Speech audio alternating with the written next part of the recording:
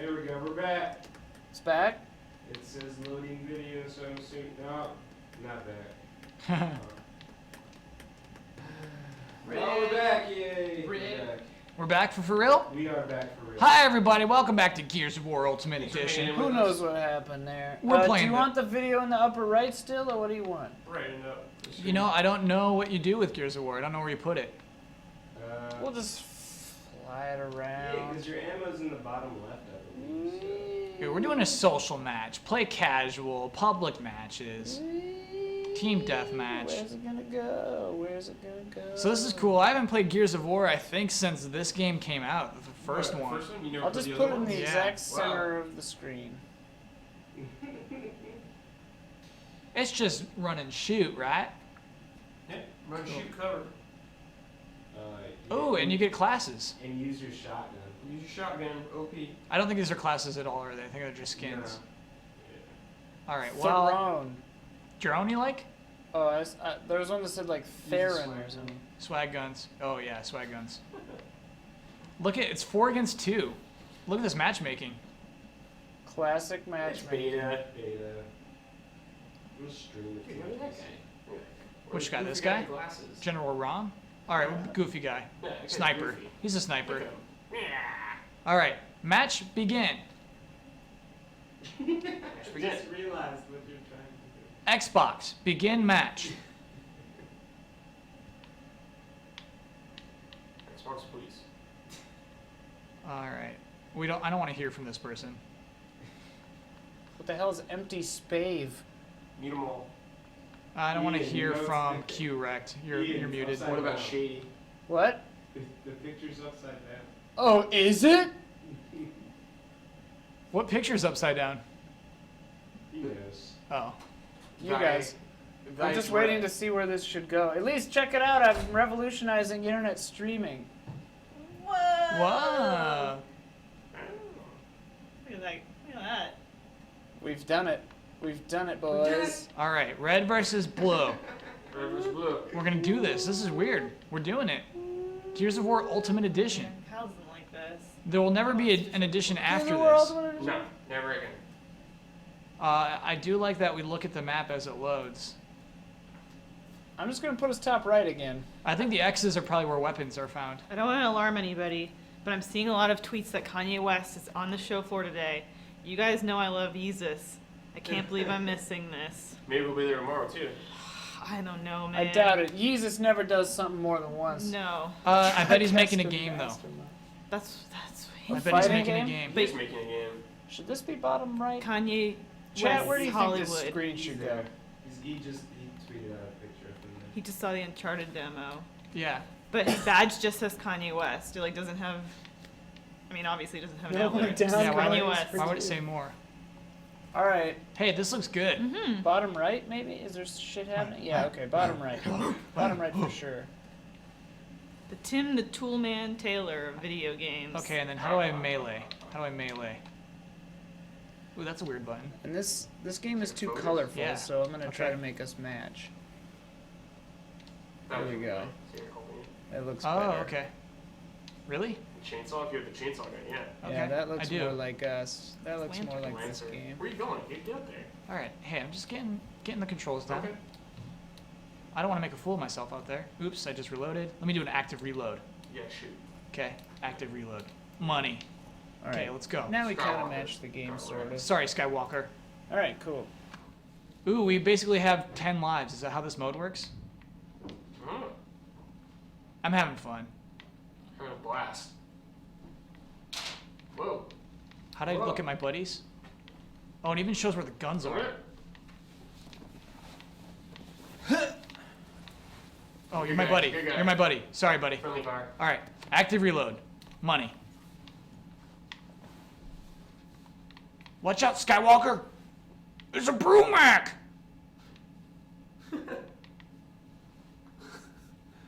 I Can't make a move, desaturated dude. our camera so that it matches the game. Desaturated? Yeah, That's funny. it looks terrible. Chat says Elise is hyped. Are you hyped? You know, no. Oh, Not I mean, a bit. I Not think one it of looks, us I think gives it a looks single good. fuck No, about she's this hyped game. about Kanye. Oh yeah, hyped I'm totally on hyped about Kanye. Kanye being at E3. 2 dead bodies. Oh no. That's it. Oh Get no. him. It's a cog. It's a cog. There's a cop? Cog. Cog. Oh. Come on over. What's You up, let your dude? partner die. What's up, Use dude? your shotgun. Where you at? Where you at, dude? Light him up. Is it 4v4? What's the deal? Yeah, You're 4v4. losing me, Kyle. Come on, man. Yo, I'm playing my way. You Kaiju. certainly are. I did it my way. We're doing this the hard way? No, there are 2 ways. The easy way and my way. Whoa. Hey, give me some of those brownies over there, Brett. So toss you Just them? the whole plate, Nah, just Brad. bring that whole plate over here. Alright, Me and Jesus. Elise. constructive criticism, was he just Thanks, man. hiding? How did that happen? Yes, he was. He tricked you. He did. You got wrecked. Legit tricked. Yep. Okay. Classic. The chat window's too small. I can't read it from here. Yeah, just make the font bigger. How do you do that? 9-year-old games. This chat is stoked on this. Are they really? Oh yeah, they love 9-year-old games. Ouch. Chat, so mean sometimes. Chat can get pretty mean, but it's cool. It's We only don't because care. they care. It's only because they care about making us feel bad. Skywalker, what are you doing? He's hiding out. You got so mad at me for hiding. Brownie time. Yeah. Boring. You said there's no game audio? There isn't? There's no game audio. I thought you had game audio. Oh, we did before. Ugh. Don't use a shotgun from far away. TriCaster. I was baiting him. That was my job there. Kyle.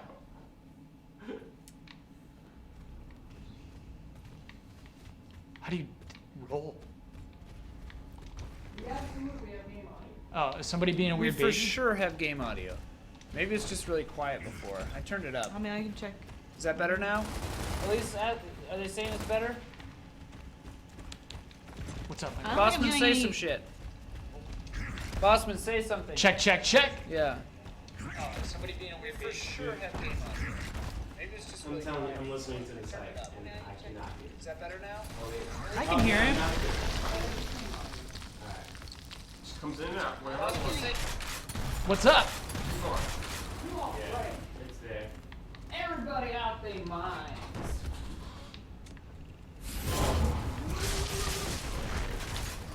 Where did my buddies go? They were right there. Yeah, correct. Ugh. Get over to Elise. I'll do the rest of the match. Yeah, that makes me so mad in games where it's just like I know I have a buddy behind me and then I get shot from behind. Spawn protection. Gone. Yeah. Why are there explosions over here? What's going on? Are you guys just being weird? Yeah, look. I'm just hanging out. Skywalker, you being weird? All right, They're this. being weird. I think we're making our last stand here.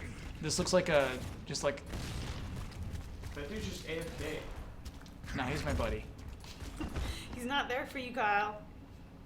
Skywalker, I got your back, bro. Oh my god, dude. This is where we make our last stand. This is like the most boring Gears watch I've ever seen. Oops, I missed it. You're hiding in your spawn point. And then the guy ran away. He's gone. He drove. Your team's getting destroyed. Here he comes. What's up, blue guy? Oh, I'm gonna kill you. You're so dead. You're not Get him. ready for this. Okay. Good aim. That sucked. Good shots. This is He's got fun. a shotgun out. Yeah, right. Oh my god, dude. This is really fun. Standoff. Give him a little leg. Kyle's giving him nothing. It's giving this guy nothing.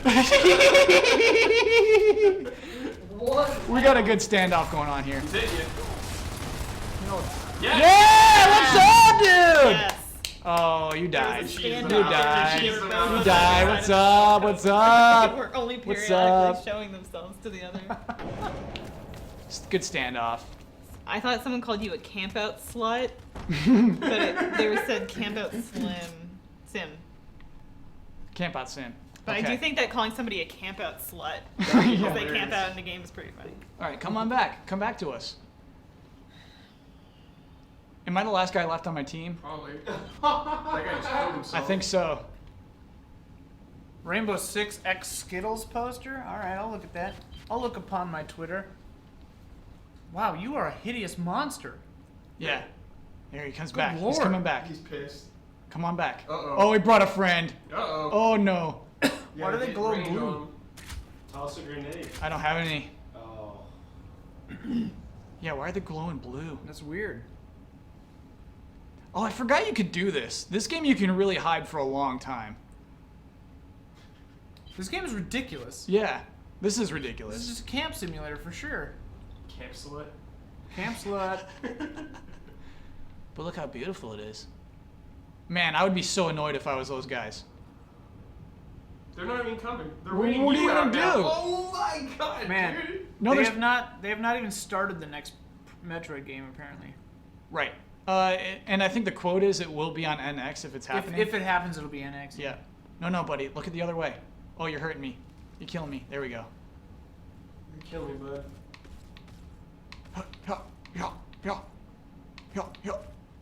What You is, know, I love that we're live streaming this right now. People get to see how hard I'm willing to troll. I love that. So what the hell is this? Why are we doing this? They're waiting to find me so the this is match like can an- end. This is like an HD re-release of, Yeah. of Gears of War. Oh my god. Did somebody die? What did that mean taken down there? I love how you're just. Oh, they maybe just took the weapon. That gun. Yeah. That's kind of silly. Is your teammate dead? Oh no, they're coming. Uh-oh. Here they come. They're stream sniping. Oh no. They're coming for me. How do they not know you're here? Oh, watch out. Here he comes. Oh no! I did! I pressed B! I swears it! Wait, what do you do? How do you melee? Seize the flavor. Is it not B? You gotta Taste hold the it. rainbow. I was six. holding He B! was shooting you, so you couldn't get him. Oh, come on. Oh, I'm so mad about that. This is funny. Also, I held down the left trigger and I They didn't turn made around a the corner. poster of Skittles Rainbow Six. Seize the flavor. Siege the flavor. Could be Siege the flavor too. I like that you have all the brands represented here. I like it. We could make the wall, if the wall's breaking, it could be Skittles flying everywhere. What are you talking about? This Seize the flavor poster that someone made. Taste the Rainbow Six Siege. Oh, okay. It's a I get Skittles that. Rainbow Six commercial. I was talking about that on the stream. And then someone made that for you. That's wonderful. I That's love so it. kind. All right, come on over, Blue. Wait, Alex McMillan. why do they glow blue?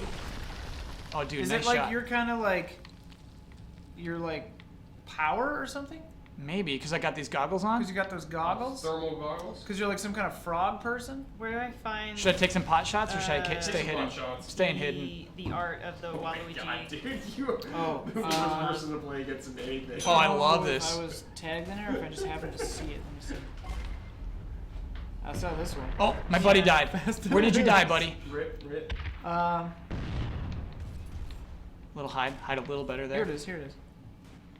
I'll retweet it. Oh, I guess I didn't retweet it. I retweeted it. Okay. See, they're camping too. Look at this guy. Come on over. Sneaking? Bunch of Kyle Blossoms playing. Yeah. So wait, is it sneaking? Like one word, like sneak apostrophe N, or sneak space apostrophe N, and then love? Or is it sneak and love? So it's Sneak N apostrophe love, though I could see if Nintendo decides to pick it up from So us. sneaking is Sneak one word. N apostrophe. N is a new Oh, word. N okay. is like and. But Right, like, okay. When you say Like Dippin' fish Dots. and- It'd be fish apostrophe and chips. N. Fish and Yeah. chips Okay, is the so best. new yeah. word. New N. Right, word. okay. Look at these two I guys. wasn't sure if it No, was sneaking, like as in Uh, sneaking. You see them. So, do you see that weird flash in behind It's around the Sneak tree when I and do love. that? N is a new word. Wait, show and- me what? Hate it. Oh yeah. And Oh, dude. but I Sneak can and see if love. Nintendo picked it up. You hate this? Them hate being I this. like, love that you hate this so we're much. not. It's okay. We like Sneak and Love, Yeah, check out but we Jack's want to make it Secret. adaptable for the Japanese market. So it's gonna be Sneak my slash God. Sneak Love. and- It's gonna be Sneak slash love. slash Or love. sneak cross love. Okay. Jesus. Oh, I love this. Could be Sneak. Oh, Cross another Love. one of my But I can buddies see- died. Yeah, I can see it now. It's sneak. Gotta And retreat. then a slash, and then love is offset down a little bit, Gotta retreat. like sneak. Yeah, slash, like in the- love. they do have And to the be- love, the L is part of the slash. It like cuts down. They have to be different fonts, for sure. Oh yeah. Why do my buddies Sneak keep is dying? like silver. I'm trying to think how Nintendo would do it though. What kind of Love dumb has math to be, like, is that? Love would be Pink, bubbly, like, yeah, bubble pink love bubble font. font, yeah, for sure. And the Sneak has to be a very. All right, buddy. I'm gonna hang out with you. chrome. Don't Yeah, die this like- time. Oh, here Oh, he here is. they come. Italicized. Wait, how do you know who's a good guy and who's a bad guy? The other guy looked exactly the same. Chat says this is esports. What's Go up, finish dude? him off. What's up? Get him. What? Snooped! Hate that. Sneaking. That guy's sneaking. Look at that guy. Sneaking at the movies. That He's was a human. movie. Oh my gosh. We didn't get that kill. My stupid teammate didn't get the kill. Do you see that? Because he didn't put you in the thing. Oh my gosh, and then Skywalker died? This game sucks. Why do I have to run up and kill the guy to kill him? Ugh. That makes me so mad. That's not even. Oh my god. Oh no, no, no. Oh, that sucks. I think it's the right picture. I really do. It probably just ran out of letters. So clearly there's not spawning on sides, it's just you're spawning on the map. Okay. Right. Alright. Alright, I'm dude. starting to feel it. What are you starting to feel? The fatigue. Oh, dude, way too early for that. The sun has not set yet. Oh, you wish, dude. Were you a sniper? We got reinforcements. We're like 40 hours into this thing. Tell Kyle to rush in with a shotgun the whole time and don't use the roll in any shotgun battle. Also remember that bullets always come from the middle of the screen. not the What barrel. killed me? No way! Bullets come from the middle of the screen, not the barrel. What does that mean? It means you don't have to aim. Oh, What? okay. Alright. What kind of terrible game is this? Yeah, I'm not. I thought people just roll around with the shotgun the entire time. And that Respawn's depleted. Uh-oh. Is that a human? Spawn point. Yeah. Oh. Chainsaw. I remember why I don't play this game anymore. Oh my gosh. Cause you die on it? Yeah, dude, but like that just happened. Like that guy spawned next to me and then chainsawed me. Wasn't he just like there? Yeah. Well, no, he spawned there. Oh, did He popped in. Yep. Spawn. Spawn. Oh Remember yeah. that movie Spawn with John Leguizamo? I do like that this highly encourages camping though. Like this game is for d-bags. It's like there's the good way to be good is to like be a weird d-bag. All right, Brad, you're up next. Two to lease. Gears of War is a straight Yeah, up that's teabag. okay. Two to lease. Put me in, coach. Put her in. Oh. Can we play two-player split screen? At least cycle players. At least like look at more at the trigger. No, we can't play split screen. Why? No, we'll have to. I did not Are see we your cogs? match No, today. the humans are the I cogs. saw small children running. That's for their stupid. Yeah.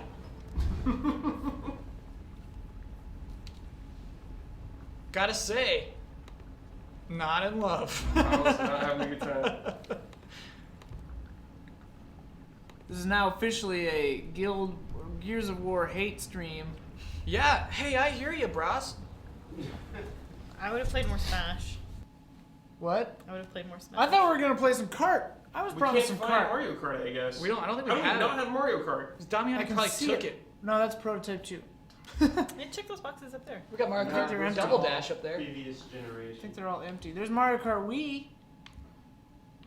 I Do not played like. that I one. do not like Mario Kart Wii. Why? Not my. Not my thing. Why? I love that. Wait, there's some Mario We Kart. got Super Mario Brothers U. Ugh. Wait, isn't that Mario Kart right there? No, that's Mario Party. Why do we have to be on the team opposite? Can we switch teams? You can't switch teams. We're already doomed. Look at Shady up there with the big weird handgun that killed me immediately. Shady 520. Yeah, I can't forget. You know, mute Shady. Sorry, Shady. Go up and mute Muted. Shady. So you go You're up done, and buddy. left click. Oh, you have to look. Left Yeah. click? Yeah. Is this a mouse? Ew. Ew. What Look was at you. that? Yeah, gross. Click What the was that left stick. Is that abomination? what you Yeah, mean? yeah, yeah. Click it. There we go. You get the other one too. Yeah. You're You're all muted. always. Mute them all. Yeah, get rid of Fresh Tank 72. Who do you think you are? Okay. Nice. Mute us too. I don't know. I kind of like Noble Brown Monster. I want to keep him. He's noble. Just by his Yeah. name? Yeah. There we go. It's back Okay. in. You made the cut, Noble Brown. the only one. Wait, we gotta increase this font size. You do it. I couldn't figure it out. The gear does nothing. Let's do this. Yeah, just do Oh. it. Well, that's That's So a I little- can't you know, really that's a little see all much. the horrendous comments that are going to be yeah. hurled at me. So we're gonna be like, Thanks, oh, pal. Lisa's a woman. Ah. No, no. At least you can't do worse than I just did. Yeah, that was Not, that was painful. Yeah, yeah, yeah. We'll see. We'll find Jordan out. Evers. Let's get John Michael. Jordan over Evers here. He is looks in chat? professional. Yeah, man, Jordan Evers. Jordan Evers You're is the upset. art master. He says we should play a game where we're all involved to fight fatigue. Yeah, that's a good Yeah. idea. It's a good idea. Yeah, yeah. We'll try to find some Mario Kart after this. Let's get up off this. Get up off I of this play. game. I play some. Oh, I guess we can't play it here. Hmm? No, I mean the point of playing this beta is that like, hey, look at this E3. game that's was E3. announced at E3. Hey, this game was announced at E3 and it sucks. You know What what did it Fresh is? Tanks do to us? So good. Ferocious Monkey joined the team. Cool. All right. So get used to that roll. That's Hey, look double at these tap graphics A. though. They're all right. Double tap A. Our weird we arm go. looks all right. That's really nice. That's why. Yeah. And that's shoot. How do you play this dumb game? D-pad left is to get to your shotgun. Okay, crouch. Hold A. Hold A. That runs. Yeah. Is that red guy? That's Bad a dude? bad Right guy. there. It's bad dude. Oh, here it comes. Here he comes. Where'd he get go? it. Maybe he You wasn't went a up the bad stairs guy. to your left. Are we red guys? We might be red. I don't think he's a Probably bad I think guy. we're red. Because the other guys are blue, right? Yeah. Yeah. you're Ferocious fine. Monkey's on our team, right? Yeah. We're Yeah, fine. red is. I hate it when games There he make is. red. Red guy is to your team. left. There we go. What's up, dude? That's a shotgun. I won't reach. We see you. I like taking shots at him though. Pot shots. Little warning shots. Oh, you know what? It did have a grenade. I thought The hell is I assumed that? because it was red, I didn't have one, but it just means you're low on ammo. That's dope. I don't like that. That is red. Nice. Yeah. Unless Nice. it's empty. Light him up. No, he's gonna go camping now. This is a game for campers. You have no radar. Shoot him back a little. Yeah, give him a little. Big pluses style. Yeah, give him a little loving. This guy just flipping around. Ferocious outta Monkey. So to reload, you do a right bumper, but then you want to hit it right there to get like the super edition of the reload. Super What? edition. Like the collector's edition. yeah, if you hit it within that one like little white bar, you The do like collector's edition. your ammo hurts worse, and you do it faster, I guess. I feel like this game has simultaneously nothing going on and way too much going on. I love the reload. Yeah. Oh shoot! Is he bad? Yes. It's impossible to Kill. tell who's good and bad. Kill. Right in the gut. Kill. Right in the gut. Right in the gut. Oh no. Take cover. Oh wait, You got humans this. are bad. Kill. I get it. Kill. No. Oh. Yeah. This is not gonna happen. I dread. Please give me one more. Give me one more chance. you Give one more shot. Come on. That was I'm good. sorry. How do I crouch again? That was better than any of my runs. Play. Hey, oh, hold A. Right. Okay. I thought that was No, run. that's run. But like against the wall. What if you click Yeah, on the take right cover. stick? That's a traditional crouch. Yeah. That's the left stick. No No clicking's shit. doing anything for us. B? What's B do? B's gotta do something. B's the weird melee that doesn't work. Oh. I'm so salty about that melee still. You got right. There he goes, yeah. Shoot. Peppering. That's all I, Laying that's down all I cover can do. fire. Laying down cover fire. Okay. For Ferocious No, Monkey. I'm trying to aim. Oh. I'm trying. Then do that. Do like that cat. Uh-oh. Oh, He's our that's a good brother. shot. That's my brother. He's our guy. That's a red gun. Watch right? out. Watch out, watch out, Oh no! Oh, I saw the red. I saw the red. I thought we were Me the same. too. I thought the same. Shoot everybody. He was This a is- Just shoot everybody. he's a blue guy with a red gun. This is cementing the stereotype that women aren't good at video games. I'm just not good at No, You might not be good at You're this already doing shooting. better than I did. You're making progress. Yeah. At least. We I legit hid behind a wall for 10 minutes. That's true. Just switching sides with his gun. Yeah. No, I like that I made the game bad for those other two guys. That's like that is Chat my says- victory. Dude, your BM is so bad. Yeah. The BM is Max strong BM with with this Talon, one. Thoron, and Saul. How can we make it? I changed it bigger, but it's weird.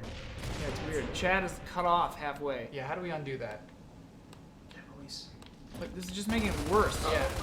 Where What are is they? going On on? their side of the car. Unpinch it. There we Yeah, go. finish him. Oh! right next to you. Oh, that makes me so mad. Now we don't get that kill. Nope. Oh. Help him up. Sorry, you guys. Everyone in chat hates this. Yeah. The game, not your playing of it. They hate the game. They hate the player, not the game. Okay. Run over to our red guy. Let's help him out. He's in combat. Do they like the graphics at least? Do you like the graphics at least? Do you like Chat? the graphics, chat? I also This or Pele? Oh my god. Okay. They're to Yeah, the left. he's on my team. Never mind. Yeah, but they're to the left of that guy. They're downstairs and to the. Oh no, they're across the hallway. You can't run. Okay. All right, we're good. Dang. What if this game reminds everyone of how much they don't like Gears of War? We're just like, I won't buy this. We're unsung the game. Yeah. We're taking away pre-orders.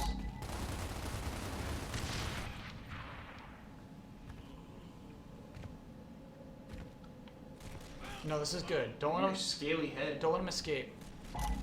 Naughty Dog did a private demo of Uncharted 4 for Kanye West. That's so funny. He's making a game. Oh, hey, He's we're making a game. we're down to the final lives.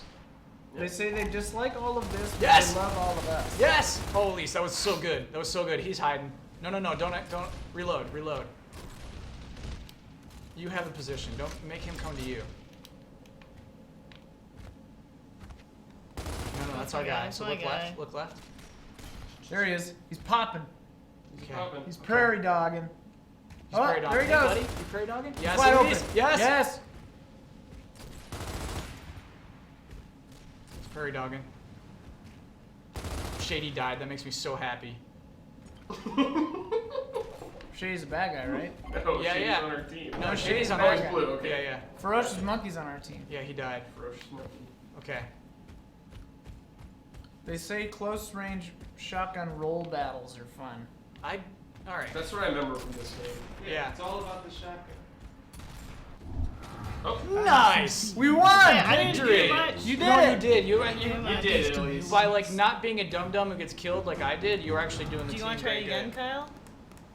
You got one more match because it's Okay. first to 2. All right. Oh, God. first to 2. Are we talking 2 kills? No. So it's like 2 wins. It's like a best out of 3 basically.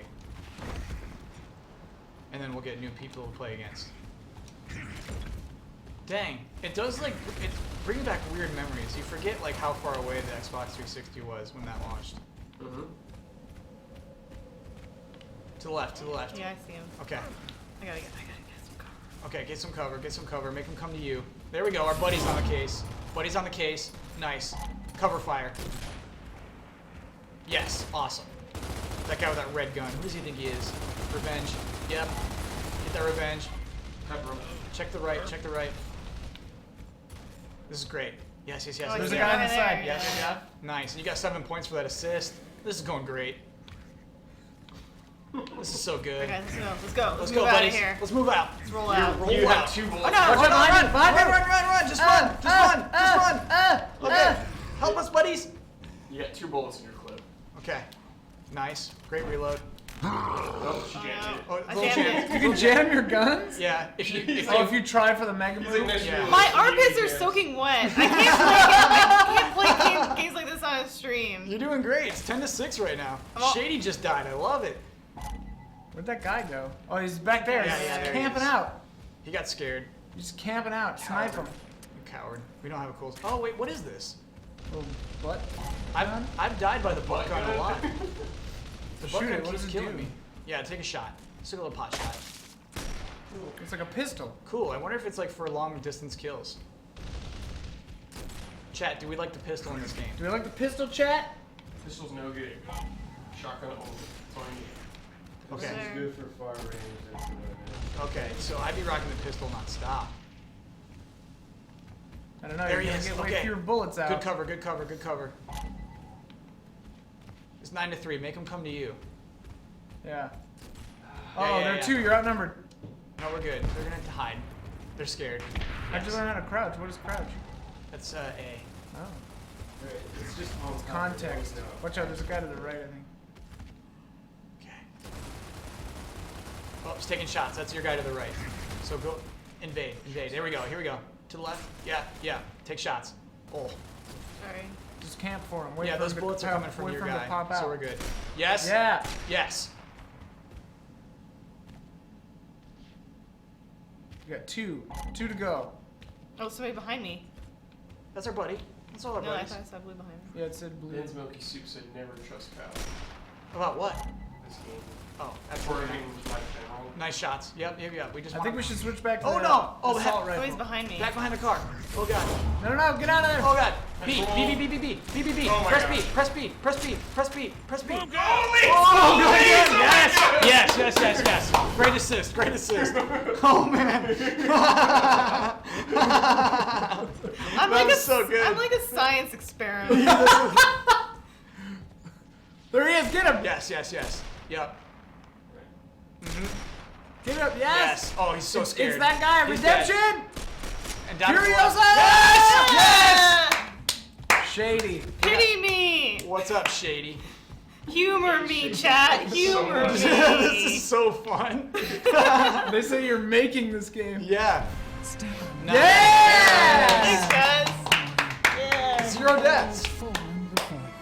By the way, Mario Party. Weakest link. No, no, no. Is that what it said? MVP. Thanks, Kyle. 0 deaths.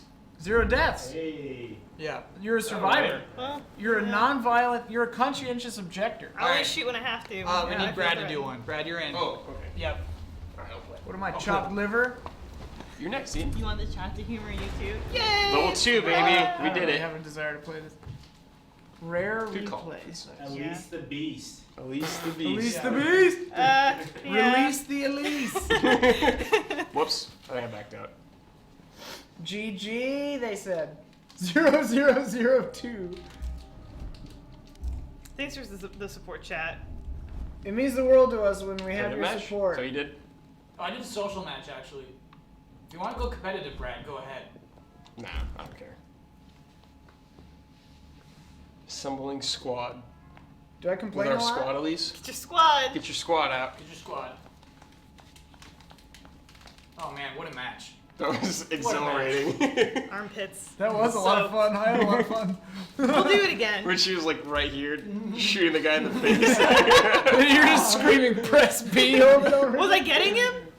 Press B, Yeah, press you were B. getting him, but then your teammate just came We're and gonna finished mute him off. everybody. Well, Yeah. you know. Yeah. Back this up. Mute everyone. Yeah. Team player. Even if they're not on my team, mute them all. Mute them all. Don't be Marcus Phoenix. Who should be? This guy? This guy? Dominic? There's Oh, no we right gotta be choice. Coltrane. Okay. Come on, Brad. We gotta be Coltrane. We got 2 people on our team right now. It's looking Yeah. good. Mad X Josh. Mad X Josh. X. You muted him too. Mute everybody. Mute ourselves. Mute souls. Mute souls. Hello, I'm Mute Souls.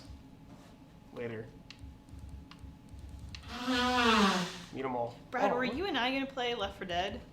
Were we gonna live stream Left 4 Dead? We should. That'd be incredible. That would be very fun. Alright, call guy. Stick in the match. Don't leave us. Don't leave the match. Don't leave the match, call guy. Great name, by the way. 3v3. Let's do it. Sonny Big Boss is a good name too. Big Boss. Do you Angels think- Assassin, bad name. Do you think he was referring to Big Boss from Metal Gear? Yeah, and Sonny from Metal Gear. Oh yeah, you're right. Making some eggs. Making some eggs. When did you say that to Mike? I forgot. You're making fun of Sonny cooking eggs or No, because I was something. making fun of how he says there's no bad part of that game. When it is so much of Sonny cooking eggs.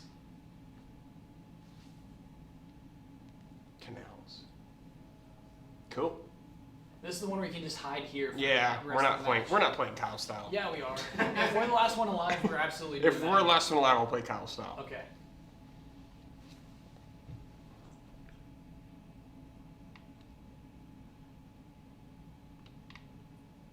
Boop, boop, boop, boop, boop. Canals. Ubek Lightyear. Sick Muted, name. muted, muted, muted, muted. We can't hear you. Muted them all. Chumps. I wonder if the campaign holds up. Oh yeah, good question. There's none of that, right? For us? No, no, no. This beta is only Okay. online. It looks like only these 2 maps too. Okay. Then I'll play. Got that roll, guy? Got that roll? Yeah, Got I that do. roll. Alright. Brad's in. He's already tuned in. Downloaded. Oh, you're getting a little too aggressive right there. Let's go around the side.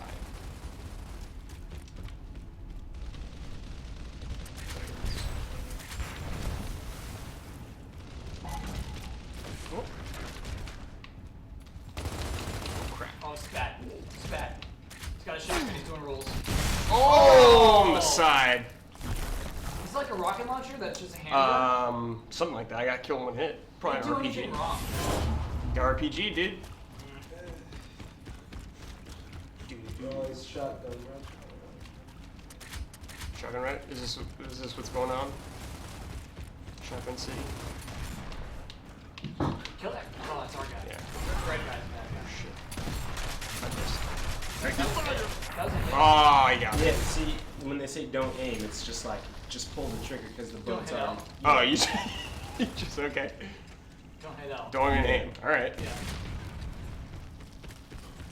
Sounds tactical. Just your shotgun. Okay. obviously. Oh, Wait. taking they're gonna fire. follow. Taking fire. All right. Taking fire.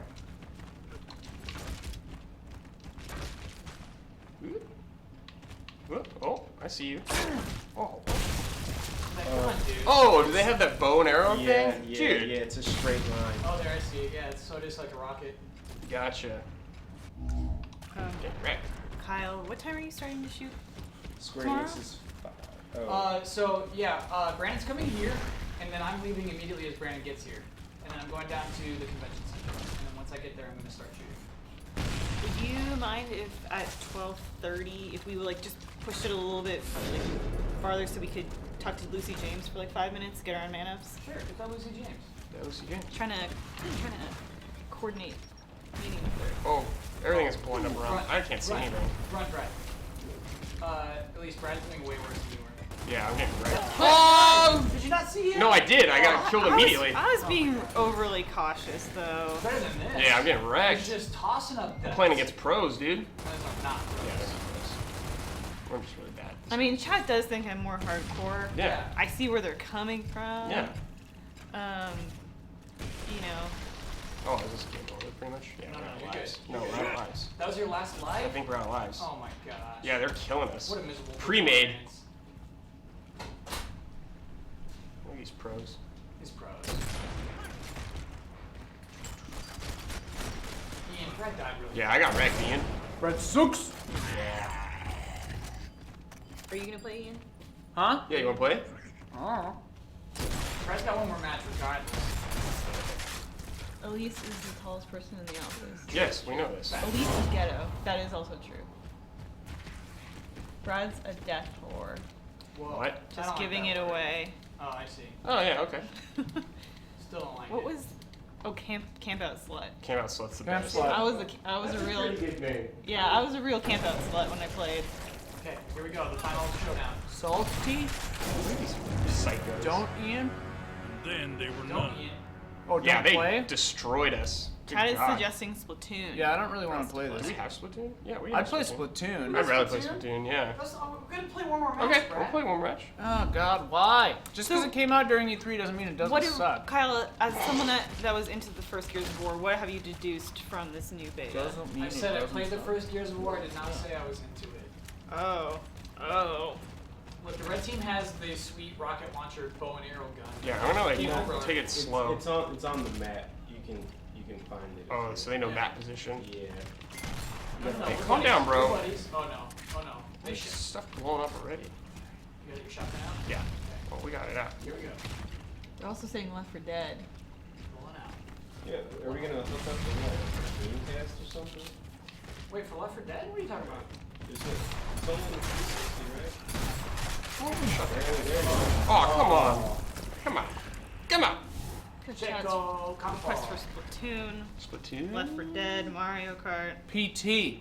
PT. Stream PT. Yeah. For E to celebrate E3.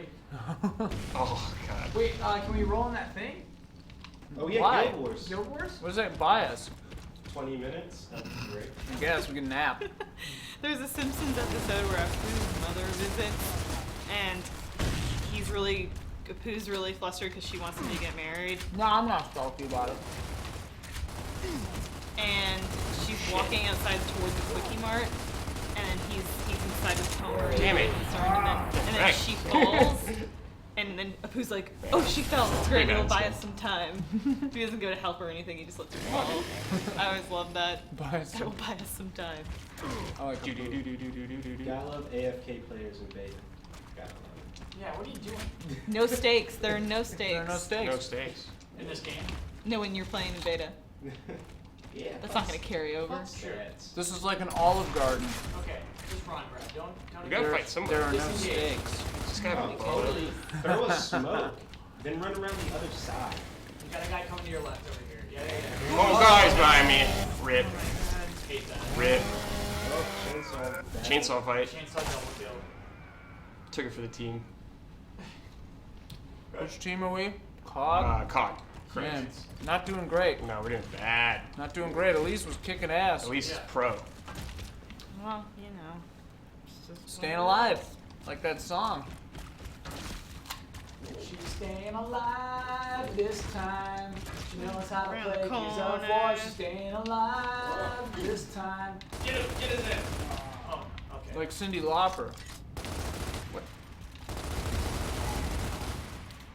She's still alive. There was a new King's Quest trailer. Gotta check that out. Ooh, we gotta check that out. Gotta check Yeah. that out. Absolutely. I mean, later. Later, whenever.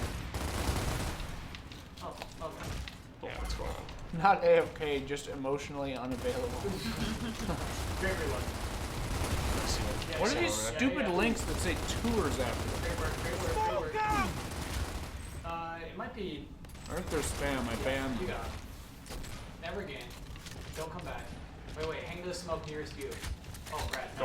Going in hot, going in hot. Oh gosh, she's behind me. Oh, spiders. Yeah, Spiders? Locust. yeah. You overreacted. Alright, so Brad, now, wait, we don't get to this one? Nope, we're Okay, back. hi, You're back. No, we're camping, Come back to the camera. Oh. Come back, we're camping. Go back, No way. Go back. No way. Go back, We're yes. going in. We're going in. Oh, We're going in. You're gonna die. Nah, how do you like at it? least make this match miserable for them. Just go hide. Go hide, it's not too late. It's not too late to camp. You're making the match miserable for all of us. Shoot Go him! hide, you're not gonna win. Go hide. Go hide.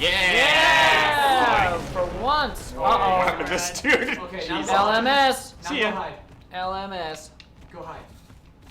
Rushing in. Oh my god. There he is. Get him. There he is. Oh, he's got the bow. Shit. Bows. That pillar. Get him.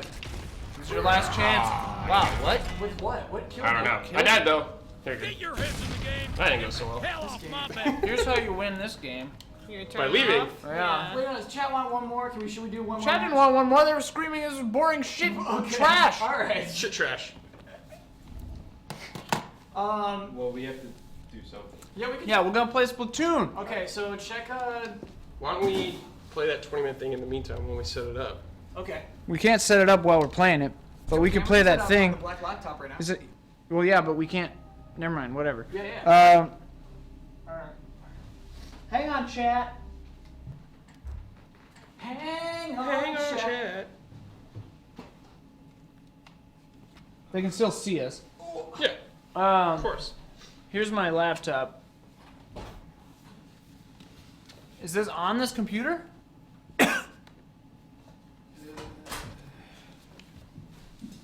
Now the thing needs to be changed.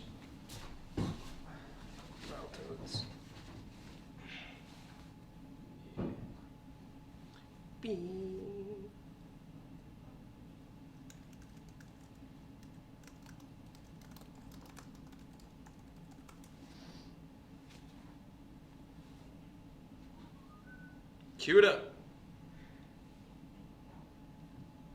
While we're queuing it, I'm going to show the couch. Because we're still talking and being entertaining. Do we have Splatoon on there? That's what I want to know. We got to check that. We got to check it. Where is this file and what is it? What? It's on a hard drive. Which hard drive? Don. Didn't Don give it to you? He just came in here. I don't know. Over to you? Uh-oh. I'll get it. Uh-oh. I thought he gave it to you. I thought he already put it on here. So, Ian, what are we gonna see? Huh? It's Guild Wars. Guild Wars 2 is what we're about to play. Ian's looking. So yesterday, Kyle Yeah. talked with a couple of the devs from Guild Wars. About pretty- guild housing. Guild housing. Guild housing finally has come to Guild Wars. Where are you gonna live in that Guild Wars? Let's We're gonna find out. So we're about to show you that. Nobody's gonna smoke with me. I've never smoked weed before. And then when we come back, we're gonna play some more games. I'm gonna go to Splatoon, bed. apparently. I would like to go to sleep too. I gotta go see if we have that in the library. Brad, you gotta talk. You gotta. I gotta be- find Splatoon. It's downloaded. I thought. Is it download or physical? Right. Not that. Splatoon? Yeah. I thought it was downloaded onto this Wii U. It's not. It's definitely not downloaded. Alright. Give me the drive. Fruit snacks, one. Fruit snacks. Where's the USB? It's one that we, I believe, is. What's this? Super Mario 3D World. Well, we're not playing that. Nope. That game sucks. Okay. So I'm navigating through windows here on this computer. Yeah. Copying a file now. Yup.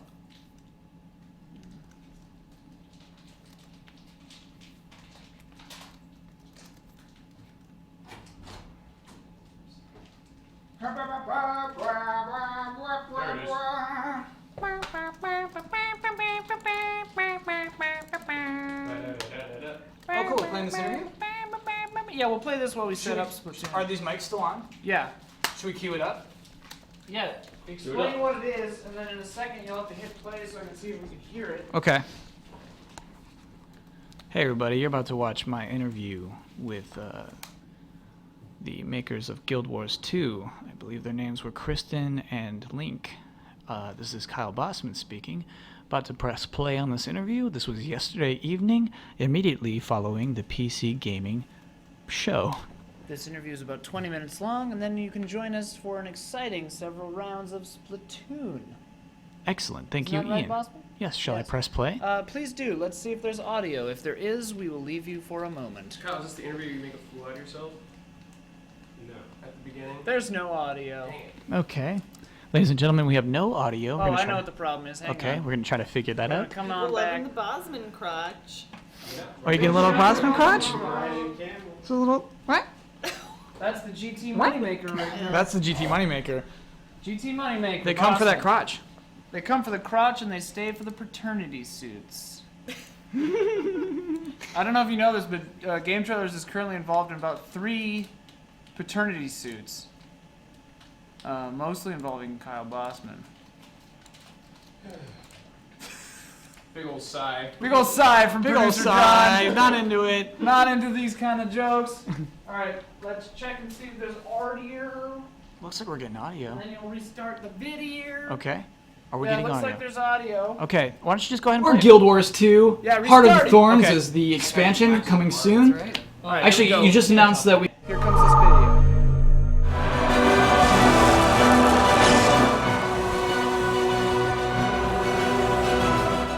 Hi, everybody. I'm joined by Kristen Cox, Link Hughes, games designers for Guild Wars 2. Heart of the Thorns is the expansion coming soon. That's right.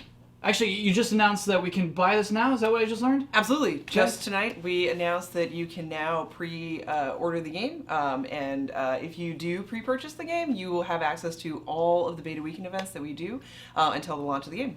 Cool.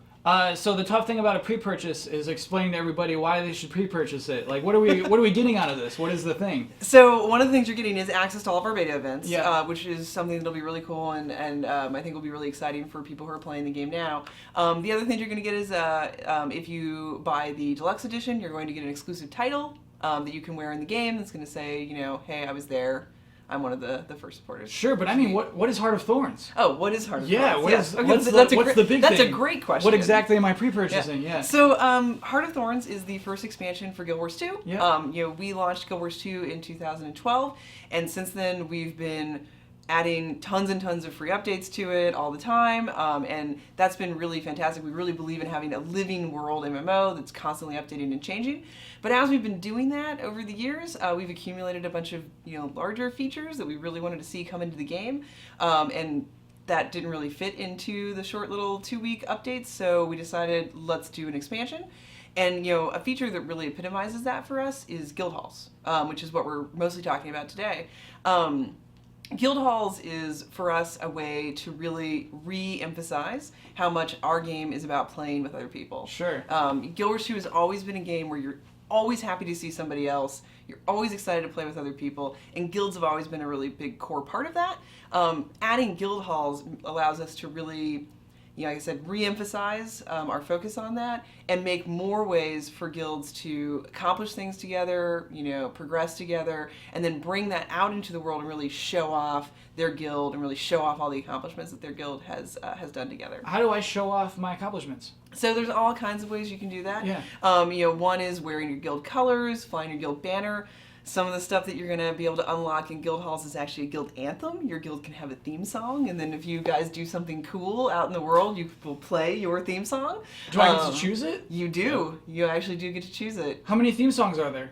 You actually sort of craft them out of pieces. So there's a lot of different kinds of theme songs that you could possibly create for your guild. Something that really, speaks to what your guild is all about. This is so give me an example. So like, what am I? This is amazing. Yeah. So like, what would I have to do to make like just all drums, like a wall of drums as I enter the battlefield? So actually, you don't craft them out of pieces. There are just a selection of them. Okay. Okay. Man, you got me. I know, yeah, we totally wanted that. I know. But they're currently being composed by our composer, so Yeah. we're going to have a large number to choose from. But the final number is still to be determined. Yeah. Okay. Are there silly ones? We're trying to hit a variety of different emotional tones with them. Yeah, that to me is the craziest thing. Do they have lyrics? I don't believe any of them have lyrics right now, but who's to say? And probably, honestly, like if you're playing it enough, you come up with lyrics with your guild. That's what I would say. I mean, Yeah. if you have your guild anthem that's always playing whenever you do something really amazing. Yeah. I would say you as a guild should come up with your lyrics for it and then definitely sing that every time Oh you my guys do God. something cool. That to me that is so cool. I love things like that. But we should talk about the hall. Back at the Yes, hall. let's back to the hall. Yeah. Link is our primary designer on guild halls, and he can tell you the exciting story of sort of how you get a guild hall in Sure. Guild Wars 2. Yeah. Right, so we've had an ongoing living story, as Kristen mentioned, and the climax of our previous Living World Season 2 ended with the Pact Fleet, which was kind of like the world's army, being eviscerated as it went to try to take care of the jungle dragon Mordremoth. Guild Wars 2 focuses on these elder dragons that have been rising up, threatening to wipe out all life and consume all magic, and so naturally, people in the world are trying to fight back against that. With that world army defeated and in tatters, everyone remaining has a question: how do we deal with this continuing threat? And the answer is that they've founded a new organization, the Guild Initiative. They're going to attempt to mobilize guilds as private militia against the Elder Dragon threat, their minions, and just trying to send them out to make Tyria a better place. So we've actually added a building in the central city of Lion's Arch where that organization will be headquartered. The Guild Initiative headquarters, it's already actually in the game as scaffolding because right now we're rebuilding that city. It had been destroyed as part of our ongoing storyline. So when the game goes live, you'll be able to go to that building, register your guild with the initiative, and then take advantage of their services, technology they've researched, and a big thing they've been doing is reconnaissance on the dragon's minions. They've noticed that there's a couple places out in the jungle at the edge of the world where there are unusually high concentrations of the dragon's minions. Mordrem is what they're called. And they're looking for guilds to mount an expedition, go out there, clear that infestation out, drive the Mordrem out, and hold that location against recapture by the dragon. They have the world's government's backing to actually offer ownership of that land and anything that the guild finds there, as long as they are willing to stay and keep it from falling into the dragon's hands again. So that's how you take a guild hall. It's not just go and buy a key and then go to a building. No, you fund an expedition and then you go out into the jungle as a group. You play through our new zones, working your way through the content there to make sure that those maps are safe enough to actually be able to access the guild halls in the first place. And then once you have access to them, you go in and fight your way through it, driving out the Mordrem. And when you've finally done that, you will find a crystal at the heart of that map that has been the center of Mordremoth's attentions. Interfacing with it will allow you to cut off his influence, and at that point, you'll actually have the hall. So there's actually a couple halls that we're launching with the game. The first of which is the Gilded Hollow, which is this monolithic cavern underneath the jungle.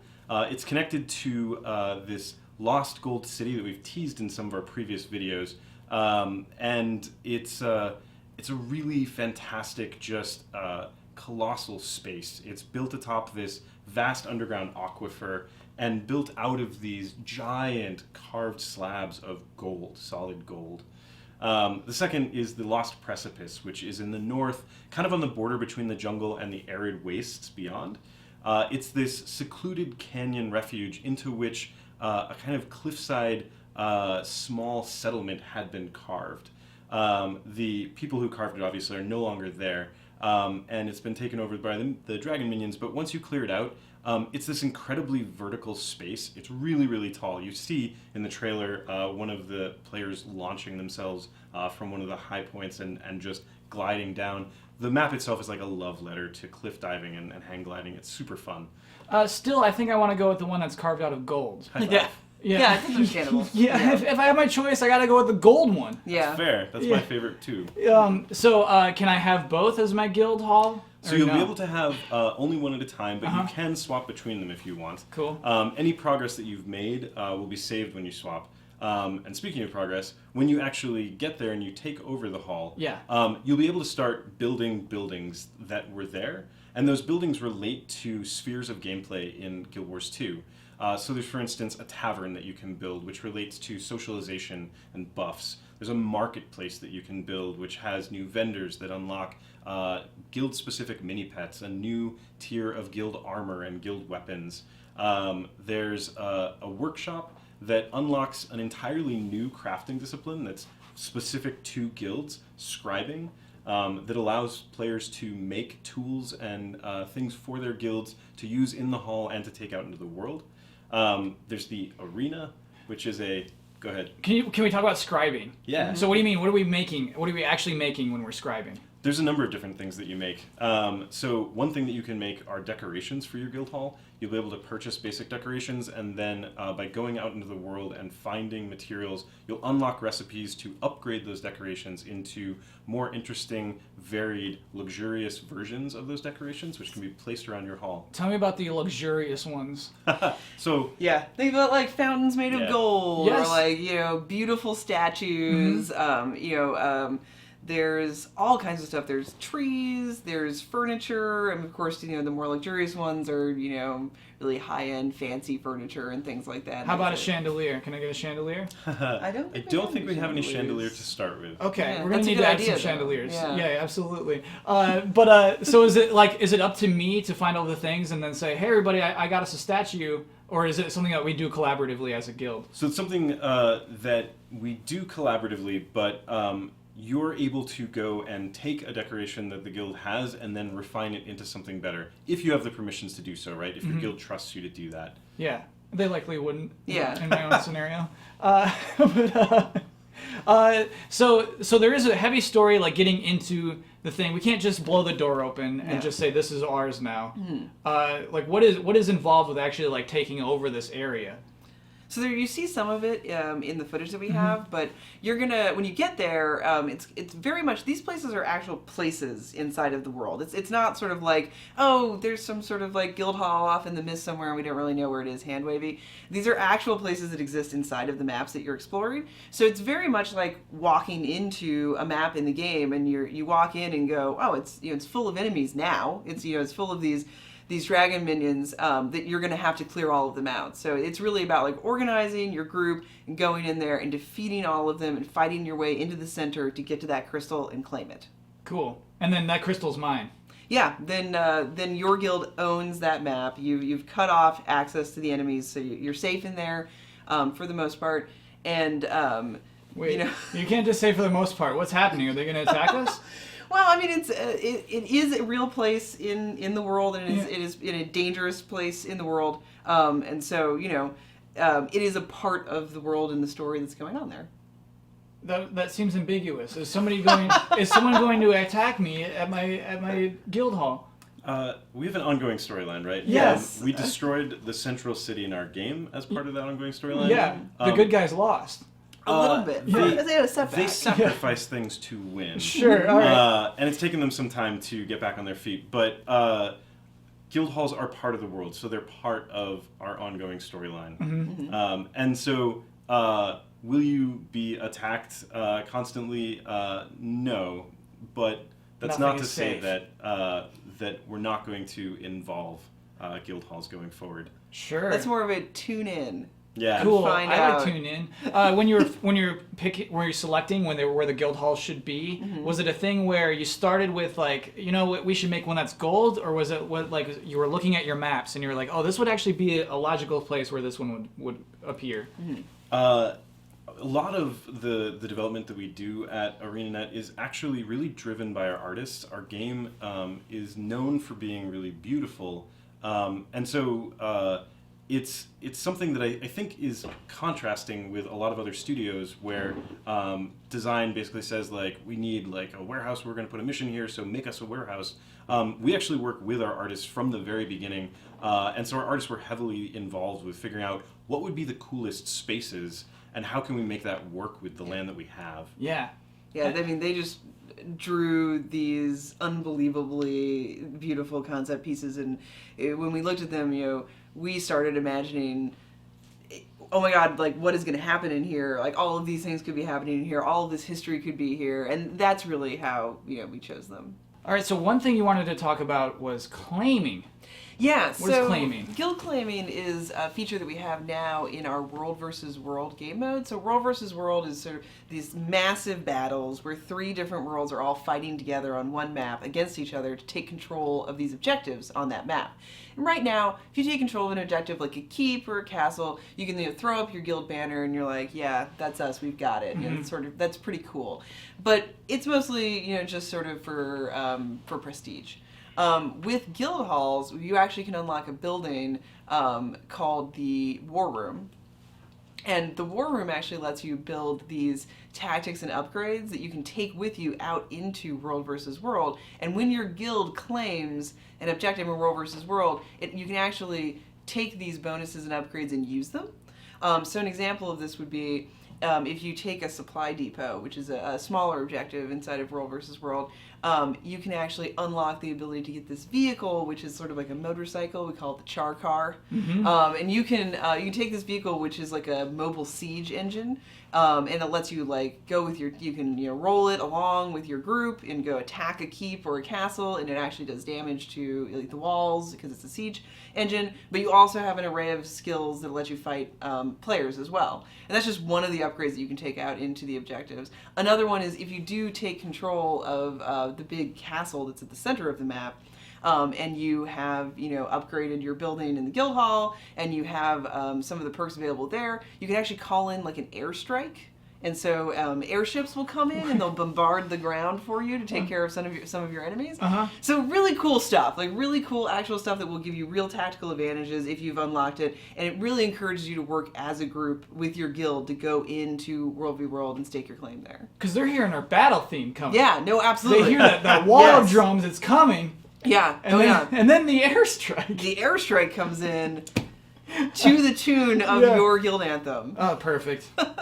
So one of the things that we're adding along with guild halls coming out is the ability to do guild teams for structured PvP. So our structured PvP, is something that we've had in the game from the beginning, and it's very like competitive focused. This will allow you to actually form teams under your guild banner, and then your guild will have a ranking that we have leaderboards for. You can sort of compare your guild to other guilds instead of just comparing yourself individually. Sure. And your guild can actually have sort of a structure for forming teams and having like, a ladder for all that stuff. What kind of structure do you put in place for like guilds, like allowing people onto the teams competitively? So that's for the guild mostly to choose, but the guild can have a number of teams, so they can form multiple teams under the guild banner, and they can slot people in and out of them. So Like varsity and junior varsity. Exactly. Like if you were like this is our A team that we're going to go with, but then we're going to have a couple of other teams that are working towards trying to get slots into that team. You can put people in and out of those teams, and it remains the same guild team. Cool. What does it mean to be the best guild team? Well, you're definitely going to have bragging rights on top of the board. And then, we also do plan to run tournaments, focused on teams, as we've been doing for a long time with SPVP. But allowing them to be centered around guilds sort of, expands that and makes it a little bit more, real for those teams. They really are an organization that's established and sort of like has their own, banner and colors and all those things in the world. So I'm curious about the banners. We talked about a lot about banners. Like, how much do I control the banner? Like, what are my options in actually like making this look cool or You're personal? talking about your guild Yeah, emblem, your like, guild, Yeah. you have a number of different options, color controls. There's a ton of different customization options there. Our guilds already have those options and have made a ton of different looks. And it There are can be, many, like hundreds. It can be really serious, or like in the trailer, we actually one of our alpha testers made the guild, and so they have this like rampant kind of flying horse with like pink wings. So it can be quite silly as well. Yeah.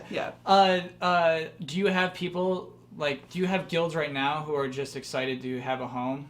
Oh yeah, absolutely. I think when we announced that we were going to do the expansion, we actually at the time, right at the announcement, we said what the core features were going to be for the expansion, and Guild Halls I think got absolutely the most applause, and was one of the most anticipated things. Oh, so you got to do it live? Yes, we did. We were at PAX South. Cool. Yeah. And it was like a huge panel. Yep. Oh, that's it very was cool. really fun. Yeah. What excites you the most personally about the update? Like looking at everything that's coming in this update in Heart of Thorns, what's the thing that to you personally is like, oh, I can't wait to do this? Oh man, there's a lot of stuff coming in Heart of Thorns. I think for me, I have to say, for all of Heart of Thorns, the thing that probably excites me the most is the mastery system, which is the end game progression system that we're adding, that allows you to like earn all kinds of really cool abilities and perks after you get to the max level. For Guild Halls specifically, I am actually really excited to see players decorate them. We've been looking at these maps for a long time, and to us, they are sort of these maps. But as soon as they get into the hands of the players, they're going to do their own thing with them, and it's going to become, oh, well, this is specifically this guild's version of this map. It's going to be really distinctive, and that's incredibly exciting. How about you, Link? What are you excited about the most? I think I'm most excited to explore the jungle. The teams that are working on those areas are just doing fantastic work, and there's some really epic stuff that I can't wait to pit myself against. In Guild Halls, I think one of the things that I'm looking forward to having the most fun with and seeing what players do with is the arena, which is another one of the buildings you can build, which is kind of this combat sandbox. Players can unlock teams that they can switch to, they can unlock free-for-all fighting, and they can actually unlock the ability to customize it with brawling decorations, which include like turrets and traps and walls, so they can really set up the arena however they want. It's not a game mode, it's a combat sandbox for them to play with, to invite other people in to play against in whatever format they invent, and so I'm really interested to see what they'll do, particularly because you can actually go into the arena and place those traps and blockers while people are fighting, and you're not hostile to them and they're not hostile to you, so you can just trot around, find some people who are fighting, toss down a flame turret in the middle of them, suddenly they're on fire, I'm laughing, it's great times. Yeah, that is great times. Yeah, that's okay. That's all right. I'm really looking forward to seeing what players do with that. Cool. Thank you both so much for joining us. Guild Wars 2, Heart of Thorns, when it comes out when? We don't have a date for release yet. Okay. We're going to be, like I said, we just started pre-purchase. That starts our beta testing period, and for us, beta testing is super important. We'll know when it's done, when we've really had beta testers come in there and look at it and give us their feedback. Coming to you when it's done. False alarm, false alarm. Hey, false alarm. everybody. Thank you for watching that interview I had yesterday with the people behind Guild Wars 2. And then we got a B-roll of it even. If you have any more questions, I can't answer them. Let's not even pretend I could do that. But that was fun. That was fun for me to do. Thanks for watching that. Get up on that desk. Get up on that desk. Get up on that desk. Get up on that desk. You gotta get up on that desk. Get on the desk. Oh, get up on that desk. You gotta get up on that desk. I'm on the desk now. Oh, we got a theme song. Yeah, for getting on the desk. That's a good song. How's everybody doing? We're back on the desk. We're not sitting down playing games casually anymore. We are streaming again at the desk. Streaming, official. It's E3, and we should treat it like it's E3. Why are we playing Gears of War during That E3? was a terrible idea. That was just a bad idea. Brad's spitting it out. Now we're back on the desk. Back on the desk. We should get some other B-roll though, because this is kind of Well- confusing. No, this is good stuff. First up, we were going to check out a trailer that launched today for a game that's coming to the PS4. Cool. Official E3 trailer for Calvino Noir. Calvino Noir. Ian, I guess you don't have that picture-in-picture, that monitor. We can go hit ME1 again. I'll do it. I'll get up off of this desk. Get up off that desk. Get up off that desk. You gotta get up off that desk. You gotta get up off that desk. You gotta get up off that desk. Okay. So what is Ian doing right now? Just switching up the shots? Just putting that picture-in-picture so we can watch this trailer with Okay, we're gonna all watch of the you. picture. Looks like we lost our internet connection on the laptop though. Is that what happened, John Michael? That's what it looks like. Ooh, we lost the internet on our laptop. Maybe we unplugged the internet from that.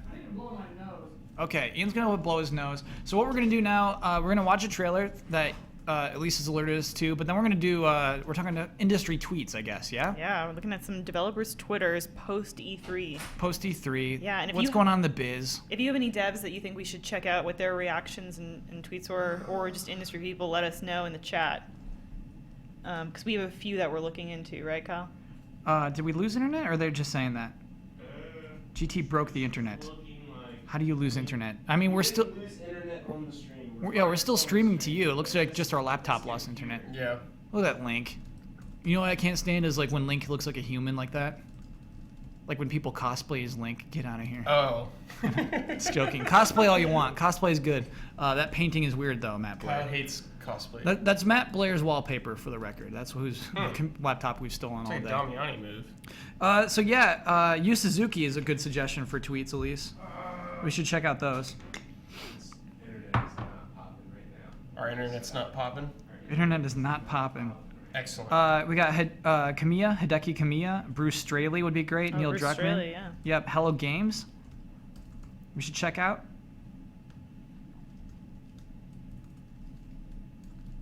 Brad, Yo. would you agree that there have not been enough sewers in this E3? No. No. No, we can take a break. It's alright. We don't need that many. Restart. Too many sewers at E3 this year? Yeah, let's take a break. Okay. All right, so clearly we have more technical issues as always. Does Reggie have a Twitter account? I don't know if he No, I does, don't chat. believe he does. I'm not sure he has that. Nintendo is very like controlling and insular when it comes to like their social media, and I don't know any. Bill Trenton has one, right? Bill Trinan does, but I don't think Reggie does, and I know Iwata doesn't. For sure. Drusha Stula will be looking at Dark Souls 3 info when Ben gets back here later tonight. Ben and Brandon. Both of them checked out. And actually, Brandon's playing Dark Souls 3 today because he's an E3 judge. Yeah. He gets to actually play the game. No one else gets to play it hands-on. Yes, he does. He does know how to, because he beat Bloodborne. Give him some credit there. That's true. Yeah, I guess restart. So that's a weird thing. Yeah, they're only letting judges play Dark Souls 3 at E3. Just so they can win awards, but not have to deal with everyone else playing it. That's such a weird rule, man. That's so weird. Miyazaki is there. Yeah, but they want those awards. Miyazaki's back at the helm. Because everyone knows if you get a Best of E3 award, that's instant success. Yep. Or everyone goes, what happened to this game, man? We all gave it so many awards back in the day. We had You know such what we high should do? hopes. Yeah. Caffeine is the best. Caffeine's great. Caffeine activates your brain. Doing better. Honestly, like Got we should electrolytes Yeah, too. dude. we should like hold everyone responsible for their Best of E3 awards. Do you know what I mean? Mm-hmm. Like we should make everyone who gave it to Evolve last year like go and say like, hey, are you still excited You about have to Evolve? play That's the 100 hours. Yeah. of Only Evolve. game you can play for the rest of your life. Yeah. Yeah. You still excited about that? Did you have a good time with Still that? want to give that award? Yeah. Evolve. Idiots. So we can't watch the trailer just yet. So let's take a look at these tweets. Okay, so Elise has some tweets for us. So Adam Boys, Yeah. Adam Boys probably had a fantastic reaction to the Sony conference last night, or That was Monday night. Monday night. Yeah. What day is sorry. this? This is Wednesday. Holy crap. Yeah. He has backed Shenmue 3 on Twitter. Yeah. Of course. Or Of he's course. Yeah. acknowledged that. He posted a great photo of Shuhei in his own little X-Wing right there. That is indeed a great photo. Shu seems like a really cool dude. He's just having a Yep. good time. He's just having a good ass time. Just having a good time. I hope he doesn't have like some secret dark side. He has a public dark side. He does? Yep. How? I don't know. He's just funny. He like sometimes he'll tweet depressing things, which I love too. Really? Yeah. Like what? Just like feeling blue, and he'll have like a little like emoticon, like a little sad emoticon. Grown man. Yeah. I love it. He retweeted a PlayStation post about a game called Super Hypercube that's coming to Project Morpheus. So if he thinks it's worth checking out, maybe we could check out this trailer too once we're back up. Oh sure. Super Hypercube. Super Hypercube. Hello, and welcome to Super Hypercube. Hello. Hi. You'll notice if you look left and look right, you're still All in right, the here's game. the choice. Do we let the stream hear it, or do we hear it and them they don't hear it? I think we got to give it to them. Yeah, We gotta got to give it to them. That's what I was gonna say. We're doing this for them. Yeah. So we'll just have to guess. Maybe they'll have a different experience. Enhanced. Enhance. Here's what's up. I'm jealous. Evolve and Titanfall were super fun. Use the past tense. Yeah, they're If those, not anymore. if those games succeeded, you would say they are super fun. I think Titanfall people actually still play. They succeeded. They did not Yeah. succeed because they weren't super fun when they came out. Yeah. Evolve is a slog, man. I didn't care for that. Did you buy it? Did you buy Evolve? Did you play it? We got a code. I got a code, I think. Oh man. I wouldn't have bought it. Evie, my sister. Why did you type that? Evie, my sister. Evie. Who wrote that? Just somebody? Chocobo. Chocobo Ether 24. Great my name. sister. Evie, you don't want to mess with her. Remember that time this computer She'll cut you with a started up? knife. So Phil Spencer, Yeah. Windows was good. Yeah. Yeah. Phil Spencer congratulated Himself? Bad E3? Sony. He said, "Great to see The Last Guardian. Congrats." Well, good guy. No. Taking defeat. Yeah, he's doing that he's doing that to get like the positive upswing. I don't know. To me, that's like, hey, it's great to see The Last Guardian. Nice. Just Congrats. like that. Yeah. You know what I mean? Like, it's hard for me to take that It's nicely. great to finally see that. Hey, yeah, good job. Phil Spencer seems like someone who would like freak out on a coke binge and like smash a coffee table with a golf club. No. He's never had cocaine. Really? Yeah. You know for a fact? I know that for a fact. Do you think Adam Boyes had cocaine? Good question. No. I bet he was willing to try it. Have you had cocaine? No. I never have either. I've never tried anything. Phil I haven't Spencer. done anything. I've never had coffee. Phil Spencer has That's been really weird. great though. He's been retweeting a lot of fan pics Okay. that people are tweeting at him. That's super cool of him. He retweeted our own Andrea Renee. Try going Sweet. Wi-Fi. Why? What did Andrea Renee say? She's you just get on the commenting on the network? beauty of Beyond Eyes. Loves Beyond Eyes. What does Yeah, the no, tweet this say? is great. My computer's beach balling right now, Oh, we're so I beach can't balling. scroll down. Oh boy. Every computer. Okay. And Oh. we're beach, Actually, wait, don't go Wi-Fi yet. Don't you dare start. beach balling. No. And I'm beach balling. Nothing's working right now. Miyamoto runs on cocaine. He's probably tried it. Miyamoto for sure. Miyamoto. No, Miyamoto has done hard drugs. Yeah. Like mushrooms. It's like not working on the network at all. That's so strange. Andrea said, "So cool to see Beyond Eyes on stage at Xbox E3. Such a beautiful game." I agree. It's hard for me to ever like type a tweet like that. That's just like my opinion. I realize. I don't think I've ever seen you do something like that. I know. Ever. Yeah. Someday I'll get there. So Todd Howard's not on Twitter, Yeah. Sorry, everybody. Todd Howard is not on Twitter. Confirmed. though. I think that he would be amazing probably because he'd just be super matter of fact. He'd be like, "This is how it is." Yeah, that's why he's not on Best. Twitter. He doesn't like need it. Yeah. He's like knows that Twitter is stupid. But the Bethesda Softworks account did tweet out a quote from him saying that dog meat will not die No matter what. no matter what in Fallout 4. Yeah. How He's- do you guys feel about this? That's good. That's Ellie. Ellie never dies. That's about to be a cool list. And Last of Us, they're like, we're never gonna make her a problem. It And I makes like me not worried about the dog though. Yeah. Which I kind of don't like. You Like it makes me feel like it's less. Like it's just immortal. I don't have to even like worry about it. yeah. Don't worry about it. That's the whole point. Don't worry about it. Worry I about don't know. I you. feel like I'd mean- connect closer with it if I had to actually worry about it. Okay. I have to be really careful, you know, like I can't let this dog die.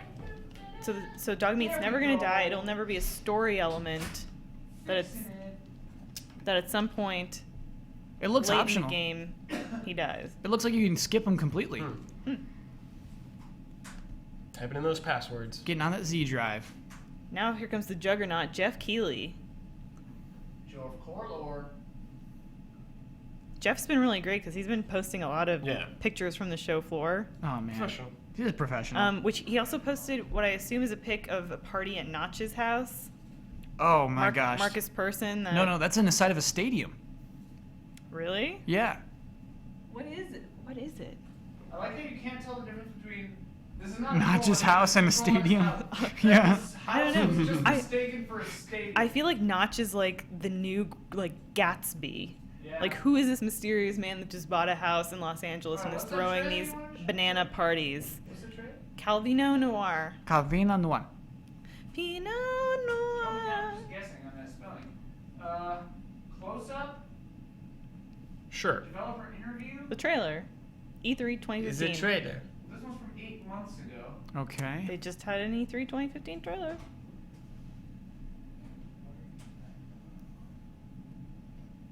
Why don't you go to the PlayStation blog? You'll probably find it right around there. Just type in PlayStation space blog right there into Google. Click on that link. You're gonna have to scroll down just a little bit here, right there, and then we're gonna have a trailer to watch. Oh, there's no trailer here. There's only gifts. There's no trailer. What a great review. I don't know what to tell you, man. Where did you watch the trailer? I thought it was on the PlayStation blog. No, we're here. I don't know what to tell you, man. gift, man. Well, look, we can look at this GIF. That's the game, man. Full screen. Ian, enhance the GIF. Perfect. Okay, so what we're seeing here is a noir game. It looks like two-dimensional. Looks like we're doing some stealth. Just hanging out by some boxes. Then we're going to punch him as we pass by. Yep. This is gameplay created by Metal Gear Solid in 1996. Nice. What? We should go back to tweets. Let's go back to Let's tweets. go back we, to don't, we don't tweets. have a trailer. Look, guys. They effed up. They dropped the ball. I think it looks cool. It does, but I mean, they should have put out a trailer. All 3 frames. Yeah. That's all of it. All right. Put All right. other crap on there. Yep. Put some crap on there. So, Yu Suzuki has been tweeting out Yes. Everybody's been asking for you. a bunch of stuff. He tweeted out the awesome fan art that somebody did of the Shenmue reaction. You're just gonna make a playlist again? Yeah. I opened it on the side there. Enhance. My laptop keeps freezing Just up. look at these so folders. funny. Look at all these folders. Those folders. Look at all the Look at that folders. structure. Yu Suzuki's retweet of GT. Yeah, that's pretty funny. I bet it feels good to see, like... How do you think Mike Huber feels about that? Has he seen it yet? I need the Huber's- inside skinny. Huber's seen it. Yeah, I think Huber's seen I don't it. know, man. When you're at E3, time stops. I think Huber changed his Twitter picture back to the one with him and you. Suzuki? Him and me? No, him and you and Why Suzuki. you? Me and him and Not Suzuki? Y-O-U. Yeah. Me, him, and Suzuki. There Why is a you? picture Yeah. of the 3 of us. You, me, and Suzuki. Uh-huh. You mean Suzuki. Except that's Sounds the like a new movie, sitcom. except Yeah. you is YU, me, Is and MI? Suzuki. Yeah. me and Suzuki, and it's like a guy playing a violin. Yeah, they what's so funny about that is I think that Huber is one of the few people who would even recognize Yu Suzuki, especially I think it was 2 years ago that E3, where he's just like, oh my god, and he was tearing up then when he saw him. How funny is that? Michael Huber, he might be the biggest fan of Shenmue on the planet Earth. No, there No, are no, greater no. fans. How? How can anyone be a greater fan? He wept openly on a stream for 35 minutes. I think a lot of people probably wept. Yeah, there were some tears. People gave like $10,000 to that Kickstarter. Must be nice. Must be nice. Bruce Straley Whoa. had a post. Oh, what's up? Go ahead. No, keep going. Bruce- I got Bruce- this story after that. He had a post on PlayStation conference tweet. I just lost about 38 years of my life from that demo. Hashtag Uncharted 4, hashtag live demo, hashtag freaking out. I guess because it Yeah. Oh, to right. restart. Now you need to restart. It didn't work. Didn't work. Oh, at first. yeah, because he freaked out, yeah. So here's a scoop from Kotaku. Batman's big collector's edition canceled. No, somebody told me to speak up. Do you not hear how loud it is? Yeah, I can, but someone said you're being It's too so quiet. loud. All right, I'm back here. Retailers Leave it across at the U.S., Europe, and Australia are informing customers today that the Batman Arkham Knight Batmobile edition has been canceled. The game itself is due out next week, so this is pretty late notice. What's That is the very Batmobile late. edition? The What came with Batmobile, it? okay. Copy of the game, some skins, art book, a comic, and a statue of Batman Arkham Knight's version of the Batmobile. Oh. No. Sad. It's that last item that was the problem. Warner Brothers is saying in a statement they couldn't make enough Batmobiles. Couldn't get them done in time. Wow, that's kind of unreal. That's unprecedented. A week before, you waited too long. You waited too long. Well, to they let probably everyone just know. got the production news from the people making it or whatever. They're like, They should have had we that a can't long make time this ago. many Batmobiles. I'm sure. We thought we could do it, but we can't do it. That's what I think happened. Is Yeah, like they were we checking told in. you. Just I'm like sorry, we told you that we could do it, but we can't. yeah, it's like, are you guys good? And they're like, yeah, we're great. good. It's It's great. gonna get close, but we're gonna make it. And then it just Yeah. never happened. Chat's very vehemently saying that it's not loud at all. If anything, it should be Alright. louder. Okay. Fine. Whoa, whoa, whoa. Okay. All Oh, right. Ian is on edge. He's on edge. Sorry. Full tilt. I forgot we all had headphones on. That hurt me too. He heard himself. That's a pretty big scoop. Thank you in chat for giving us that one. Scoop. I wonder if anyone's super bummed. Mike Huber's probably super bummed. He probably bought that, right? The collector's edition, I doubt it. He doesn't want that Batmobile. Yeah, it was very, very expensive. It's Mike Huber we're talking about here. Keep that in mind. Yeah, he does love Batman. See, you're right, Ian. I feel like I'm peeking the mic. It's to us people. It sounds like it's crashing, Yeah, at like least peaking the take a year mic off. constantly now. Like we're way in the red. We're way above where we should be. We're way in the red. Take it to the city limits. Like I don't know what to tell you guys. Like we can't get any louder than this. All right. We're gonna destroy the whole world. Man, I kind of feel like playing the Destiny expansion at E3 is a waste of time. It's absolutely a waste of time. Like, even if you're It super is. pumped on it, just wait for it to come out. You know what to expect. It comes out in 2 months. I can't, and like, so we're gonna have to like talk to Brandon about it for 15 minutes tonight. Oh God, really? Yeah, Destiny's playing right now, actually. No, that's Doom. That's a dude. Sorry, Don't that's, you dare compare them. They're all the same. they're all the same. Back on the tweet train. They're not the ones same. are the Just same. officially, I'm trolling there. That's not Satoru real. Iwata doesn't have a Twitter, but he went on to Nintendo's official Twitter and he made a tweet, essentially, I guess, apologizing to fans for what might be perceived as a poor showing. Terrible E3 showing. He said that he takes the opinions of this year's digital event seriously and that the company will work better to meet our expectations. That's pretty crazy, huh? That's pretty intense. Our expectations. Yeah. Yeah. Us, the fans. Yeah. I mean, good on them for like copping to it, right? Yeah. Here's what I'm worried about is like the games they had are the games. The games are the reason that everyone Yeah. was disappointed. Yeah. You can't like what else? No, they could have done better trailers. Honestly, they could have. They could have done a better presentation. Also, they could have put the cool announcements from Sunday Yeah. in their press event that everyone watched. Yeah. You know what? They could have improved. There are things to learn. Do you have this mic on in there? Yes, probably. All right. Like everyone is hearing that. Yeah. Poor Ian. Back off the desk. Get back off the desk. Back Get back off. off the desk. It's really not that loud. I can hear it. Yeah, from my computer. I don't know what to tell you, people. They're trolling, bro. We're not trolling. Oh, that's so loud. I'm telling you. Hmm. Just tell them to turn down their volume. It's not really like. Oh, that's so much better. I mean, what I'm saying is our system is peaking. So Yep. and I have the output up really high too. So I don't know. Like there's some tech thing happening behind something that I'm not gonna mess with because it might break everything. That might be why the stream output is so low. Well, we'll look into it in the future. Here's a funny We headline promise. from chat. Shenmue 3 smashes Guinness World Record for fastest video game crowdfunding. Yeah. Wow. No, who does Guinness World Records think they are for like Congratulations. That's a big deal. Yeah, no, but it's like cool. that's the Kickstarter record. Like, shut up, Guinness, get out of here. You're no part of this. Yeah, that's true. Guinness, you go home. Just you're keep fine. measuring the world's longest tongue, but Yeah. like, don't bother with this. Measuring the I mean, world's they're longest tongue. they're a repository for all records in the world. No, they're like weird with PR now. All I think that's how beer-related Guinness works. records. Yeah. Also, you know what I think is funny? Like a second ago, I thought of this when I accused Nintendo's thing of being terrible. Yeah. I think it's funny because people are quick to say like, And I mean, on one hand, yeah, we're in an amazing position. Like, we get to just play video games and talk about video games and go to E3, which is incredible. Absolutely. That's phenomenal. Yeah. And, like, it's easy to think also, like, because people accuse that of, like, entitlement.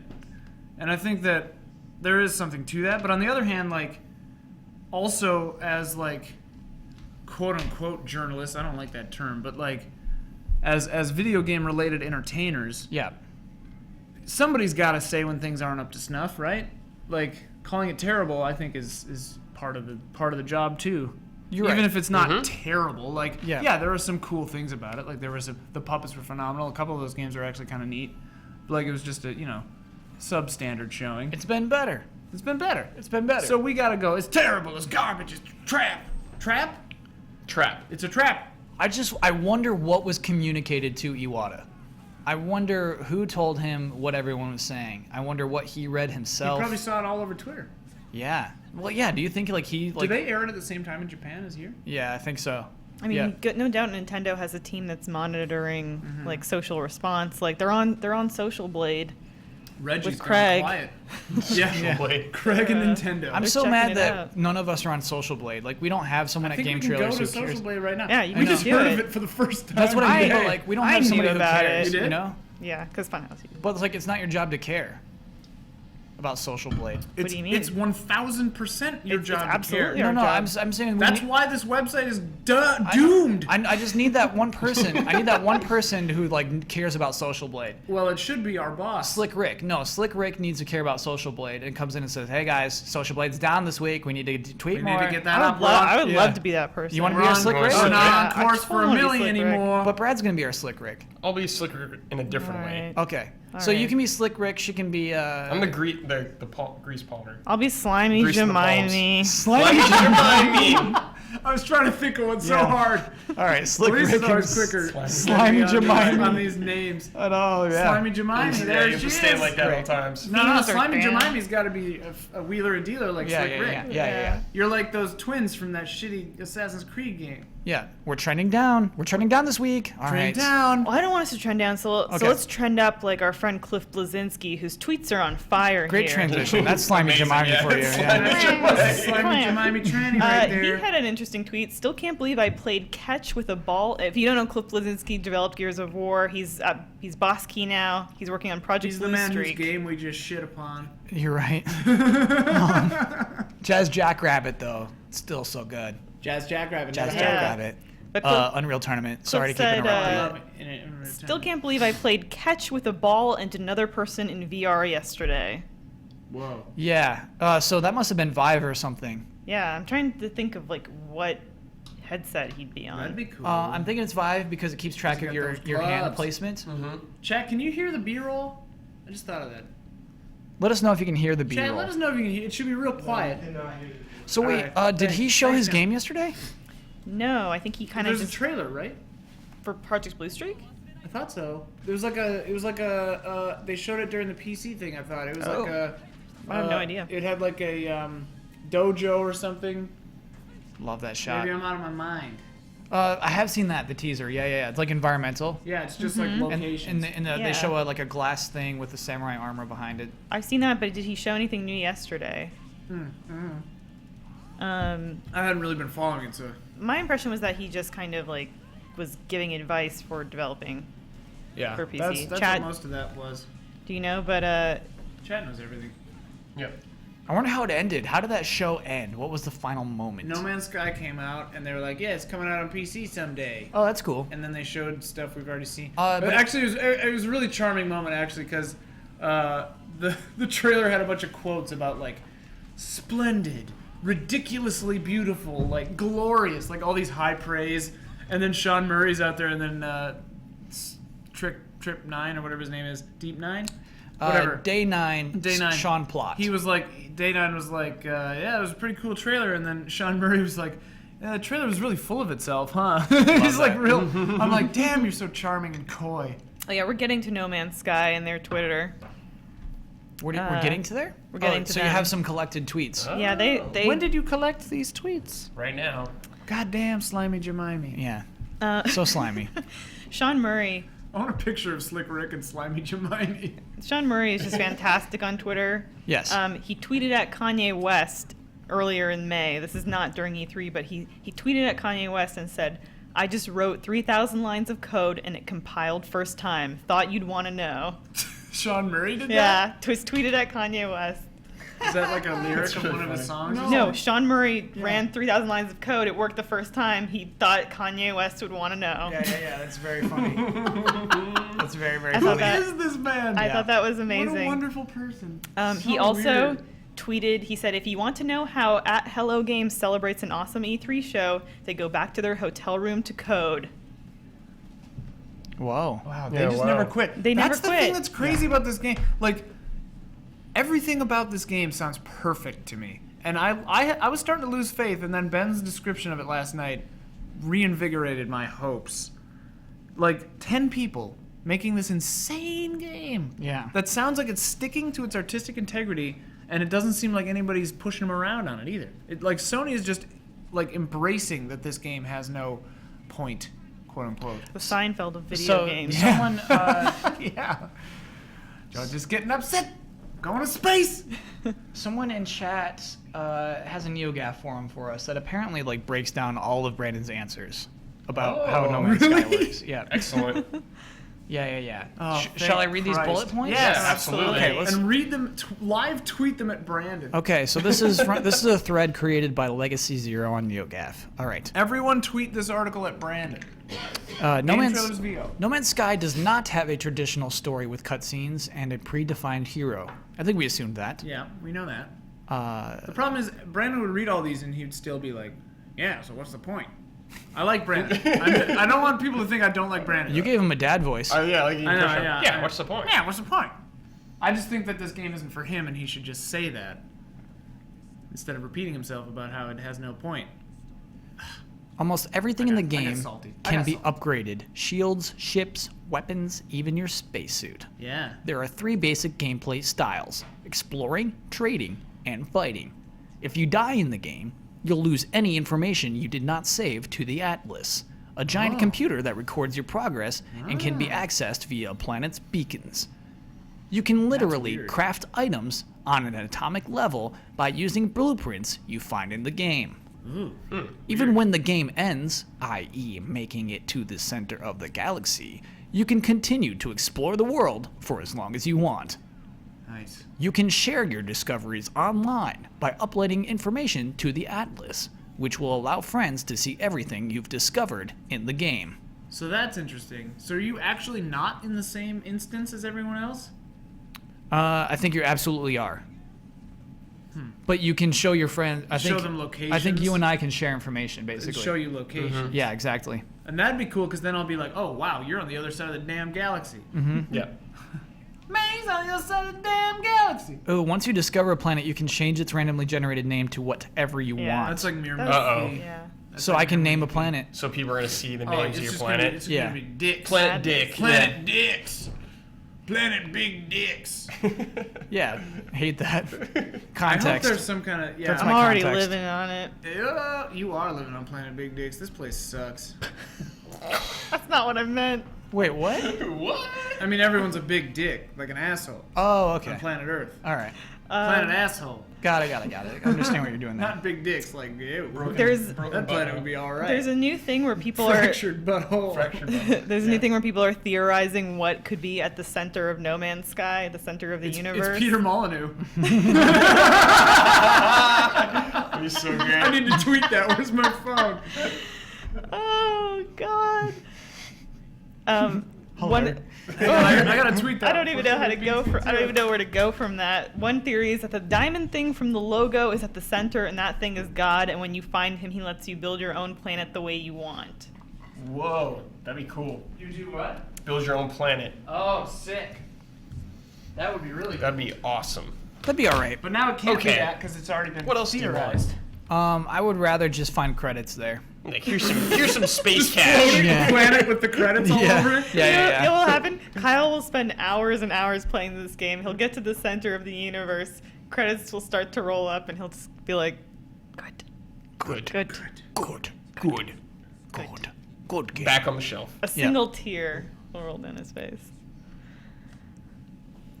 Speaking of tears, More moves, more fun. Scron1 says it's Sean Murray sheepishly saying, "You did it." you did. Yeah, scratch the back of his head. He didn't scratch the back of his head. Sean Murray is like the Is Wizard this of the Oz. real Peter Molyneux? P. Molyneux? Click on it. Let's yeah, see. let's see. I'll- Double Can't read check. it on my phone. Okay. I'll check it Maybe. out. All right.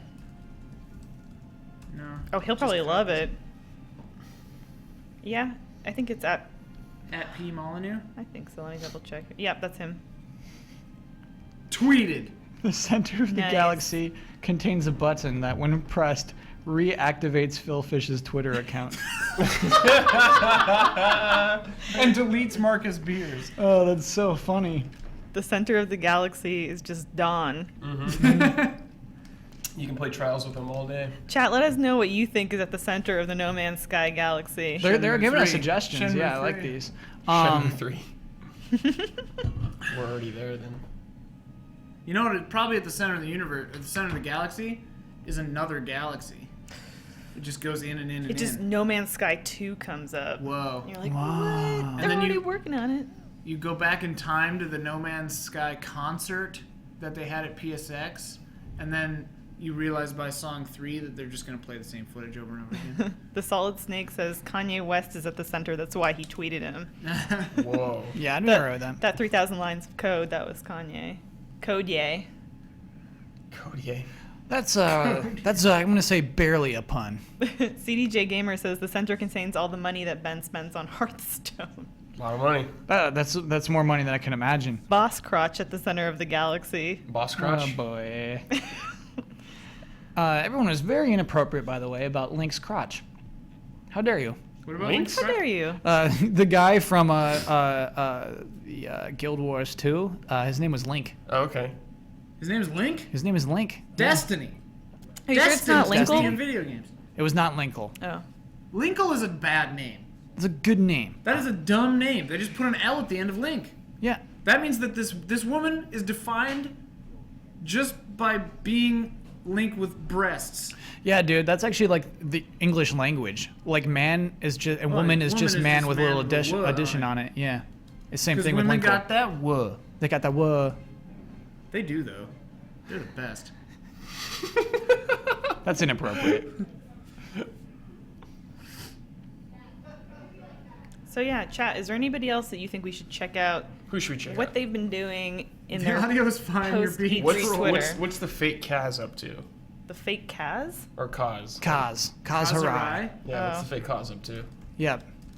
Kaz Harai CEO, I think, is his fake Twitter name. Man, Street Fighter 5. Mm-hmm. Have they been using Cammy and Birdie on the floor? I don't know. Like whenever I see a match, it's just always Ryu versus M Bison. CEO Kaz Harai, the fake Twitter of Kaz Harai, said, I think somebody should have told Square that this wasn't a radio show. Hashtag Square Enix E3. That's a good burn. I don't That's a get good it. burn, Nah, fake Kazura. I don't Because it get was that. all talking and no showing. All right. You got this like mole in the center of your forehead. It's, on my Mii's, every Mii I make, I put that mole on it. Do you put all these other moles? No, they only give you one mole. They only give you the one. And that's, I think, my most distinctive mole. It's Yeah. like your third eye. Yeah. Perhaps You if you'd been born Yeah. in a different culture, you'd be like revered as having like insight, good insight. I'm pretty revered anyway. He is. I'm fine with my amount of reverement. Kyle, you got a You're great revered tie about on today. 12,000. Thank you. Just noticing, is that Now Weiss tie? Yeah. I have no idea. I think this might be like ties.com. That's a great The tie. tiebar.com. If you want a tie like this, you just go into your URL, you type in thetiebar.com. tie bar. Go ahead and you do some shopping. Is there a like a Netflix for ties? Like a GameFly where you is there? Is that a There, thing? I think there is. Sort of is. There's something where they send you like underwear and undershirts on like a monthly basis. Yeah. So they just get restock of new under things for men. James is always telling me I should join one of those websites where they just send women clothes. They like ask There's you. some for men too, 'cause- like Trunk or whatever. Yeah, Trunk Club. I don't Enter love their offer code style. bossy. What? Enter. Enter offer code bossy, like I was selling the tiebar.com. We should offer code Bossy. We should absolutely be sponsored. You know what was so funny was when Craig was talking That is a about nice how tie. like the only way to make money on YouTube is not through advertising. I'm like, how does he make money on YouTube? What is he doing? Direct sale. You like product place. Like if we were sponsored by the Thai whatever. Yeah, the we'd Thai go, bar. We go, yeah. Bossman's Ties from Thai Bar. Check it out. Use code Bossy Yeah, at Thai Bar. and that's where the And real like money we do is, that huh? like every couple of hours, and they give you like $30,000 or whatever. We're effing up. This is a wasted opportunity. We should have, this entire live stream should have been sponsored by the Thai Bar. Or There are something. companies like Midroll that you can go to, and then they They do are that your for you? liaison for reaching out to those You kind know of companies. everything. Yeah. How are you not in charge? Why does no one listen to you? Who do we have to convince that you're slimy Jemime? Brandon and Blood. If Brandon and Bud believed that Elise actually was right all the time, everything would be good. Guys, please tell us what else you think is at the center of the No Man's Sky galaxy. Urema says it's the Men in Black headquarters in the center of the galaxy, and Will Smith claps and goes, "Ha ha, woo!" That's a great answer. Woo! He tries to explain that guy with the two eyes. He blinked one set of eyes, and then he blinked an entirely different set. Mina Milk Yeah, that thinks was the cool. Thai Bar and Marcello's Pizza You mean he are blinked at the both center eyes? of I No Man's want Sky galaxy. Marcello's. I want to sponsor so bad. Do you think Marcello's would sponsor us? I think if It would be so funny to have a sponsor down the street that Yeah. no one else can go to. And I- join these subs. By Yeah, Marcello's. We're enjoying these subs by Marcello. Get some spaghetti. if you're ever in the mood for a chicken parmesan sandwich, why don't you drive right on down To Beverly Hills. Marcello's, right on Robertson. You'll never regret the sandwich you ate. The sandwich you get. Never regret. Never Sandwich. regret The sandwich you get. Marcello's. And there's like cello music in the background. and then hashtag more cellos becomes a thing because of like a weird misunderstanding that we have on the stream that we planned ahead of time. At Marcello's, hashtag Marcello's. Does Marcello's have a Twitter account? Is what I want to know. No, there's no way. We gotta start one for him. Oh Guys, my god. It's 4:30, which means it's 30 minutes until Square Enix is supposed to Theoretically show up shows Cool. They'll show up. and show us some demos. I think they're showing off Life gonna be is Strange. Nice. What else? If they Some show other us, crap you don't care if they about. show us any JRPGs, we have to ask if they will have Japanese voices. I got a Yeah. request for that on Twitter. Just Cause, Please. I think, too. maybe? Okay. You mean on the Cool. American Dang. release if they have the Japanese voicing as well? Yes. Ah. Here's a tweet from Bruce Straley. I found Ueda, and we used, I told Ueda, director of course. Last Guardian, that we used game design principles from Eco to help design the drivable Jeep layout in Uncharted 4. Oh. I Cool. think he's just being nice. Yeah. I don't know. What parallel do you see between Eco and that driving Because section? Eco has a lot of levels and bridges and stuff and like branching paths, doesn't it? No, it's got one path. I remember there being no. Okay. In that one when you're outside in that city part Where we got and you lost. have to like climb up and stuff, you can go different ways. That's why it gets weird. Yeah, And you have to like backtrack some. but because there's definitely one right way. yeah, I think you have to go this way to do one thing and then go another way to do another thing. I think Straley's just being a super nice Either guy. way, Yeah. Eco's great. Yeah, I think it's all just I love paying Eco. your dues. Yeah. Yeah. The champ. Bourbon7995 If says, anybody has to pay dues, Oh, it's the don't you Uncharted dare. guys. What? What happened? what happened? Nintendo making me mad. What'd they do? What What'd do they do, now? Bossy? They You showed. burp, I leaned right into it. Oh yeah, you got a good old burp there. It's It's like sausage. You haven't eaten sausage. no, you know exactly what I ate. We had the exact Chicken. same lunch. Yeah, but like But it tastes of. Oh, God. Just burping on him. I'm just going to take your phone to me. All right.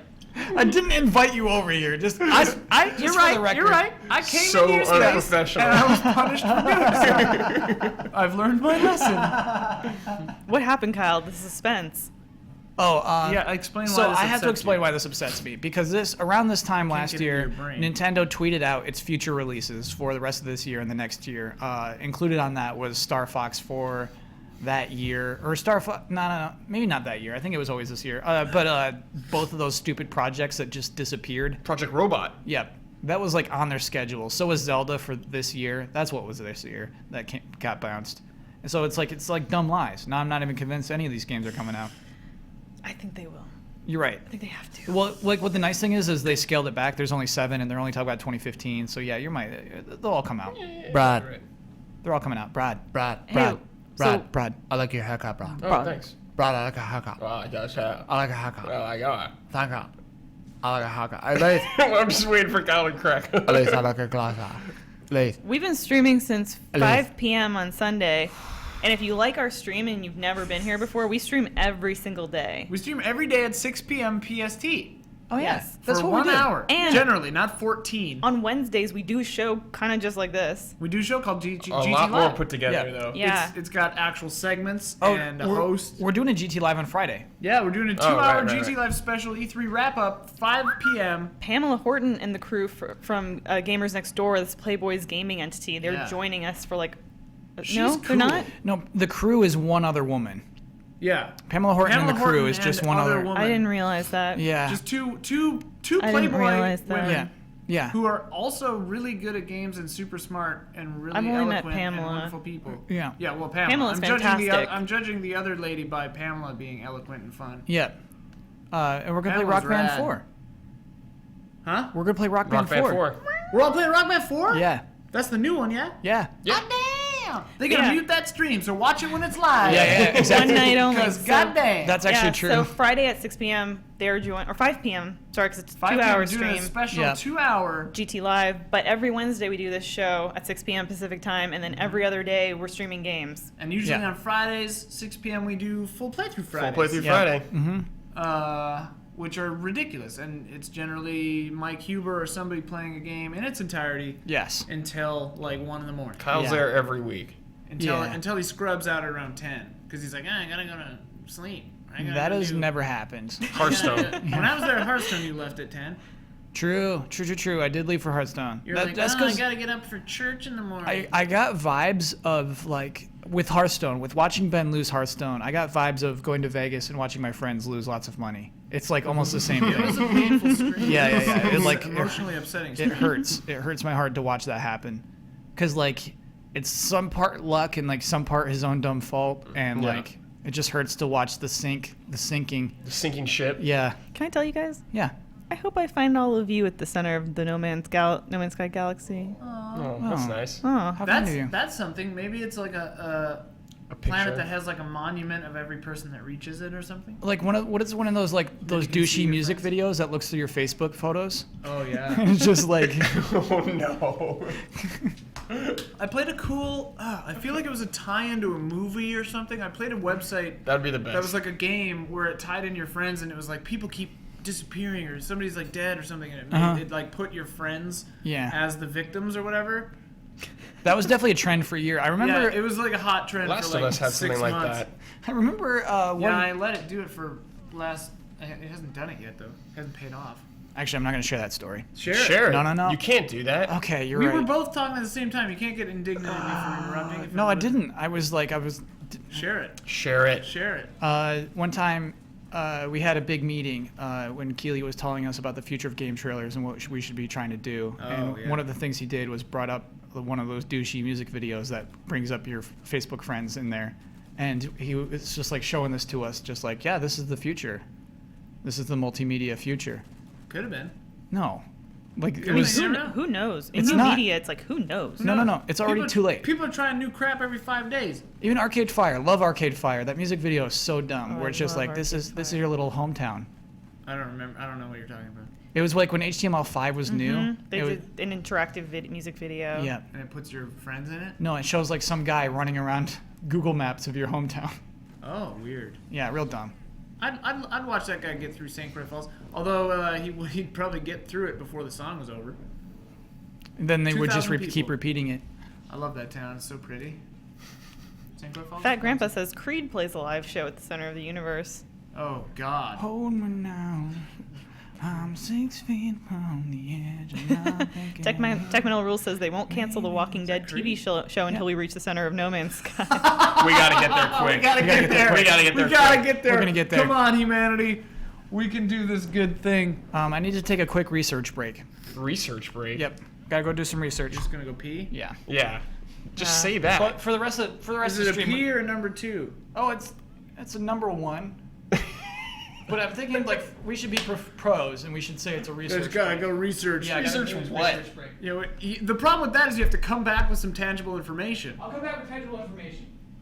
He'll be like, the urinal smells weird. Good soap. Good soap in there. Good soap in the bathroom. Makes my hands But break out like next to it, though. urinal cakes taste funny. Yeah.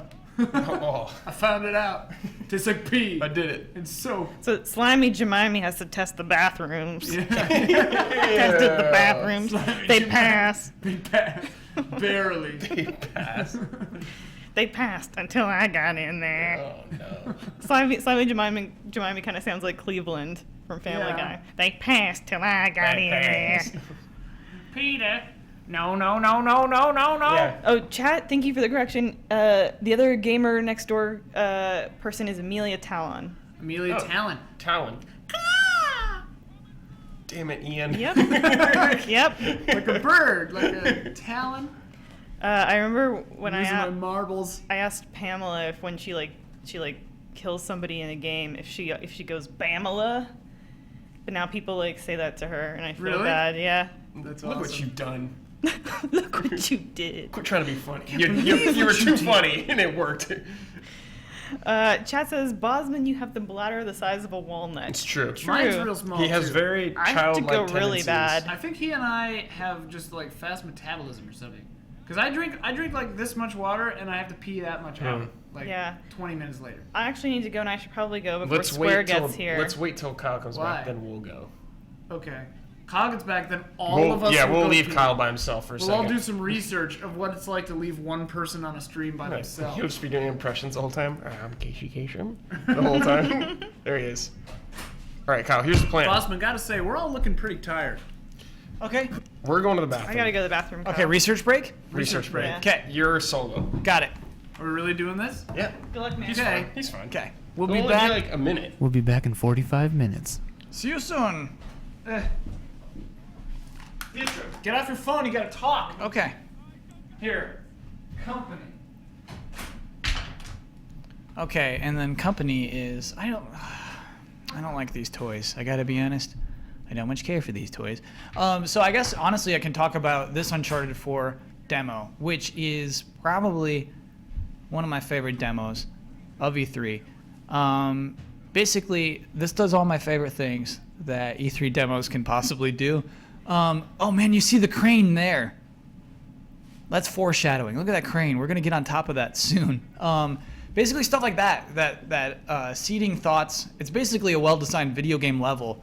Should always do things like that. But so if you think about how this trailer starts, we see typical things of like that weird pirate statue, and you're like, okay, I'm in the world of Uncharted.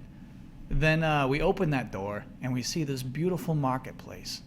And, it's actually, like, good-looking. It's good-looking like a PlayStation 4 game ought to be and not, like, boring and stupid like we already have.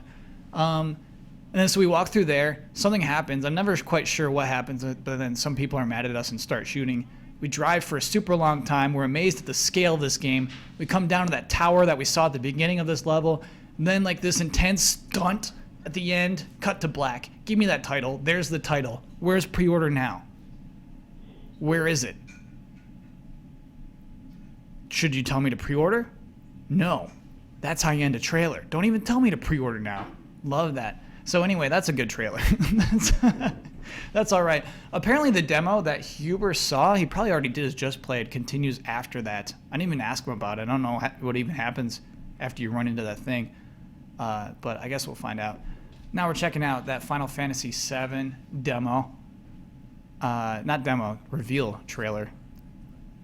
With Japanese subtitles. I'm curious why we have that version of it. But this is still so good. I could watch it 8 more times. Pathetic thing I've ever seen. What's pathetic? Nothing. man streaming alone? Okay. What an idiot. No. Nobody eats fruit Get snacks outta on the here. desk. Get out of here. We're professionals Get here. out of here. The last 4. You're out of control. Control. Hey, everybody. Hey, everybody. Kyle, you're going to be on the show floor tomorrow. Can you give any tease as to what Final Bosman? Do you have a plan for Final Boss? I Do you have a- go in with a plan? I have a loose plan. We don't go in with a plan. Yeah. Wow, even John left. He had enough. Yeah. You were he did. literally alone, huh? Yeah. You know, I can hold it down. I could probably do. used to it, boss. I could probably do an hour and 15 minutes solo, and then I would just. You're gonna have to. Yeah. Stand up coming up. Yeah. No, I'm about to win that. I'm gonna hire a lawyer, who's gonna argue for me Don't do about it. why I won that bet. Don't Yep. do it. Yep. Let him have this. Yep. I gotta clean up before Square gets here. Okay. That's a You're good right. idea, Is that- actually. I mean, Well, clean up the room. we have a mess. I yeah. thought you meant you. I was like, you're fine. I gotta clean up. I gotta reapply Ew. my slime. Yeah, ew. I gotta slime up. It's too much for me. It probably smells really weird in here, huh? Oh yeah, dude. I smell Smells so like fruit bad snacks. It smells like weird old fruit snacks. Today. Fruit snacks.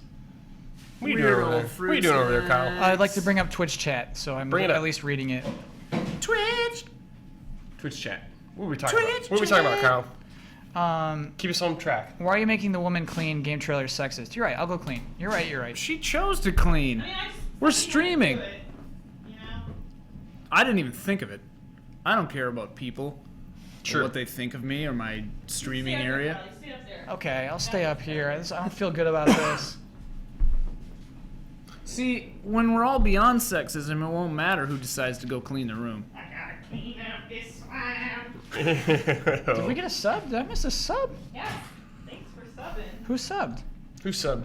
We've been getting subs all the time. We don't do anything about it anymore because you decided. Can we get like a notification or What? something eventually? We'd have to use something other than XSplit, I think. What's wrong? We let chat know where they can watch us tweak. Can you guys give them the YouTube channels? YouTube.com/GameTrailers No, and here- YouTube.com/GT Reviews. Can I be honest with what I do? All I do, because it's not /GT reviews, it's like /C/. That's not true. You can go to YouTube.com/GT Reviews. It works fine. Here's what I would do. You know what It's I would do? absolutely fine. I would go to YouTube.com and I would just type in the word game trailers in the search. Here's what you do if you're using Chrome. Mm-hmm. You type YouTube.com/Game Trailers and it'll search YouTube.com only Yeah. for Game Trailers. It's so easy. It's so easy. And That's- then like the second or third result is usually the channel. That's easier than typing a /. Yeah. It's easier to do that. Spacebar's than actually, bigger. Yeah. And So I yeah, believe we, the shift slash to slash. yeah, you got to shift to /. You got to shift to slash. I think. I don't remember. I can't. We're getting picture off it. topic. We're getting off topic. There is no topic. But yeah, we I know, did that's have the to joke. promote those YouTube things. That's the joke. We don't have to Um, promote anything. Probably Craig promoted stuff. He's got 1 billion followers on 2 mil. YouTube. Does 2 he? mil. Oh yeah, 2 2 million. million. 2 million. Yeah, of course. I like how A he. cool I like how he. 2 I like mil. how he slid that in there. He's like, "Yeah, we got 2 million followers," or in your case, 400,000. And I'm like, "Oh, well, yeah. I thought it was 600,000." But You know what was very funny is when he did have his laptop open, he did have a tab there that was directly comparing his site to our site. And then he that's awesome. Craig is on top of it. I'll see him Yeah. like tweet at somebody and be like, "Congratulations on reaching like, 500,000 subscribers." And I'm like, "How does he know? He's just watching He's just watching. everyone. He's Yeah. he's What's that? monitoring." I've and that's forgotten the super name smart. of that website. Social Blade. Social Social Blade. Social Blade. Really, it's just Elise remembers things and cares about reality. Brought you to you don't by- remember things? Socialblade.com. Do you have enough people following you? Go to socialblade.com to find out. And also brought to you by the Thai Bar. Use code BOSSY For for 15% 15% off your first Thai. The Thai Bar. You're going to like the way it looks around your neck. Here's your little mug. Oh, thank you so much for Man. my mug. Also brought to you by Oh my gosh. Contigo mugs. Contigo. Contigo. Amigo. When you need to keep something cold or hot. Okay, we're stalling. Can we at least talk about how hard. good this Mass Effect teaser is? I actually like it. I never actually got to see it. I've Okay, seen here it is kind for of the in first time then. pieces, This is Mass piecemeal. Effect, what's the name of the galaxy? Andromeda. So it's just like slides. Oh, he's He is. He's sliding them. He's swiping. what's that movie? Minority Minority Report. Report. Yeah. He's like, oh, I want to go back to that first one, actually. Yeah. Let's go to this planet. I really don't like that they. I guess in this they're more androgynous. I didn't like the way that they used male shepherd. What do you mean by that? I don't know. It's just so like it's I guess sad that they had to use male shepherd because that's like sell more units. Yeah. Also, I thought he just looked kind of dopey. No, there's no Shepard in this game, you know? Really? Yeah. It's just whoever. It is interesting it's N7, but yeah, I think we're an all new person. I hope you know what I hope happens. I Okay. hope it's like Star Trek Voyager or something where you get like the beginning of the game.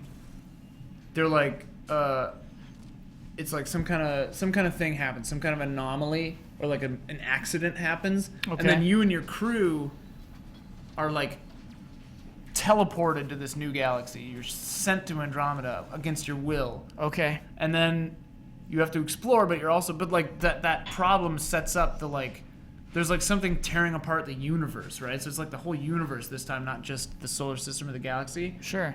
And so it's like that's the framing device, because like you forget about it, and then like in the third game of this new Andromeda trilogy or whatever, you finally figure out what's breaking the universe or whatever. Yeah. That could be cool. Like if you're sent to this other galaxy against your will, and you're exploring it, but you also like, how do we get back? Yeah, I like the Where idea are we? of forgetting it. Yeah.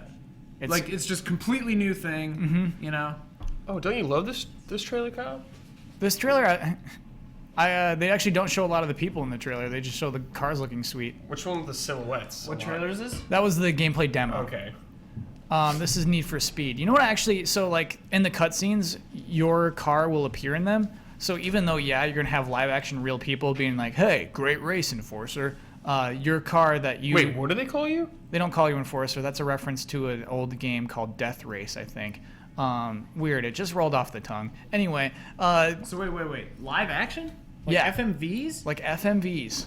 What is with the world right now? We're getting FMVs in this. We're getting FMVs in Guitar Hero. Yeah, this is the thing I couldn't talk about. I couldn't talk about the FMVs. I'm looking forward to that new FMV game, Her Story. Her Story looks great. A No, game it that's doesn't. intentionally FMV. That's not a game for you. It's not for you. Yeah, it's just like looking through a bunch of tapes. Is what that game That's not is. a game for you. Yeah. That's not Check for the you. tapes. Don't worry I'm about it. always We're gonna saying go check the tapes. Check the tapes. We're all about checking the tapes. Pre-orders begin June 16th. That's strange. I wonder if they were like counting on that trailer leaking. Wait, June 16th is today, isn't it? So the pre-orders didn't begin until that trailer went. Oh, that's Stephen Blomkamp is concerned that his girlfriend's going to leave him for you because you're a Voyager fan. They're well. Whoa. Okay. That was not the response I expected. Why don't they both come on over? Oh, maybe John left because. I don't think you mean that. I don't, but we'll watch a little Voyager together. I'm no threat. She would then- soon tire of And me then like all other women. you'll Voyager. You'll Oh, voyage Voyager. her. Yeah. It's gonna be a good Friday That was night. inappropriate. regardless. I'm sorry, you guys. Maybe John Michael left to pick up Square Enix. Maybe. Maybe that's what's going on. Let's hope so. Yeah, actually, we should explain that. He was done. In 8 minutes, our Square Enix interviews are going to begin. Theoretically. And Theoretically, right? Fingers crossed. that's one where we have like 5 games to talk about over 1 hour. So those might be rushed again, much like the Transformers one. Don't gonna rush put me on them Life up- is Strange. We're probably going to Okay. put them on the desk. Oh, you get to talk to Okay. him? I hope so. We're hopefully going to have everybody on the Yeah. desk. If Kyle doesn't steal your thunder. No. Kyle, at least I'd love to chat to them about Life is Strange. Okay. At least loves Life is Strange. Life is Strange is my thing, but that's cool. Oh, really, Kyle? Yeah, no, it's fine. He's never even played it. I've only watched the one time we played it for an hour. I like The School. Hi, I'm Kyle Bossman. I like The School. I like The School that you made. In the what's that game called again? So you have an iPhone, but you're not playing Fallout Shelter? Do you just not have time to play That Fallout iPhone's Shelter? too No old. interest? He's so No offended you even interest. asked him that. No How do you have interest. no interest? I would play the crabs out of that game. Well, I'm happy you don't have the opportunity to. I think you mean that. I Yeah. think Bossman Wow. actively wishes for the destruction of other people. I think you're a monster.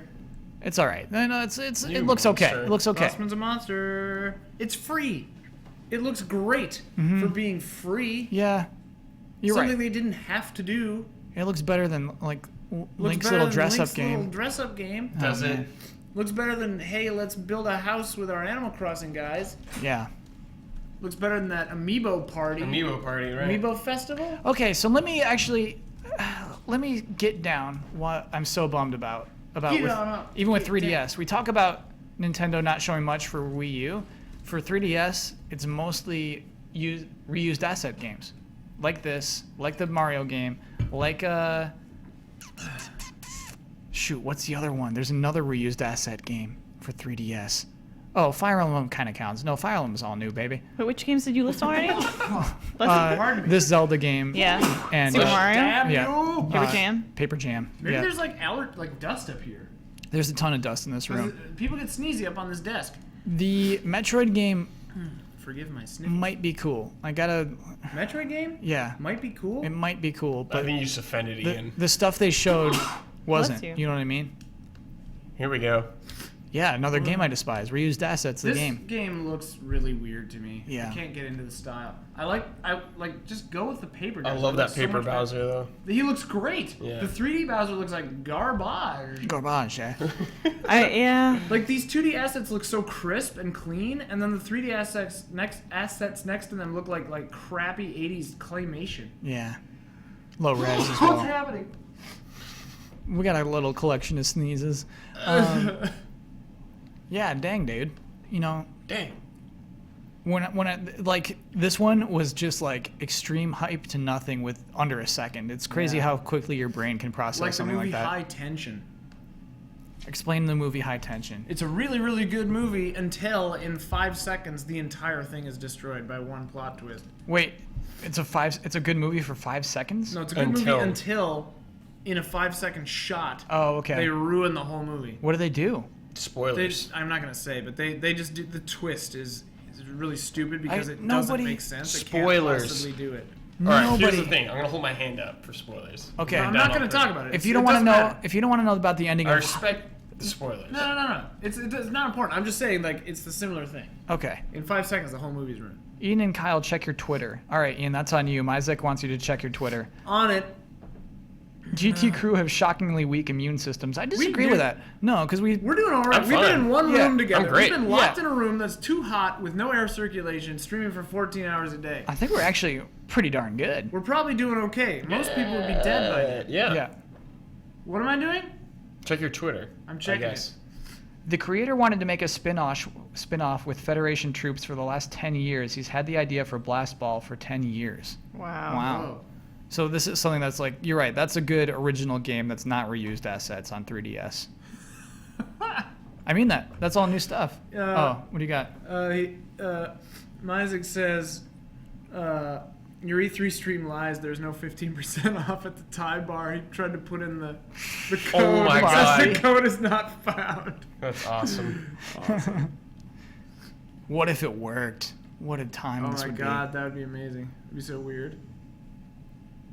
Hey, look at this. You got a new Mario and Sonic game. I gotta Rio. get Blue Rio. Menus. Yeah, I guess that's expected. Use more reused assets. I'm Just kind of like drag reading 'em up in, on drop 'em in. the Hitman Go game right now. Okay. Just because has anybody played this game? No, Lara Croft Go? No. Or Hitman Go? Look kind of cool. It actually looks really cool because I wasn't sure how the turn-based system would be going, but I guess it's more of a board game. So like if you are on this grid in Hitman Go and then there's an NPC coming toward you, they're moving a space, you're moving a space along this grid.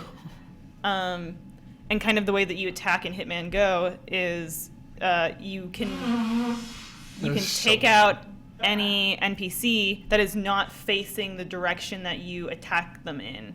So if the NPC is facing this way and you attack them from the side, you will take them out, apparently. Oh, okay. Okay. So do you think that Lara Croft Go will operate in that same... It's weird. Parameter? The stuff they showed from that trailer, which is actually a pretty good trailer, there's no combat. It's all platforming. So I wonder if hers is more just platforming oriented or if there are enemies. Sweet. Yeah. Yeah, I'm actually interested in this. Has anybody in the chat played Hitman Go? I'll buy it right now. I wanted to get it before. It looked cool. I'm more interested in Lara Croft than Hitman, but Whatever. I'm dying from that nose blowing. Yeah, that was so insane. I'm It sad must have that sounded really funny off mic. I'm sad that it didn't do the thing. Sometimes it sounds like the item select noise from Silent Hill 2. It goes like. No, I don't need this. Amiibo Festival. That was another one, Brad, where it was like 1 second to hate it. Yeah. It was like within Bored. 1 second. We were with- like, yeah, we were Board- like, board game. the second we saw Yeah. that it was 3DS just Mario assets. Party yeah. Amiibo. Yeah, so first Or, you see them walk out of the train Animal station Crossing. and onto little board game pieces, and then you're like, oh, it's a board game. Maybe it's a good board game, and then just the next second you watch just little stories being told instead of any mini games. I think because we were like, oh, new Animal Crossing, sweet. We were counting on it. Yeah, Oh yeah. We got one, Yeah, they're like, but you just have one. a really weird one Yeah. that got I don't this want really any part good- of. It's got this really good swing tilt or tilt shift or whatever it is. I always forget. Tilt shift. Tilt shift. Deus Ex. You. I expected. Oh dang! They showed that at PC Gaming Show. Shoot, dude! I should have watched that. I missed it. Weren't you doing something? I think we were trying to set up Divinity around the time or something like that. But by the way, it was so funny how little those guys knew about the PC Gaming Show. Yeah, Oh, there's hi, like, we what? go. Yo, I'm gonna step out for a sec. All right. Wait, maybe I'll step out. Okay, you step out and figure out how to set this up technically. Yeah. Whoa. Oh, we're dropping Oh, that. boy. Bye. Sorry, guys. It looks like Square Enix is here, and we're just gonna get prepared to set up our demos. Sweet. Set them up. How many games? 5 games? I think 4 or 5. Yeah. Yeah, I was surprised. It's not bad. I think Just That's not Cause bad. is one of those. Yep. Are they all demos, Awesome. or maybe we're just gonna see some footage? Great question. I guess we'll find out. Great question. Most of the time, it's been we find out as they get here. It's like a weird communication ladder of like who knows what and like what we arrive with. Are we setting up a demo or videos? Sort of both. Okay. What? A video demo. Okay. Awesome. Video demo. Great. That'll work perfectly for us. So that is why the screens are going off in the background. Do you want me to turn them off too? I don't know what any of the passwords are. Okay. So, you want We should take questions. Let's take some questions. If anyone has Square Enix questions for us, we should be prepared with those. That guy Ryan is meant to be running. Are you typing something funny? She's tweeting something. Yeah. okay. Sorry. She's being funny. As long as she's being funny. What?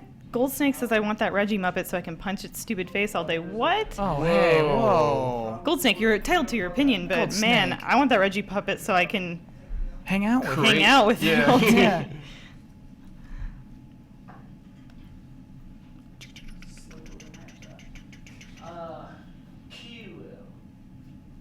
Cool.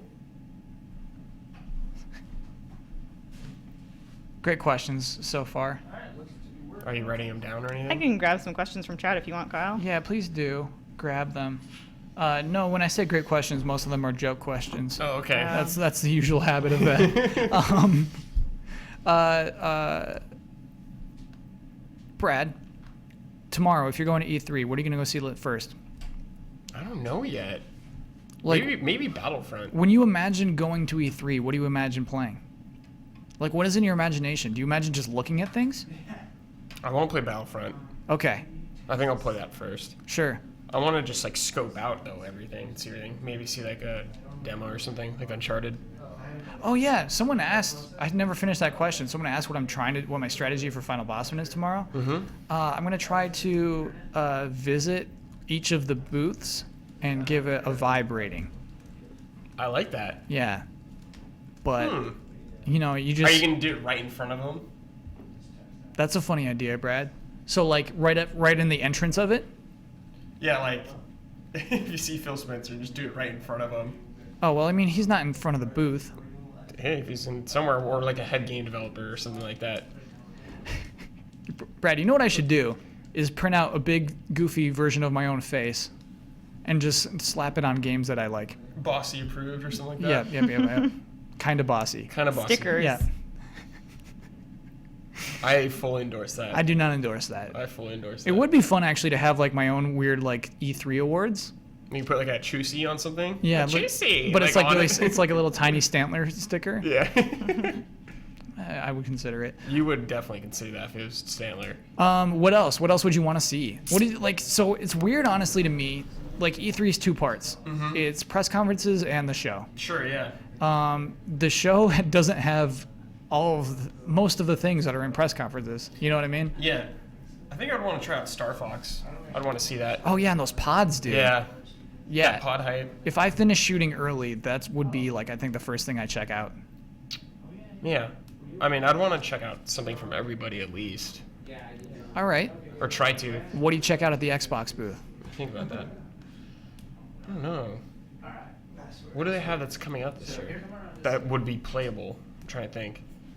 I don't know. Check out Halo probably. Play some Halo. Oh, absolutely. Play some Halo. Warzones. Yeah. I'm I heard it's great. I'm pumped about Warzones. Brandon kind of sold it to me. Yeah. And then when I was Ben- watching the Ben B-roll loved as he it, went. Brandon loved it. Ben played it too? Yeah. Did he do it behind closed doors or did he wait in line? I don't know. Oh, okay. That I don't know. Um, I'd want to check out Square Enix, see what they got going on. you're going to see that right now. No. But I want to see the booth too. Probably some like sweet statue. Oh, I'd check out Dark Souls 3. For Okay, Sure. yeah. 100%. That'd be actually number one. Square Enix booth actually is always pretty sweet because it's got like the legit toys, like the legit statues and like figurines $300 in statues. glass. Yeah, for some reason always there is just part of it. Oh. Yeah. I always like going there and seeing what they have on display. Cool. So B-roll's good. We have audio on it or no? Cool. Alright, so Go on over there, Kyle. So we've got cameras over here. Come over here and do the demo review. Or would you like to come up here? I can go up there. Yeah, come up to the desk. Yeah, come on up. On the desk. So I'll just flip them down here. Yes. Turn the mic on and sit with you. Yeah, Yeah, just sit tail with mic us. here. Just sit on down. Awesome. I have assets for the other games. Oh, cool. I don't think you guys have. We do not. No. Okay. Assets are fun. So we will get those going. Absolutely.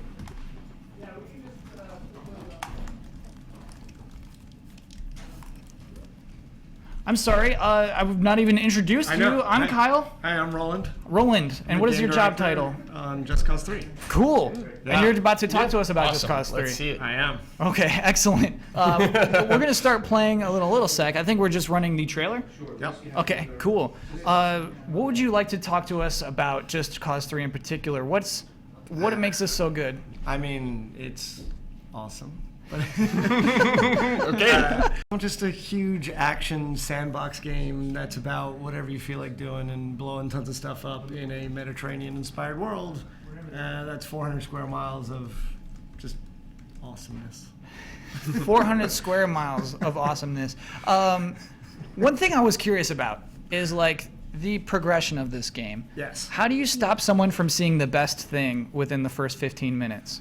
Because there are so many systems that we've built over time. Uh-huh. that as soon as you start getting good at a system, you're going to start asking yourself, well, does this system start working with this one? Here, I'm going to ask you to move a little closer to your mic. All right. There we go. Should I move my seat closer? Oh, sure, yeah. Less echo. Yeah. There you go. Yeah, Oh, listen, great. that Perfect. crisp Perfect. voice. Oh yeah. Yeah. It's much better. You get a little deeper on there too. Sure. Perfect. So let's take an example. Okay. You start with the grapple hook, right? Yeah. You guys played JC2 Yes, I at do. all? Okay. So the grapple hook, you could tether any two things together Mhm. in the world.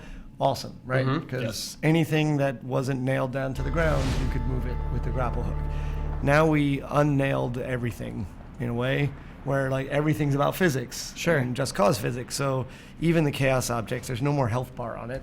It's actually a physically constrained object in the world with, parts and everything like that. So when you tether a part off of it, you can actually rip a whole piece off of that part. Now, you take that a step further, you can now control the tension on the grapple line yourself with using an analog trigger, which means you grapple two things together and you can slowly bring them together or smash them together. Oh, so it's not just a trigger. It's like if you just do this, it'll like you control how it retracts and contracts. You really control the tension itself. And then you take that and you're like, all right, well, that's cool. Like, yeah, I can kind of get that, but it'll take a little while to get good at it. Now you add 5, 6 tethers in the world at the same time. Now you can start doing huge chains and turn people into puppets and tie vehicles to the sides of buildings and. How do I turn a person into a puppet? Let's get through this because that's very interesting to me. Let's keep talking about the system. Yeah. So instead of being able to grapple a central point on the body, Yeah. you can actually tether any point on any part of the body and it'll attach there. So if you aim at a person's hand, Yeah. we don't auto target it to that center bone anymore. Okay. We let you grapple the hand, so you can grapple a hand to someone's face and just slap them in the face. But I can also do it really slow. Really too, slow. right? You could just, yeah, exactly. Just face palm. Okay. Really slow. Oh, so we're already at our first choice. See, we've been going so well right now. Sure. So here. You got to explain our way through this. I'm Yeah, sorry. It's okay. We can talk about whatever you want. That's Okay. the beauty of it. But we're showing off the game. We just wanted to show gameplay to people. Absolutely. And so this is the game. So there's Medici and Rico. He is now over 2,500 animations. Here we'll actually see the multi-tether and actually even, we're gonna do is slapping himself. in Oh, the face. great. So this is like one of the iconic statues that you have to destroy because you're gonna destroy all the propaganda in the town. Mm-hmm. And there you go. And we worked with Havoc Destruction, so we have full Havoc Destruction in the world. So it'll all break in cool new ways, except for the head. We left the head together so it could become a wrecking ball. Ooh, It's I more like dramatic that. this way too. I like 'Cause that. It's awesome. Yep. We've also made it really seamless to move around the world. So, for example, when you reel to an edge, you don't have to hit jump anymore. You just push forward, and he'll just vault up onto the roof. Cool. This idea of just being able to flow easily through everything. Here is a propaganda speaker where Di Ravello spouts his propaganda. You'll notice each piece can break apart and pull apart. Again, it's the physics of the world. Every single town has its own identity. We're in Alba right now. And this is a town a little out in the countryside up near a cliff. Of course, we like explosions. And they get bigger. Yeah. Awesome. Part of that is like, oh, the gas stations are so much fun to blow up. We took them out of the chaos object system and decided, hey, why don't you just be able to blow that up again when you're coming back to the town later? Do I get this grappling hook from the start of the game? Yeah, right from the beginning. Oh and my then gosh. there's a new wingsuit. Yeah. So the new wingsuit, the idea behind it was as we stabilized the parachute, we wanted to put a wingsuit in there, but the old parachute was great and really good for moving around the world, but we wanted to make that a way that you could fight in the air. This footage is unreal. Yeah, This and looks so fun. Just soaring, man. Sure. Yeah. You do a wingsuit plus the grapple, it's insane. You can literally do this for hours, and it's just joy. It's joy in your heart, smiling, just having fun. And our philosophy is that you make a game, right?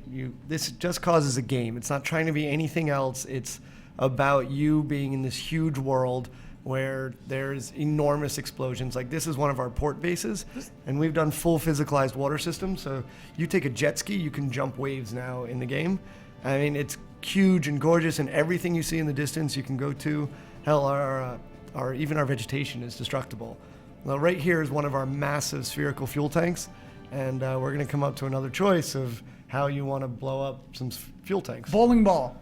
The bowling ball. Yeah. There it is, number 3. That was quick. So here you're going to see the dual tether. You can kind of see the scale of these fuel tanks. Every piece of this fuel tank is actually constructed. So all the arms and all that are actually physically constrained. So if you want to shoot off bits and pieces of it and roll it down a hill and cause a huge explosion, you can do that. Or you can use multiple tethers, grapple it to the side, go get yourself a view outside of the base, hold down the trigger so that you actually start retracting on the strength, and you'll see you can lift these giant things into the air, and then it'll blow up everything. How many tethers can I shoot?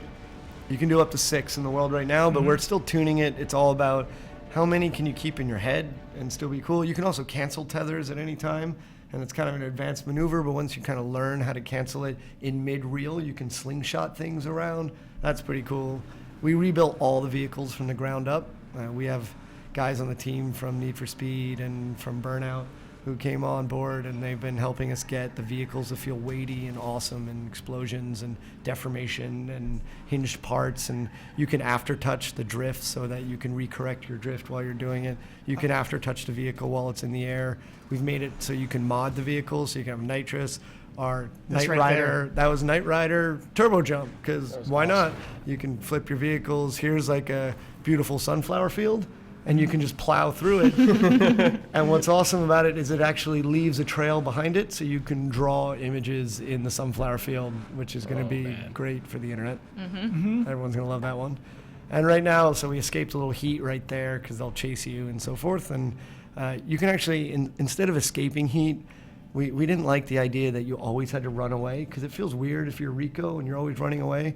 So we did a system where if you keep Chop, chop. killing all the people, chop, there you go. Sorry to interrupt. No, do it. I get really excited. So this is like a weird interactive B-roll demo. Yeah, so you just kind of do whatever you want, and we're going to go take out a bridge right now, because we didn't do destruction just on chaos objects and gas stations and stuff like that. We also did it on enormous structures like the bridge, and that's fun.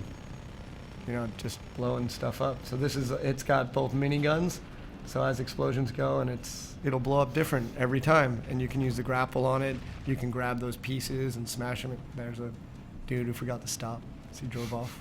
That was sad for him. all for the revolution, though. Freeing Medici. How do I get a helicopter in the actual game? Is it really as simple as like walking up to one and like picking it up, or That's a does good it not question. appear until later in? I feel like we're going to do it right now. So everything you unlock, so every base you destroy will give you like a new awesome vehicle or a new weapon, and then it's in your rebel drop, and then you just want something, you just rebel drop it by going in a menu saying, I want a plane and dual-handed pistols, and I want an RPG, and I want an auto rifle, and you can just grab all of it right at once, just throw it right there, it spawns right in front of you. It's got some confetti and stuff for some fun. And so here, like, we've redone all the vehicle models have been totally redone, and we also redid the stunt models, so you can just walk freely in the game now, anywhere you want. So you can walk around, and anything you can do walking on the ground, you can now do on the top of a plane, running along the top of a train, on the top of cars. Of course, you know, we have over 80 vehicles. It's crazy. So many vehicles. You can fire from a motorcycle. We have enemies that use motorcycles too, so they can chase you down. You can have gunfights that way. You can, of course, always go into parachute anytime you want. If there's 2 enemies coming at me in 2 motorcycles, can I tether these 2 together and then make them do that? Yeah, man. Okay, that's really cool. That's really cool. Our chat's asking if you have like an approximate vehicle count. How many they'll see in the game? God, it's hard to say. It's a lot. I think we're just over 80 right now. You know, while we're in this polish phase, there's always that moment where you're like, I think we should have an F1 racer inspired car, and so we built that. I saw it in the trailer. Yeah. Do you have to destroy a later base to get that one? Is that like one of the top items? So all the civilian vehicles, non-military vehicles, they're just in the world. And once you free a town, the rebels open up kind of like a garage, because that's what rebels do. Yeah. And they open up a garage, and any vehicle you bring to that garage, you can then collect it, which means it's now available to be dropped at any point you want. So you want a bus, you just drive a bus there. And then like throw the bus grenade, right? And you throw the bus grenade, and boom, bus in front of you. You want like a cargo plane, you know, a whole cargo plane just right there, wherever you want it. And the idea is that you unlock all these mods by doing challenges. Because it's not really upgrades. Rico's never going to be upgraded to anything. That seems weird. It's already Rico, right? Yeah. So we're inspired by modders. And the idea is you can go in and let's say your grenade. You're like, oh, I want this grenade to be glass so that it hits the ground and explodes. And then you're like, I'd like it to be enemy seeking. So you throw it in the air and it'll curve in the air and hit the nearest enemy. And then you can turn these mods on and off to play any way you want. So, for example, you want a bus, but you want a bus with nitrous and turbo jump because that's cooler. So you do that. Or we've been playing around right now with tractors to see who can drift the longest in a tractor with nitrous. That's pretty good. And we have like a whole asynchronous system. So, and say I drift for 1:30, I can send you a challenge that say, yo, can you drift for more than 1:30 in a tractor? Yeah. And I would say yes, challenge accepted. Challenge accepted, and you would try to do it. Yeah. And you would try to figure out how it does. So the game it's all about being connected and kind of sharing stuff if you want to, or you can just, you know, be a hermit at home and blow stuff up and laugh. I'm a hermit, absolutely. So it's probably that, laughing to myself. That works. Looks like we're getting a lot of votes for parachute. Oh, that was my vote too. We got to do parachutes. You're right. We should always go with what chat wants. That's us true. To do. We've been just choosing everything. I'm sorry for being selfish, everybody. So here we're going to show, so the parachute is meant to be really stable now. You'll notice he doesn't hit the ground very fast. The idea is that you can really stay in the air for a long period of time. You can still slingshot around. You can switch weapons easily. And of course, now you're not just carrying 2 different types of weapons because, you know, you have like an awesome RPG, but and then you have only an RPG and handguns. So we were like, well, it would be better if you could have an RPG and an automatic rifle and handguns because that's better. Yeah.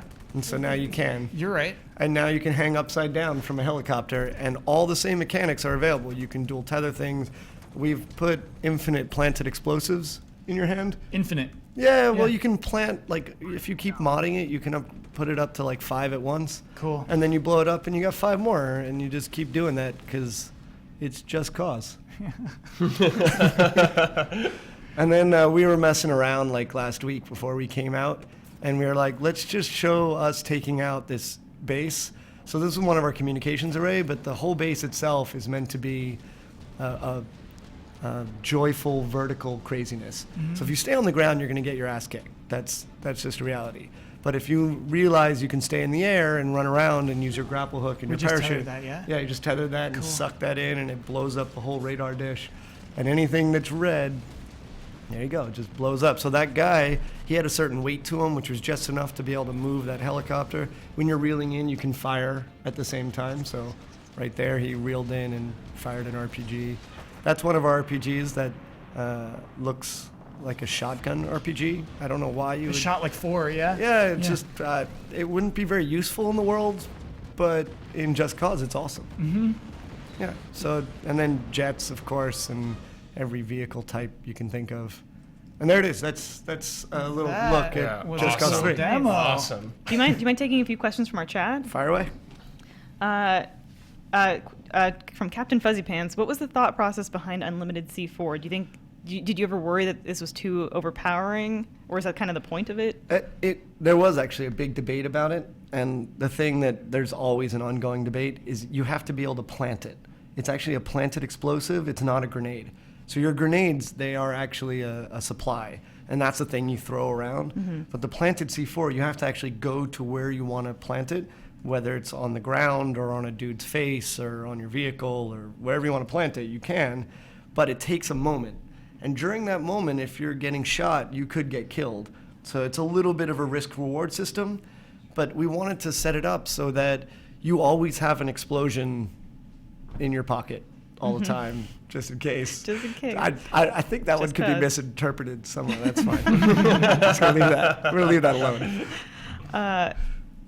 This is from. Oh, sorry, I don't have this. But do you mind as the developer behind this game if people don't play the story but just kind of play it as this like sandbox world to like mess around in? Not at all. Blow I mean, stuff up. We built the story in the same tone as the game.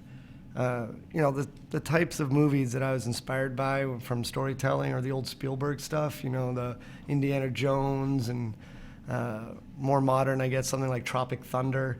You get like some really fun characters who feel kind of real and mess with each other, but at the same time, it can be totally ridiculous. You can be chased by a giant boulder, and that's cool, and it makes sense in the world because it's ridiculous, but the characters feel real. So we tried to do a story that had grounded, cool characters, and because Rico is coming home, this is where he grew up as a kid, and he left because of a dictatorship. The beauty of that is, and you guys know, you guys have become successful. Your friends don't really care that you're that successful. No, you're right. They will mess with you forever. Yeah. And you can be like, oh, I'm really successful now. You should respect me. I tell my friends that every day. Yep. It doesn't work, does No. it? Not at all. So Kyle tells me that. He says, you should respect me. I am successful. Just washes right off. Never any impact. it never Yeah. works. Yeah. And so we can make characters that interact with Rico who knew him as a kid, who knew him as a punk who was running around and jumping off stuff because that's surely what Rico was doing. And, that's the idea behind the story. And it's a mission structure. And basically the missions are completely open. It's, go over here and do something, but you can do it any way you want. And so hopefully it's just, we tried to do the missions so that you get the opportunity to learn new ways of using all these systems together. But really the game is your game. You do whatever you want. If you want to spend the day just driving a sports car along, beautiful cliffside roads, and that's all you want to do for a few hours, and then you're going to quit and play another game, I think that's kind of what Just Cause is. It's not the game you sell back. It's a game that's sitting there and you're like, you know what? I just really want to fly a jet for a little while and then crash it into something and watch it explode. What's like an objective of a typical story mission? It's you got to destroy stuff usually. Right, and so there's like so many ways to destroy stuff Yeah. that I'm curious like how you plan around it. Well, you say destroy stuff and then all the systems kind of hopefully work all together. That's one of the joys of making giant open world games is you got to work with really talented people who understand like, oh, what if I did this? Okay, that breaks everything. We've got to make that work. So and then you just make all those edge cases work. You just polish and you polish and you polish. Speaking of games breaking, there's a question from Mr. E. Fox that in the making of Just Cause 3, did you have a favorite bug you encountered? In Just Cause 3? Yeah. There's one that I still haven't pulled out of the game because I think it's so funny. Is that you can tether someone's foot to their butt. And when you pull in the retract, Yeah. the problem is the physics is always causing that object to be pushing against itself. Yeah. So it kind of turns them into a breakdancer. And it's an awesome bug, and I keep looking at it, and I'm like, do you really want to pull that out of the game? Like, maybe that's just something you want to leave it? You should make an achievement even. You can make Yeah. people breakdance. But Yeah. it becomes a new game. It becomes South Park Fractured Butthole with that in it. This is from Goo Baby. I'm sorry, before Goo Baby, I have one more question. Oh, yeah, sorry, go Could ahead. you take someone's face and attach that to someone else's butt? You can. And you can make it really slow, the way that it contracts into it? If that is what you want, and that is your sandbox experience. Yeah, I think that might be mine. You will Because that respect is so me. funny to me. What do they do? What do the humans do while I'm doing that? They're probably upset. Yeah. But at the same time, most of our civilians, because it's a game where you blow everything up and free people by doing it. So we had to take a little bit of a joke at ourselves on it. So let's say you hijack a car and you chuck someone out. Yeah. They'll be like, anything for the revolution. You know? Because Otherwise, it kind of ruins the balance of like how you feel about yourself. Yeah, you yeah, can't yeah, do exactly, you yeah. can't be serious Yeah. when you can grapple someone's face to their butt. You Yeah, gotta yeah, you gotta realize that, you know, it still feels real, and it feels like a world, and you know, we built it so that the world itself looks like it has history. You know, there are Roman ruins that are the military bases are built on top of. The same thing you'd see in the Mediterranean, and you know, there's trash hasn't been picked up, and people stand in lines because that's what people do when they're oppressed. And and you know, that's the point of the game, is just to have this fun. And then when you free a town, the civilians are kind of walking up, and the rebels are all spawned there. Yeah. Like, you can get in a vehicle, honk your horn, rebels will jump in, you can drive around, and they'll shoot out the vehicle. Yeah. But what's cooler is you just set a waypoint somewhere, anywhere in the world. You can stunt out on that vehicle, and a rebel will slide into the driver's seat and drive to your waypoint. So now you can just be out there stunting, blowing stuff up as much as you want. So you can create your own car chases and action moments. Cool. I interrupted Goo Baby's Oh, no, question. no, I feel sure. bad about that. I'll hit you with two questions that Okay. that might be quick to answer. Do you unlock the wingsuit from the start? Is one, and will there be more Easter eggs and secrets in Just Cause 3 since it was such a huge part of 2? So the first one, the wingsuit, yeah, you get it super early. We actually don't unlock it right in the first mission, because the first mission we're just kind of bringing you into the world and Sure. kind of setting the scene and the tone of the game, kind of all in that. And then the wingsuit will come, I don't know, within 10 minutes or so. And then once you get it, you can do all this stuff right away. It does take a little practice, but that's the point of a game. Like, you can get better and better at it. And once you get it, it's just joyful. That looks like the feeling of flight. I love how that looks. What is the actual input of doing that? All you're doing is controlling it with the left stick, and then you're using the grapple, and you're just tapping. So you just give it a tap? You're just tapping. Cool. Tapping LB. Keep calling him Tanuki Rico. Yeah. It's a little like that. Oh, wait, hold on. The Easter eggs question. Oh, Yeah. yeah, Easter eggs. Yes. Okay. That's a good yes or no. You heard it Yeah, here yeah. first. Are we going to see that 100 people multiplayer mod implemented in Just Cause 3? I mean, that's a tough question because it's a mod. The modders are awesome. They even Yeah, visited if they us, make and it. we were huge fans of it, and it was sweet. I mean, all the mods that came out are amazing, and most of us started in game development by modding games and changing them and messing around with it. So we want to keep doing that, but you know, their mod is a very specific setup that works for that. It wouldn't really work in the same way. Like, in your mind, it works really great. Like, oh, I could do this with 1,000 people, but imagine if you wanted to slow reel someone's face into their butt. There'd be somebody coming in like with a truck and it would Yeah, like run and them they would, over. like, I was like, grief hey, I was you in doing the something game. here. Yeah, yeah, yeah. So we wanted to really focus on that awesome next-gen experience. I don't know about you guys. When I first played JC2, I was surprised that it ran on a console, and it ran well. And it made you smile, and you're like, how the hell did they do that? And then when I got to join Avalanche Studios and do that work, we wanted to give this generation, like, how the hell did they do that on a PS4 or an Xbox One?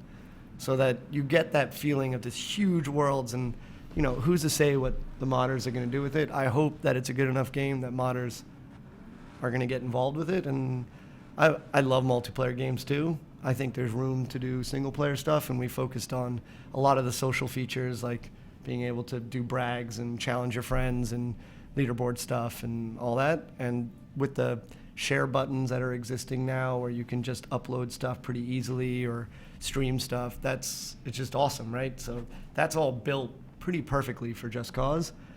You know, I'm always interested in doing new things, and I think it's not unlikely to happen eventually. Yeah. Cool. Interesting. Our editor-in-chief, Brandon Jones, he was telling us about how the parachute is kind of more where you're doing your aerial, like, assault from, whereas the wingsuit, you're kind of that's just more for travel. Chat's wondering if you can actually, like, shoot from the wingsuit, or is that impossible? We don't allow that currently. Yeah. The reason for it is the wingsuit itself, we wanted to make it a traversal mechanic and make it a pure, wonderful traversal mechanic. And because we've simplified those controls, once you get a handle on that, and we were talking about a system to be able to reel stuff in, you can actually use that while you're reeling around in the wingsuit. So that system on that left trigger, so you can actually accelerate even faster doing that, and it'll actually change the animation sets. You can do cool flips and stuff like that. So we wanted to really push that sense of movement and then open the parachute, because you can just go endlessly between parachute and wingsuit. So you want to do combat, boom, go in the parachute, and now you can blow the hell out of anything you want. And then wingsuit's like, I want to get over there right now. And so we kind of wanted to balance that out for now, but I mean, I'm sure that the modding community will put rockets on that in about 5 seconds. Where do you draw the line? Where do you say, no, too crazy? Most of it, you don't really draw a line. You look at what is going to work with everything else in the game. Yeah. And sometimes someone comes with an idea and is just like, laser beams. And you're like, it's cool, but like, Just Cause isn't laser beams. Yeah. So you don't do laser beams. I know someone might want to mod and do laser beams, and that's awesome, and that would be a great mod. But in the game itself, you want to maintain the lore and narrative so it all feels consistent, because then it all feels cohesive as well. That's kind of that's the difficult balance, and luckily there's some really good devs around that will constantly challenge you all the time to be like, can I put this in? And then you say, no laser beams. And I say no laser beams, but a shotgun RPG sounds fine. Yeah. Well, here's the thing, is like, I get it, because there wouldn't be laser beams in Tropic Thunder. You know what I mean? But there absolutely would be a shotgun missile launcher. Yes. Yeah. It's like it's a weird line of like, would that exist within this universe? So exactly. Chat's wondering if an orbital laser cannon is out of the question. That's too much. It's come up a bit. It's a little too much. It's a little big, but I mean, we do have. I wonder if we're even. Who cares? I'm gonna announce it anyways. We do have the ability to call in like airstrikes, and there are cooler and cooler different types of airstrikes. So there are some weapons that do some absolutely devastating amount of destruction, including the weapon you unlock right at the very end when you've kind of beaten the story mode, is just an uber weapon. Because sometimes you're like, I want to take out the base with one bullet, and it does. I'm glad you saved that one for last too. You know, when I said like, how do you make sure that people don't see the best thing first? It's like you have it. That's the reward for it's like. Reward. Yeah, exactly. You've blown up everything. You've probably played the game. I mean, if you kept playing to the very end, you're playing, I don't know, 40, 50, 100 hours or whatever it is, and you get to that point and you're like, all right, now I just want to do silly things that I'm going to upload to my friends. Aside from like the previous games, are there any other games that sort of inspired you? And I'm sorry, this is our last question. Unless there's like anything else that you want to talk about. Okay. December 1st. December 1st. PlayStation 4, Xbox One, PC. What happens on December 1st? The game comes out. Yes. Just want to make sure we're giving everyone context. Making it clear. Thank you. Just got to throw that one in there. Games that inspire me. I mean, I've been playing games since I was a kid. I remember the Roberta Williams games, the adventure games, King's Quest, Quest for Glory games that basically inspired you to invent what you wanted. I remember the Ultima 7. Do you remember that game that came out? Ultima 7 allowed you to do whatever you want. It had a magic carpet hidden in it, this little Easter egg, and you could suddenly fly around and you could kill a mission giver, and it would kind of ruin the game, but the game didn't end. And I just love the idea of games that were about you. I mean, obviously I played GTA and Red Dead, and the Far Cry series has just gotten better and better.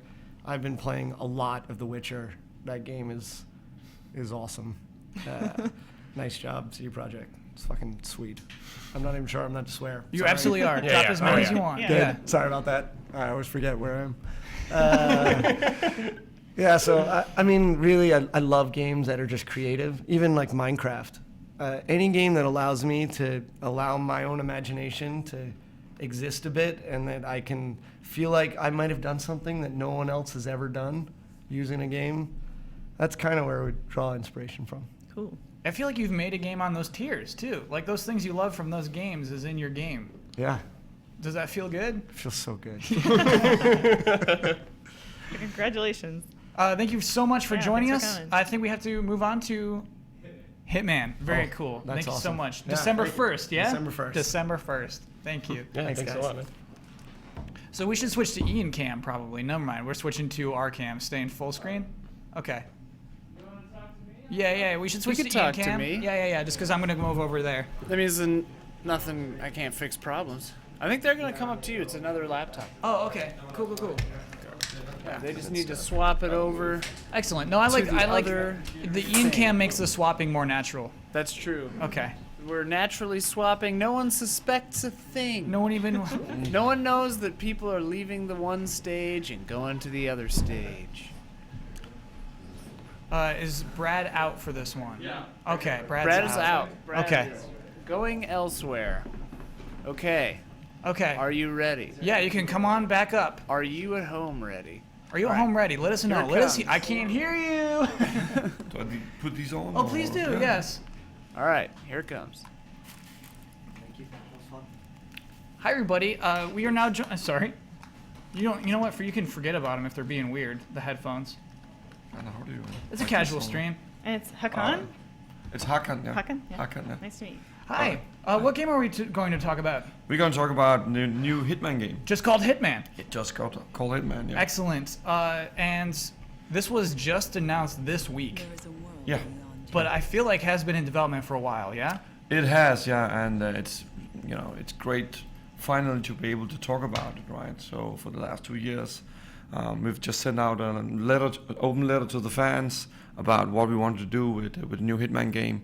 So finally here at E3, we are ready to talk about it. We have revealed it, so it's really great to be here. So here's my first impression of what was shown yesterday, is that I have a lot of options of how to do my hits, which I think is what we all like about the original Hitman games, yeah? Is that something that was like a focus primarily with making the new Hitman? Oh, definitely. I mean, we've been doing Hitman for 15 years now. Yeah. So, and, we looked back at the games we did before, and looking into what was really good about it. What is the core experience of Hitman? And looking at games like Blood Money, the big sandboxes, and the hits being in the center. Yeah. That's really what we did with the new Hitman game. Yeah. So taking that, combine that with the high fidelity graphics from Absolution, and combining that into a game and just taking that to the next level. That's what we've been doing with the new Hitman game. What is the next level? Yeah. So we're doing something new. Okay. We believe it's bold. We're really excited about it. So from December the 8th, we will start the digital experience of a new Hitman game, and it will create a world of assassination that will grow, deepen, and expand throughout 2016.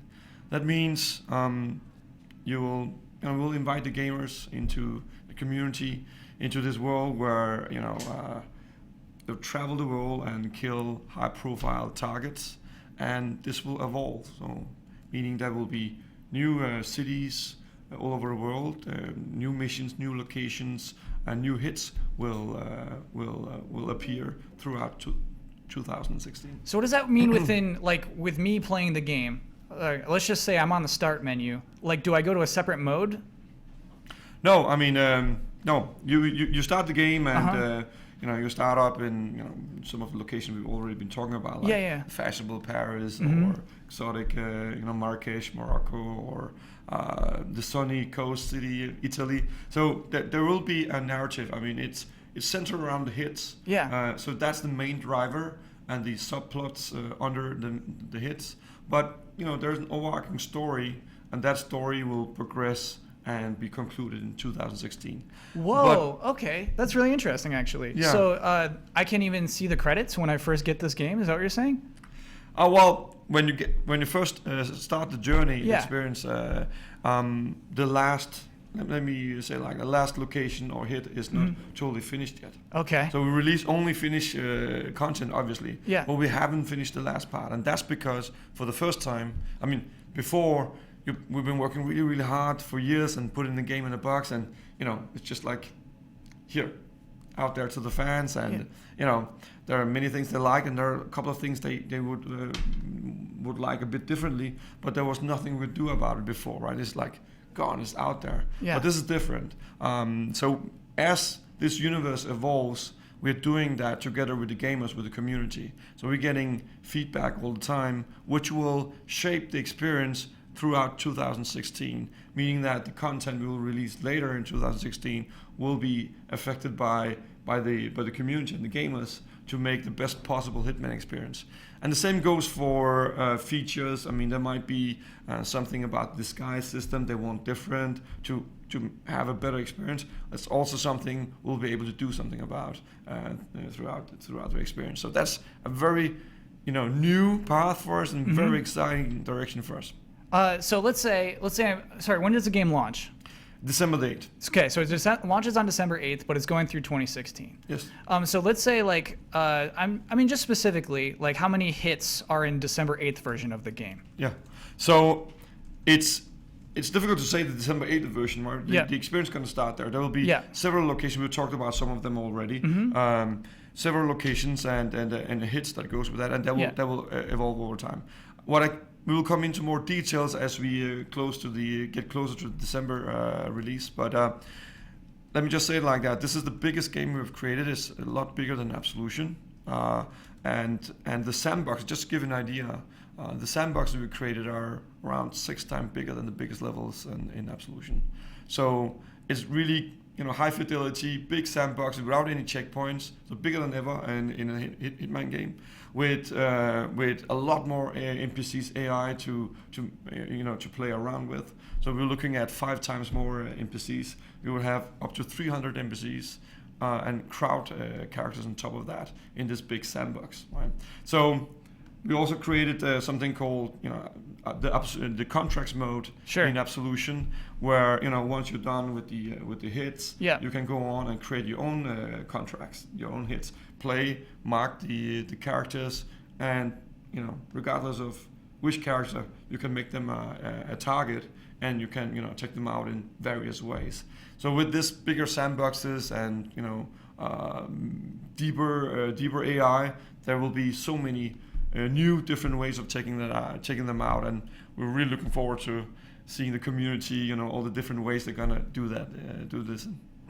Are there still things where I can go off this path and take out a delivery man and then dress up like a delivery man and then sneak in as hey, I have a package? Is there still things like that? Sure. Okay, sure. that's what I love about Hitman, to be honest. Sure. There's a lot of freedom here, right? So you can go in there and you can be brutal and kill the target with your weapons or with an axe and try to get away with that. That's entirely up to you. But you can also pull off some really genuine masterpiece. I love that we call them that. Where, the masterpiece assassinations. You take this, different disguises. You walk around first, right? You try to, understand the situation.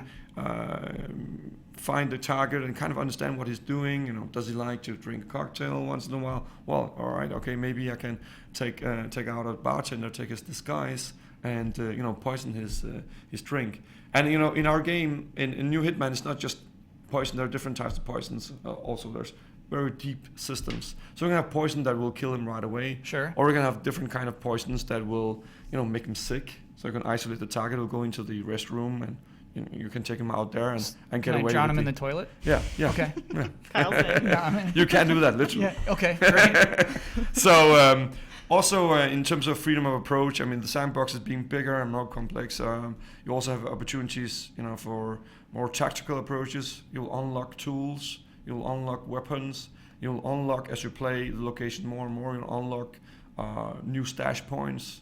So before you start your mission, you can actually place weapons in different stash points, for example, a sniper rifle, and get past the frisking areas and security areas and grab the weapons there and pull off a hit like that.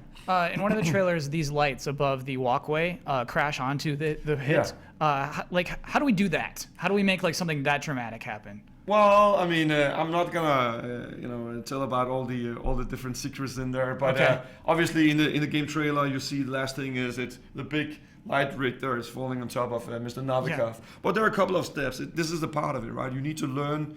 What the target is doing. Yeah. First of all, Novikov is having these arguments with the chief designer, and you need to.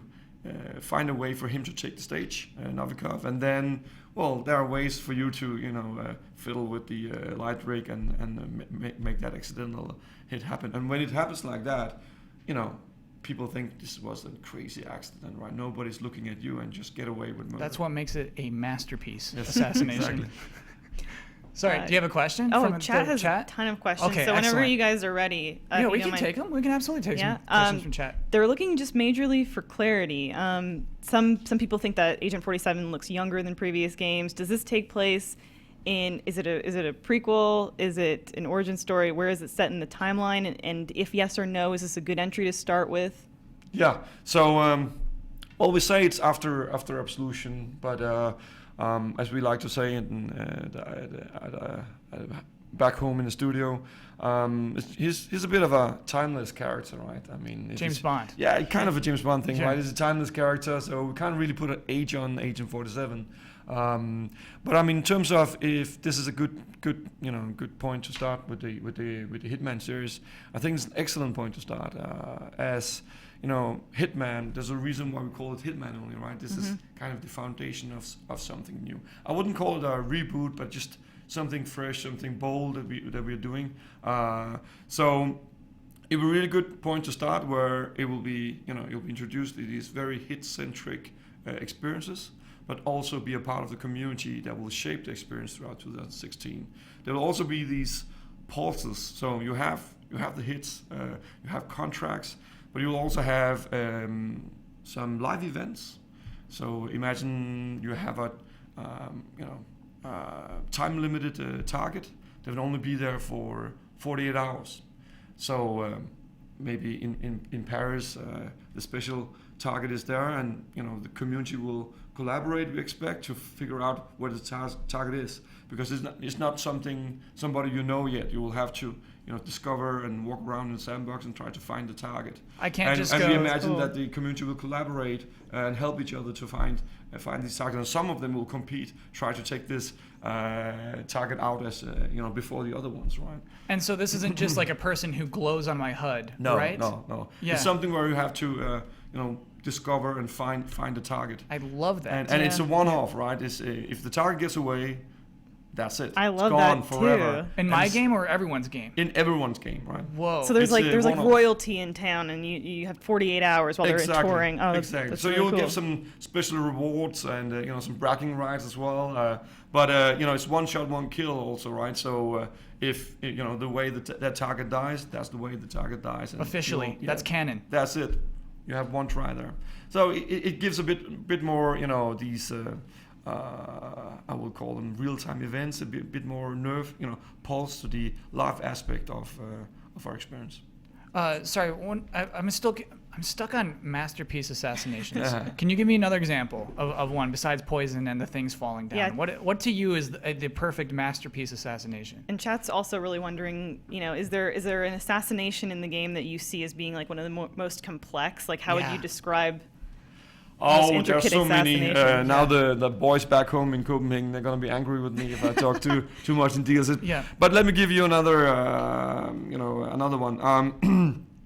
In another location, we have a target that is really, really, fond of golfing. Yes. And there are. Agent 47 has a lot of tools at his disposal. So fluid, liquid explosives, and a golf ball, and checking on disguises, putting the golf ball somewhere, and the golfer going at it, and boom. Can I be his? So there are many different advanced kills you can pull off. Can I be his caddy while that happens? Well, yeah. So I can like sit there and just watch him do it too. You just should like hand him probably the keep golf a ball. distance there Yeah, when it yeah, happens, yeah. right? Yeah. Okay, Yeah. that's very good. Sorry, I have another question. We talked a lot about the feedback that you want and to like implement. Yeah. So how do I give you feedback? How would I, playing the game, like let you know what I would like to see in the future? I mean, there will be more detail about that. I mean, the different channels will get feedback, but we have different means of doing that. I mean, one is asking the gamers and the community directly.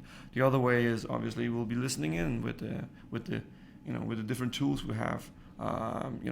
So you're watching how many times you're watching me play? Well, not like that, but I mean, via the server we can see how many times has this target been killed with this weapon, right? Oh, sure, yeah. Could we do anything to tweak that experience? So so you will get different kind of experience as well, instead of this one way of playing it. Because one of the central strengths of a Hitman game is to experiment, right? Yeah. Is to understand how this simulation works, right, in this big sandbox. And once you understand that, then you can, all right, maybe I can do this. I mean, it would be really cool if I do this. And you try it, and it happens. You succeed, and you're like, wow. Cool, right? Yeah. So, and this is extremely gratifying. This is also the the masterpiece assassination we were talking about, and going way back. As I said, we've been doing Hitman for 15 years, and way back, gamers have been uploading videos of the different creative ways they've killed their targets, which we as developers never thought of when we created the game, right? Yeah. So they're posting, YouTube or different videos and showing off, right? Like, look how I killed this target, and this is where contracts that we introduced, Absolution, really gives the players power and opportunity to express themselves, show off and compete with their creativity. I love that kind of thing. Okay, sorry. I keep interrupting with my own questions. I'm sorry, everybody who's watching. It's great. Okay. They're such organic questions. Okay. How many missions will we see at launch? Any idea right now? Yeah, I have an idea, but there are a couple of details we're still looking at. So as we come closer to December the 8th, we will come with more details on that. Yeah, no problem. Can you reveal if David Bateson will return as the voice actor for this game? He's in. That's a thumbs up. It's a thumbs up on Hurius. And I guess you touched on it a bit earlier, like will disguises still be a huge factor in this game? We have questions about what kind of the craziest outfits are that we'll see in the game. And can you wear, does he wear a wig? Will Agent 47 wear a mustache? That kind of thing. That would be cool. So I mean, that's a major part of the Hitman games, right? Yeah. The disguise gameplay, and it's very much front and center. I mean, we have so many different disguises they can take on. And if you're a fan of the Hitman series, you know that we tend to put in a lot of Easter eggs, and we have dark humor in Denmark. So a lot of that is obviously expressed in our game. So there will be very exotic, eccentric, and many different disguises that you will be able to put on. Very cool. This is from Mr. E. Fox. He wants to know if you've looked at any of the methods speedrunners have used in the other games, and if this has influenced your level design in the new Hitman. I mean, it's so hard to build such a big sandbox because you wanna try to balance the small experiences and design experiences, all these subplots with the rich characters in there. At the same time, you want to have this systemic game. Balancing it's really difficult. So some players, we're doing a lot of user research. Obviously, sometimes we think it will take some time before players will decode the level and find creative ways of killing the targets. Sometimes they get really creative, right?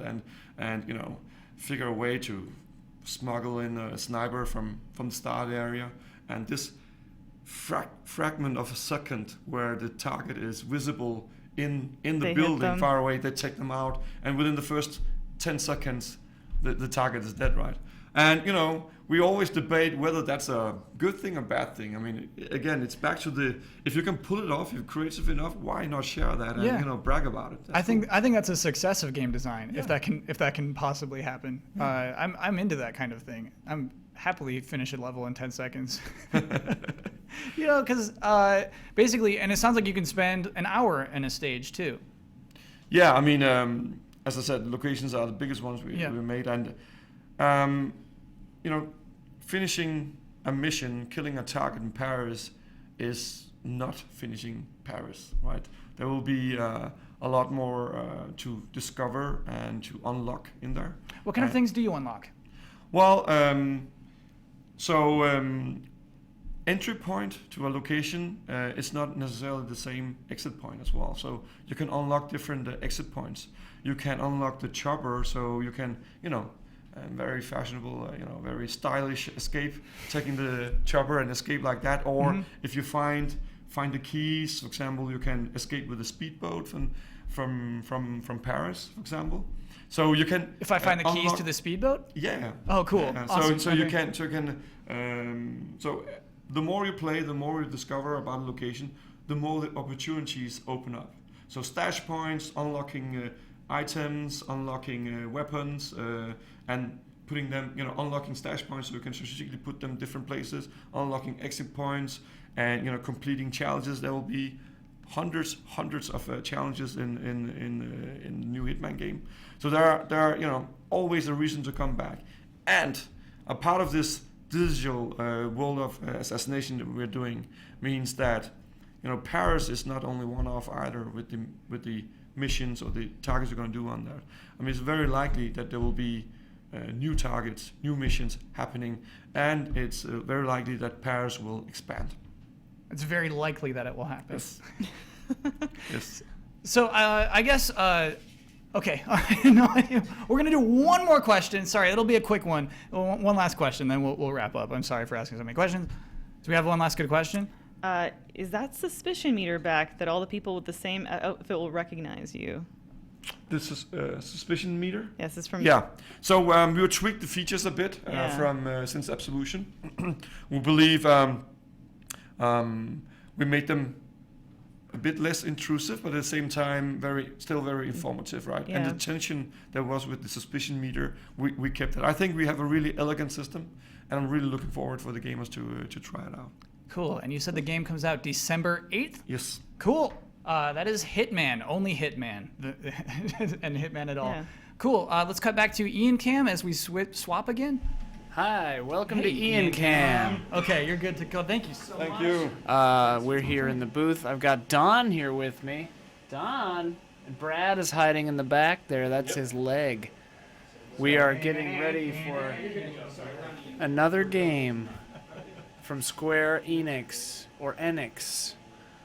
We should find out officially if it's Enix or Enix from the people as they're here.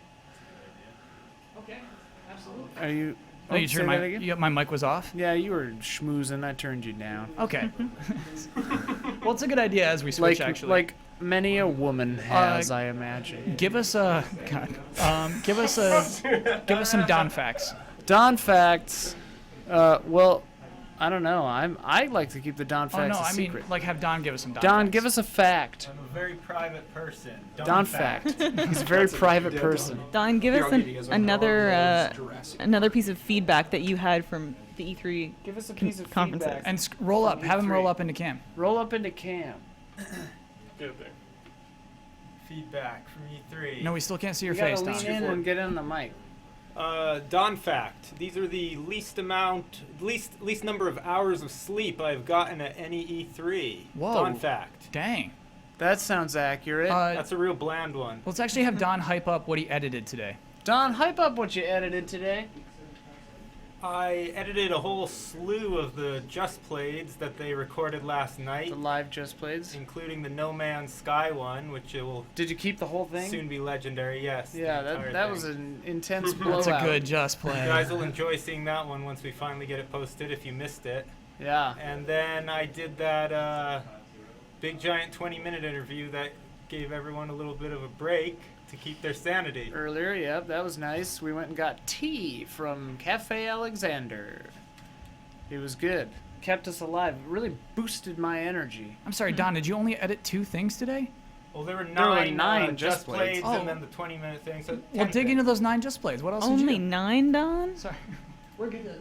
Only 9.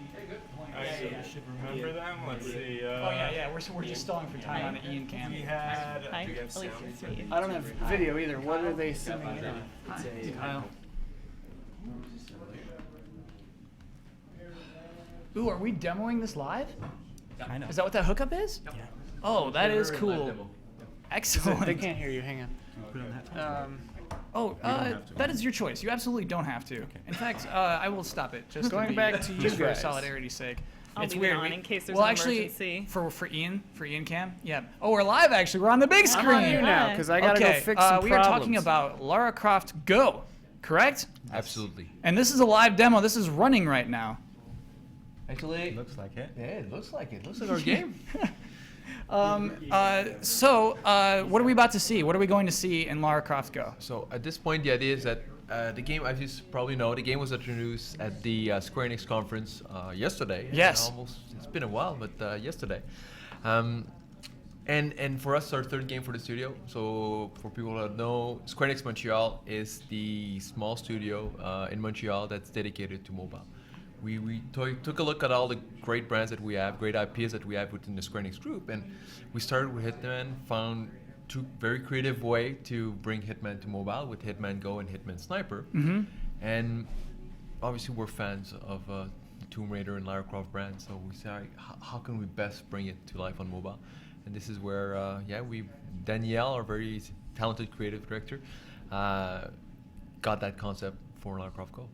And didn't Hitman Sniper just come out? Hitman Sniper came out 2 weeks ago. Yeah. So, we're pretty busy in the You're right on studio. top of these things. Yeah. But no, it came out 2 weeks ago. Again, very happy because we had major critical success with Hitman Go.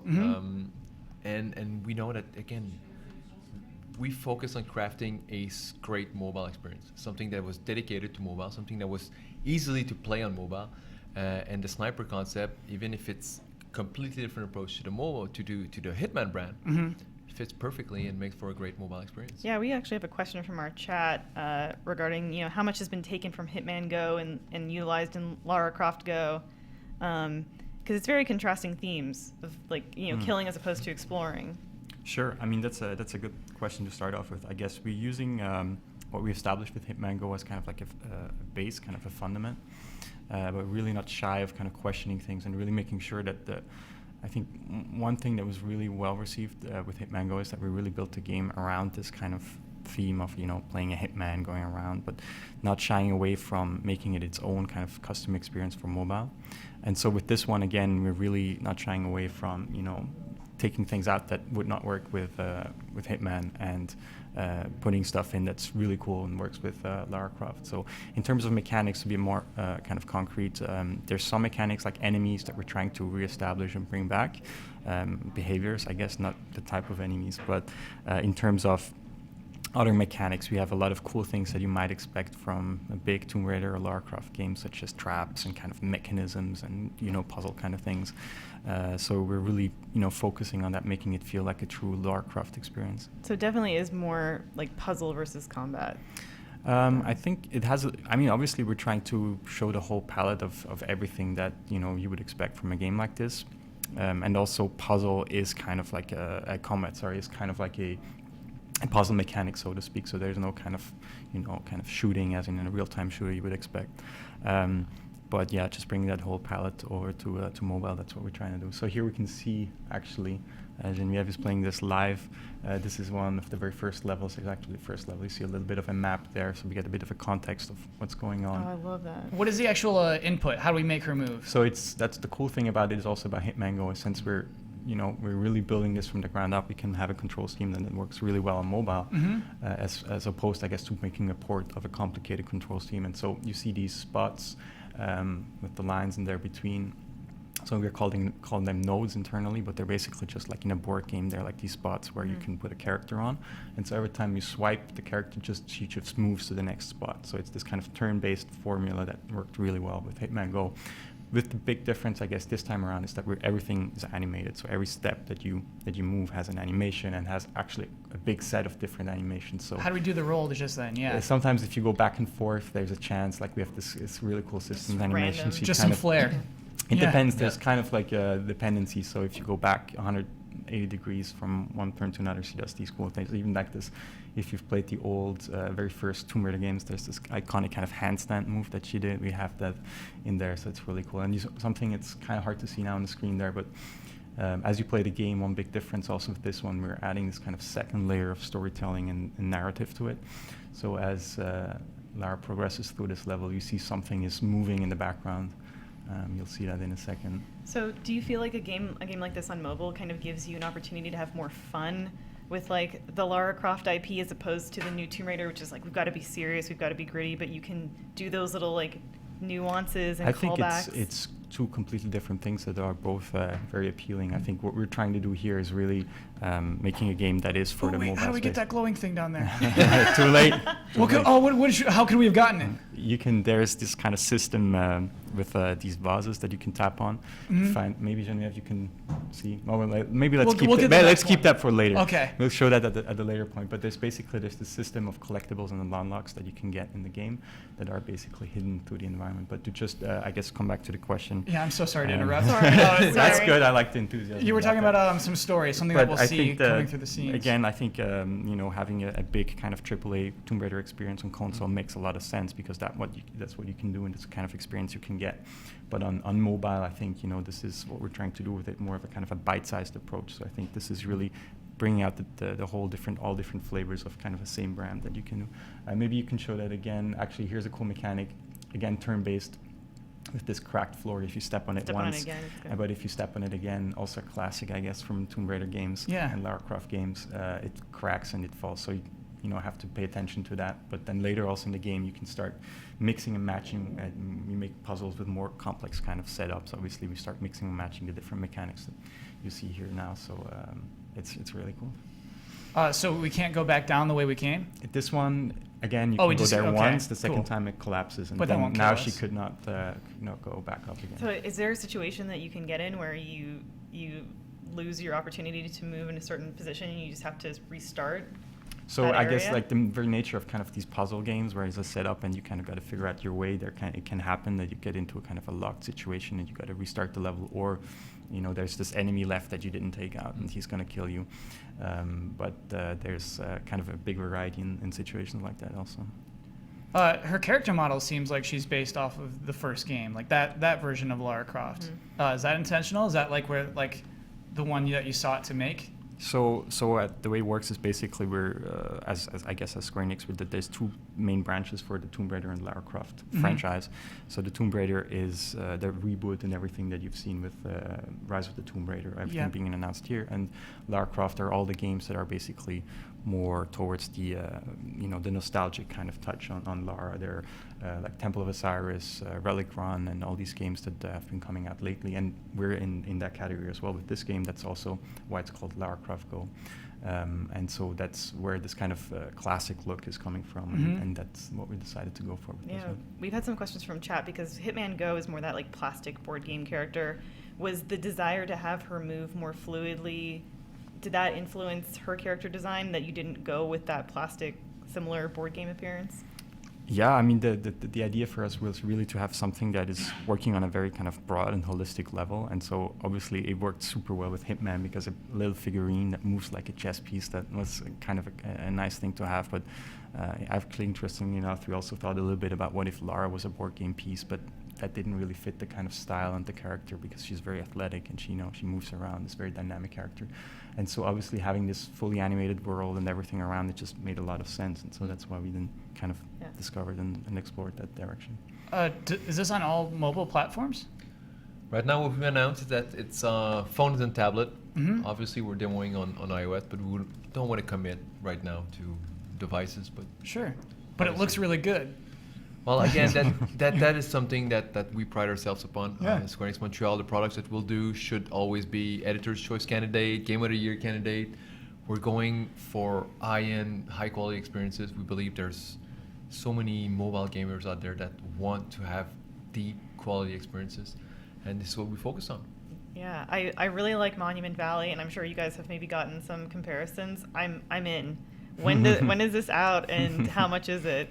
At this point, we said this year, and it's going to be premium. Okay. The game's not done. We still have a little work to do, but we're almost done. But we need more stuff to announce in the next few weeks. When you say premium, does that mean I just buy it and then the whole game is there? Yes. Yes. Why don't you just stuff it with stupid microtransactions? Well, if you want that. No, I think for us, it's also with the Hitman Go, we kind of went with that route because we felt that was a good transition also from the game coming from a console kind of experience. But I think also importantly, with this one, since we have this kind of story, fini tableau.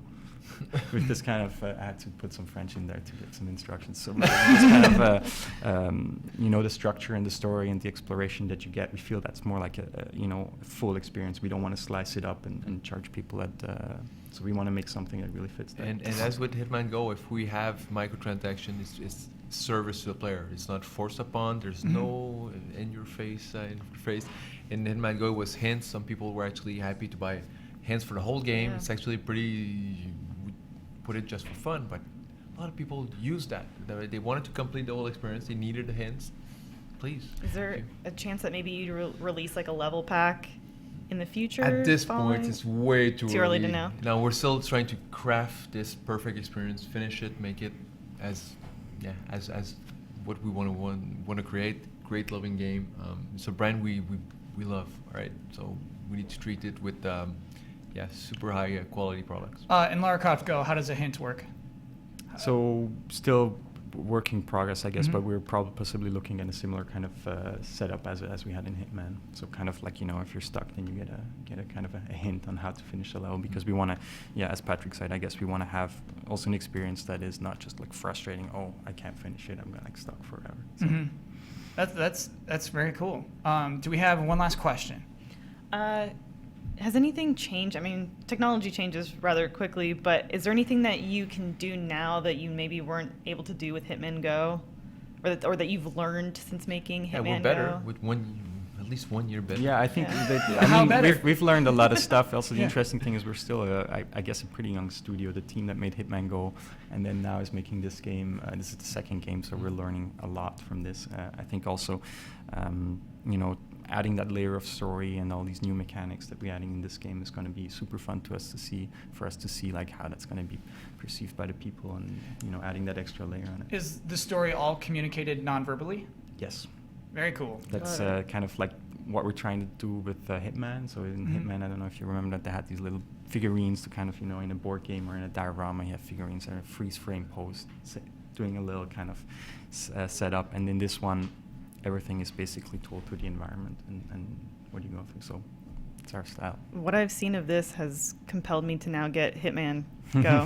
Get it. That's why I'm here. Copy. Thank you. Cool. Thank you so much. Cool. Thank you very much. Oh yeah, thank Cool. you. Yeah, thank you for coming. And we're gonna switch right back to Ian Cam. There he is. Hey, welcome back to Ian Cam.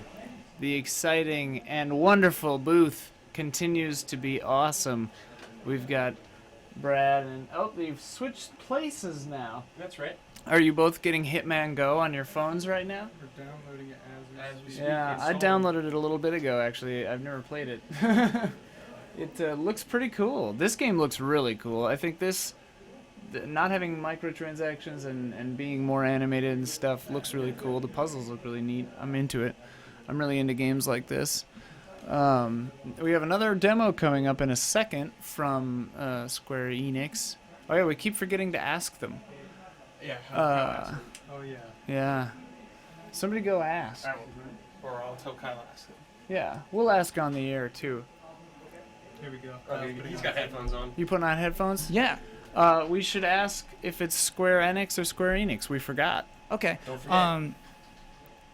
I just found out what happens if you get the vase. This is very important to me. I had to ask that. It's like an artifact. That's your collectibles, and you get those to like get other unlocks outside of the individual levels. Oh, that's cool. Yeah. How are I'm you, into that. Why is Brad being such a creep behind you? Just hanging out. He's Drinking just my coffee. hanging out, drinking his Okay. coffee, man, making the booth smell Sorry? nice. I don't know if they want two people on the stage sometimes, man. What? If they want two people on the stage, man, just like last time. Yeah, sometimes there's multiple people on More that than one, bro. stage. I'm just filling space. I didn't realize I was still on Bossman. Sometimes when you're switching, your fingers don't push the buttons you want them to push. Brad, let's get you up there and fill that seat. Right. Brad's coming up to fill that seat. All right, looks like we've got Life is Strange here. Coming on up. You ready, Kyle? I'm ready. Bring us back on in. All right, here we are. Hi, everybody. We're back. We're with Michelle from Don't Nod, correct? Yes. Cool. And we're talking about Life is Strange. What episode are we on? And episode 3 was released the last month, and so episode 4 is due to release somewhere soon. Cool. Like around 8 weeks after episode 3. Elise over here is a huge fan of Life is Strange. Cool, thanks. How can we discuss this game without ruining things for Elise? You can't. I found it impossible to really like discuss the true nature of this game without, because it's so, the story is so amazing and so important. Thank you.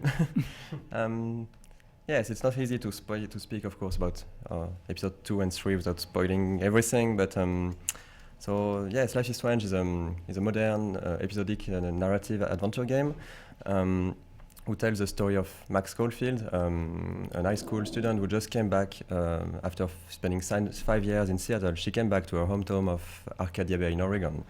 And quite soon she will be reunited with her former childhood friend Chloe Price, which has changed a lot during those 5 years of absence. And the two girls will be trying to rekindle their friendship, and they will be investigating on the disappearance of a fellow student, Rachel Amber, which was a friend of Chloe. And everyone in the city of Arcadia Bay thinks that Rachel just ran away to have a better life in another city. But Chloe really thinks that there is more and there is a mystery behind this. So this is some sort of the core of the story. But there's a twist. In the beginning of the game, Max discovers that she has the unique ability to rewind time. So she can, at any moment, rewind for a few minutes at any time. And with this new power, she will discover that it will have a lot of repercussions and butterfly effect in her life. And that mechanic is so important because for me, this is what sets Life is Strange aside from other point-and-click adventure games. What came first, the story concept or the time travel mechanic? Like, was it that you knew that you wanted to make a story about coming of age or? That's really a good question. Actually,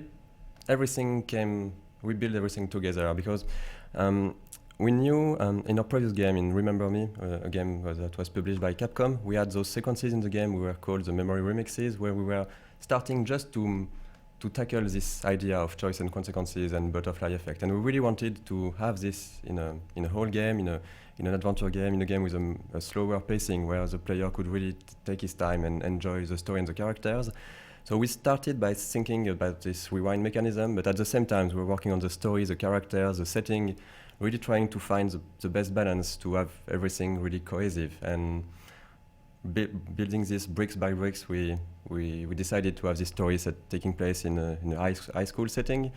I think we chose that because when you're dealing with, we have a game we deal with choice and consequences, and we really thought that high school was a good period of time where everyone, I think even myself or you might think back in your past and think, oh, what would have happened if I did another choice, in my other studies, if I had other friends, or if I dated another guy or another girl at this point. So it was a good period of your life to have this coming of age story and this choice and consequences tale.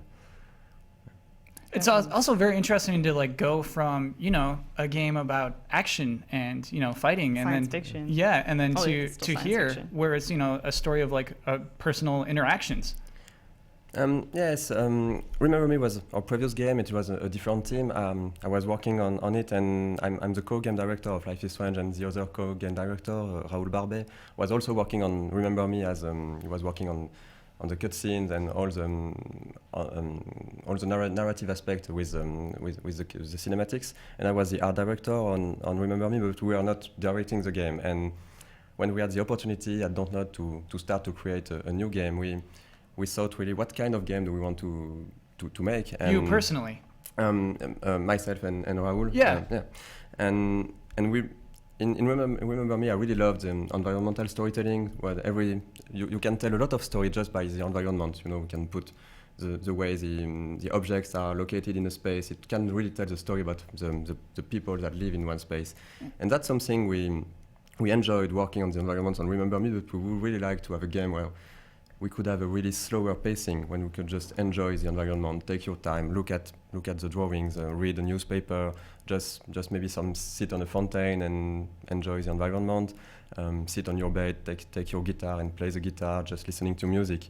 And an adventure game, a kind of point-and-click game, was really for us a good type of game to have this, to really be able to build characters, to build a story, and to really let the player enjoy this kind of really slow pacing game when he can just be inside a bubble and taking his time. Oh yeah, and there are so many different ways to interact with this game, ones that you don't even see as you're playing it, and then you get to the end and you see all the different things that you could have, or people that you could have helped or interacted with. Like it's such a bigger game than you might think. Yes, maybe. I think there is no good or wrong way to play the game. Yeah. You can play it just by going forward and go to advance the story with a critical pass and stuff like this. But you can also really take your time, and there is a lot of details. We really love the attention of detail. So you can look around and see. Really, you can read. We have message board on the high school, so you can read some message at a point, and in the next episode you can read a new message that's related to one of the message in the first episode. And it's really optional and not needed at all. But I think that's really what we really love, that attention to details can make a great game, because you can just really go deep into the universe and learn about the characters, of course with cutscenes, with dialogues, but also with everything in the environments. There is one example, for example, Chloe's house. In episode 1, you can see that the facade is half painted. And it's just because 5 years ago, when Chloe's father died, and he was painting the house, and nobody took time to just paint it more. We never explain this, but if the player take time to look at this, he can understand that. Oh yeah, there's such sad touches, like in Zoe on Chloe's wall, where it shows her monitoring her height, and then her dad passed away, and that's where it stops. Such sad personal touches. When you get to the final screen after every episode that shows player choices and decisions, are you ever surprised by, this many players stole from the handicap collection fund, and you're like, what? Who are these people? Yeah, it's really interesting, because I think that in Life is Strange we're dealing with themes that are really close to reality. That was one of our major idea, and what we really wanted to tell with this game is we have this layer of teen drama when you start the game, but we are really adding much more. We are talking about quite serious themes like social media bullying, domestic violence, everything that's close to the characters, and that's something we wanted to have in this game. And when we look at the choices, it's interesting, because those are choices that a lot of people can relate to. So the percentage are really interesting, because it's almost like a social study on some kind of level.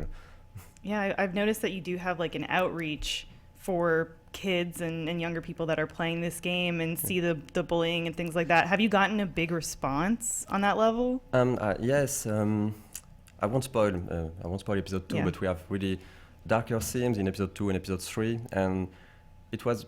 Yes, we with Square Enix we created this page, this web page, when you can go if you feel connected to some of the issue we are talking in the game, so you can just talk to other people and get help, because that's something we saw, that when you're dealing with bullying, we are sure that players that will play the game would have experienced bullying at a point, and we really tried our best to deal with this in a sensible way, to not trivialize that or speak to this subject in a bad way, but just to be sure, we created this web page so the player can go there if they feel connected.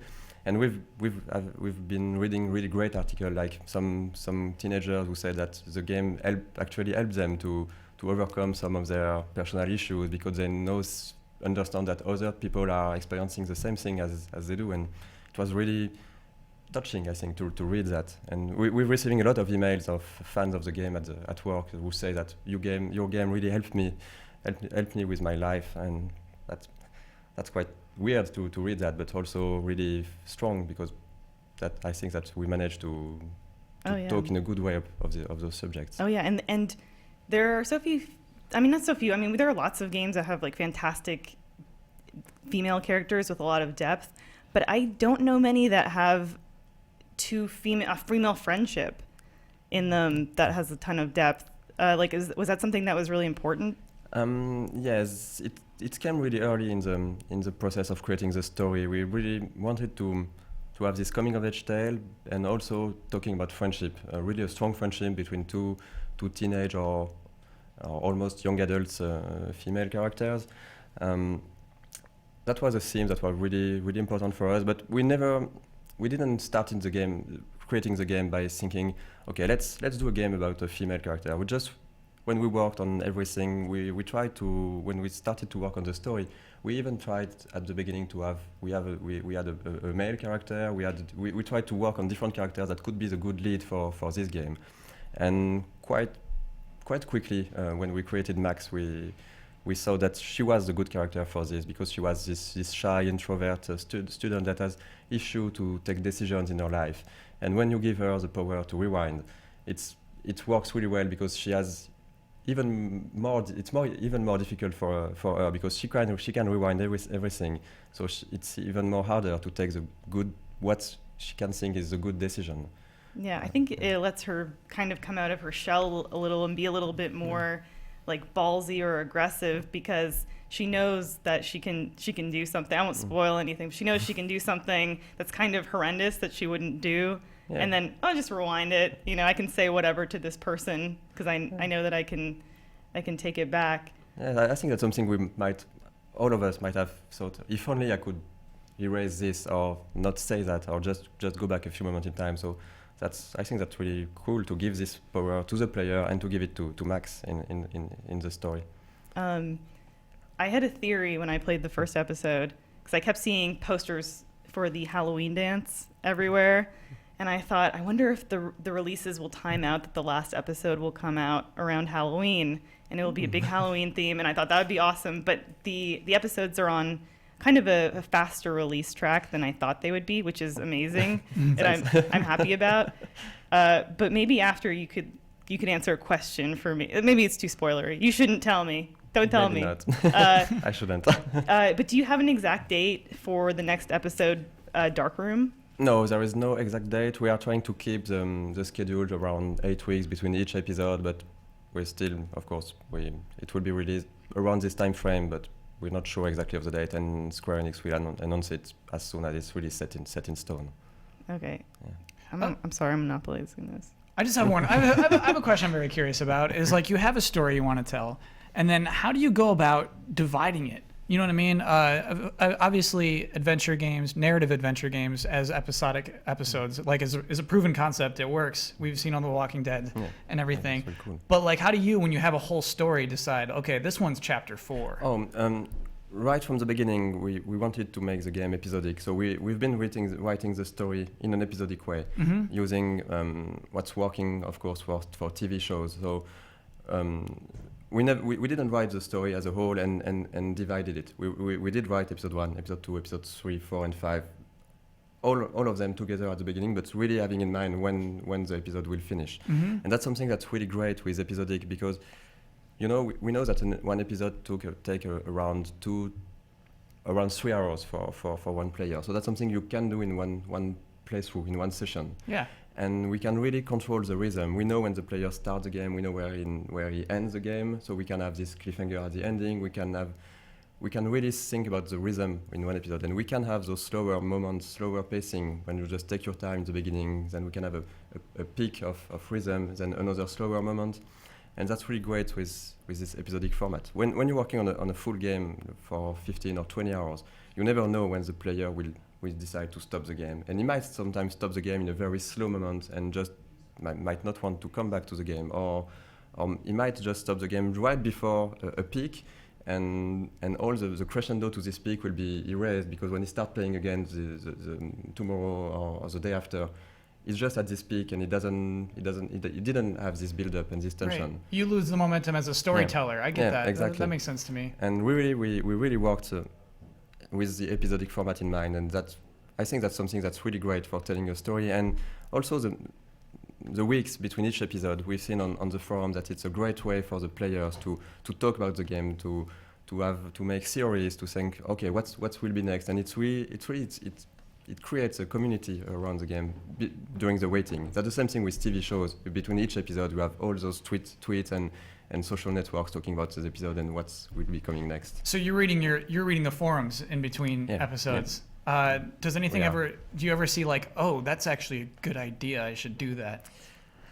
I don't think since the story was written from the beginning, we are still sticking to our main story arc and main beats, but we are looking to the let's play, to the feedback from the players, and when we are seeing, for example, that one character is really loved by the community, we might sometimes try to add another dialogue with this character, to add a bit more line to the character, or we are tweaking, tinkering a bit with the detail, with the story, while we are still keeping our main story arc. But it's really cool to have the feedback from the player, and we can really adjust a bit between each episode.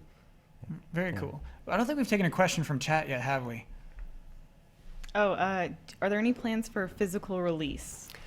Or is it too soon to... We'd love to, and that's something that will need to be seen again with Square Enix.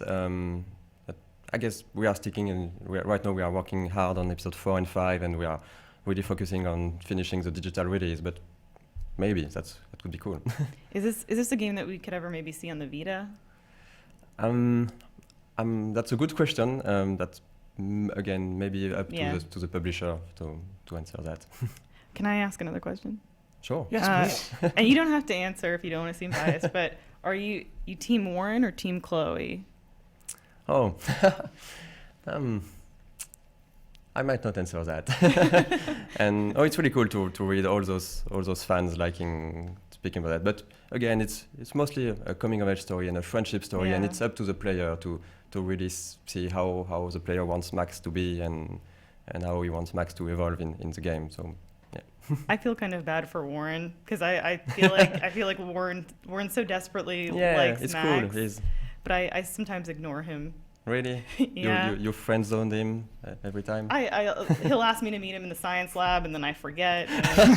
Poor Warren. Sorry, Warren. Poor Warren. Really poor Warren.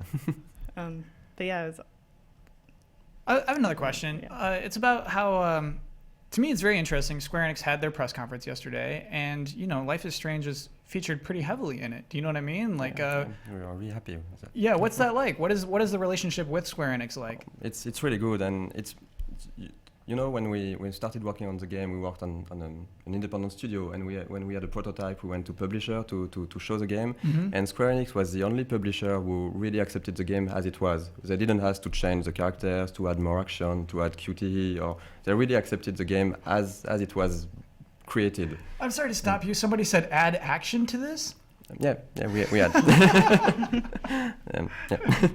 And so you had someone who finally didn't say change anything. Yes, you found someone who's like, this is good. Yes, they've been really, really supportive. They love the game. All the team we're working with, mostly on Square London and Square in USA, they are loving the game, and they're really supportive. And when we see like you said, how heavily we were represented in the conference, when we have nothing new to show, we are between two episodes, there is no big release, big announcement about the game, and just seeing that they are talking about the game in the big E3 conference is really great for us, and it's great for the teams for all the team working on the project. Oh, like it just makes them all feel more inspired. Yes, because it's, to be honest, it's hard. Working on the episodic game is quite a lot of work. It's like releasing 5 games in a very short schedule, so having this good feedback from the public and from Square Enix, it really motivates us and all the team to work hard to finish the game in the best way possible. Yeah, it's cool because you're making a different kind of game. Do you know what I mean? You're making a game that's not just people shooting people. Yeah. Which is kind of cool, and it's cool to see support for that. Yes, it is, and I love all sorts of games, and I don't think that there should be only this kind of game. It's just that it's really nice to see that we are in an era when you can have heavily narrative storytelling games, and you can have shooters, and you can have indie games. That there's a lot of great games on the indie scene that are talking about really hard subject matter. Some games like Papers, Please, or other games like that. It's really cool to see where the video games industry is going, where we can really start to talk about more important subject matters and something that might be more related to social issues, to the news, and so yes, it's great. That is great. Elise, looks like we have time for one more question. I should ask chat with a question. I've been asking all my own questions. So hold on, you've been looking at your laptop and then just pretending to read a question? Oh, okay. I'm looking at chat, but this is from Controller in Hand. When trying to sell games, when trying to sell that games are art to non-gamers, I feel like Life is Strange is the perfect game to attract them. When making this game, I want to make an engaging narrative at the front of your mind. Like story is the central focus. Yes, we really wanted. Yes, story is the central focus, and talking about those themes, those real issues was what's the most important stuff for us. And you're right that we've been hearing great stories. Like there is a friend of us that is an art director in another studio just said to us that it was the first time that both his wives and his kids played the game, and they were having dinner at night, and all of them were talking about the game and the choice they made. And his wife never really wanted to play by herself any game before. And we've heard this kind of story a lot of times from other people, like, oh, this is the first time that my girlfriend asked me to create me an Xbox account so I can just play my own, she can play her own playthrough of Life is Strange. So that's really cool to hear that, and it's really, it strengthens us and make us want to work hard on this game. Yeah. Can I ask one more thing? Okay. Yes. Did you ever feel like trying to make a game about like American teenagers? Did you ever worry like, oh, are we making this seem like a caricature? You know, did you ever worry that because it's not the culture that you're living in? Yeah, of course. That's something we really did our best to avoid that, because of course we're French, we're 30 years old male, and we're making a game about an American teenager in Oregon. So yeah, we are the perfect guys to do that. But we've done a lot of researches. We've been traveling in the Washington area, and we are working with an American writer. So his name is Christian Devine, and he's the guy writing every dialogue and text and everything you see in the game. He's writing it. We worked on the story at the studio, but he's the guy working on that. And he's also looking at the game and saying when we make mistakes. Like just a quick example, we had this parking lot at the beginning, and we had the spot were too tiny, and he said those are not American parking spots, so we made them bigger. And this is like that for the whole game. We are really working hard to be sure that we are documented. We are looking at Facebook or blogs, on Tumblr, on newspaper from Oregon, and to be sure we are really well documented. That's great. That's very cool. Do you want to let them know where they can get Life is Strange? Right Them now? is that one camera in the middle. Yeah, the chat. Sorry. That's they. They is right there. Hi. And sorry. Where's it available? To buy it. Oh, okay, of course. So it's available on every platform, on PC, on Steam, on PS4, PS3, Xbox 360, and Xbox One, and it's a digital release. And also you can go on lifeisstrange.com for more information about the game. Cool. Thank you. Thank you so much. Thank you so much. Happy E3. Thanks. Thank you. And we should switch right on back to Ian Cam. Hey, Ian Cam, very exciting. Ian Cam. I really like this game. I played a bit of the first episode, and then I had other things, but I want to finish it. It looks really cool. I know Elise spoiled it all for me, though, because I had to shoot all of the Just Plays that we did about it, so I know everything that happens. Oh, well. Yeah, I got Don back here. Don, you ever played Life is Strange? I haven't played it yet. He hasn't played it yet, he says. Spoiled for me, though. He's got a lot of it spoiled, too. That's the danger of working in this business, huh? We get everything spoiled for us before we get to play it. Coming up now, we've got Deus Ex: Mankind Divided. Looks like they're just about ready. As soon as someone double clicks on that, double click on it. Don, you want to go help them do that? Double click on the video and it goes full screen. If they have trouble. We got Elise in here. Elise, how you feeling about that interview? My back's killing me. Your back is killing you? Too much excitement. Too much excitement. Elise is a very big fan of Life is Strange, whatever that game's called. I am, and I guess I feel about a lot of other games. I think it's just because there aren't many other games that reach this kind of narrative quality for me. Yeah. The narrative was of a high quality. It is. From what I've experienced. Yeah, I was pretty excited. I also, Kyle kind of handled a lot of Just Cause and Hitman, so I thought yeah. that Get a little chibby wheezy in there. All right, it looks like we're about ready to go. You about ready to go, Bossy? Is Elise out? Is she going? She's right here. Elise, are you going back up there? No, I'm She's good. Okay, cool. So All right. bring it right on back to us. All right, here you come. Hi, everybody. We are now joined by JF, who is the creative director of Deus Ex: Mankind Divided. This is very, very exciting. This game. Yes. What do you want to communicate to us about why this game is good? Why this game is good. Yeah, I start with the hard questions. Yes, exactly. Well, it's the follow-up to Human Revolution. So if you're the kind of player that loves like deep stories with a lot of choices and a lot of moral dilemmas and everything, and getting into the heart of like more like mature themes, I think the SX is a game for you. On top of the fact that there are really nice augmentations, and this time around. We really beefed up the experience to make also the combat experience to be as good as the stealth, because we have 4 gameplay pillars: combat, stealth, hacking, and social. Okay. Eh? You rattled you off your pillars really quickly. Damn. So combat, stealth, hacking and social. Okay. Yeah. So last time on Human Revolution, the combat was not maybe unnecessarily on par with the stealth, and this time around we wanted to beef it up, and we also redesigned the control scheme to have a better experience with augmentation, so you can go on the fly and be quick and at using your preferred powers and whatnot. So we work in that sense to make a very, very good Deus Ex game. Cool. Can I tell you one of my favorite things that I did in Human Revolution? I was in Detroit. I upgraded like the weird things first. I upgraded my jump first. Yes. And then so I got on the top of a gas station, and then I was able to get into the gas station from the top. Yep. And things like that. Or do you still have like upgrades that are strictly for like accessing new areas of the environment? Absolutely. It's one of the key point of Deus Ex is that we want you to play the way you want, and multipath and multi-solution is always at the heart of the options you have and how you play. So the augmentations you decide to get will open paths, close other paths.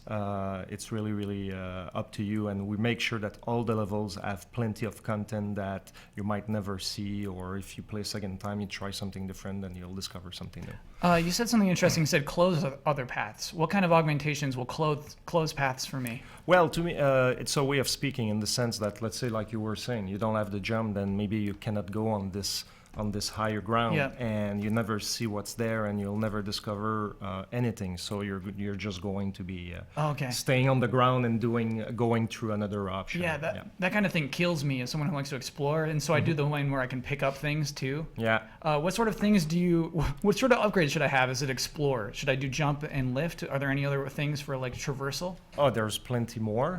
Today we're not going into all the augmentations we have, but you have a Icarus dash that we call, that allows you like to give a boost from going from A to B like super quickly and a certain distance. So maybe if there's a big gap or whatsoever and you want to go on the other side, you'll be able to do that. There's the jump, there's the punch through wall. There are plenty of options like that will make you see or not see some of the stuff we built. Cool. And you call that the Icarus dash? What is my body doing when I do the Icarus dash?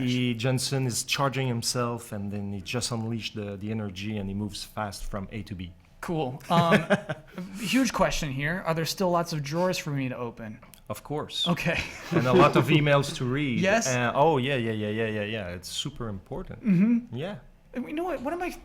One of my favorite jokes from Human Revolution was about the broken mirror. Do you know what I mean? And Yes. you don't find that unless you're reading emails. Yes. So more things like that, is that still a part of what this game's about? We always try to include as many little details like that, because one of the things that we say, especially when the art director talks about the artistic direction, he says it's all about details and clutter. But it's not just visual for us, it's all about the experience. All the little details are there to really create this strong experience, and we want every players to be able to have their own adventure within the main adventure. So that's super important. A question I see a lot is about the boss fights. Yeah. And we have these options throughout the game. Are we going to have options with our boss fights in this game? Yes. It's this time around you'll be able to stealth around the bosses if you want, or you'll be able to totally avoid confrontation and or totally go into it. So no more forced to fight this time around. So when you say avoid confrontation, does that mean I'm on my fourth pillar, my social pillar?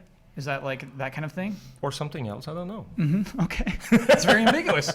Very ambiguous. Yeah. On purpose. What does it mean? What does it mean to upgrade social? How is that your fourth pillar? What does that mean?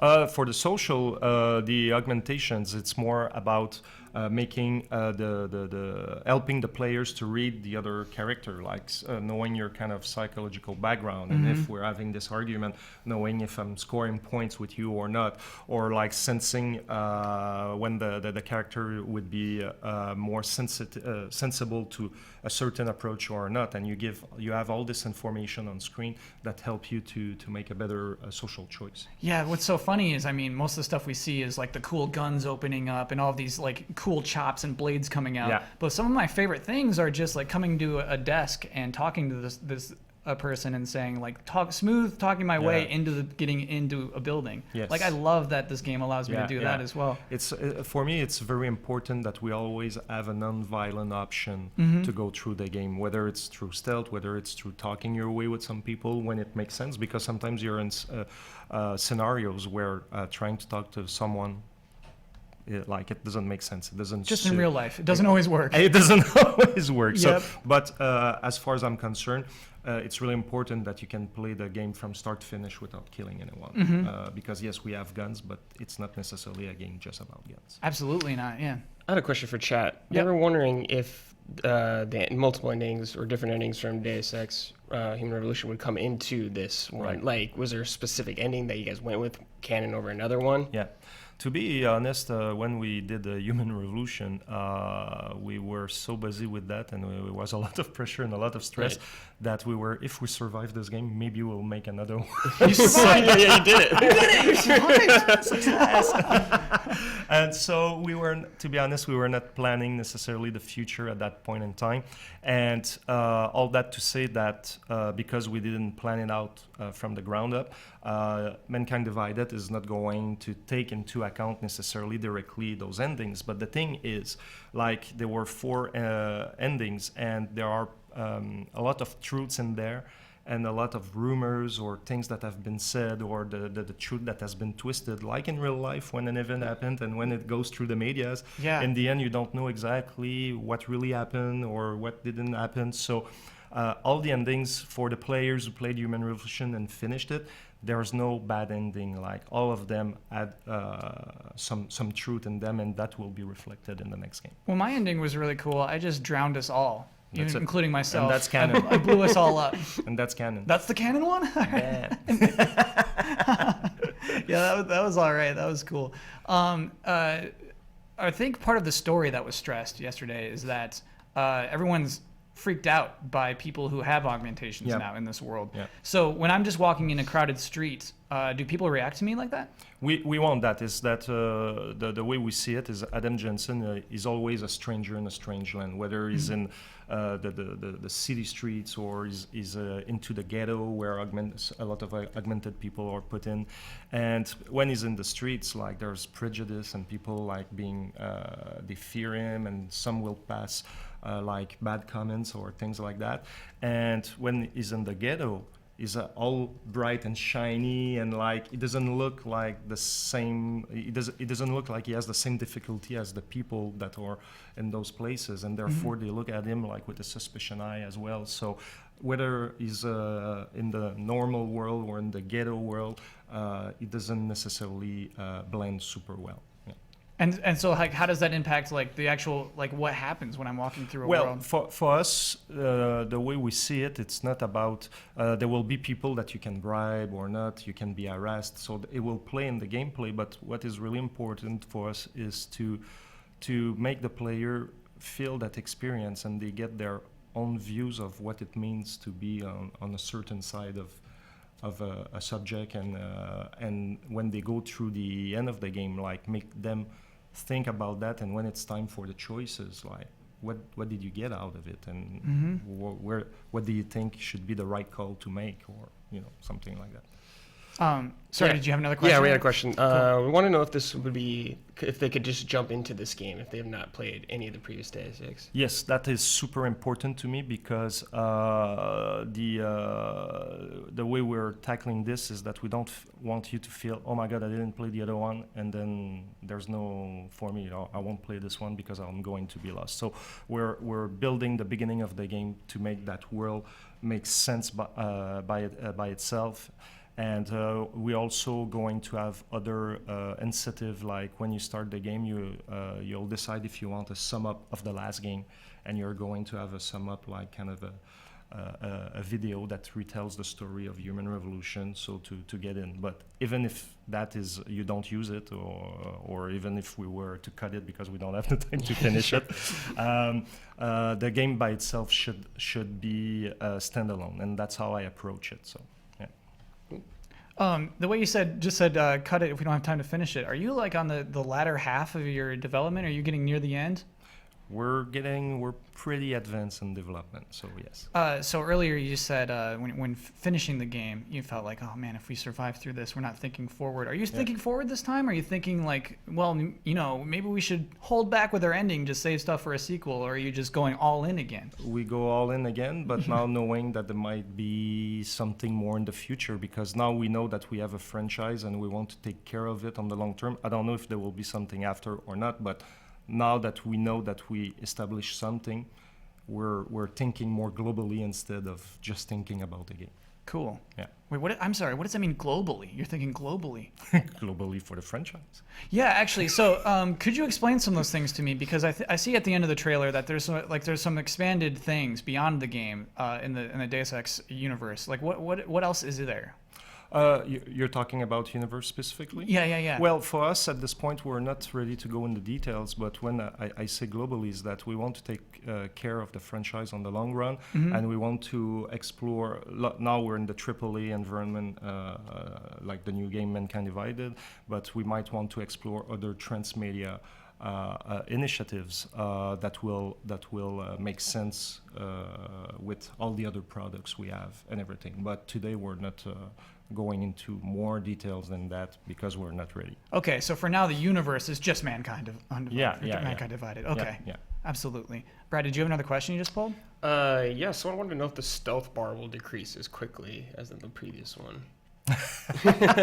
That's a complainer. The energy system, right? Yeah. Yeah. Yeah. Oh, it's gone now. I lost it. But I guess it's that. The batteries? Is that what that person means? Like the battery chunks? Okay. Well, I guess I could ask in another way. It was like, from things you've learned about doing the first Deus Ex, what have you learned from it? And a lot. Yeah. A lot. Actually, when we talk about the energy system, it's one of the interesting topics in the sense that you're the Man 2.0, and in the last game, it was the way we balanced the game. It was really, really hardcore, and for some people, I'm this Man 2.0, but I always have to find my chocolate bars to be able to use my augmentations because my batteries are always empty. So now we changed the system a little bit. We're not finished with that. We're not going yet in the details, but we change it to allow you to use your augmentations more often, but you will still have an economy to manage stuff. Another thing also, other than the boss fights that we got into account, is when we were giving experience points to the players for their playing style, whether they were playing stealthy or combat, we were giving more points to stealthy player than combat ones. As you should, yes.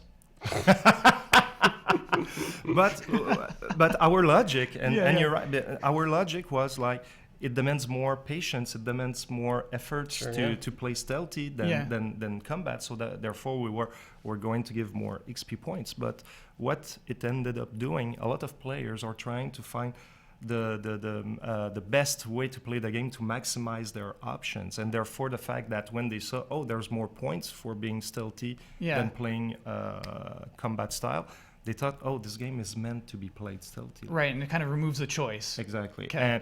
And that's not what we wanted to do. So now this time around, we're going to rebalance it to make sure that we don't have a bias for stealth or combat. We really want the players to go, okay, how am I going to approach this game? And let's do it. There's no wrong pillar to focus on. Exactly. Let's actually talk about hacking. What's hacking like in this game? Hacking, the hacking of the last game is coming back, but more beefed up. We have more advanced systems to defeat. They have booby traps, etc., or they have even kind of a fog of war defense system in which you don't see the grid at all and you have to go by yourself. And on top of it, and we have more softwares to defeat those systems. And we also added the remote hacking. Now we're able to remotely hack certain devices and shut them off or turn them to your own advantage, things like that. Things like what? What are some things I can remotely Well, hack? you can have a flying drone going around, and you can like hack it, and then it turns into a friendly drone, and he's going to attack the other enemies, and you have nothing else to do. Oh my goodness! I just remembered like how much fun it was to turn the security onto my side. That's still implemented. It's still there. Yes, yes. I love things like that. Yeah. You said there's more things in the hacking game, or no, I don't want to call it hacking. We'll call it a pillar. We'll remain a pillar in the hacking pillar. Yeah. So does that mean there's more branches to upgrade? Does that mean like I should spend more points into hacking? It's going to be quite similar in that sense in terms of the augmentations to help you with hacking, but you're going to have more softwares to discover in the world as you play to help you with certain of the hacking challenges, because let's say you have booby trap A, you need software A, and if you don't have software A, it might be more challenging, it might be hard to beat it, to defeat it. So it's going to play like that. So you'll have your augmentations, and on top of that, all these softwares that are going to support the experience. Very cool. Brad, it looks like you pulled another question. No, I'm trying to find them. They're going too fast. The racing. Everyone is just a little too stoked. Chat has started making Brad into video game names. It's hilarious. Oh, okay. It's pretty rad. Oh, man. Oh, yeah. Absolutely, John Michael. What's your question? Big Deus Ex fan here. 2 questions. Is there a new Game Plus mode? Would you love it? Oh my God, would I love it. My entire dream, even though I know it's purposely set in the game that you can't get every single upgrade, which I love. I don't want to be a powerhouse. Yeah. But after I beat the game, I totally want to go back through the first level and just demolish everything. I want to be Terminator on steroids. That's what I want to be. I hear you. Okay. Yes. And then my second question is, as far as weapon customization or any kind of customization, is there anything, any kind of upgrades as far as? Yeah, for weapons? Yes. Yes, you will have different attachments that you can equip your guns with to change a little bit, modify their behavior or give you some more bigger advantages. But now also we have different type of ammos. We have the normal ammo, we have the armor piercing ammo, and the MP ammo. So it's going to, all those bullets will work against anything, but some are more efficient than others, depending what kind of challenge you have in front of you. So if you want to manage your bullets, you need to be wise about which one you use when. So cool, thank you. That was a great guest questions. I like that. When is this game coming out? Soon, in 2016. Soon in 2016. Okay. That gives me a range because 2016 is kind of soon. But so if it's kind of soon, it's probably like early 2016. I just want to know. So like, there was a DLC chapter for Human Revolution. Yep. And it actually took place in the middle of the story. Yep. Can you foresee something like that happening with this, or do you have a DLC plan now that you're discussing? We'll see in due time. Okay. I understand. I know. Yeah, there's like some things you gotta. Yeah. We can't talk too much about that. So personally, what are you most excited about that you can communicate today? Like, this is a sequel, and like, what are you so most pumped to be able to put into this game? I think in terms of the gameplay flow with the augmentations and the way we redesigned the control experience, I'm really, really happy with that because the game feels much more natural and more fluid than ever before. So imagine all the richness of Deus Ex, all the options, the choice and consequences. But now, like, you're even like more potent at doing what you do, and it's quicker and it's I would say punchier than it was before. Quicker and punchier. Yeah. Can you define that? Though? Well, to me, what it means is that like in the last game, you were going to select an augmentation and then you were activating it, it was doing what it was doing, you were going again and shutting it off and continuing to play. It was breaking the flow. Now the way we're redesigning the controls is that you can map on certain button your augmentations and just go, move, do your thing, like take cover or you don't take cover and you shoot and then bam, you click a button that where you map your augmentation that you wanted to use the more often on a easy to reach button and boom.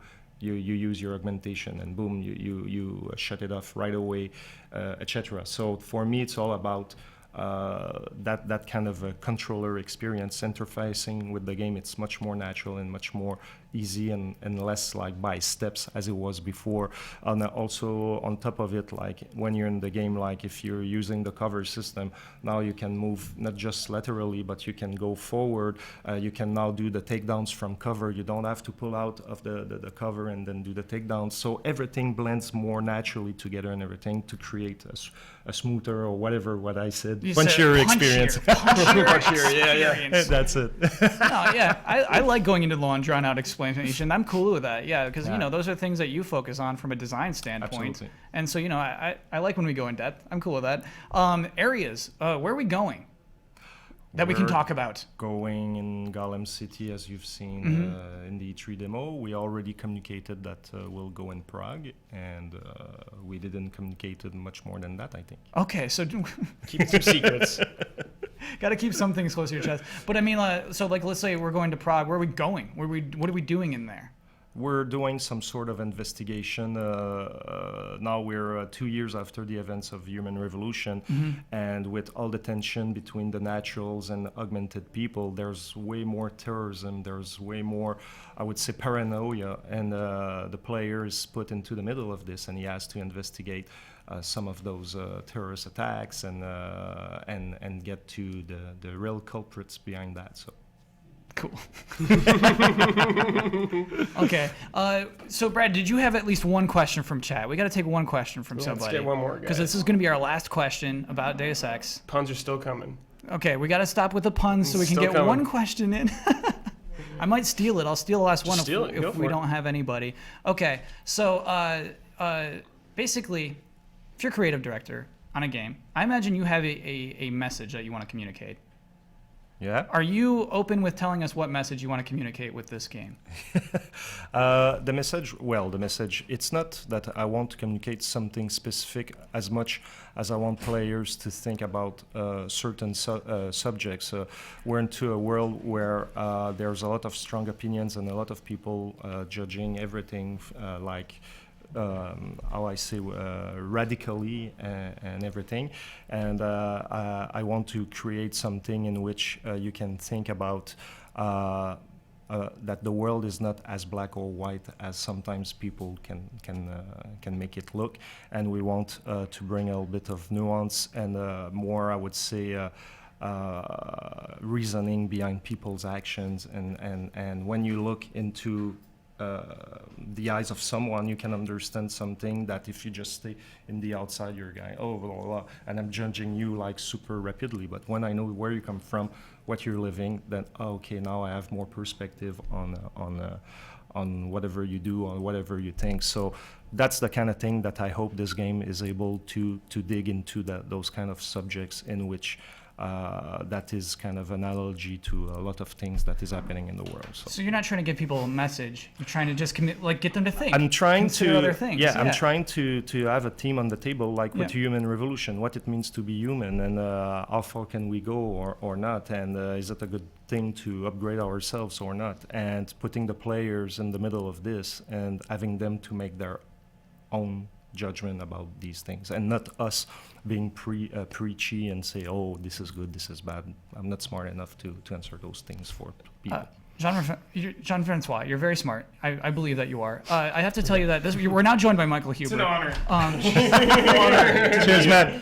I'm like shaking right now. I tuned in on the Twitch on the way home. I started just accelerating. Okay. So I know we said that was our last question, but we have to give Huber at least one question. I have two questions. He has two Just questions. biggest I fan think you'll we have. find. All right. Well, okay. We can do it. Let's do it. First is a quick one. Okay. The economy. Yes. Have you talked about it at all? We've not talked about the economy. What goes into balancing the economy? How important is money? Because that's something from the very original Deus Ex and Human Revolution that has a big impact on the world, and it always felt really balanced how you made money, and it had an impact with certain side quests. So your question is how we're balancing it? Yeah. Well, or what is the thought going into that? Is that a pillar? Is that important to you guys? It's important to a certain degree, otherwise going around and collecting money would be useless. So our goal with that is to balance it in such a way that if you're really the kind of player that goes around and tries to get everything, of course you're going to have way more options to play with because you have more money. But if you're more the kind of like the guy that just wants to go from mission to mission and get through the story on the critical path and not exploring around, we were calculating it in such a way that you can have at least a certain amount of fun with that, and we're saying, okay, let's say we have a roster of X amount of things, and on the critical path we should give, let's say, 60% of it for those players, but the players that are fully exploring every little places, then they will get the other 40%. So I'm not saying that my numbers today are right, but it's the kind of logic that goes behind it. Cool. And then last, the conversations with certain characters and bosses. I can remember getting, I forget who he is, but I remember there was a part in Human Revolution where you get to him, he's pretty early on, and he reacts to the way that you cleared an area prior to getting to him. Yeah. Will they react differently if you use non-lethal takedowns versus not taking anyone down at all versus obviously killing people? Because I would love it if you were non-lethal and they kind of say that, because I remember I think I was non-lethal, but they still were like, "Oh, you attacked people." Yes. I was like, "Well, I didn't kill anyone." Yeah, we're tracking this, whether you kill or you don't kill, whether you're seen or you're not seen, and some of the characters will react to these things, whether they're surprised you're there because they didn't hear about you, or like you went to a mission and you kill a lot of people and like, well, did you have to do that kind of thing? So it's really important that the game answers back to your own actions, so it makes you feel that you're in that world and what you do matters, instead of just being kind of ghosts in that environment and nobody cares about what you do. And like in the last game on Human Revolution, one of the little detail that we did is that one of the first mission on the Serif manufacturer, when you were getting at the end of it and clearing it from the terrorist, you just had to go in the veto and go for the next mission. But if you were actually going back in the level, because you could go back in the level, and now all the police that were holding back before you did what you had to do, now they were all inside and they were taking pictures and notes and everything. And like there's 1% of the players who saw that, but it was this kind of attention to the detail that it was telling the story. They were holding back before you were coming in. You did your thing, you got out, now they could get in. And now, if you were going in the level, back in the level, then they were there and they were doing what they had to do. And the guy that was that killed himself, like the remote hacking thing, and there's a police officer with his camera and is taking pictures and stuff like that. So it's all those details that makes the difference. Consistent world. That's it. Yeah, it's as a much world. as possible. Yeah. As much as we can. JF, thank you so much for sticking around for 2 extra bonus Awesome. questions. Thank you so much. Yes. Deus Ex Mankind Divided coming to you soon in 2016. Is that right? It's right. When it's done. Okay, cool. We'll switch back to Ian Cam. Hi. Cool. I really think that game looks rad. I wanna. It's rad too, Ian. Yeah, that game does look rad. I want to do it completely stealth, no kills. That looks cool to me. You're gonna just gun everyone down? Kill everyone? Much like in real life. Catelyn Stark, we will kill them Catelyn all. Stark. Yeah. So now I think.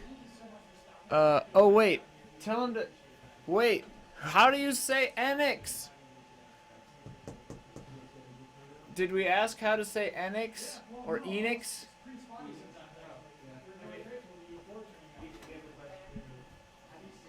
Is it Square Enix or Square Enix? How do you pronounce it? I'm French Canadian, so that has In the office, it's split. Oh, really? Yeah, I say Enix. Some people say Enix. Okay, I like the Enix. So Enix, yeah. you heard it there first. Both are acceptable. As we thought, both Enix and Enix are acceptable. Enix, Brad Enix. These Brad game names are hilarious. You guys are hilarious. Whoa, Yu Suzuki just tweeted the Huber hype. Cool. Here comes Bossman. Bossy and I are gonna hold down the fort. Everybody else is getting lunch. Holding down the fort. It's actually dinner time, believe it or not, Ian. Bo! Yeah. I don't know what noise that was. I just made a noise. Bo! Bo! Dinner! Oh my gosh, that was rad. That was 5 back-to-back interviews. I wish that was this whole day. That would have Yeah. been cool. That was so fun. That was a lot of fun. Dude, all those games look sweet to me. Yeah, that was a good lineup. Yeah. That was a very good lineup. Here comes Elise. That was great. Yeah. I almost thought I was gonna pass out during Just Cause. Because you're losing your just mind. It's not for a lack of enthusiasm. I don't know what it was, but like, I felt like I was gonna blink and I was gonna be gone. We've been doing Stay this. hydrated. Keep drinking water. You gotta stay hydrated. You gotta Wear stay your hydrated. headphones. We've been doing this since 9 a.m. Drink water. Put your headphones on. Well, the thing is, we haven't been doing this since 9 a.m. We've been like playing Gears of War and like stupid things for most of the day. We've been stalling. And then suddenly, like, you have interesting people popping in for only 15 minutes at a time. Though I gotta admit, I think Brad did a pretty bad job reading the comments. Oh, come now. To be fair to Most Brad, of the comments were about Brad. Yeah, to be fair to Brad, the comments were going a mile a minute of doing like Bradvania's Symphony of Huber and Yeah. stuff like that. I'm not sure how it started. Chat thinks I had low Brad sugar. Oh my gosh. God. Well, you That's do have low amazing. blood sugar. Did you eat? Did Yeah, you eat I dinner? went after Life is Strange. I went and I had dinner because okay, I that was was a like, good I call. don't I'm know. gonna go fix that TV. Hang on. Okay. Brad didn't do the worst. You guys are being really hard on Brad because they're like, oh, Brad didn't do a great job. Brad's exhausted. He has the farthest commute of anybody. But it's also, the onus isn't on Brad here. I guess the onus is on us. It's on me. Yeah. Yeah. I did okay. I think I did okay. You did outstanding. Yeah. It was. Those were fun people to interview. Yeah, and you definitely helped me out with Michelle from Don't Nod. I mean, that's when kind of I was like, I can make it through this. Yeah. Without passing out. Yeah. That game is so different. It's so unlike anything that's out there. Yeah. That is a very cool. Ian, what is that? Why do you do this? I don't know. I was just doing it. Sorry. Okay. Can we talk about something for a second here? Yeah, what's wrong? I go on Facebook and I see pictures of Jeff Keighley hobnobbing with Kanye West. Hobnobbing. He's a hobnobber. Keels is in with the West now? He is Slick Rick Prime. He is the original Slick Rick. He's Alpha Slick Rick. Alpha. His hands, his palms are lined Covered in with So Crisco. greased. Yep. Just Keep a grip Crisco on and it. butter Constant on these grease. palms. And It's like old train grease from the 1800s. It's like grease. I feel like I'm gonna see a Prime picture Grease. of Bloodworth with Kanye West. I'm Yeah, gonna be just so like- pissed That's not off. gonna. Yeah. I do have to take leave immediately now Yeah, that yeah, Brad yeah. has joined us. No we should get problem. Michael Huber. You're gonna go do some Why is research. Huber He's probably here? eating. He's probably getting food in his They belly. probably want to go eat. Like, we're not allowed to do. If you So on the schedule, this is actually meant to talk about those games we just talked about. So a Square Enix recap. Oh, okay. Yeah. A recap.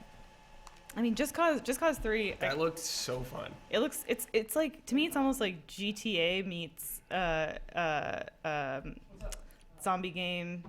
Not Left 4 Dead, not Dead Rising? Island, Dead Rising. Okay. It's almost not, I mean, not as ridiculous as Dead Rising, Right. but there's the potential there, and I guess introducing like mods or whatnot. But Just Cause looks cool. So good.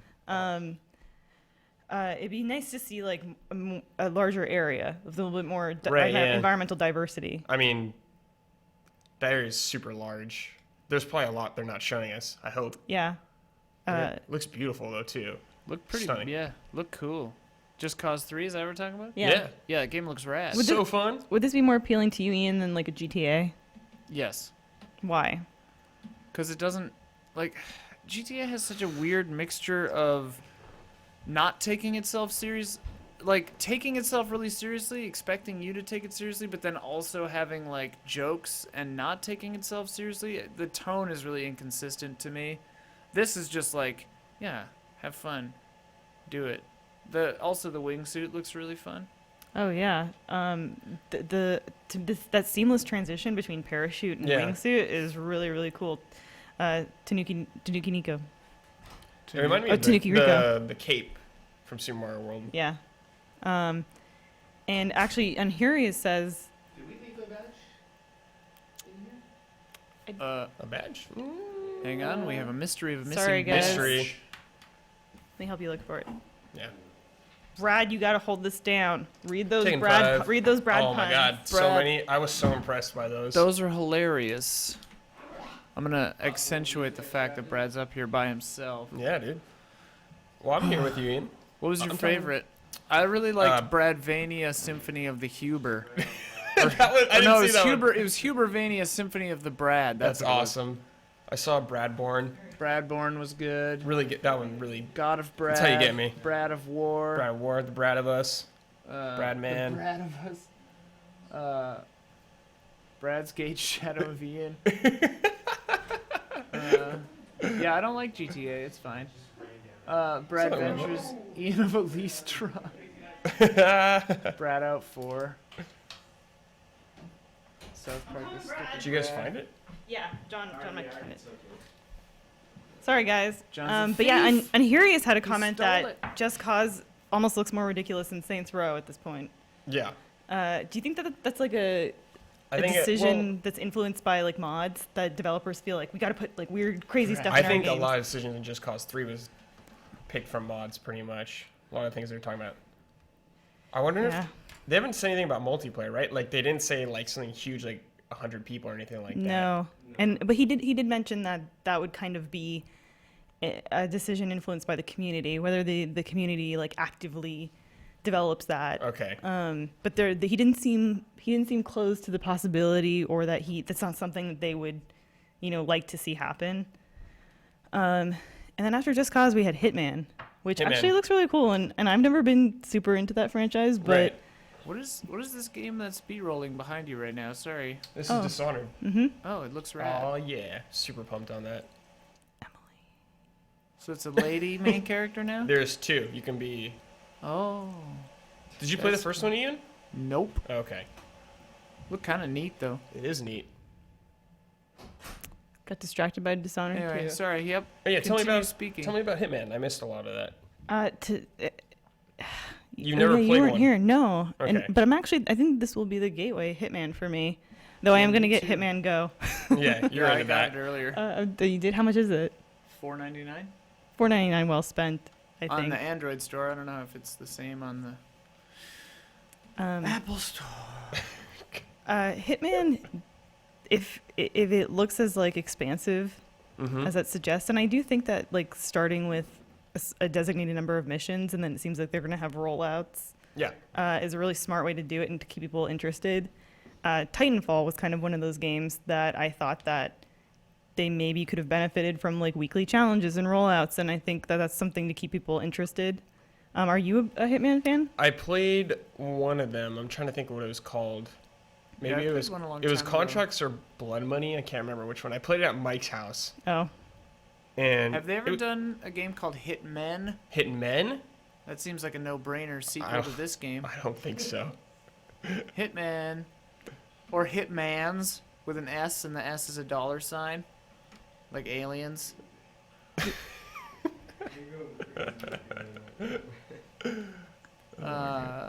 Keep going, Ian. Doom? If I was gonna add like a different dimension to a Hitman game, I would create another character that you play as. Mhm. That like kind of you recruit Hitman. Oh, okay. And then you like kind of designate the missions for them. Oh, okay. JK, go on this mission for me. Plan it out for them. Yeah. Do you plan on you would say like this is how you're gonna do the mission. So you would say this is how you're gonna do the mission. Looking at all the variables that are in place and what you have at your disposal, you know, looking at maps and stuff, and then when you, as the Hitman character, go into that environment, if you don't execute your mission as you had planned it, then you fail, or you like get, you know, a C grade as opposed to an A grade. Right. That's how what I would add to a Hitman game. I don't know if that's bad or it makes any sense. I mean, this is from the team that conceived of Waluigi Sneak in Love. So award-winning You mean game. the classic amazing romance game that changed a generation? Stealth romance. Stealth romance matchmaker. The chat doesn't even care what we're talking about. They're just making Brad. Keep it coming. Breaking Love Brad. It. Love it. Oh God, Ahab GT says the other character should be a grief counselor who works with the family of the recently departed. That's what I was gonna say. Like a character that is like an EMT or something that goes in after these elaborate hits and tries to save people, collateral damage or something. Oh my goodness. See, we need Mike Huber for this because he's a big Hitman fan also. Totally. Mike Huber's too concerned with eating. Is he actually eating? I don't know. Where is he? I don't know. I'm sure there will be like a Just Played of Huber talking Oh about my God. Hitman. Yeah. So, you know, you can stay tuned for that. We do a lot of Just Playeds around here. We do. We do. What is this game behind you? It's like a fake This Pokemon is- or something? This is Earthbound. Fake yeah, Pokemon. This is Earthbound Beginnings. Damn it, Ian. Following. I never played Earthbound. It looks cool. I've heard good things. Talk to me Looks about Life cool. is Strange. I didn't know much about that game, but I'm kind of sold on that now. I kind of want to play that now. So in Hurius, this grade would be dependent on how well you execute the plan that you yourself planned for you. What not is this? in my Hitman edition. What? You just I'm aren't just I'm responding looking to at that chat. question. Yeah. Yeah. Do you realize Brad was talking Yeah, I was to talking you? to you. Sorry, I was talking about Life is I thought you were Strange. talking to Ian. Holy I'm sorry. Christ. I'm sorry. It's been a long week. It's been a long day, a long week. Sorry, Brad. What? I was just talking to you about Life is Strange Or because I Brad is strange, as the chat would call it. Or Life Life is is Brad. Life is Life is Brad. Sorry, Brad. What did you say? I was okay. So you're a big Life is Strange fan. I didn't really It's know much alright. about it. It's all right. You were like, you were so into that interview. I loved it.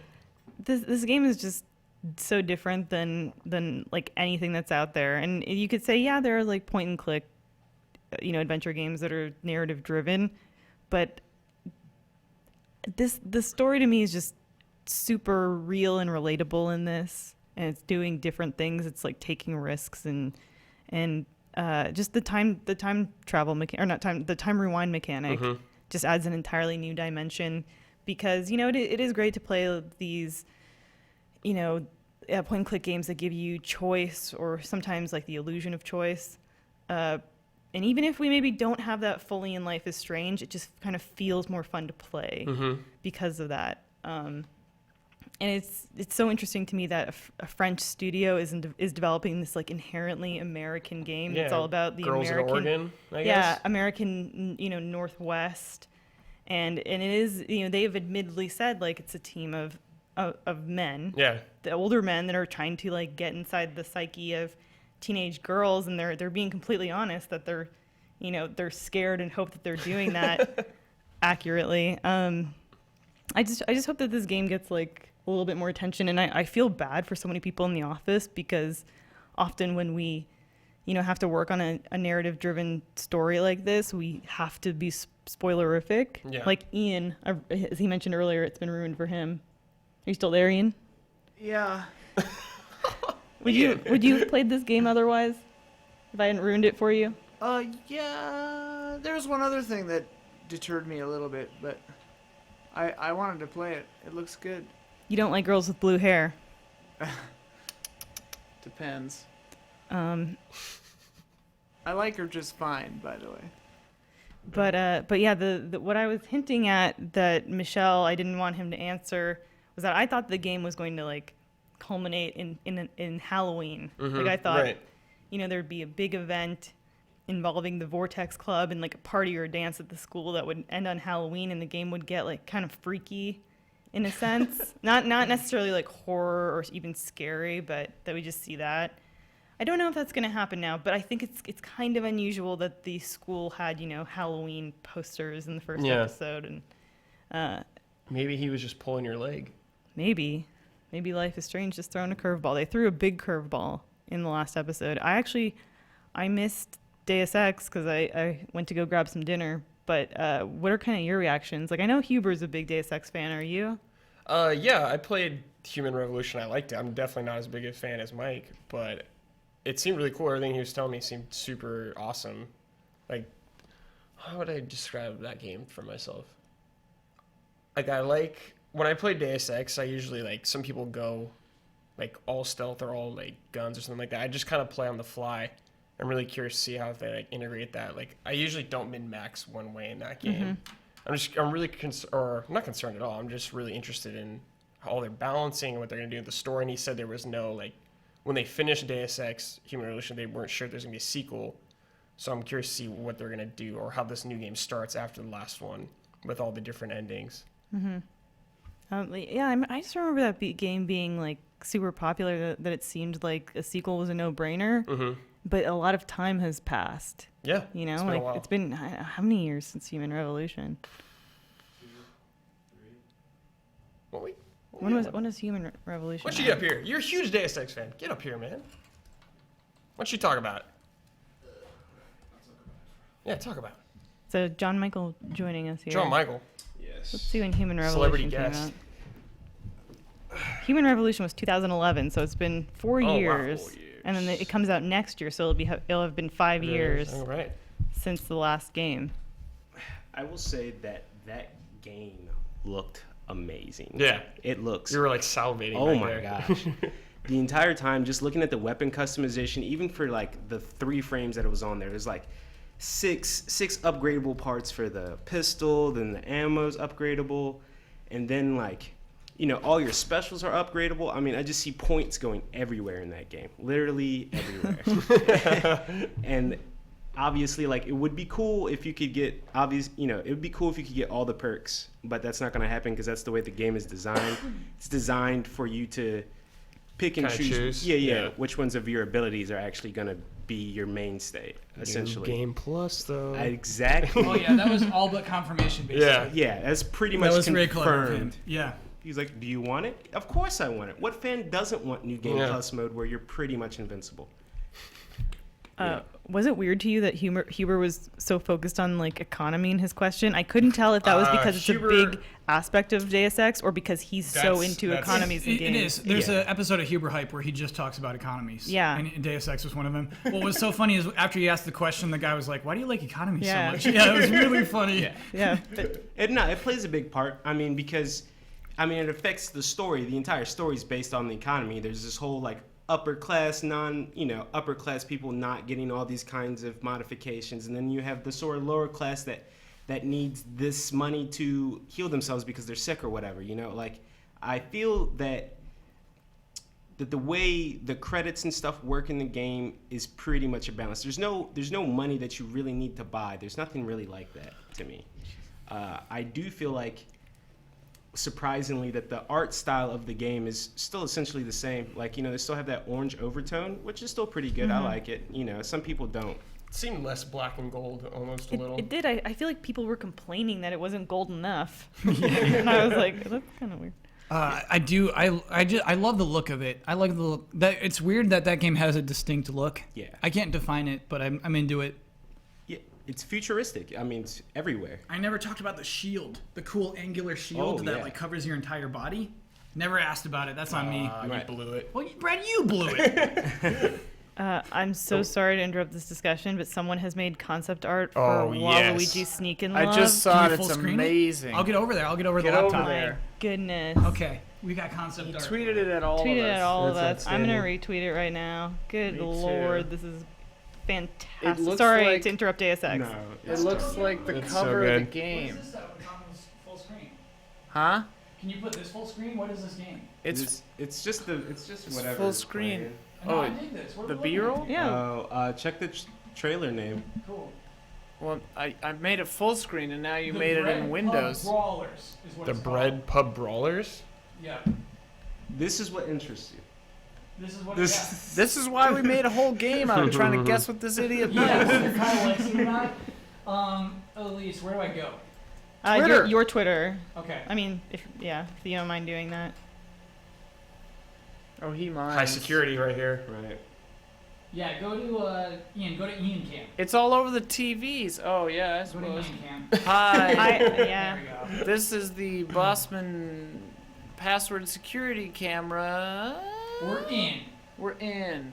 Ooh. Oh wow. Whoa. Oh, it's BarrelBot. Man, we thought we had BarrelBot. a lot of time. What's Wow. BarrelBot? Very clutch BarrelBot. That is Wow. Oh, that's sick. the user? Yeah. Let's give a standing applause for that. Yeah. That's nice. Thank you. Let it be noted that none of them stood. Kyle Bosman. I didn't see you standing either. Kyle I Bosman wasn't party to this. originated the concept for Waluigi Sneak and Love on an episode of Mandatory Update Nights, the most recent one, I believe. And then we made it better. It's since been elaborated on. Brandon Jones is here! He's back. Brandon, we got some amazing art for Waluigi Sneak and Love, the fake Nintendo game we've made up. I'm not gonna lie, Elise Willems. I'm not gonna lie at all. I had my fingers crossed. That definitely crossed my mind when that happened. I was like, please. Look at BarrelBot made it. this. Gaze upon it. All right, let's take a look here. Right there, man. It's pretty good. Pretty good. I mean, pretty amazing. Okay, pretty amazing. Can we also talk about something that's pretty amazing? Dark Souls 3? Dark Souls 3 is pretty amazing. Yeah. Whoever drew that Shenmue picture, like what? Oh, yeah. Nuts. Super classic. This is a mystery. Sherlock Holmes, you need to solve this mystery, Miss Willems. That's a Japanese speaker. Yeah, it, Hi, everybody. It's a Japanese speaker. E3 2015. Get on mic. Sorry, I gotta read the order. I went. He's I did it. showering I up. did E3. how was did it, it. Brandon? Did you see Kanye West? I did not see Kanye West. I didn't see Jeff Keighley. I usually bump into the Keighley. Jeff was with Kanye. You know who I did see? Nick Plessis. No way. Oh, Plessis No way. effect. Bumped into the Plessis effect on my way out. Rohan Rivas was also a fun celebrity that I saw that I was happy to bump into. Yeah, I went to E3, and I don't mean to intrude on the conversation. No, what were we please chatting do. about? We were talking about Waluigi Sneak and Love. Yeah, please. So please do. Who's on B-roll? Who's rolling stuff right now? What do you need?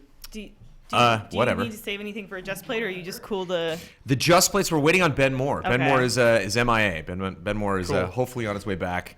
gone Mike rogue. Huber, as you have seen clearly, Yeah. came in right in the nick of time. Yeah. How was Square?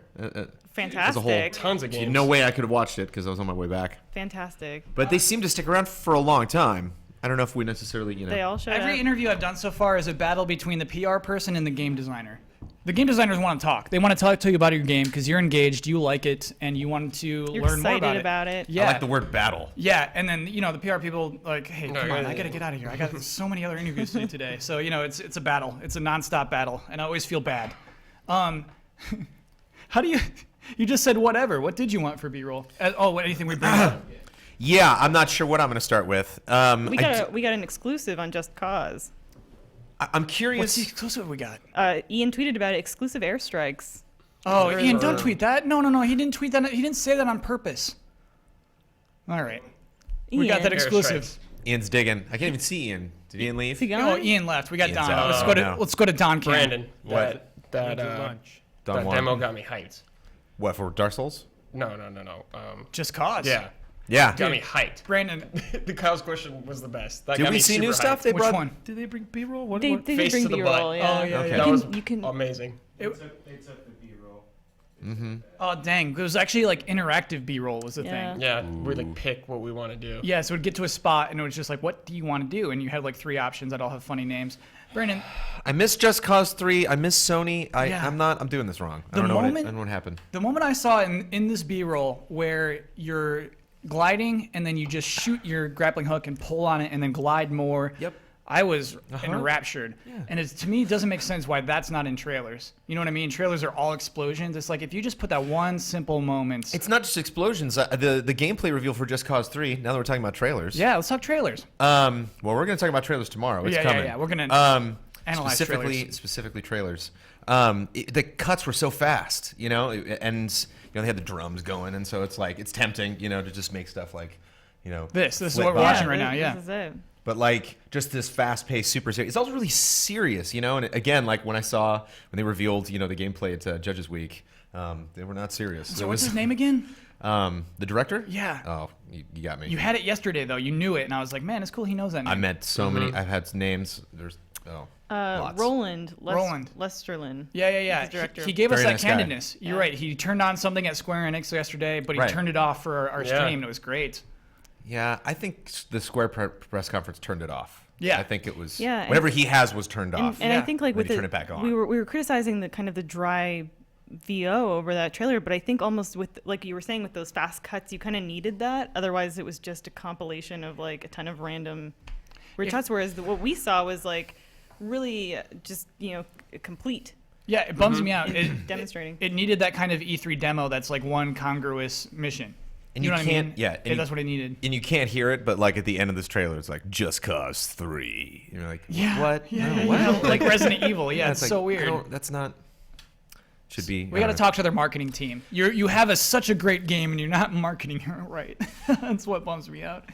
So I want to talk. I'm actually curious, Kyle, because you Okay. a lot of the times I'll mention something and I'll just kind of get on the edge there, of stuff maybe I shouldn't talk about, being the editor in chief of GameTrailers.com. So I'm curious what you think about this. Okay, here we go. Ethics. Let's talk about ethics. I've been employed by GameTrailers.com for 13 years. Yes. I've never been a judge at E3. I mean, this is the first time I've like gone through this experience. I get Yeah. one more day of it to check out stuff. Okay. It's just fascinating, and I'm curious, like, if I should talk about that. I don't know. Talk about It what? seemed- just judge it. Just being a judge. Just kind of like not the stuff that I'm seeing, because I was told today like you can't talk about this if you're seeing this, but just that fact that's an interesting You psychological should absolutely thing. talk about that. It's weird if you don't. Okay, Let's cool. do it. Before we do Just Played, like talk about Even going like now that we know all of these games that everybody's announced, Yeah. like how they were packaged, it was interesting. Like going like I just want to start with Warner Brothers. Like Warner Brothers was one of my favorite appointments because it was Lego Dimensions, Mad Max, and Batman, and they were all playable. And so it was just really neat. EA surprisingly like made a lot of announcements. Like Old Republic, like oh it's cool, not playable. Need for Speed, like that's neat, couldn't play it. Like and then Unravel was there. It was like such a weird surprise. Like Plants vs Zombies and like Minions. So it was like all kind of peppy, and it was interesting. Minions. They had Minions at Judges Week. Oh, you bet. So yeah, but like all these embargoes have lifted. But Warner Bros. Is really fun because you could play everything, and it's just fascinating today to get access to something and get to play it. And it's like I can't, it's so much fun to go to E3 and come back and talk about this stuff. And there's numerous things today I can't talk about. It's killing me. I can't talk about it all. Exactly that face right there. And that's being a judge. But at the same time, it's awesome because I played some cool stuff. You're judging things you can can't lord talk over about. us. They have you come in and judge something, and you're like, "But don't talk about this thing you're judging." Right. Which is interesting. Can you talk about them at some point? Which is interesting. Well, I don't know. Probably not. Probably not for a long time. What? What is the point? Do they want to win awards? They're not even eligible for awards. They are eligible for the E3 awards, for the official E3, like not us hacks who like to do our own awards, but like the actual, judge of a couple dozen people who like all vote officially, anonymously, and then they're like that's what everybody voted for. That was the family game of the show. That was the shooter of the show. But it's something we haven't seen yet. It's mixed. Sometimes it is. Sometimes it's something that you saw but didn't get to play. So they like I really get what want to you're saying. demonstrate Yeah, that yeah, they're yeah. like that you can play this. I just want to show you that like there's no smoke and mirrors. You can come up. You can test it. which is funny because I imagine do you really need to test that? Do you really need to okay, I'll move the analog stick. Fine. It's real. It's I believe you, Brandon. The idea that these games are being judged by secret criteria makes me so mad. But I'm nervous just talking about it. But it's crazy. It's a really interesting. Chats are really into it. They're really into Everyone this behind. We like the behind the scenes. We get in so much trouble. Like it, yeah. I mean, I guess the one thing I'm not nervous about at all is talking about anything specific. Sure. Because it's so specific, like all those things. Like it's not just like, oh, what's this? It's like, oh, that. Nothing was announced. It was just like of the offerings that you're seeing at E3, I got to play some of that a lot of people didn't. Got it. And that was very cool. But getting back to Judges Week, I'm trying to think of other big announcements. Yeah, no Nintendo at Judges Week. Didn't get access to a lot of that stuff. They know they're not going to win anything. Did you see the puppets? Where are those? Okay, so I'm going there tomorrow morning. Thank you for getting to the good herself. stuff. I saw Andrea post a picture of herself with the puppets, and I was like, where are those? So they must be in their booth. They must be in the press. Black Nerd took a picture there too. It's like, what? How? Confirmed Jim Henson. Confirmed. Oh, it is confirmed? Brandon knew it. He could spot it. It was the camera guy. Well, the other person was that was a Muppet. I mean, the secretary with the Beetlejuice long face. Oh, the stage manager. Yeah. That was a Muppet. No question. That's so great. That's so awesome. Just it's like Disney and Star Wars. Like I can get down with that. Like Nintendo and the Henson Company. Like, yeah, let's that seems do that. right. That More. feels good. Let's do it. Let's get Trennan. Yeah. Who else do we need? Who else do we got? That guy, the muscular guy, I forget his name, but he's from Treehouse, and he's built. Oh yeah, he's been there a long time. Yeah, I think his name is Nate something. Chad will know his name. And the thing is, I've researched this, everybody, because I'm into puppets. Yep. I say like 10 grand a pop, maybe. It's like 30 grand for those three. That's a pittance. Come on. That's nothing. I mean, it's not, but it is when you think about your Nintendo. You're one of the big three, and you're going to E3. So yeah, I want a lot of people. How many people cycle through the Treehouse? Because that's interesting to stop by. Many. Actually, many. They have a bunch of little plush chairs, and everybody can just chill and watch the Treehouse. Yeah. You can't hear anything, but so yeah, I wonder if are there any celebrities in the Treehouse? Yeah, it's that guy. It's Nate. Nate. I looked him up. Nate Bildorf. Yes, he's the celeb. He's the dreamboat. So, but we need to talk about games. What have you been talking about, Kyle? Maybe we just bring me up to speed. Okay, what happened today? So today we began talking about press conferences a lot. We wrapped up a lot of press conference stuff. We have very little to talk about the press conferences that we haven't already. I think we can put that one to bed. Boom. Lock it up. Lock it up. We came up with a cool song for Coming to the Desk. What is it? Get Up on the Desk? Get up on the desk. Go ahead. Get up on the desk. Oh no, I have so much catching up to do. We sang Craig happy birthday, Stuttering Craig. Yeah, he was on here. Yeah, he was great. He was.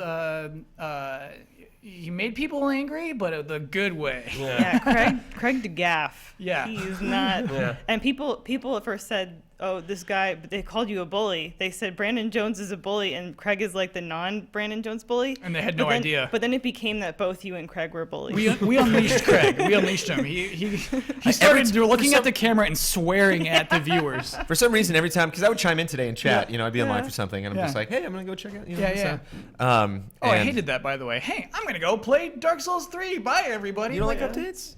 No, that honestly is not the intention at all. The chat. I'm I'm about to go because we talked about Uncharted, and I can talk about that now. Like I saw that cool, awesome thing that that last bit the Huber trailer that we got, where he's just like, we gotta put music under that. Yeah.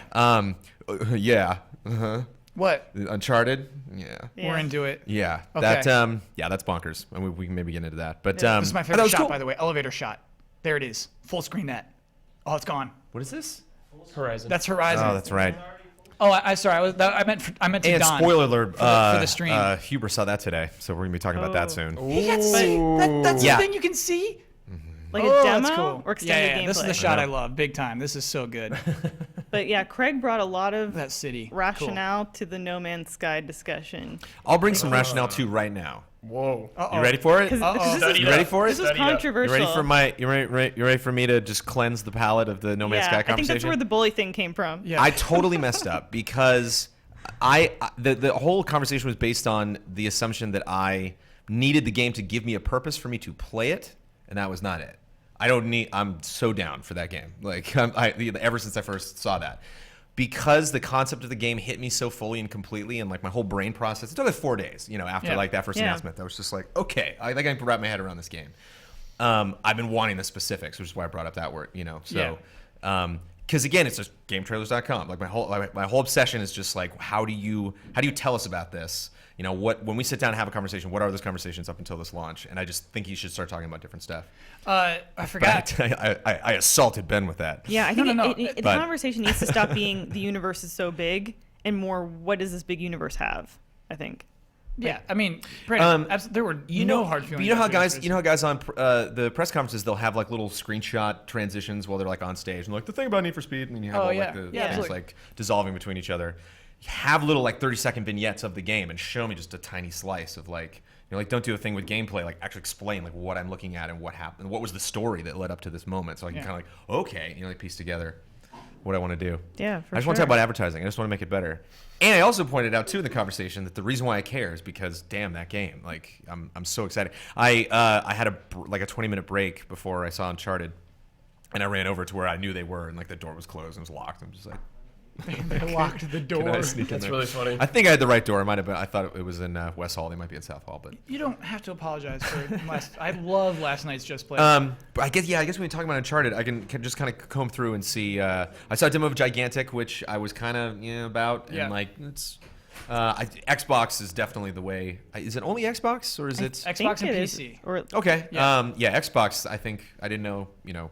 Until recently that was happening, and I think I could be hip on that game. Lots of rules though, really kind of like a rigid rule set as far as like how you quote unquote win that game. I love rules. But I want to start, unless there's anything we need to do, I want to start my E3 conversation with a different game. Okay. I haven't talked about it at all. Today's recap, we also did talk to Platinum this morning.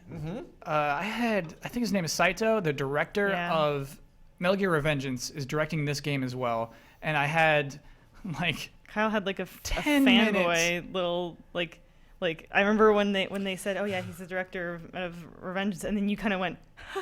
Like you kind of had a little like audible like. We gotta chronicle these moments. It was nervousness. Like Honestly, it was nervousness because it was like, because just before that, talking about the battle between the game designers and the PR people. Just before that, they looked at the PR person. I forget her name as well. It's probably for the best, but she was just like, I was like, how much time do we have? And she said, well, you know, it could be 3 minutes, but you know, if they want to talk about the game, we could go to 10. And I said, oh, okay, would 20 be cool? And she said, we need to get to the show. And so I'm like, oh, okay. But they were really great, and they gave us. They were gonna leave, and then they said, no, we'll give you guys another 5 minutes. Because Robert, the guy from Activision, absolutely wanted to talk more. Yeah. And so, gosh, that was funny. And they were like, we had to like look at the PR lady first to make sure it was okay. That game, I'm hyped for that game. That game, you transform into a truck mid-combo as you're fighting something. Yeah. That's so good. And also, like, half-transform, which I also think is cool when Transformers do. It looks great. It rides that line between Infinity. Got it in already. Yeah, that's one count. Count one Infinity mention. Where it's like on one end you have like, you know, a kid playing a Hannah Montana game, and on the other end you have a, you know, dad playing Dark Souls, and it's like right in the middle. You know, it's like the dad can totally dig that Transformers game, and the kid can be like, yeah, this is legit. Like, did you play that at Judges Week? Infinity? Transformers. No. No. Okay, that's number 2 for Infinity. Did you play Transformers? You said that, fool. And that was the last thing I was talking about. I didn't want to point that out. Also, like recapping our day, in case you want to go back and watch the archive, we played a little bit of the new characters in Smash Brothers, and we played the Gears of War beta. Definitely, those 2 moments are not what I would call highlights of the stream, but I think that's cool. I think that's really smart. Darkest moments. Of none of us are good at Smash Bros, especially Brad. You know, to be honest, I'll go out and say, like, I think if there's any PR people watching this right now. Oh, okay. Unlikely, but sure. I think that's really cool to like give out. You know, you have these people. You have Giant Bomb. You have like, you know, these guys like with all their YouTube and Twitch channels that like are streaming all of this conversation throughout the week about E3. Like, give them your product. So it's like, you know, like we kind of have a schedule where we have people coming in to like actual appointments and stuff like that. But if you like really love Gears, just stream that. You know, like crazy. Just keep going and going and going. Yeah. And so you can really like monopolize the conversation and get your game out there and have people playing it if you can do that. But I mean, it's Gears, so it's like I think it works if it's Gears. Yeah, we took a tour through the ID at Xbox catalog. Oh, that was fun. That was really fun. We got a new game. Yeah, if Kyle's into the trailer or not, or the Oh, game. yeah. So we would dry watch a trailer. That's, you know, they're all like 40-second trailers for indie games, and by the end we would determine whether I like it or not. We'd all vote. And so everyone would vote on whether I liked the game. We all guess if he likes it. Yeah, he'd be stone-faced, and he wouldn't give us any indication of how he was feeling about it. Yeah. So we'd just be guessing off what we know about Kyle's proclivities towards games. Yeah. And they were surprisingly accurate. Everyone, I think, I has missed me pretty one. figured out. I missed one, I think. Yeah. Out of like 7. Yep. I think it was that weird brawler. It was that cool, like... No, I got that one right. Oh, okay. I forgot. No, I got that brawler right. Yeah, that was today, Brandon. Then all those back-to-back Square Enix interviews, which were a blast. That was my highlight. Yeah, That mine was mine great. too. I think. Oh, and Craig was great too. Craig was really I fun. think those 2 things were my. Yeah. It's close. What was that? I almost site had it. I'm sorry. That he uses, that tracks the stats or whatever. It was like spear strats. It's Social Blade. Social I don't know Blade. how many Social times Blade. I have to tell Spear you guys. Conspiracy theory. So our Social Blade score, Brandon, is a B-. Not bad. No, B+. B+. We're It was B+. a B+. Screw Attack, A-. We're creeping up on them. Yeah, watch out. What is it? What? Well, Social Blade, you can kind of monitor your own like social progress online and then compare it to other people's. Like you can see if they're like decreasing in clout and stuff like that, and if you're rising. Is this at And socialblade.com? Yeah. Yeah. So Craig came in here all like, oh Sneaky, my, yeah. you know, oh, No, 2 million subscribers. Let's take a look. But we were only like 1 point apart, which Yeah. is nothing. Yeah, we're Watch creeping out, up. Craig. We're taking Screw Attack down. Yeah. We're gonna have our own convention in Yeah. Texas. In Texas, specifically. Yeah, we're going to Texas. Yep. Going all the way to Texas for our own convention. I'm gonna book whatever is across the street from where SGC happens. And so I think that is a pretty fair recap. Oh, and we aired my interview with Guild Wars 2. Right. You're in chat right now. Yes. Yeah. I'm curious to ask chat if they think that is worth a day of streaming. Guild Wars 2? Just everything that we did today. Oh, you also saw Guild Wars 2 and was Platinum live, or did you do Platinum that? was live, baby. Yeah. Sweet. Yeah. From what I've seen from chat, people are saying to us like they don't know they're gonna do after we're done, like live streaming. Go back all to day. normal life? Well, Back to normal life. well, you know, we'll talk about that. Yeah, and Okay. and like Talk about that. we've been trying to emphasize people to people God. we've been trying to emphasize that like we stream every day. Yeah. So if you want to watch You're us on a damn daily right. basis, Hey, Ian, Hi. what's up, man? How are you guys doing? Let's get that Ian cam. We're holding up? great. Who's Yeah? that behind you? That's Don. You're well fed. You're hydrated. Feeling good. I went to the first game I want to talk about, Star Wars Battlefront. I was walking into the appointment, and I was at the end of the day, and she's like, "Oh, we only got a half an hour left before doors close." She's like, "You have a lot of energy." I'm like, "It's E3. I'm about to play Battlefront. Like, what are you? What?" Brandon, that is so refreshing. Do you know who she deals with for the rest of the day? It's just like, hi, what am I looking Like we at finished, and the now? guy's just like, he's like, "Wow, we did that really well." It's every time I talk to people about Battlefront, they're like, "Oh, I played the survival mode." They're like, "I beat the survival mode," and they said no one else had, and I'm like, 4 other people have told me that. And then I thought I don't know if they were playing a game with me, but when we finished it in 7 minutes and 10 seconds. And the guy looked at it and he's like, "How long was that other one?" And the guy's like, 7:46, and he was like, "Hey, 7:10." He's like, "I think it's the second best time." He's like, "I've at least Don't let I've him seen puff today." you up like that. Yeah. I was like, Don't let him do it. Yeah. It's all Don't lies. fall for that. Yeah. All of it. Everything I saw today was lies, but they're fun lies. I remember I was testing a game at PAX once. I wasn't testing it. I was just playing this dumb game about like a robot rabbit that has a guitar in his hand.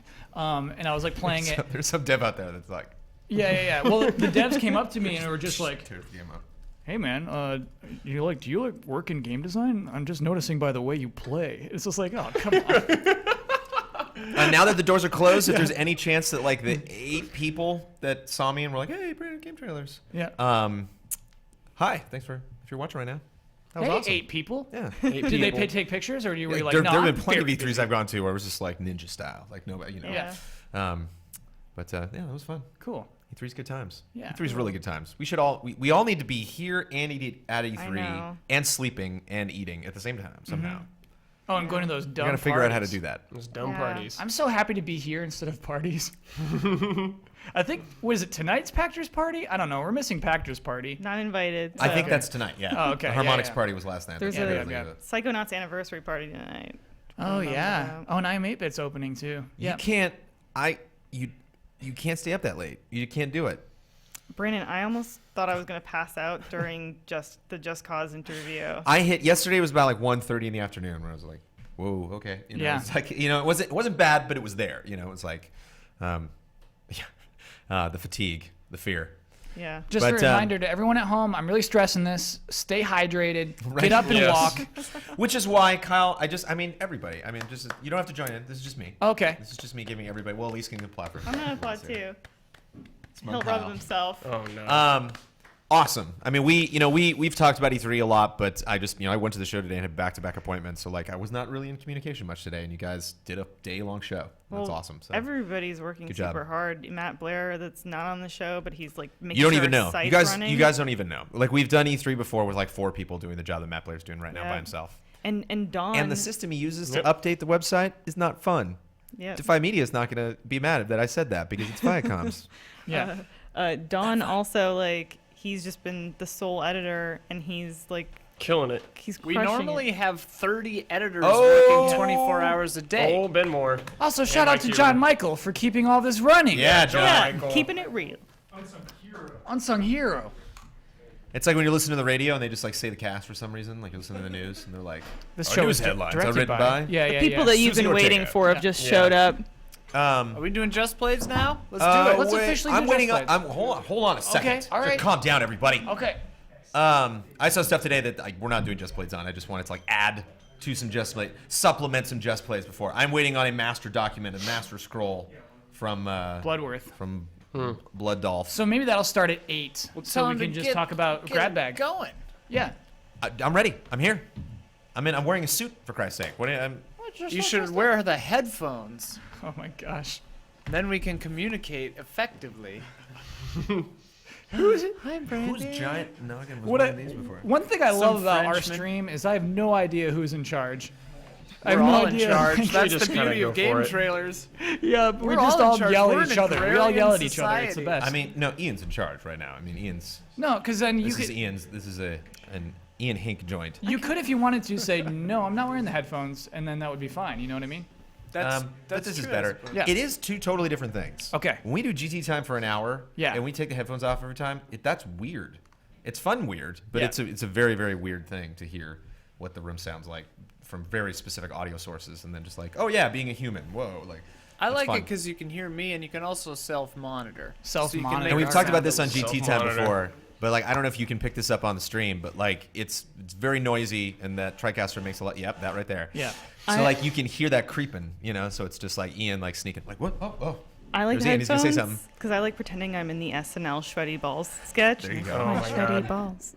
Oh yes, these are some Very tasty balls. Yeah. It's funny. I love your sweaty balls. It's a hard impression to do without a microphone, without Yeah, that effect. exactly. You pretty much need the microphone Yeah. to do the sweaty balls. Anyway, E3. I'm Casey Kasem. So we got. Fish Americas. So let's go to the Top 40. couch. We got Ben Moore and Mike Huber who have spent all day. We have Daniel Bloodworth who spent all day, who's going to come in and give us our list of the things that we're going to talk about, the specific Just Plays that we're going to do. But there's stuff that I saw that I want to talk about immediately. I believe both of those were Mr. Michael Huber pickups from yesterday.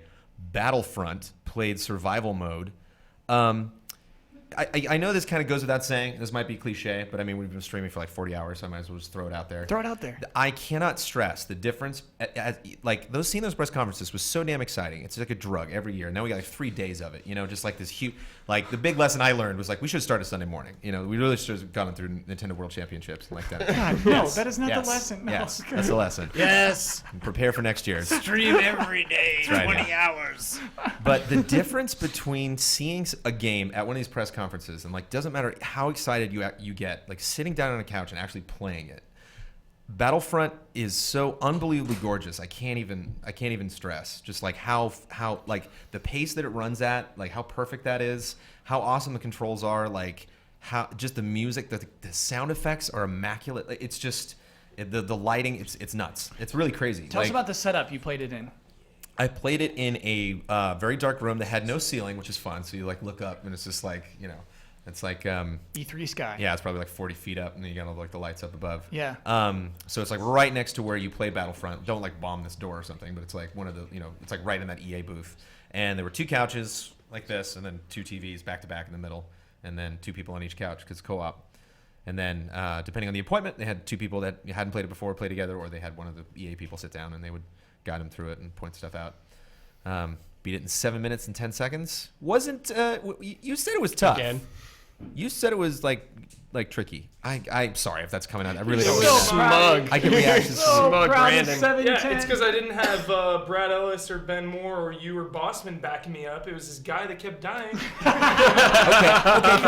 got through it. Okay, no, there you go. And I died once. He died like 4 times. But we got our answer. That's what happened. So yeah, so Huber and me doing the it's really really great. And I mean, even just the sound effect of like lasers hitting the shield when you're inside of it is just great. Like, describe. It was the like sound. it was like rain. I'm not gonna do that. But Okay. I mean, think about Phantom Menace. Think about the shield the Gungans put up. Sorry to bring up Gungans, everybody, but like, love Gungans. When the tanks, they're like, boop, boop, boop, they're kind of like echoey because they're in a bubble, and so it's like the sound's kind of ricocheting. You know, almost like if you like had a helmet on and a bullet hit it, but it didn't, like crack the helmet, just kind of like reverberated inside.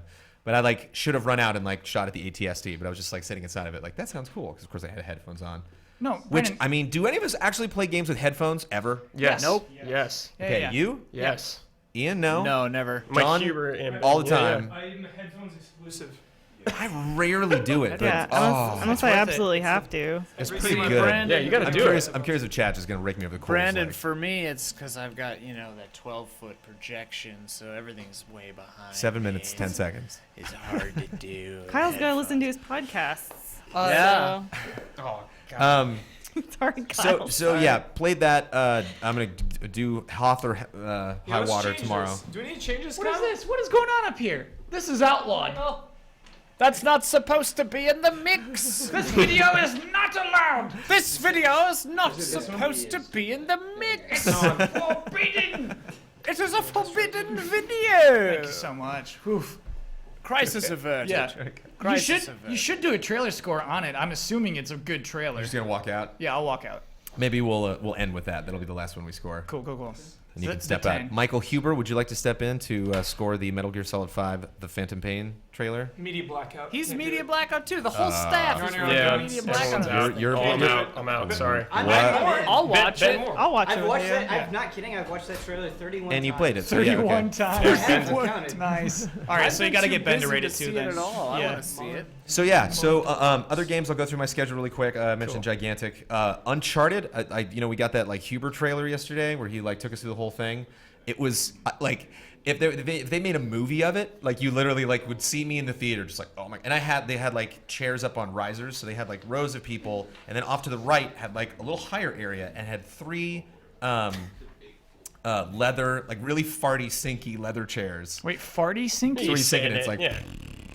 like leather chairs. No, I'm glad you described that. These Thank guys you. fart. You can't really Yeah, hear yeah, it while we're on the stream if we're talking, but Yeah. when you first get into it, just like. Farty sinky. Yep. And I'm like, I'm gonna pick the one on the left, right by the demo stage, and Druckmann demoed it, and then like sat right in front of me when he played it. And I was Nice. like, yes. Nice. Shook his hand when it was over. I was just like, that was rad. But the whole time, if you made a movie of it, I'm sitting here watching this, and it's literally Huber's voice like echoing in my head, like Field of Dreams, just kind of like. And then he goes up this hill and gets covered in mud, and I'm like, yep, there they get, that the motorcycle part's coming up. But there's something, it just seems unreal. Like it seems so much less like I'm actually watching like, oh yeah, this sequence, Rise to Honor, classic example. Not to go all the way back to the PS2, but I mean, you look back at kind of like the old concept of like doing a video game action sequence. It was always fun to kind of be thrown into a crazy situation, but like you could still kind of look at it and realize like, I'm going down a hallway and these guys are popping out of these crates.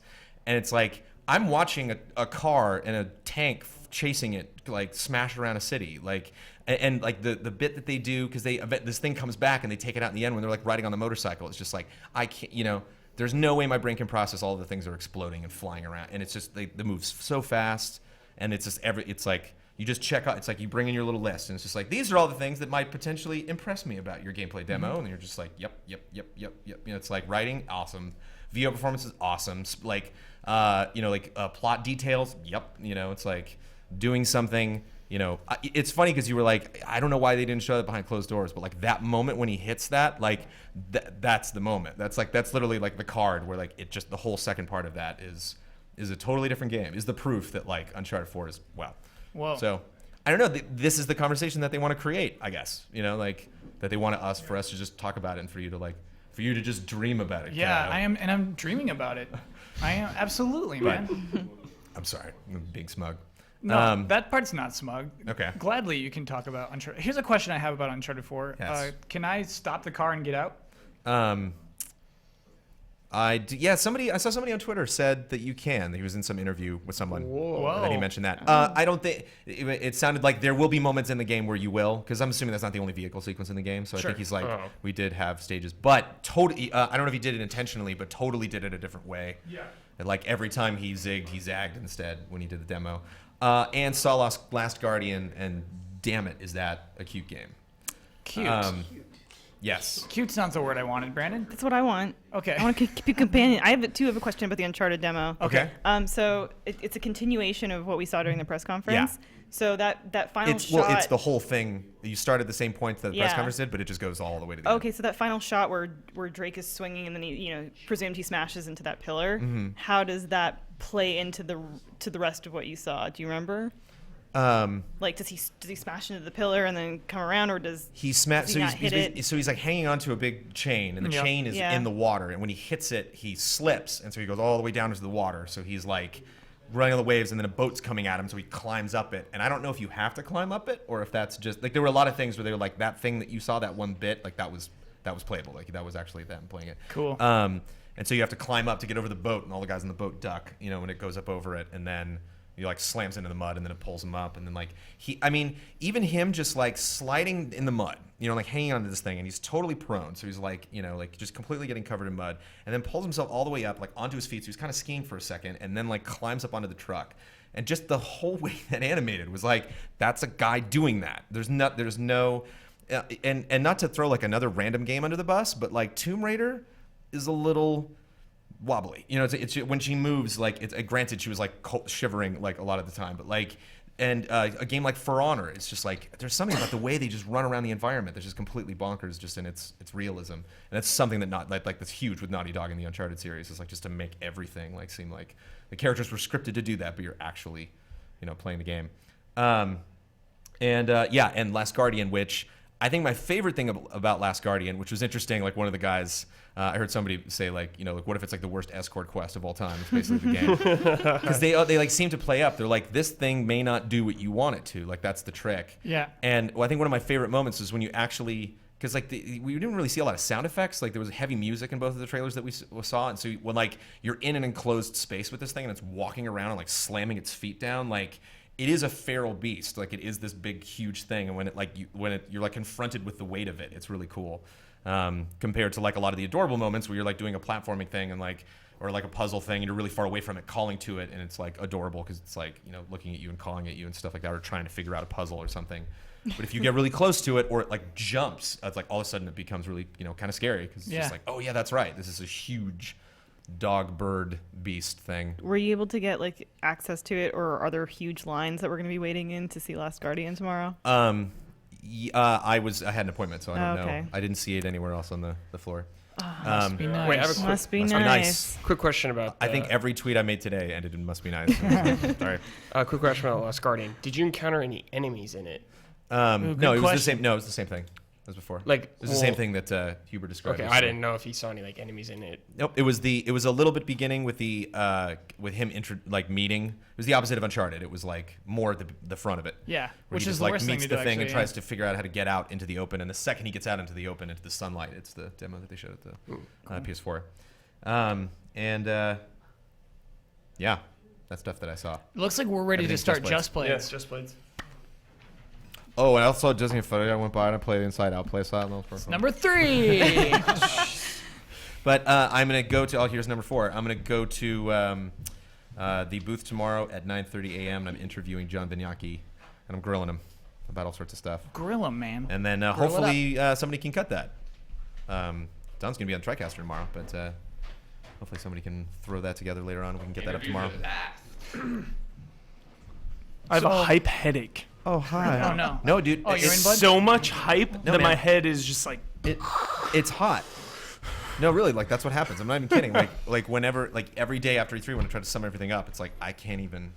How crazy is it that we did something like today? How crazy is it that we did something like earlier in a press conference? We brought that up when we were watching the press conferences, where it was like, I remember that demo, and you were like, that was in this press conferences that we're watching right now. Like, there's just so much to take in. Is this what we're doing? We're doing headphones? Yes, please. All right. Yes, please. Mine's So we kinda can loud, have Ian but, on you all know. the JPs as well. You don't have to. What's We up, want dude? to. What's up, dude? Brandon. See, look, just we're friends. See, We're friends. Yeah, see everybody. Hey, We're fine. we're friends. Was there I'm any gonna doubt? listen real quick. Only friends Uh-oh. could have the kind of conversation that we Brandon. had. No one's gay. They were giving away Darth Maul Disney Infinity figures. Yeah, man, I'm not leaving there tomorrow without like. I want to like be worried what I'm gonna do with it, you know, and we'd be like, I can't put this in my backpack. This is way too much stuff. One of the guys in the chat like won a contest or something and got to go to E3 or like somehow figured out something to that Disney like sent him and he got a bunch of swag. So I'm just like, okay, if you're getting swag and I don't, then we're gonna have a problem. Wow. Yeah. Swag. Power trip. Where's Yeah, that power one, Brandon? entitlement. What do you want to go with? Must be nice. Must What do be we want to go nice. with? Well, you seem to have an opinion yesterday about the stuff. This is 9 Just Blades we're about to do. Jeez. That's as much as we can fit in. All right. The max. Settle in. I just wanna pre-hype this. I suppose I didn't think E3 could get better than it did yesterday, and then it did. This is a good E3. Before you came in, Ben, I was talking about how unbelievably effing gorgeous so many games are that are at this show. Specifically Battlefront I brought up, which is just like until you actually like sit down on TV and watch that thing. Put some headphones on, get a nice sound system. Yeah, that's the thing. Seeing it online and seeing it in person are very different. It's like my Xbox One and PS4 have been in beta for a couple of years. You know, and like finally coming out of beta. It's nice. So I'm gonna start off a little light. All right, we ready? Sure. Ian, are you ready? You gotta say what it is so he can cue up the B-roll. No Aw. surprises. Sorry. Oh, no surprises. Let's do Beyond Eyes first because I'm actually really curious about that. Dude, Elise Willems. Hold on. Beyond Eyes. Elise Willems. Getting Elise called Willems out. and Ian Hanks' favorite game. I've already I saw Incoming. It. I played it. Start again. Start again. So Beyond Eyes has that like Cuphead factor, where if you put it in a montage at like an Xbox or a PS4 press conference, like everyone's like, "Ooh, what was that?" You know, and like you look at this, it's like, what watercolor blind girl? What's happening?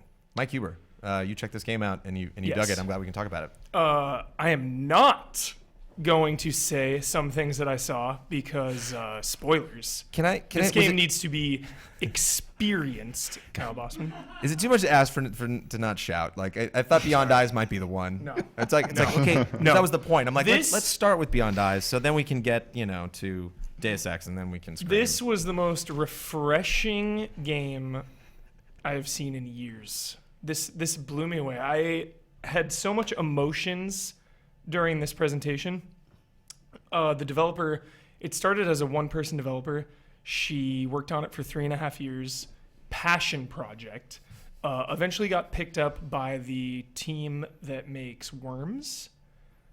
Ironically, yeah, and Xbox, and so they really pushed for this game. Oh yeah, Team 17. they're the Team ones doing it, 17, yeah. exactly. So she has a team now, and she like moved across countries. She lived in Norway. Now she lives in England to see this game through. It begins with a girl that loses her sight due to a tragic accident. I'm gonna try to avoid spoilers because Out of respect. there was I'm not even playing this game. There was a moment during the demonstration where I just got chills down my entire body, and like just thought to myself, "Whoa!" It's like Journey style moments. I kept going back to Journey, just that emotional impact. So when she approaches different areas. In the beginning, she's home, okay, and she befriends a cat. It's her first friend. She goes blind and she goes into seclusion for years. She just loses all confidence, gets super depressed, only plays in the backyard, and it's a familiar place. So every time she's in the backyard, she's comfortable. When you walk closer to something, her sound and feel of the ground kind of fill in what it is. And they play on that significantly later in the game. An example that isn't too spoilery, she hears water. In the beginning of the game, there's a fountain in her house. So when you're walking towards the sound of water, it's the fountain, But when she gets closer, it turns into a drainage sewer pipe. That's actually what it is. So Huh. it's just playing on these expectations and the sense of discovery of, you know, the farther she gets away from home, the more foreign and the more intense. Like there you see a huge cloud of smoke, you know, because she's never been that far away from home. She has no idea what to expect. Did she ever interact with anything, or was it just constantly moving forward? Yes. So there are no objectives. The game evolved from being very gamey. That's what it was originally. There was a lot of gamey stuff, and she said it just wasn't working, so they took it all out, and now it's kind of like a No Man's Sky. Like, I kept thinking about that, too. Well, you know what? It's the thing that it's struck me, because at first I was, you know, very much just thinking about, like, okay, what does Beyond Eyes mean, whatever. But, like, looking at it, in a way, it reminds me of Unfinished Swan. Mm-hmm. I thought of that, too. Unfinished Swan, absolutely.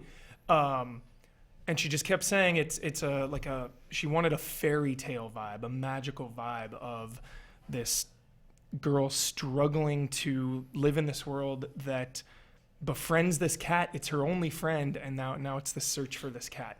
You know what you're making me realize is that with video games, we can inhabit the role of anyone. Anything. Anything. That's why it was so incredible. It was just unlike anything I'd ever seen. I could compare it to No Man's Sky and Unfinished Swan and Journey, but I was just, you know, after seeing so many demos of, you know, shoot people in face with gun. Yeah.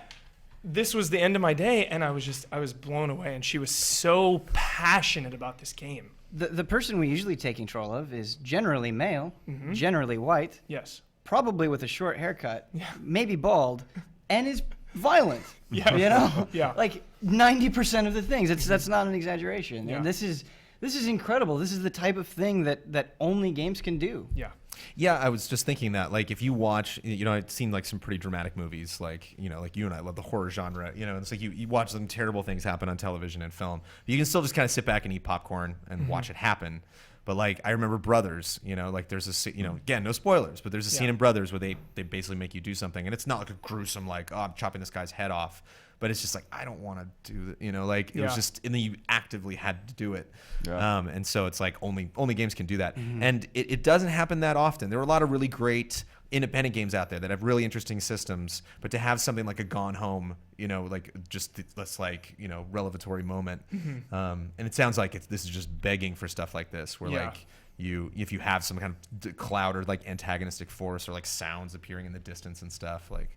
And it's just, it's coming from a place of passion. The developer actually lost her cat when she was young, and she's putting that into the game. And there were other references to her life that were more personal that I will not air on this. But it was so refreshing and inspirational to see. I mean, this makes me hopeful for the future, and just it's just pure creativity. And how cool is it that only she could make this game, right? Exactly. This came from her experience. Mind, yes. Anybody can make a multiplayer game where you have to control objective points, right? But only she can make for Beyond Eyes. And I think that makes it especially appealing. This is one of a kind. This is a gem. I have a concern.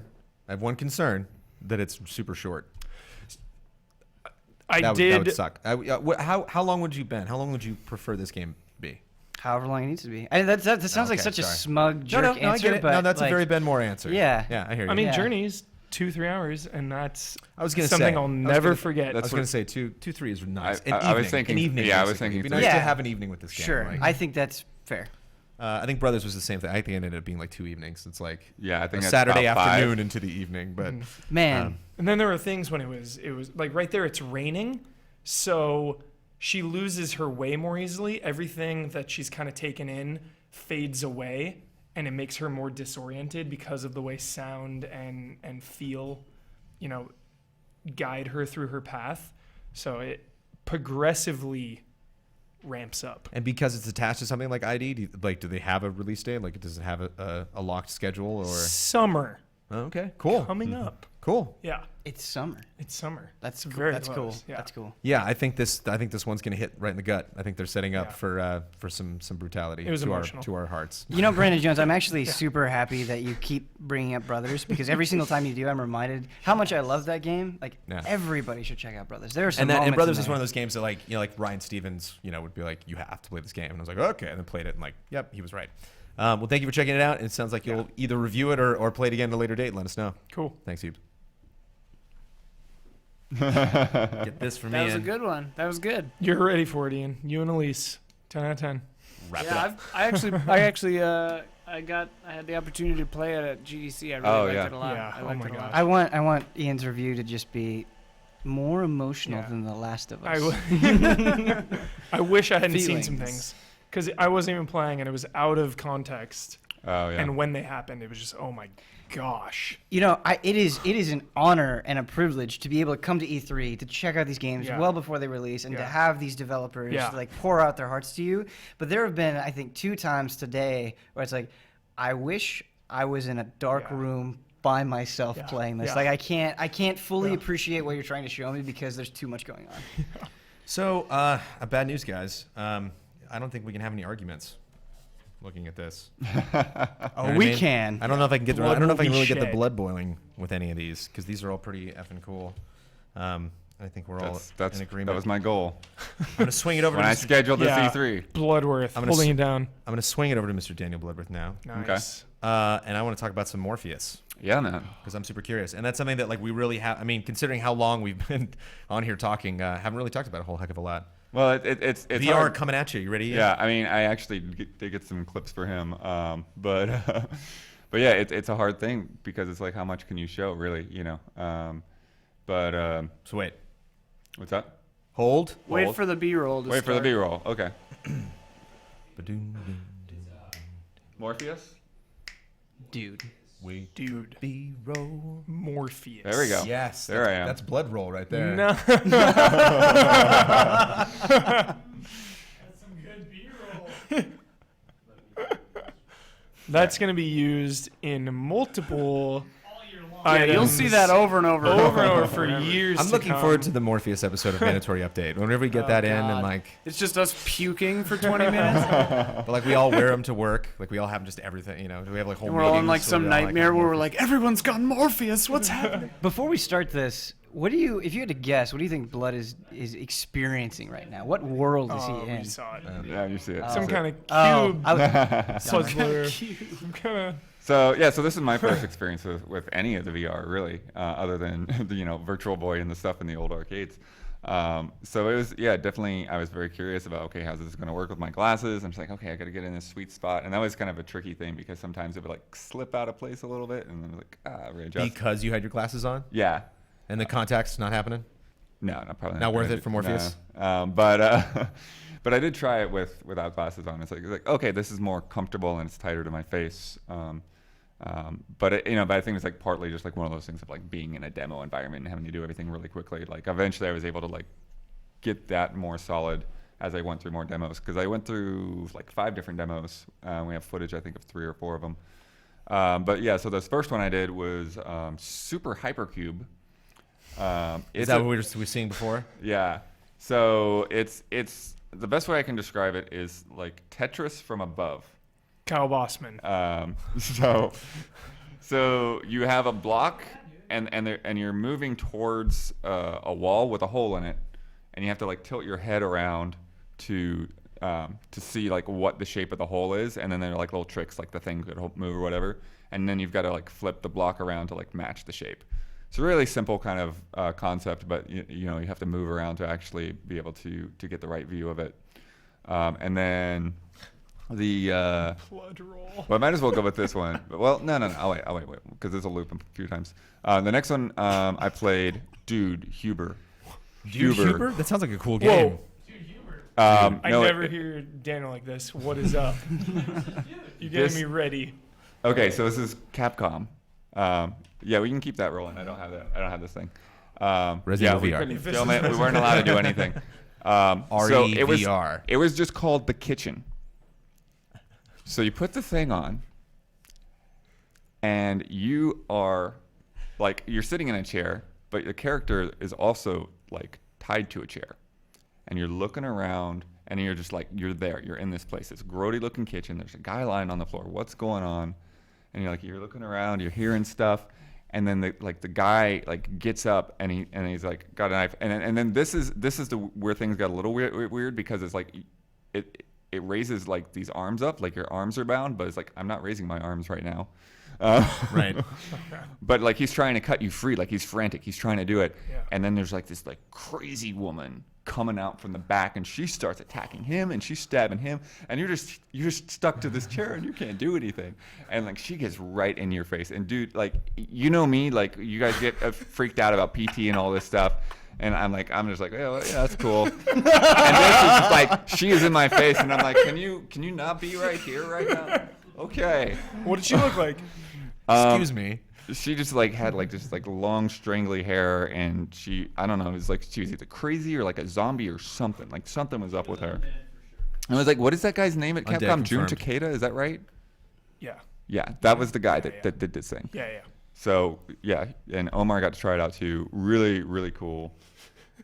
Freaky stuff. Gosh. But that sounds dope to me because you're like rooted in a chair and you are in a chair. You know? So it's like I don't know. That seems like that's really cool. You can it can just get like really really far back into your brain where like you really are convinced for a second. Like I need to, like you were saying, like I need to take because that's how PT made me feel. We're like playing it alone's like I can't do this. There's an Oculus game where you have to lie down and you're in a coffin. It's like get out of the coffin. So claustrophobic. I'm gonna keep going because we got a lot to Sure. cover. There's like 5 in this one. So the next one was actually surprisingly cool and fun. It was just Playroom VR, and you looked around and like you know how you had like little white Playroom Android things and like you just start off in a room and you're looking around. There's a TV. This is actually multiplayer. So Omar and 3 other people were controlling these little characters, and I was like a giant Godzilla monster chasing them. And the only way I could attack was with my head. So I had to like smash my head like this. Oh, these sound so fun. All over the place, like to hit helicopters and buildings and just cause destruction. How's the control on that? Does it feel nice? Yeah, well, I mean, yeah. It's just you have to like put that effort in. Like you have to like move a lot. Yeah. And then the second part, they turned the tables, and so they like got into like little Power Ranger outfits, and they just started like chucking stuff at you, and so you had to dodge like all these like oil barrels and like hot dog carts and stuff like that they were throwing. And so it's like, you know, whoever gets to the end 4v1, you know, it's like the cute Evolve. That's the first time I've ever thought of that. Multiple people in the same room with VR. That is. But no, they weren't with VR. They were just with normal. Yeah, so everybody was playing on the same PlayStation. Okay. And then there were 2 that I didn't get to try. One had a gun, and it looked like it might have been done by Naughty Dog because there's like a Naughty Dog guy sitting there.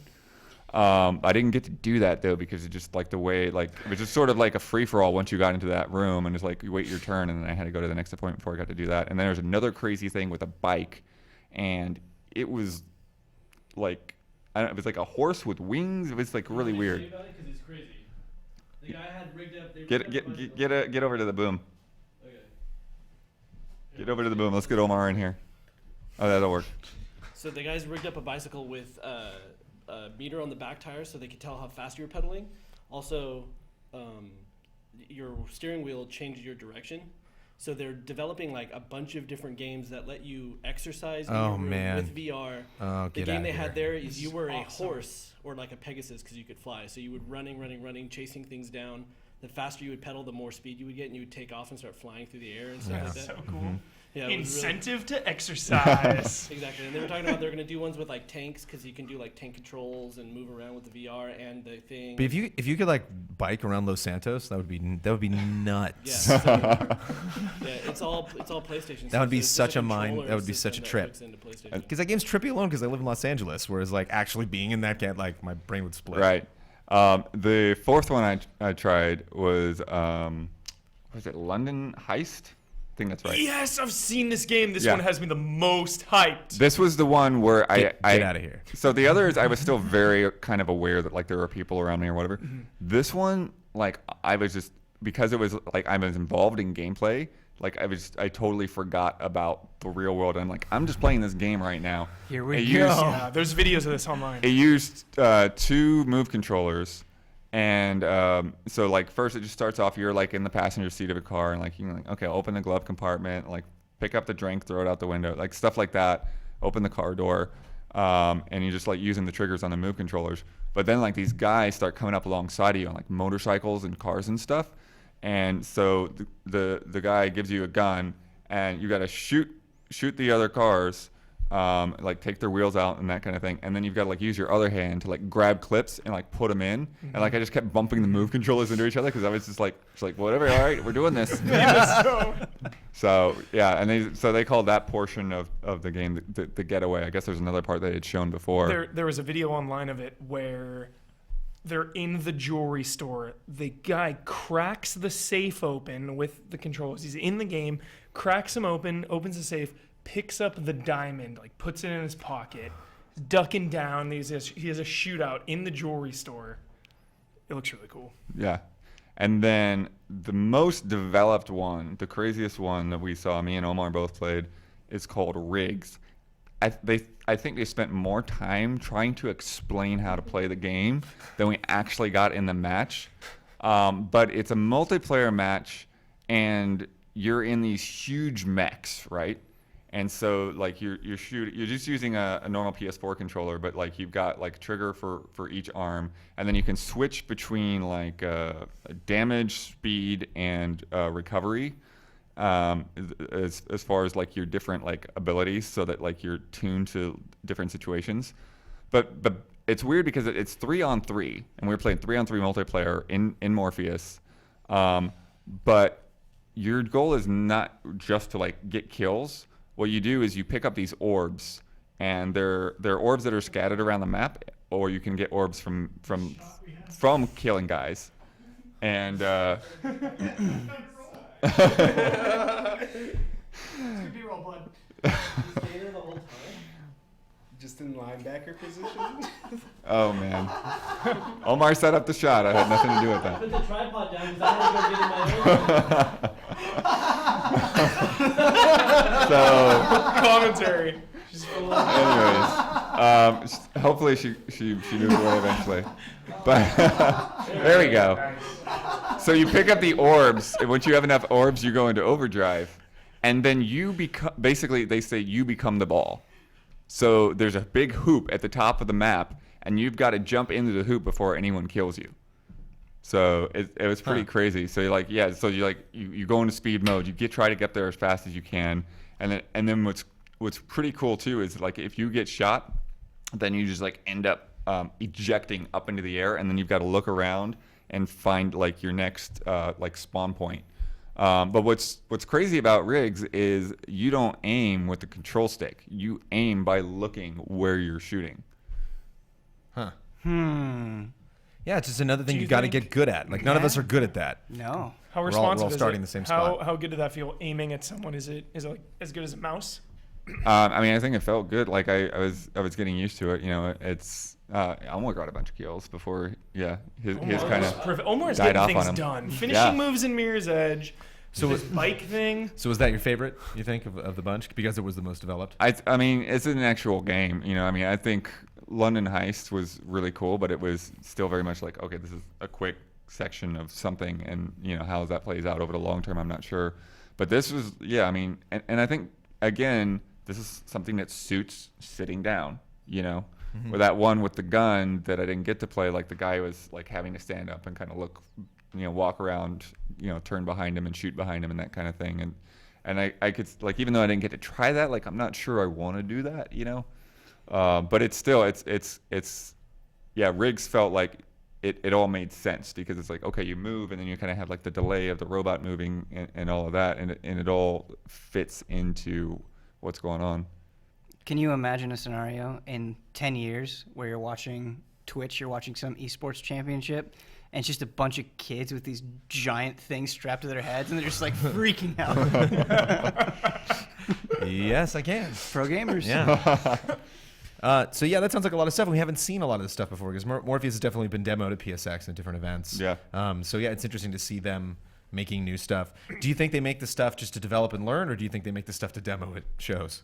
I think it's Both? both for sure. I mean, there's a lot of different developers there. I mean, the Super Happy Cube is like a small team, and then like I said, I'm pretty sure there was a Naughty Dog guy in that room, and they're messing around with it. Everyone's kind of playing around with this stuff. What else was? Oh, Trackmania apparently has a VR demo somewhere. Whoa. That Oculus. Vomit. Yeah. Flipping into the air. Is VR the future, Bloodworth? I don't think it's a whole future, but it's going to be pretty cool if it's affordable. Yeah. Nice. In the affordable future. Affordable future. And yeah, like next year, probably 2016, Morpheus. I think so. Yeah. So Shenmue 3. yeah, well, Full let's not get into VR that. Let's not get into support. this. We'll Don't do probably this see to me. more soon. Don't do this to me. Thanks, bud. Yeah. Good. That was like 12, 13. That's good. Felt longer than that. Okay. Carry some water. Yeah. Can you get me a water? Give me a glass of water. If you look at me, I'll give you the take standard the cup? times. Like Can you? Mr. I could he's use getting one one. as well. Just throw it in the trash.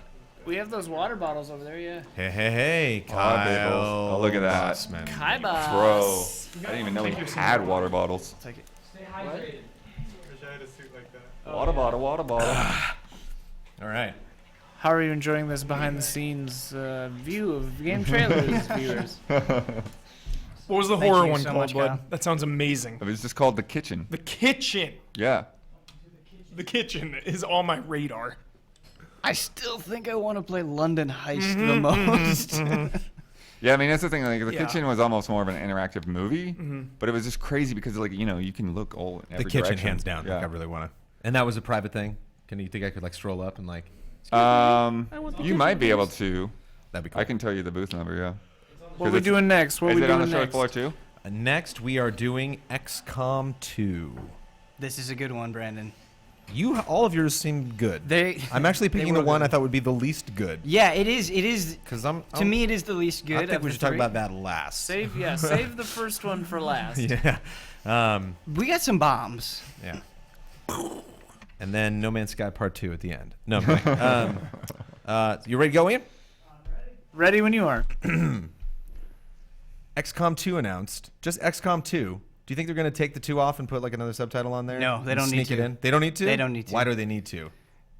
XCOM. I think XCOM Enemy Unknown did better than they thought it would. I think they had high expectations. They put a lot of work into it, but it won a lot of the Game of Year awards. It sold really, really, really well. I think just having XCOM 2 is as much of a presence as that game needs. So, under what circumstances did you get access to XCOM 2? The today, circumstances under which I got access to XCOM 2, I cordially entered the 2K booth and I said, "Madam, please take me to the XCOM 2 demo." And she said, "Right this way, sir." And I went inside a theater with a bunch of other Must be nice. lovely gentlemen and ladies, and we sat down for a theater presentation. It was lovely. Yeah, I played. Actually, XCOM was the first game that I demoed when we made the move to the Defy offices, and we had that week of streaming like from our desks. I was like, oh, I should play XCOM, and that's not a quick game. You really have to be cautious of absolutely every single thing you do, and despite your best efforts, it will go bad. A lot of the time. But it looked like a game I wanted to put a lot more time into, and so lo and behold, I got to play another game as well. Yeah, it looks pretty cool. Sounds pretty cool. Brandon, XCOM 2 is what I wish every video game sequel could be. This is okay. I just want to say, for all of my Just Playeds, there's going to be a lot of statements that you could construe as exaggerated, but I really feel this way. Somebody's going to establish the timeline and find all the contradictions. Contradictions. How many best games ever? Where you're just like, this was the best. I mean, sometimes you just get excited and you repeat statements, but it happens. No, the reason why I say that is I feel like a lot of sequels, especially sequels for strategy games, are iterative in very predictable ways. And that's not always bad, right? They can be really good expansions or sequels if they just add new units or just have more maps or just tweak the mechanics slightly. That's not what XCOM 2 is doing. It's taking an alternate what-if scenario from the first XCOM game and making that the central plot. You lost. The aliens won. You are subservient to them. The demo that we saw, you were trying to, as this rebellious XCOM force, trying to go into this parade, essentially, where they were showing off a new statue of your alien overlord, and your objective was to destroy the statue to let them know. You know what game also had a plot like that and was also a very good game? Yeah. Wolfenstein: The New Order. Yes. Yes. Actually, I didn't think of it until now, but you're absolutely right. It has And the same Deus sort of Ex, I get that vibe. Same sort of You style. know, where like the threat is so ingrained into the society that it's just like you don't really know where to strike. Yeah, and I don't know, maybe some people won't like this, but I feel like in XCOM Enemy Unknown, the way they sort of established how menacing the aliens were is just getting into battle and you dying a lot to them, and that they felt like a mysterious, powerful force. But they're being a lot more overt here. They're talking a lot more. They're giving more context to everything that you're doing, and I really appreciate that. It seems like they don't want you to just walk away from XCOM 2 saying, you know, the stories that you told in Enemy Unknown, where it's like, I had this character named Michael Huber, and he died in the heat of battle, but he went out gloriously by throwing a frag grenade. Yes. They also want to have an actual plot as well. So I think that's cool. Does it look like this? Does this look good? Does it look as good as it does not look. It does not look as good as this. As the video that we're watching. Yes. Not even close. Because I was, I didn't think obviously that this was gameplay, but I was wondering if it was based on some kind of rendering of the engine. Compared to the first game, how does it look? Is that something much better? Oh, yeah. okay. Yeah. Appreciable? Like, did it make your experience better playing this XCOM game? The graphical tweaks. I didn't play it, but I saw a hands-off demo.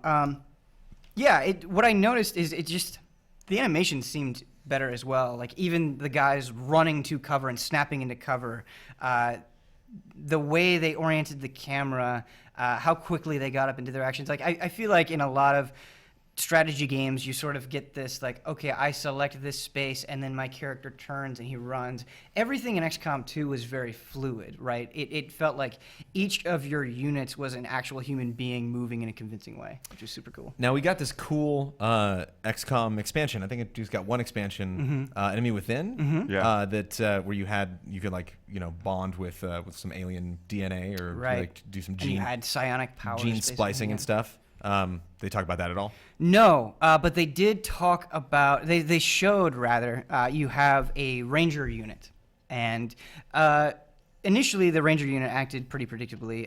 She was a female, and she got behind cover and she shot with her assault rifle. But then, after you defeated the first wave of enemies, there was this vehicle, and the doors bust open, and probably the coolest moment of the demo. They call it the Viper. And it's this giant snake that will wrap around one of your units and just like fling it across the map. And it is the quickest unit that I've seen in an XCOM game. It's just like, it's on top of you. Yeah. And it slithers out of the truck. And the ranger's like, I gotta take this thing down. Hops over the wall, pulls out a sword, gets in its face, and just slashes it.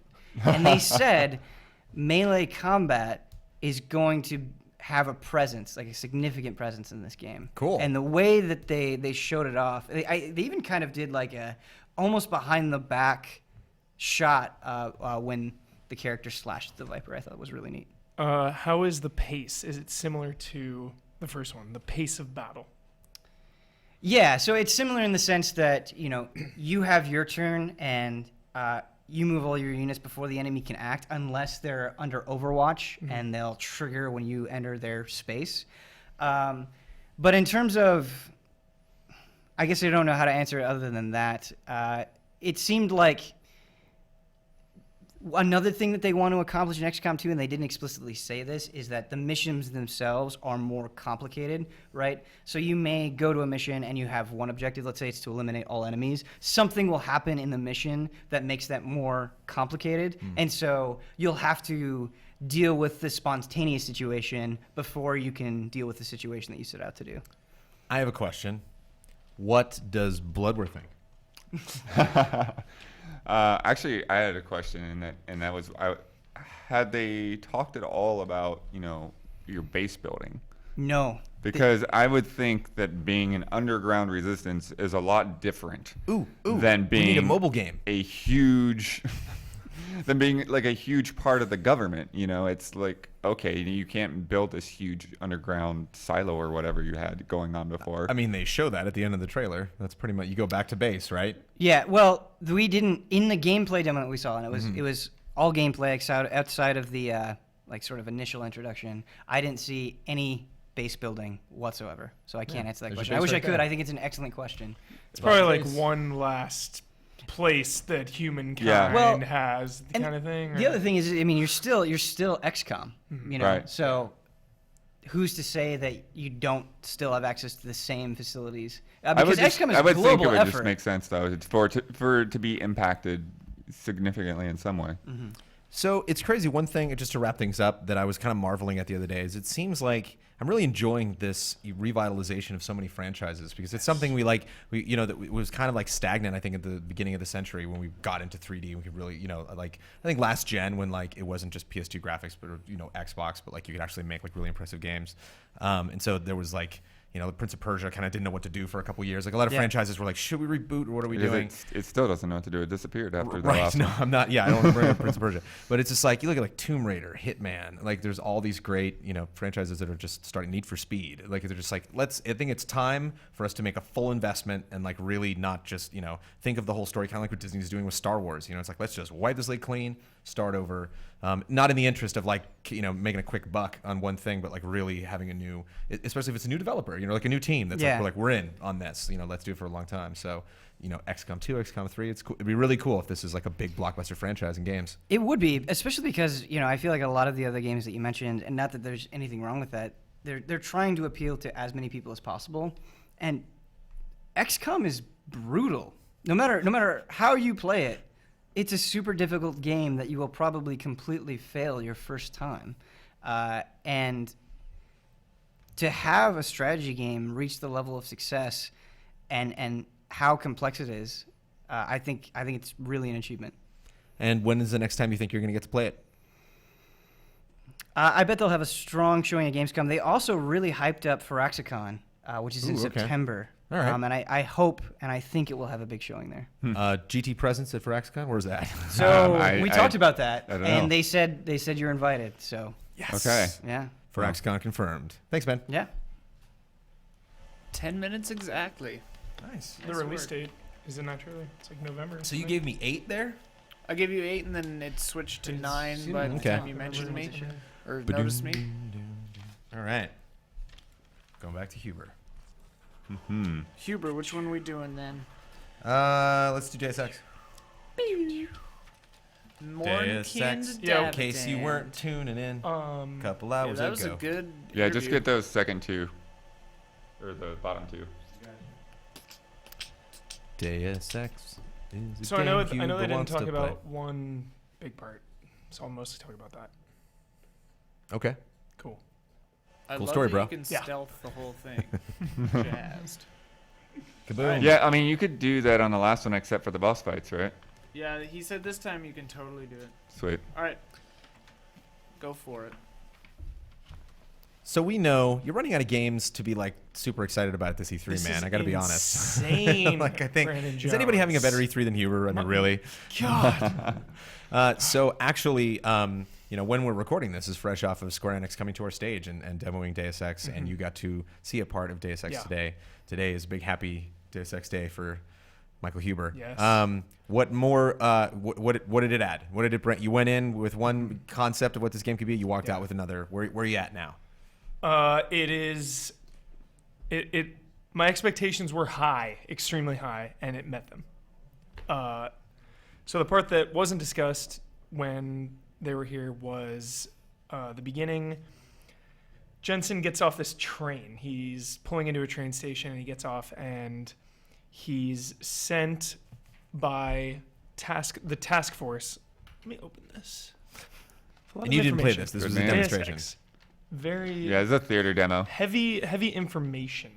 How amazing is it that you're on the stage talking about the next Deus Ex? I can't even handle it. It's too intense. So, Task Force 29, right? Jensen works for them, but he has a secret agenda within them. He thinks they are being controlled by the Illuminati. So they send him to, it's like a Paris type area. I forget exactly where it was. They send him to investigate something, and he meets up with a contact, this female like spy person, and they just have this super intimate, attention-grabbing conversation that is so powerful. I was just hooked. I was like in the world when this conversation was taking down. It's like this 3-minute conversation. They're talking about the Illuminati and spies and why he's here. There are so many. It all comes down to the script. It is so well written and well voice acted and well animated that it's. I was thinking of The Witcher writing. It even blows that out of the water. So they're walking through, and everything is so seamless, and there are all these civilians walking by. It doesn't feel like, in Assassin's Creed, if you just stare at someone and they sweep the air with a broom or something, just these kind of lifeless NPCs. Everyone around him felt alive, and they're all walking by, and people dynamically interacted with him. They like would bump in, he's in total control the whole time. People would bump in and say, hey, watch where you're going. So they're going through and they're talking about the plot, like so heavy. It's out of context, so couldn't follow it as much as I wanted to. But all of a sudden, just huge explosion out of nowhere. Screen starts like flickering, fade to black, and then they went into the place that, they jumped ahead, and it was the place where that was discussed a ton. And just going through that demo the way they did with all of the stealth options, it felt like there were 150 ways to go about every single situation. Deus Ex has always been about freedom, but this brought it to a whole nother level. There are so many powers, and the best part about it was that every single thing felt viable. Everything had an impact. It's okay, I can stealth through here. I can blink my way up to these vents and go around there. Blink? Oh, wait, how does that work? There's a blink now. It's exactly like Dishonored. You have your little arrow where you're going to go, and you just blink. They call it a dash, but it's basically like a Dishonored blink. Huge vertical maps, emphasizing verticality. So it just felt like there were so many paths they could go through and so many tools at your disposal. Does it seem like, I know you didn't get to play it, but just kind of watching it, was it kind of like riding a bike where you were like, yep, if you did, the first game, not the first game, but if you played the last game, 100%, then you just pick up right where you left off. Yeah. There was nothing weird or the new systems that they were like, we changed this and wanted to make it more accessible. Because you said there's a lot, and you need to think for somebody that is just so pumped on this for this, like hearing this news now, that's like, okay, well, I didn't play Human Revolution, I don't really have time, so if I jump into Mankind Divided, am I going to be? It's that best confused? feeling of when of a sequel, you just come back to someone and you're like, wow, Jensen, what's up? Like he has evolved. It's 2 years after Human Revolution. So it feels so natural that he is even more intense than he was during his origins. And more powerful. It's like the Metroid argument, where she just like, they've got to figure out some creative way for her to lose her powers every single time. Mm-hmm. And so it would be frustrating to start the next one and like he doesn't have, if you want to like lower in level some things, just like start the game out, but like just some base abilities. That's what I liked about Witcher. You started out and like the 5 magic spells you have, got them, and you can like get good at them and know the balancing and know how you can use them in combat, and then you just pick one that you like. Mm-hmm. So they did a huch stealth part. They showed some hacking, which is even better now. It's very similar to what it was in Human Revolution. It's more intense. Like when you hack a folder, it just explodes, and when there's a virus, just the siren is like blaring. So you feel more under pressure because it's so intense. And then you did combat. Combat, huge improvement over Human Revolution. Combat. I avoided combat in Human Revolution. I did get into some scuffles during my playthroughs. But I mean, when you say better, I mean, I'm interested in what you mean by that, because I thought in any Deus Ex, the idea is you are vulnerable. Mm-hmm. If you get in a room with a bunch of guys in it, you're dead man, because you can't fight 5 guys. So so it's interesting. Yeah, didn't get the chance to ask them how upgraded their character was, but they had the two things I noticed were one, when he used cloak during combat. Traditionally, that burns a lot of your energy. It was very, very slowly diminishing, so that seemed a lot more powerful. And the coolest move is the armor, where the nano, just this crazy black, solid, polygons, liquid moving polygon goo is over you, and you're pretty much invulnerable. And again, the energy meter was draining a little slow. I don't know if that was for demo purposes. I know you have to, find consumable items to gain your energy back, which I always loved, but you're definitely stronger. And I kind of like it. You said you can do whatever you want, and I think I've actually seen some people talking about this lately, like how it's okay maybe for a game to get easy sometimes, or if you'd be able to avoid combat or just move past encounters together if you're just not in the mood. If you're just kind of I just went through a big crazy thing that was fun. I think I'm just gonna not do this. It's kind of like when you do good or bad things, I guess, in a BioWare game. Yeah. So it would be fun that you can see a really fun situation when you're there's all these sorts of things I can do to make all these guys play against each other, or I just spent a half an hour doing that. I really want to get to the end of this mission. I want to go to bed. I'm just gonna blink around. I'm just gonna skirt through the area really fast, get the thing, probably miss some rooms and some items I could pick up along the way. But and just the attention to detail, every little thing. I mean, on screen right now, just the explosions look ridiculous. He goes through upstairs was a cafeteria, and then there were living quarters. You can go through both of these entire areas fully. He got in a shootout in the cafeteria. Food was flying everywhere, debris peeling off. Just intense when things go loud. So it's good. And it's something where, it's one thing. So you've had a lot of dreams come true at E3. Yes. And it's one thing, to hear about an announcement, of a game that you've wanted for a really long time, but the game still doesn't exist. There's still a whole litany of things that could go wrong, leading up to that game's launch. Yeah. But this is a game. They did that. You wanted a sequel to Human Revolution, and you got it, and it sounds pretty good. Everything looked on track, looked good, ran well. Yep. On track, confirmed. Thanks, Hubert. When? Just pumped for the story. Cool. Give me that story. JC Denton, where are you? Bridge the gap. Tracer Tong. What's next? Les enfants terribles. Let's talk about Forza. Oh boy, yeah. Are you excited to talk about Forza, Ben? Ben, Forza. Ben. People don't know this, but I actually like racing sims. I'm no Daniel Bloodworth, but I like racing sims. But you also mentioned the other day, I think we were talking about something for Black Ops, and you were like, hey, Ben Moore doesn't want to miss out on the Black Ops stuff. Yeah. It's don't. Yeah. I'm down. People don't see me as the Call of Duty guy either, but I really like Call of Duty. A weeaboo at heart, though, I think. You're a weeaboo at heart? A weeaboo at heart. It's just a joke. Kind of. That's the danger of missing a day-long stream. There's all these hidden jokes now, and I'm just like, what? What's happening? What? I feel like you missed out. You missed a day of school, and all your friends are friends with different people. Does that mean we're ready, Ian Ski? Yeah, we're ready means we're ready. Ready for Deus Ex. Sorry.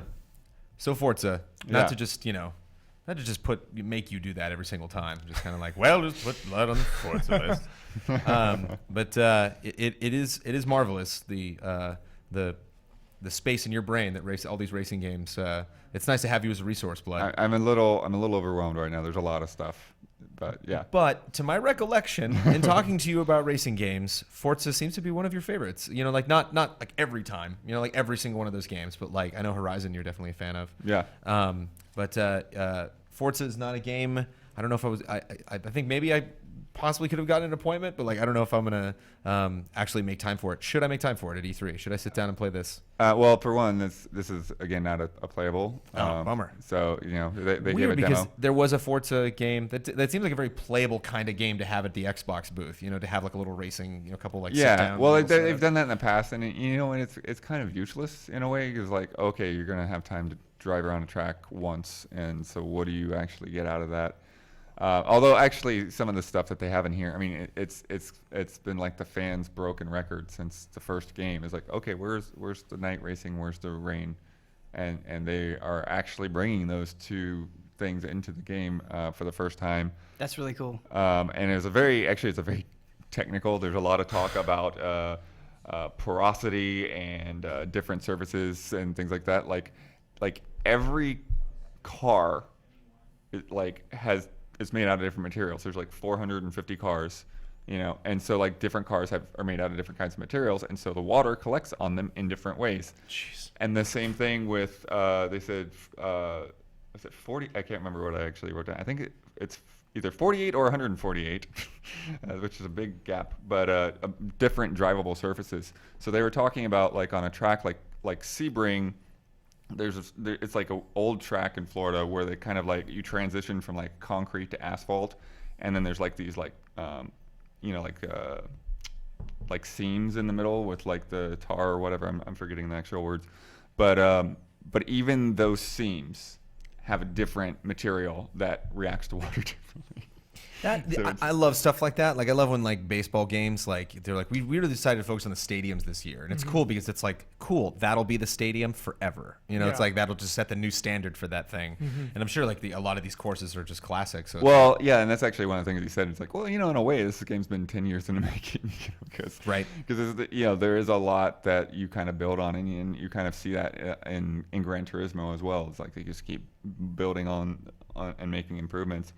Similarly with Night, one of the things that you talked about with Night is like Night isn't necessarily just one thing, because like you can have a track that is it's lit up like a stadium, and there's like all of these lights and all these shadows that are flying around all over the place, and then you have another track that is basically out in the woods, and you have your headlights and you have the guy in front of you with brake lights, and maybe you have the guy behind you shining his lights into your cockpit, and that's it. So those are very different experiences and technical hurdles. Especially with, we definitely got to that level with last gen, but like with this gen, like, just pure black and shadows and stuff like that, like and lighting when you have a flashlight or headlight. We're just getting started. Really good. Really good. Yeah. Yeah. But the main, I think, know. the main thing, because there's been a lot, rain done in different ways in a lot of different games, and actually at the end they had a Q&A, and I had to ask the question twice. They didn't want to answer my question. What is the question? I was like, so is the rain, is it dynamic? Do you have the rain start up and go away naturally or whatever? And at first he like answered me, I don't even remember what he said. It had nothing to do with the question, but eventually I got out of him that like, no, like the rain is like, that's the rain. So unlike Project Cars or F1, like you don't have this dynamic building of rain and stuff, but what you do have is puddles. And the size of the puddle, it's all 3D and everything, and there's like it's taking into account like the amount of grip that you're going to have and you're going to lose. So you get one tire into that puddle, and it's and they've done everything to make that feel as threatening as it does in a real car, from the way the rumble and the sound effects and everything. Cool. So and then like every raindrop on your windshield is like physically simulated. It's like little bits like that. They did talk about some other things. All the cars, all 450 cars, are now like up to that like Forza Vista quality that they like originally started with just a handful of cars like 2 games ago. And wasn't there a thing where you could like use Kinect or something to like open doors and get close to them? And yeah, that's same kind of, that's the idea, is that you can open the doors and all that kind of thing. But I just think they've sort of abandoned Kinect at this point for that sort of thing. Oh, right. Like even if you could do it with a controller, but is that mode still in there where you can examine the cars and check? Yeah, I think so. Okay, yeah. cool. And then they talked about the career, and it was a little bit hard to follow, but they were talking about like a bunch of different stories of motorsport. So like you'd have like a story, and then within like that you'd have like a separate career path, and then you'd have like a series within that. So like different disciplines of cars, more or less. So that you could basically play the game the way you wanted to play. Because they say, like, with Forza, especially, that they have a bunch of different types of players. They have people that always just play multiplayer. They have people that never play multiplayer. They have people that will just want to, get in and free drive, whatever car they want on whatever track they want. And so they're trying to cater to all of those different things. So it takes, how are we doing on your notes? I got what's like, our percentage? I got pretty. We're doing pretty good. There's like maybe 2 other things. Thorough blood. Gran Turismo takes forever, and Gran Turismo is a beautiful game, and Gran Turismo is a very diverse game. There's lots of different things you can do. It's a very clever racing game franchise. Like you go to the moon and stuff. Like they always do put fun things in GT games, but they take forever. Whereas Forza's at a nice clip now with just kind of like, maybe every other year we get a new Forza. Are you It's worried? not maybe. They've been like, every year? Like a clock every other year. Every Forza other year. Motorsport. Do you like that pace? Do you like these two franchises that they're working with? Yeah, I mean, I guess it's all right. It is a little weird, in a way, because there's no excitement to it. When Forza 7 is coming out. Can they quote you on that? you know when Forza 7 is coming out. You know it right now. That was actually my question. When I played Forza 3, I think that was the biggest leap in the series thus far. Like it felt like it was the perfect Forza game at the time, and they just did so many things. It was overwhelming. It really felt like the next step for that type of racing game. Do you feel excited about Forza now? I don't feel particularly. It's weird because I do feel like they are the most consistently well-crafted racing games. But there is a sense that I don't really get excited about that. In the same way that I got excited about, oh crap, Dirt Rally. This is just out right now. I can play this, and then I haven't got a chance to hardly play it. So yeah, it's interesting. What else did they talk about? One I thought was interesting is there's a new feature called mods, which doesn't mean at all what I thought it would mean. So you know how you can adjust all your different settings to get higher payouts if you go for more difficulty, like if you turn off the driving line or if you turn off rewinding. So they have a thing called mods now, which is basically it's like an extra challenge added onto the race. So there was a mod there that they said, okay, you're going to start at the back of the pack and you're going to have no rewinds. So you can choose to play with that mod or just the standard way, and you'll get more payouts if you go with the mod. Cool. So it's interesting. What's the other thing? I guess it's not that exciting. So it's 3D tire walls. It's so when you hit a tire wall, the tires go flying. So I'm gonna be ramming 3D tire walls. Yeah, it's like spin tires. Hogger style. But it looks good. Scream that when he's streaming it, just like to tire wall, blood. Tire wall count on the stream. Yep. I think I think that the thing to me is just you're doing weather, but you're still, I don't know, while it's there, it's going to be better in some ways, but it still has these caveats of, because in Project Cars, that's where it sort of opened up to me. It's that first time that, okay, I'm all of a sudden this race, it's starting to rain, and I didn't expect that at all, or the rain will clear up, and it just, all of a sudden you go from I can't see anything to it's oh, okay, I got a chance. I can make a comeback now because it's drying up, and I can handle this a little bit easier. But I'm definitely excited to try, running into a puddle and seeing what happens. Running into a tire wall. And you, it was played for you, or you did get your hands on it? I didn't get my hands on it. It was a very point by point kind of demo. But you dug it overall? Mm-hmm. You're excited for it? You think they're gonna? Are we getting it? We had that conversation. Are we getting it this fall? Yeah. Okay. Do you think it's a good lineup for, not necessarily lineup, but you think it's like a gem on the Xbox One this fall? I think it's something that they're definitely going to plug. Much like we're talking about Mario Maker with Nintendo. Right. Is this something we're going to see get a big push? Well, and then you have to wonder, with Windows 10 now, how that's going to affect things. PC players get their hands on it.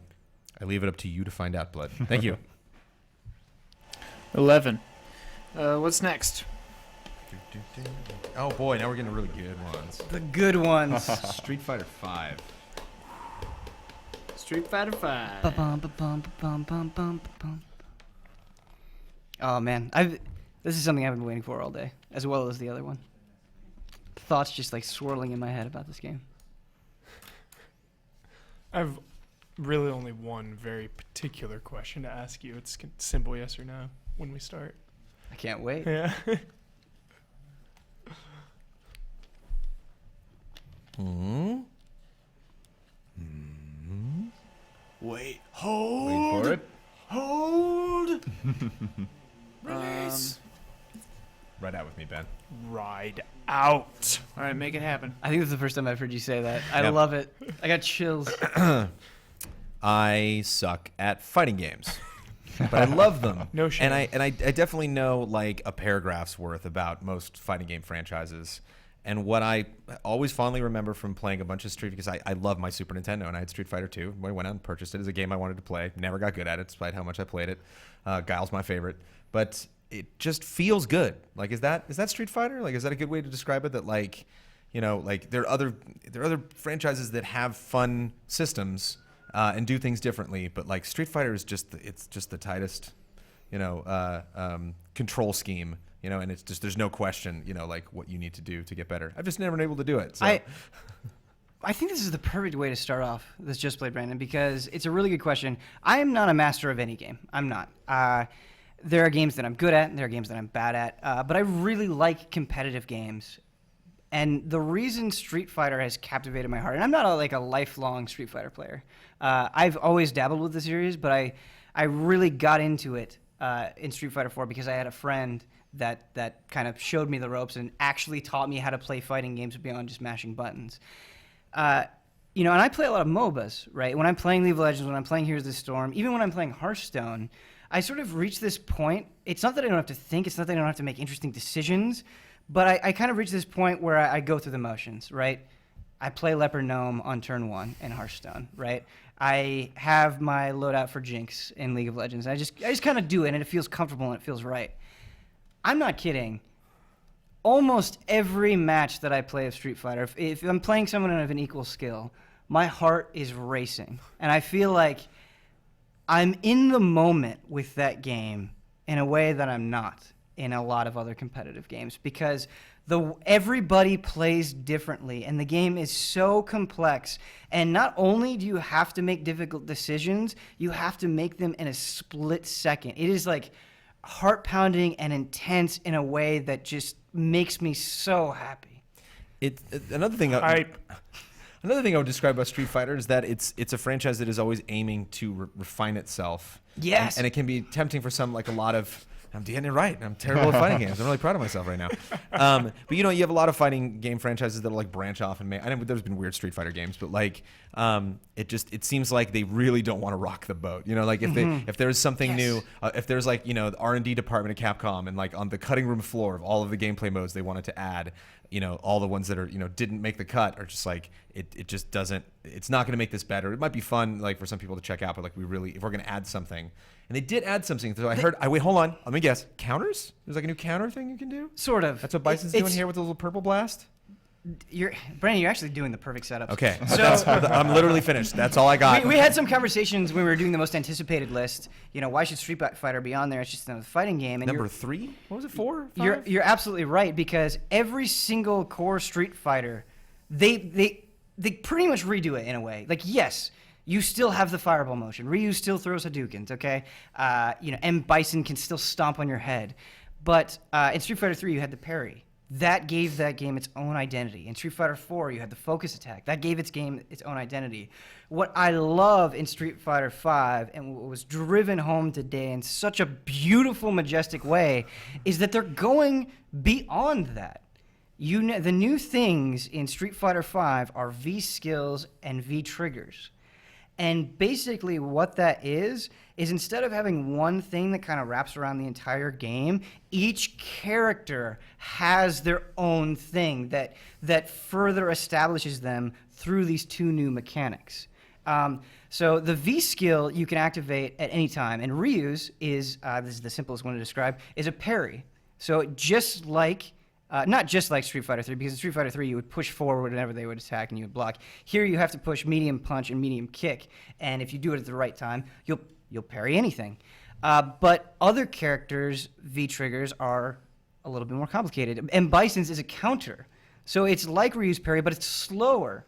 However, if you're able to do it, if you're able to perform it well, and it's more complicated, you will hit them in the face with a fireball as a counterattack. Birdie, the character that they announced in E3, is amazing. Depending on which direction you input, in addition to medium punch and medium kick, he will consume a certain item, right? So he'll eat a donut. He'll just slam this donut in his face, chow down, and he'll build some of his... you have a normal like super meter as well. If you push down while you do it, he'll throw a soda can that will do a little bit of projectile damage. Another one is he'll put a banana peel on the ground, and it'll stay there, and you can slip on it. And so you can sort of play these mind games with your opponent. And each character has this thing, and it makes them, like, what I love about Street Fighter is they're already so distinct. There's nothing like Zangief in any other game. Zangief stands alone. You know, it's the same thing, I think, with Guile. It's the same thing with Dhalsim. These V-triggers give the characters even more personality, which I didn't think was possible. And on top of that, you have the V-trigger, which fills up as you get hit, and they modify your character in an extreme way. So with Ryu, when you initiate the V-trigger, when you enter this state, and it looks fantastic as well. As soon as you trigger it, the camera pans kind of, and it zooms in, and these ink swirls go all around you, and it's just glorious. Man, I'm on the battlefield with you right now. It's fantastic. It's fantastic. Reach, Ben.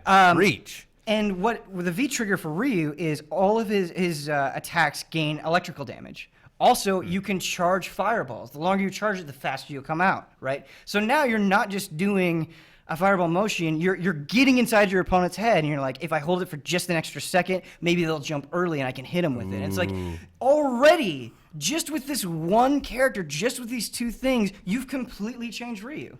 Are there different V moves for each character? Can you start swapping those out? No, you can't swap them out. So it's like, so for Cammy, for example, her V trigger is, her animations are a lot quicker. So the startup on Cannon Spike is almost non-existent. When you do Cannon Spike with a V triggered Cammy, it's just boom, instantaneous. Yeah. And I feel like with V triggers, they looked outside of Street Fighter. Going back to Marvel vs. Capcom 3, they added X Factor, which you could activate, and their idea for it was a sort of a comeback mechanic. So even if you were getting slaughtered, if you activated X Factor, you could come back because you would do so much more damage, you'd be so much more powerful. The problem with X Factor is that it was too powerful. It was such a huge boost that it could kind of make fights ridiculous.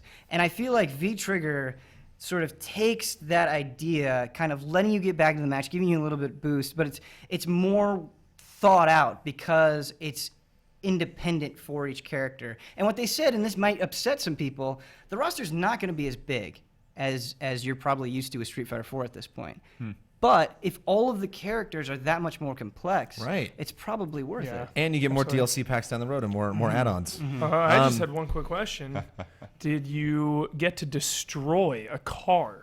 Or did they talk about any mini games? That's an excellent question. No, I did not. Okay. But I do very briefly want to talk about the stages. And it's things like this. Like the reason Street Fighter is the greatest fighting game is not just because it's the most mechanically sound. It's the effort they put into every little detail. And the stage they showed off was London. So you're in, like, I think it's a London train station.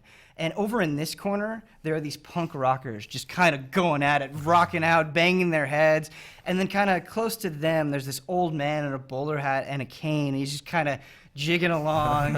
And then you have these royal guards, right, with their iconic kind of big furry black hats, and they're like a band, right? This one guy's on drums and the other guy's dancing right next to him. And you have all of these very traditional London things in this stage, and it's so creative. And Street Fighter's always been about world warriors, and you really get that sense in this stage. You know, it has a presence, it has a culture. I was watching somebody else play, and I wasn't even paying attention to what they were doing. Like, it was so cool. There was so much going on in the background that it was just a joy to watch. It is a joy to watch. It's very distracting. It's a joy to watch all this animation. And they haven't really shown off all the characters yet, I'm assuming, right? What all the characters there? Was the entire roster? No. I don't think we're even close to that. We haven't seen Delson Rowe yet. No. Delson Rowe. And tons to see, tons to learn. You know, it sounds like fun, just grabbing your favorite character and just jumping right into multiplayer and experiencing all the things on the opposite end. You know, so like, I don't know what all these crazy characters do, and then when that thing pops up in a fight, like, what a fun surprise! Like, the first time you get to go and like encounter all these people. How many extra versions of Street Fighter V are we going to get? Just predicting. Early bet from Ben Moore. 4? I think 4 is a good bet. Okay, I would 4. say between 3 and 4. Cool. Thanks, Ben. Thank you. 10 on the kisser. Street Fighter 5. Nice. Street Fighter 5. You just sold me. You want me to kiss who, Ian? 10 minutes. You want me to kiss? This You already Street you Fighter just did. You 5 kissed it. was 10 the only minutes. time today that 10 I had minutes. the Was it PR like- person Inappropriate. like drag me. They're like, What's I'm sorry. next? I understand that you're enjoying yourself, but you need to leave. You need to leave now. Here we go. These are pretty fun. This first one, I don't know. I'm kind of curious. You seemed, I don't know. I'm kind of curious to talk with everybody and see what. I have to take a What's brief reprieve. I'm sorry. Uh-oh. Maybe we can take a break then. I mean, not take a break I'll from be right streaming, back. but take a It'll be break like from 30 doing seconds. Just Blades. 30. Can we get a clock? 30 seconds. Yeah. I'm staring at a clock right now, Ben. 30 seconds. 30 seconds. 30 seconds Ben. from when he leaves. 30 He's seconds. going to the door. Well, in He 30 knows he's leaving. seconds, maybe I can talk about the Xbox Elite controller. Played I a checked it little- out. I saw it at the Xbox party. Yeah, we talked about it a little We're bit. not recording this though, right? No. Okay. Yeah, it was. They had like a little demo station there, and they had some just like very rudimentary things, so you could just play with like what the different features are. It feels kind of softer in a way. Yeah. You know, just How was the D-pad? well, the thing was that the demo didn't really use it much, so it's kind of hard to say. Like, okay, that D-pad-y thing is interesting, but I don't know. Felt okay. Felt like Yeah. they were making an effort. Yeah. There's different ones too, so you can put one on that has like shoulders. Right. You know, so it's not Yeah, just a I dumb was fit. I was still hesitant to like try to rip something off of the controller at E3. It feels weird. I don't think I would want to. Yeah, I was like, I started playing. Like, maybe I shouldn't do that. But yeah, and then so they had one demo where they showed you like the difference with the trigger locks, and that was so like basically you lock the triggers and they don't push in as far, but they still react, so you can shoot it off more quickly, more or less. Another one that they showed was with having different custom profiles. So basically you can set all of these sensitivities and stuff on the controller, mappings and stuff. and so you have like maybe a normal profile and then like a profile for like racing games or shooting games or something like that, and you just like click the switch between each of those profiles. So what they showed there is they had like you're an alien spaceship and there's a guy sleeping in bed, and then you've got to like use your tractor beam to pick up the guy and like take him downstairs and then out the door. And so the first setting was like super sensitive, and you're like smashing the guy into all this stuff, trying to make it happen. And then the second one is like, oh, okay, I can do this. I can guide him through without hitting too much. And then the last thing they showed were the weird paddles underneath. Yeah. Which I'm still not. It's like another. Like There's got to be my some fingers are game not out ready there- for that. There's got to be some game out there they're perfect for. That's the thing. It's like I sat there, like I checked it out with Trisha Hirschberger, and it was like, she asked me like, what game would it work for it? And I'm like, I don't know. Well, I what you can't need tell is a off my head. game where you're using both analog sticks constantly, so you don't have another thumb to I put. could see it for like a run button or something. Just hold it down well, you know. Right, but there's like Something 4 that. of them 'Cause there. in Yeah. in Bloodborne or whatever, like so often I would like hold The push claw. circle with my Yeah. middle finger Oh, while doing yeah. the thing Oh, with totally. my thumb, you know. The claw. Yeah, actually, Monster Hunter might be a really good game for that. But the bottom buttons, they're not extra buttons. Right, You they're just the face reassign buttons. the But I face think buttons. that would be a really smart thing for Microsoft to do weird. to maybe like sell combination. I mean, not sell them, but like sell them advertising, like like make videos where they're like, this would work, like or like find pro gamers and have them be like, what game I like to do it for this, and this is my setup. Not that like people would be able to there are program that people- exactly, but You know that there are like pros out there who are just like, oh, that's perfect for this. Yeah. Because otherwise they wouldn't have made it like that. Right. Yeah. I just am not one of those people. I have no idea. You're not elite. Elite. Depends on the situation. Xbox Elite. Is Elise elite? Yeah, I'd say so. Yeah, she is. Loopy blood. It's been more than 30 like seconds. 2 minutes, man. Yeah, it's Well, that's been actually a lot longer than good 30-second thing, though. Ooh. But we are still rocking some pretty sweet numbers. Thank you, everybody, for tuning in. Oh, yeah. We have I so haven't much been to able to talk keep up about. on numbers.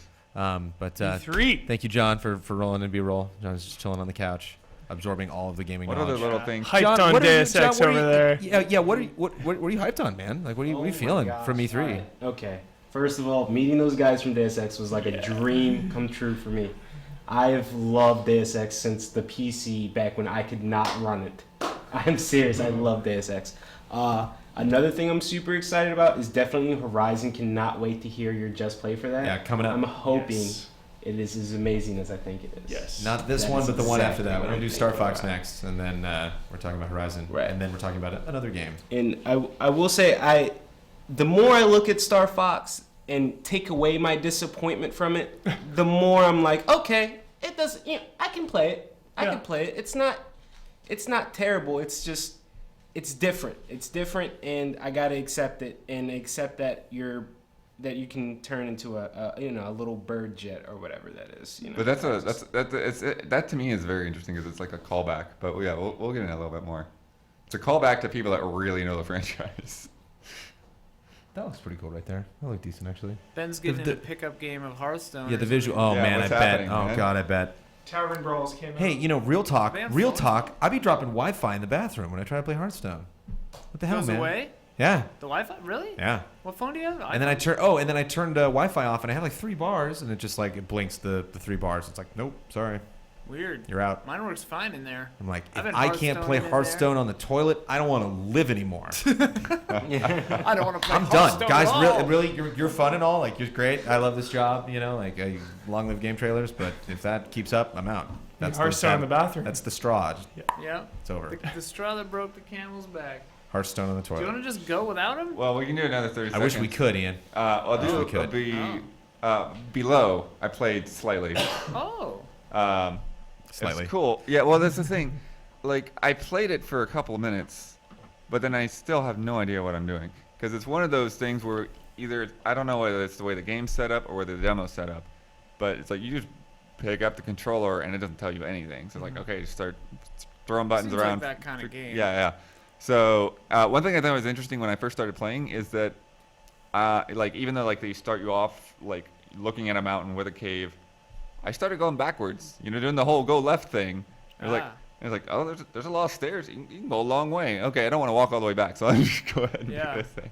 Interesting. But it was interesting because there's like a sort of a fog of war thing going on. So like you're discovering the area as you're going through it. And it stays revealed once you reveal it? Once you reveal it, it stays revealed. Weird. So it's not like a lighting thing, it's a real fog of war. Yeah. Interesting. And and then there's like, I was picking up all this stuff and I didn't know what any of it did. It's like, oh, I got charcoal, I got like moss, I got water. I don't know what any of this does. And even the menu didn't tell me what it does. I'm like, oh. 4 minutes must be nice. Must be nice. But did you win? You get a game in? Yeah, did you win? No games. No games. No, you can play. But before we transition back to the Just Played. Yeah, before we transition, there are new classes in Hearthstone. We need to talk about that. I mean, the most interesting thing I found about Below is that you bleed. Oh. So when an enemy attacks you, even if it takes off a slither of health, you have to stop the bleeding. Otherwise, you're just going to leave a blood trail and puddles and stuff around, and your health is just going to keep going down. Oh, cool. So you got to stop the bleeding to keep your health level, and then you use something else to actually raise it back up. That's cool.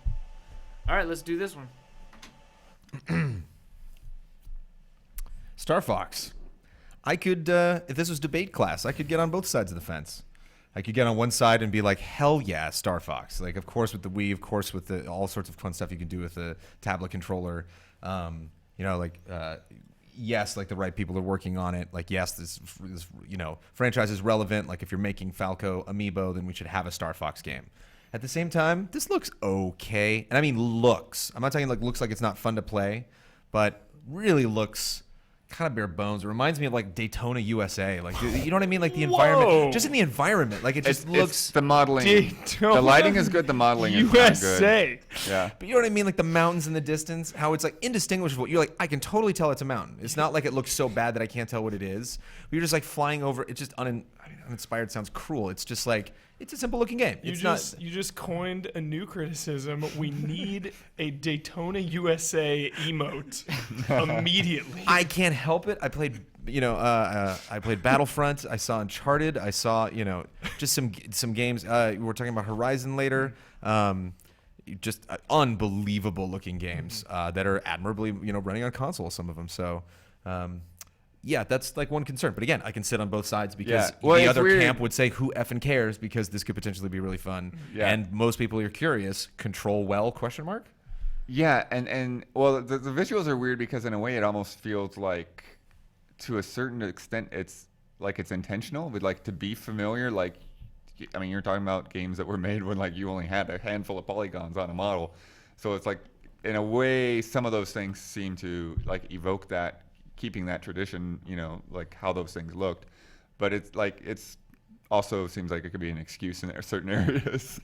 But getting into playing it, you kind of have to unlearn everything. Like all the stuff is there, but it's not where you expect it.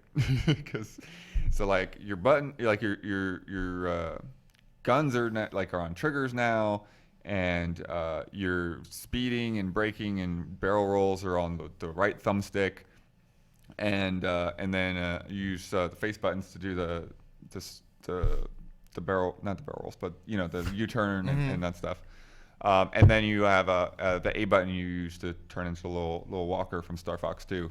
But yeah, what's really cool though is that gyro control, and because one of the things that, you know, when you go back to Star Fox 64 is you always kind of have to balance that, like, okay, I'm shooting at that guy, but when I'm aiming, I'm also turning into that. And so with the gyro, you're separating those two things. It's like you're using the thumbstick to turn, and you're using the gyro to aim. And I think for different people, you know, sort of how like I couldn't understand the paddles on the Xbox Elite. Like some people probably are going to have a hard time with wrapping their head around that. And it's like, I'm doing this to move and all, or to shoot. But I honestly, like after just, you know, half of the stage, I felt like it was really working well. And it's like, this makes sense for Star Fox. Looking at the gamepad is a little like a weird thing. It's like they say you do it for precision or whatever. And so yeah, you do that and you're shooting at something, but then you don't see where you're flying. So you might be like going lower or something like that. But the way I only played the first level, they had I think 2 levels and then like a tutorial mission if you really didn't feel like you could figure it out. But it was very much like a throwback to the first Star Fox 64 level in Corneria, and you've got the water, you've got the hills, you're going under the arches, and so you have kind of that corridor that starts off. And it's very traditional Star Fox and kind of lets you get accustomed to that. Like remembers like, okay, yeah, you charge, lock on, all of that good stuff. And then the second part of that, you go into the all range mode. And that with the tower, right? Yeah. Yeah. And so that was different because they had these little spider guys coming out, and then that's where you had to use that precision, where it's like, okay, you kind of line up like how you're going to fly into the situation. And then you look at the gamepad to like shoot the weak point in the center of them. And you're saving your general or commander, the Bloodhound. What's his name? Is he a Bloodhound? What is he? He's a Bloodhound. Bloodhound. General Pepper. Pepper. There it is. Yep. Yeah. So Context. So that's a good transition, actually, that level, because that's one of the things I checked. That's what the guy was playing when I walked over to check out Star Fox today. So we got these different modes. So we got in the trailer, you can see like a tank part where you're like strafing and you're like in the like desert environment. And, like, and the big land monsters monster, like coming up out of the sand. Yeah, boom, right there. And then you got your like chicken walker segments, and then no, chicken walker you can do anytime. Right, but there are not segments, not like levels, but like it's if you want and you're in an open area, you can just drop in and start shooting stuff if you feel like it. But then there's some parts where like you have to go inside of a tunnel, and it's like you can't do this in a in a what are they called?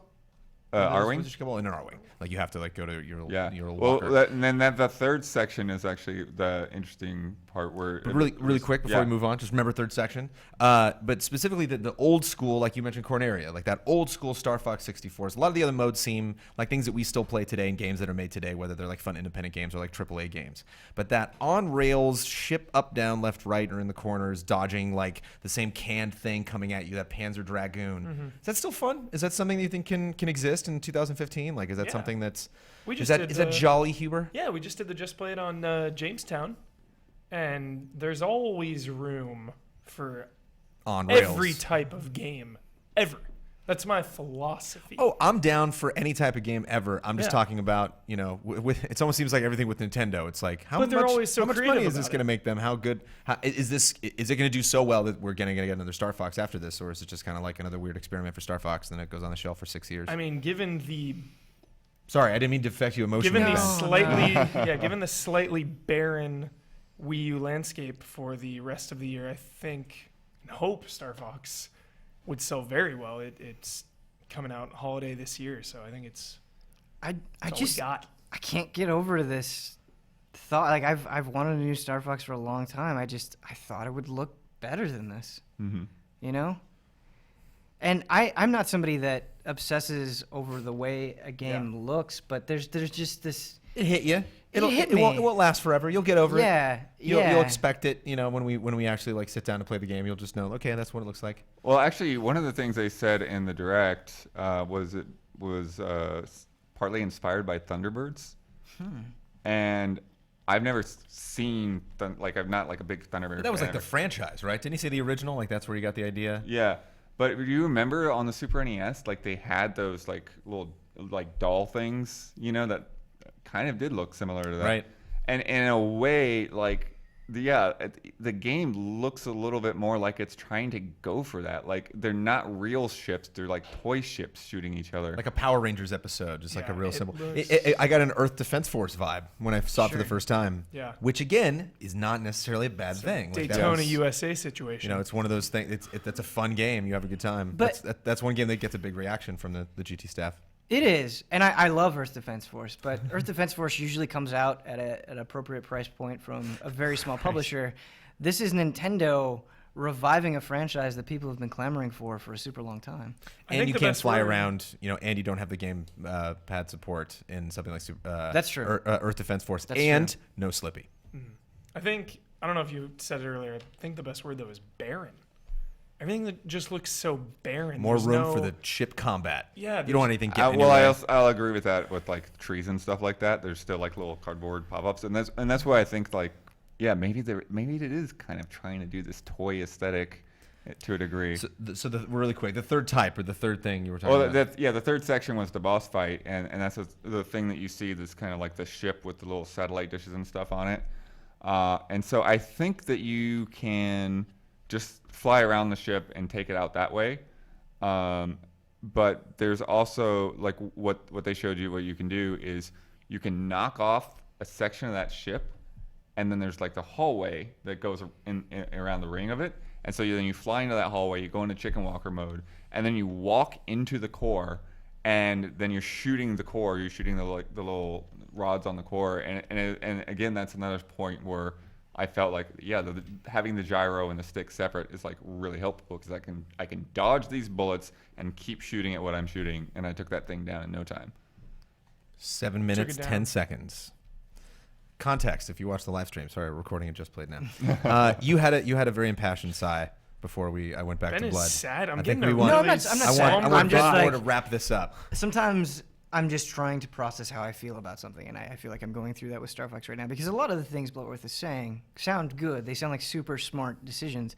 Were there ever times where you were forced to look at the gamepad and that like it was being like kind of automated for you on screen, and you that was with the when you're flying around the outside of that ship, that third part, it's like almost like the plane is a little bit on autopilot. It's weird. It's like a cinematic camera angle, so that like you're seeing the side of the R-wing while you're flying around, and then you look at the gamepad to like focus on like shooting that like little satellite dish on the side. Just my gut reaction, and I'm not saying it's like this, but I immediately think of Metroid Other M and the moments where you were forced into a first-person perspective, and it just took me out of it. It was jarring, and I hope that Star Fox Zero does not have those moments.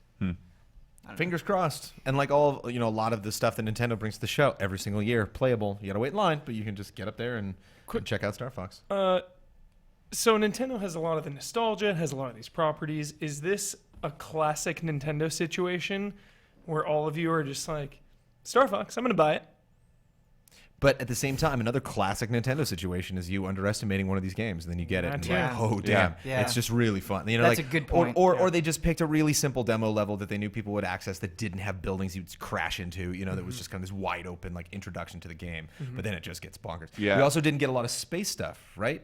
Well, I didn't play the other level, so I don't know. It was But called even- Area even- 3, so I think it may have been But even space. that was the same thing where there's like a station and you got to protect it. It looked like you were kind of flying around a structure from the gameplay that I've seen. So just that classic while you're in space, like going through Seriously, asteroids and Star stuff. and Fox, flying around, like, next gen space. I want to be flying through black holes, coming out in the center of the universe. Blasting we got other we got a ships. new installment on the Wii U of Mario Kart, and we were all like, "What the hell?" Like it was just like the Wii U blossomed. You know? And that's So- the thing. It's so frustrating because the Wii U is capable of evoking Right. those responses. So we'll see. So we've seen such precious little, I think, of this game, but we did see it, and that was a nice victory for Yeah. us at E3.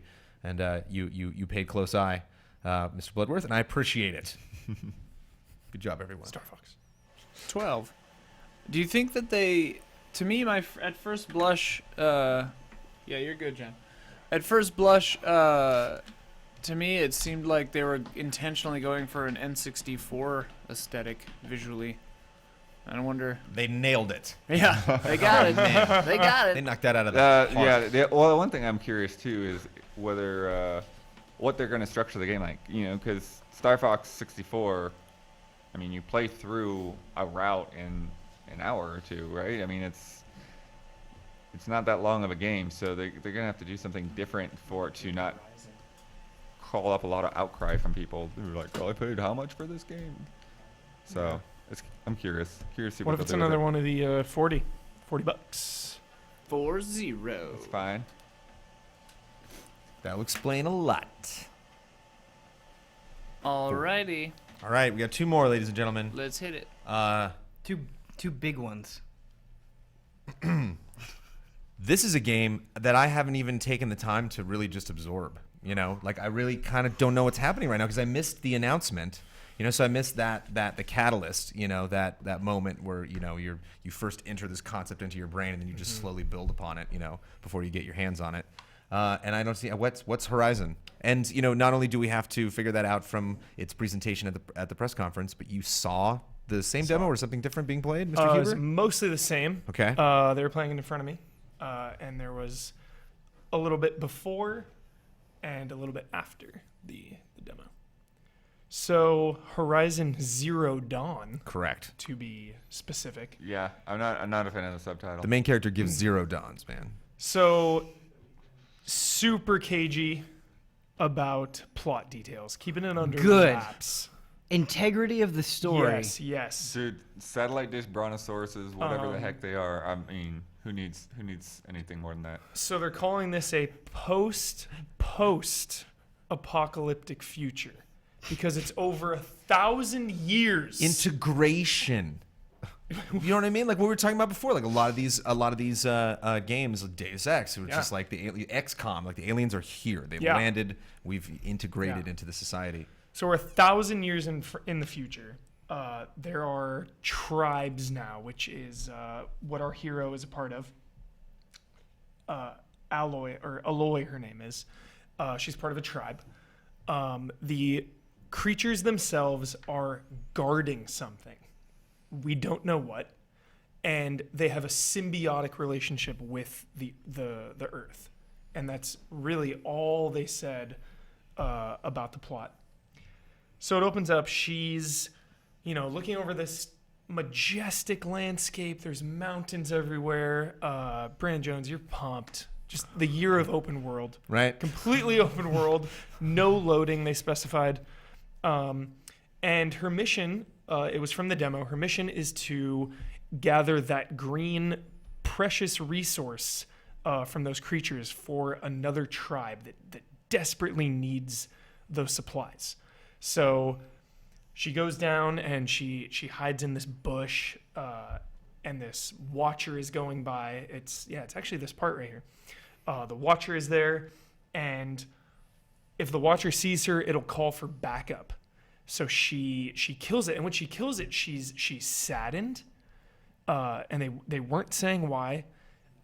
she stabs it in the gut, and she's like, "Sorry, I couldn't risk you warning the Well, others." it's like the Indian way. They would, if they killed a deer for dinner, they'd apologize. So she stealths over to all the creatures that have the green thing on them, and she lays a trap. She has this really cool line gun that shoots into the wall, and then you slam it on the ground, and it creates a tripwire. So she lays a couple of those down, and flanks around the side and shoots one, and then they all run that way through the traps. Just the way that played was really, really cool. It was like she was hunting. So some of them scatter. They drop a bunch of resources, but a couple of those, they call them the alphas, the alpha males, stuck around and battled her while the few that survived could flee. So she's fighting those, takes them down. Then she gathered resources, and then they were talking about trading. So there's going to be a huge economy, which got me pumped. Huge economy. You can trade these resources, or you can use them to craft materials. She has a ton of different variations for her bow, explosive arrows, shock arrows. They were really, really, really, really hyping up how rare explosive arrows are because they're super powerful. So I loved that impact of them. So then this thing came out of nowhere, the Thunderjaw. Nice. What an excellent name. Yeah, so this thing just emerges from the forest. It's already at half health when it emerges because it dynamically had gotten into a scuffle with another tribe somewhere along the way. So it comes out of the forest. It's got spears sticking out of the side. And they just pause the game right now, and they start just gushing about their tech. So just this thing has like 15 types of attacks. Like 15 attack moves, this thing. It has multiple launchers. It has a laser blast, a tail swipe, a stomp, a bite. So can you imagine how much fun it would be to fight that thing? Yeah. You never know what's coming at you. Yeah, you never know. So she's constantly on her toes. She's trying to just bounce around. This thing is super intense and in your face. It's playing so cool because when she would get up close, it would stomp and tail swipe. And then when she would get out of there because it's kicking her ass, then it would go into defensive mode and try to keep her at range and fire lasers and rockets. Not to mention, this is just like a thing This that's is roaming one- around. one enemy, so it's not like right? this is a setup where, like, Yeah. it's Call of Duty and you're supposed to fight this helicopter right now and then you're done and you never see it again. Yeah. It's like if you memorize those 15 attacks and you just like, I own this because Yeah. I'm an awesome hunter and I know what this thing's going to do. Yeah. And you just stumble across these in the environment, clean them up. Yeah, so it has a lot of weak points, and they're trying to go for those.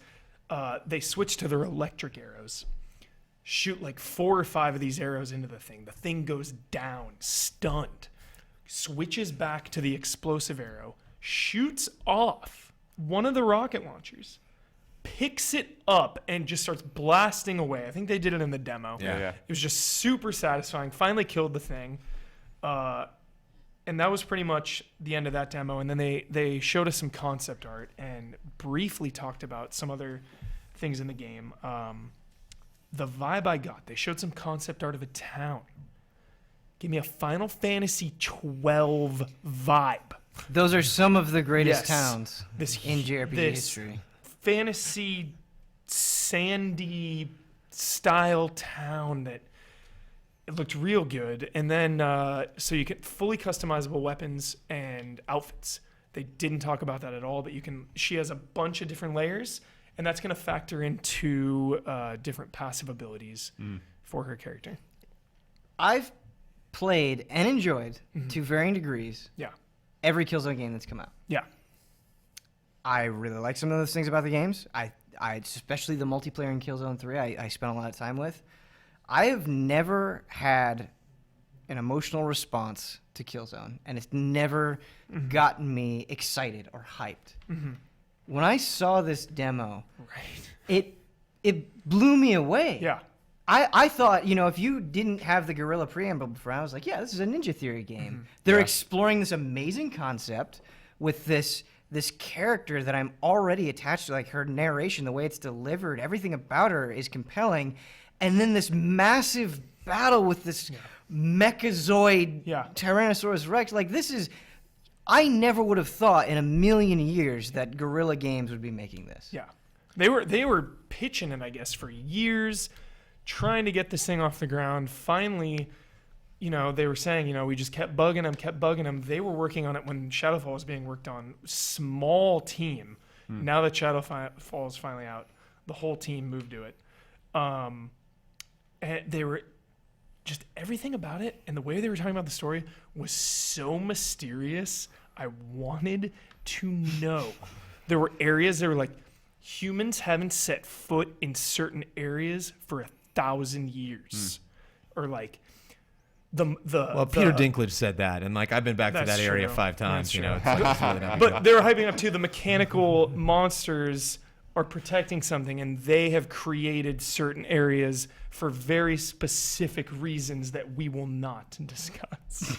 And let's talk about these things, man. These things are awesome. Like the design is so unique, and it's not like, oh, another one of these games. Like there's so many things about this. Right. I mean, it's like Monster Hunter, the closest thing you can compare this to. Well, I want to bring up something, and I'm sure it's like every conversation's bringing up Enslaved. Like because of really exploring, like you're saying, like going so far in the future that if you look at something from a distance, it looks like a forest, and you get up close, and it's actually a city. And like they actually have a shot in here where it just shows like all of the foliage.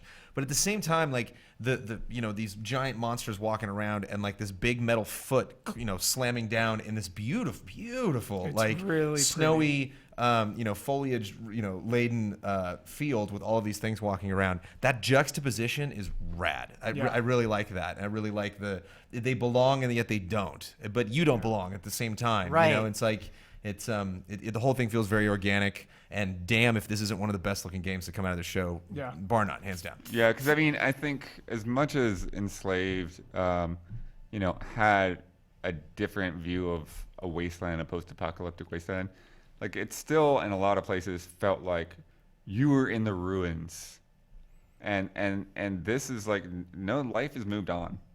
Like this is what the world is doing now. Yeah. That's the thing for me is think about how many post-apocalyptic games you've played where you're aware that the apocalypse has happened. You have some semblance of an idea of what civilization was like beforehand. And how many games where you fought mechanical enemies where you were aware that they didn't have emotions or feelings. But here, all of that is gone. Those mechanical monsters might as well be living, breathing animals to that character because she doesn't know any better. And that perspective is fascinating. The perspective of her not even knowing what they're doing. I'm way more interested in what these things are doing, what they do now, why they roam around, how their AI is restructured than like what happened to the world. Like I don't care. Like we're humans are dumb. I get it. Is there going to be some evil overlord that created these? Oh no! You're bringing me right back down. Yeah. If one of these things turns around in one scene and talks to you, it's like I have created. But again, makes you wonder. It's like we've seen these natural enemies. Maybe there are humanoid robots. Maybe there are emplacement type things. Maybe it's not just these dinosaurs or these things that look like regular animals that you would see. And I'm sure just finding these new things, it's like one thing to find like a cool griffin in The Witcher, and it's another thing when you like come into a clearing, like what the hell is that? Oh, there was a concept art. There was a concept picture. Does it want to kill me? Like how do I fight it? There was a mechanical griffin that they showed concept art. It was really cool. Looked exactly like a griffin, but like cyborg. I say we end on that. I mean, Mechanical Griffin, we're done. We're out. Cyborg Griffin. I want to play this. Yeah, very exciting, but we're not going to get to play it for a long time. But it is. We've seen it. We love it. Yeah. And thank you, Huber, for checking it out. Yep. Horizon Wireless. 12. Oh, yeah, they're going for 30 frames. It's interesting. Hey, we're all going to end up like talking like Huber. There's a real quick. It's too late for that. This is going to like 5 years from now. Real quick. I just wanted to point out a tweet that just tweeted about us. Yeah. Classic good guy you may have heard of, Shuhei Yoshida, tweeted out. He and Elise are kind of going back and forth, but he said, "I love the slightly mad sense of GameTrailers crew. Feel too good things will not last, but I still believe. It's pretty funny. Yeah. The slightly mad feel. So is that it? Is that the hit? I mean, we can talk to chat. Are you in chat? That's actually something We're else. about to get slightly mad. You know, we got to shoot all these just plays. It seems logical to do them on stage. We actually kind of debated whether we were going to do this offsite and then roll these in later if we wanted breaks during the stream. But because we're doing this, it means we can't necessarily focus on chat that much. So apologies if you guys are like bringing up really cool stuff that we should check out. And we are completely ignoring you because we're obsessed with talking about games. But I mean, it's still, these are great conversations. Like it's so fun to like bite Chat into these seems things. like they're digging and I got to bring up great appointments for Huber. I mean, no offense, Ben, but like, man, No, Ben got me today. He got the right Ben games. got the one. Ben got today. Ben No, got the he one. did, but I just think the games that you got just seemed just right up your alley. Like, you know. Yeah. It's right in my wheelhouse. Right in your wheelhouse. Thank you, Bloodworth. We have one more just played. Let's do it. Looks like we're ready. Um, Ready, John? And it's not just something where it's like, okay, I got to listen. I also check this out, and I can speak of its awesomeness. Let's wait till the. I was a little till worried. footage Ben rolls. Moore was not showing up this morning, and like he's got that early appointment. Made He it. better be here. I was early. It actually annoyed me. That was the only demo where people were walking in like 30, 45 minutes late, and it was aggravating. It's like, no, I'm trying to witness Okay, glory. that just played. Shall begin now. What do you say? You're standing for this? Yes. You're standing for the last one? Yes. The martini just played of the day. Should we stand for it every time? I'm not standing we're anymore let him today. stand. He's gonna have to. I might He's gonna have to lean over. get to that point. Uh-oh. Brad Ellis is here. It's just in You can time. hop on the couch, Brad. If you want to just hop in the conversation. It has happened. I was a naysayer. I did not believe. I was a disbeliever of the world of the souls. And then I played Bloodborne, and I wondered if they made another game in the Souls series, would I want to play that? And if it looks this damn good, and reminds me of all of the things that I loved about Bloodborne, then I will. And yeah, it looks like it's on track. Ben, today you and I saw a sampling of Dark Souls 3. Mhm. I think you're much more qualified to talk about it, so I'm going to pass it on to you. You know, it's been a little bit frustrating because there have been a lot of games that I've seen where it's like, hey, we're going to show you this really, really cool demo, but we're not telling you any information. And so you're just kind of sitting there, and you'll have, 3 minutes of Q&A, and you'll be like, no, we're not talking about that. No, we're not talking about that. And so you kind of have a vague sense of the game, and I feel like I got a significant number of details about Dark Souls 3. And, I'm somebody, I feel like I've seen a lot of things that I love turn bad. And so I have sort of this innate cynicism in me. And we got Bloodborne. It was fantastic. And I thought, oh, no, Dark Souls 3 this soon, early next year? Are we going to get Souls fatigue? Or is this going to be driven into the ground? And it was like a spirit was revived within me. What I saw, and Miyazaki himself presenting the demo, I am not the kind of person, I'm just not, that hollers at presentations, but there were 2 moments where I was like, whoa, yeah! And I felt really bad because the whole room looked at me, but I couldn't contain it. That's how good it was. It was... I think that's E3 2015. I couldn't contain it. Yeah, it was definitely a huzzah. So let's break things down. So can you itemize the things that you learned that just kind of potentially, from our perspective, make up Dark Souls 3? Paint the picture, Yes, Ben. that's Give me the that's, setting. that's how I wanted to do it. So this Dark Souls 3 is set in the same world as Dark Souls 1 and 2, and the focus is on the Lord of Cinder, and you might think Gwen from Dark Souls 1. Miyazaki said that the Lord of Cinder is a general term and may not apply to Gwen specifically. So I just want to get those housekeeping details out of there. But the area that you're in is a very traditional, sort of Dark Souls ruined castle. But what's different about it, and the thing that they're doing that immediately you notice, is, okay, in Dark Souls, things are bad, right? You go to a place, it's ruined, it's got moss growing all these places, there's these weird creatures. Dark Souls 3 feels more... It feels like the world that was already bad is dying. It's going away. You encounter familiar enemies. You encounter these zombie dogs. But it's like the skin is coming off them. That they've been out in the sun for way too long. You see these hollowed figures that are normally like a kind of a gross pink color are just this sick white. And everywhere, and I mean absolutely everywhere, is covered in ash. And one of the coolest moments, I wish I could have taken a picture and put it on my wall, is you're going through this area and it's almost like snow is falling, but you realize very quickly that it's ash, and you get to see its source. You go over, and there's this just gigantic dragon humped over a crumbled bridge, and the ash is emanating from its body and just populating the entire place. Wow. That's the scene for Dark Souls. Painted. Yes. And there's more we can talk about. I want to end sort of discussing the boss, because it was mechanics. I mean, mechanics. There are so many mechanics. There's so many mechanics. The first one, let's get the little guys out of the way.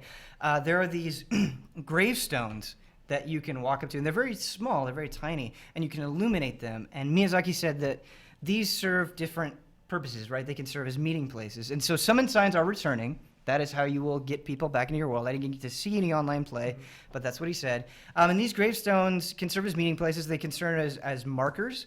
And he emphasized, I think 4 or 5 times, that interconnectedness was chief in this game. This is not going to be Dark Souls 2. Well, the other thing that I thought was interesting is these gravestones will give you tiny tidbits of lore as well. So you'll learn more about the world as you go and you examine these things. Like a message pops up when you activate it, or? Yeah, so when you activate, when you hit X, essentially, you'll get text. Okay. Yep. Let's get right into the thick of it with combat. Can you give an example of the lore for Yeah. one of these? What did it say? It was something about a nameless soldier, like, I don't remember it exactly, like, gave himself here. It was very vague, very cryptic, as you would expect. But getting into the mechanics, immediately I could just tell, and they didn't say this explicitly, like, Dark Souls is sped up. It looked like a mishmash of Dark Souls and Bloodborne. So the character was more defensive, of course. He used a shield a lot of the time. But every single weapon archetype has a new special move. So the first weapon that he used was a longsword, and now with longswords you can enter a ready stance, and your character changes from holding the sword like this to holding the sword like this. And what you can do is you can do a guard break. So the example they show, a very classic Dark Souls enemy, is the guy with sort of the tower shield, the undead soldier with a tower shield and a spear, and that jerk would just stay there and poke you with the spear. Now you can enter, and what's cool about it is it takes a long time to like see this animation through to completion. So if it's an agile enemy, you're probably not going to get away with it. But against offensive jerks like this, you sort of get into your stance and you do this underhanded swing and you break their guard, and then you can get in their face and kill them. There's also a ton of blood. Every time, just like Bloodborne, every time you hit an enemy, it would just gush from them in a more exaggerated way than I've seen in anything outside of Bloodborne. And you guys have seen the statue in the front of South Hall, right? Oh, no, I haven't got over there yet. Oh, it's so good. It's really good. You can like hear it from a distance, because it's just, if you guys haven't seen it, it's this guy like he's doing like a Jimi Hendrix, like burning his guitar, like over the corpse, and just this fountain of blood is like flying up into the air. And when it's like hitting the plastic or like whatever like the bottom of this thing is made of, that's like looks like cobblestone, but like you can just I could hear it across like the whole like entrance area. It's just like, oh yeah, there's that Dark Souls thing. I'll check that out. But yeah, again, blood, and again coming from Bloodborne, it was like a big thing, and something they can easily do to show off PS4 and Xbox One. The next sort of weapon archetype that they showed was even more exciting. They had a great sword, and this special attack was called the Launcher. And again, it was sort of a 2-step process. It's a Huber weapon. Yeah, this is a Huber weapon. Can we just cut to Brad real quick? Can we just get this just for perspective? I'm just soaking it all in right now. Yeah. No, just give me the chin. Just more a little bit. Me and Mike were just staring at each other right there. Me and Brad just locked eyes. All right. The Launcher. With the greatsword, you slam your sword, the hilt of the sword, the bottom of the sword, into them, and then you do a quick spin. Again, it's underhanded, and they shoot into the air. like well above you. And the way you can utilize this is amazing. So let's say you're fighting on a narrow bridge, right? And this guy's, again, being overly defensive. You can just kill him in one blow by landing one of these very slow but incredibly satisfying attacks. So how many weapons did he use? Just those two? he used the long sword, right. and then he used the great sword, and then they've completely retooled how specifically short bows will be used in the game. Interesting. Yeah. So longbows will be the same as you would expect from Dark Souls, where you have to remain stationary to fire. Okay. Not so with the short bow. You can move and fire the short bow very rapidly. Not only that, but you can do a roll into a shoot. Oh. And so the way that they showed that off, it was like this sort of giant skeleton figure with this huge axe, and he would lunge it, he would leap into the air and slam the axe in the ground, and the guy playing, the developer playing, would roll out of the way and just go thwop, thwop. And I'm not kidding. Miyazaki said, yeah, so it's kind of like Legolas from Lord of the Rings. The other thing that I really appreciated as a big fan of the series, he said, you might notice that the animations for the Greatsword look familiar. That's because we pretty much explicitly copied Berserk. which is absolutely Always amazing. a good thing. So with that bow attack, the dodging into the bow, do you have the bow ready already, or can you like have? So a you don't sword? you don't have to. That's the thing is, with the way bows traditionally work in Dark Souls, is you have to like ready the bow before you can fire it. Not so here. It's just the push of a button and you're shooting an arrow. So can you theoretically run up to a guy, stab him a bunch of times, and then run and start shooting with the bow? Yes. So you can make it sort of a dual attack where when he comes in close, you can skirmish with him, and then when he backs off, you can pull out your bow and try to get a few shots. Can you go Dante style? Launch someone in the air and then shoot them in midair with the bow. They didn't show any combos like that, but I had the very same thought. I'm curious how creative you can get with that stuff. The thing I do want to emphasize, though, is because you have so much more utility with the short bows, they didn't show health bars. The HUD was completely turned off. Right. But you could tell very easily that these arrows did very, very, very little damage. I mean, when he was using the bow, those were the longest, most drawn-out fights. So it definitely seems like their power has been reduced in that sense. And how did the demo end, Ben Moore? How did it end? So you go into... Tell us about the like fusing guys. Oh Fusing my guys. God! I saw Ben this God. morning, Oh and my he God! told me Thank just you, about thank this. you, thank you, thank Yes, you, thank you, thank yes. you. Right. So we do have to cover this. Yes. You go on top of this rooftop, and there are these basically hollowed figures. They're all clustered together, and they're all praying. And being the curious adventurer that this player was, he walks right up to them, and something I didn't expect happened.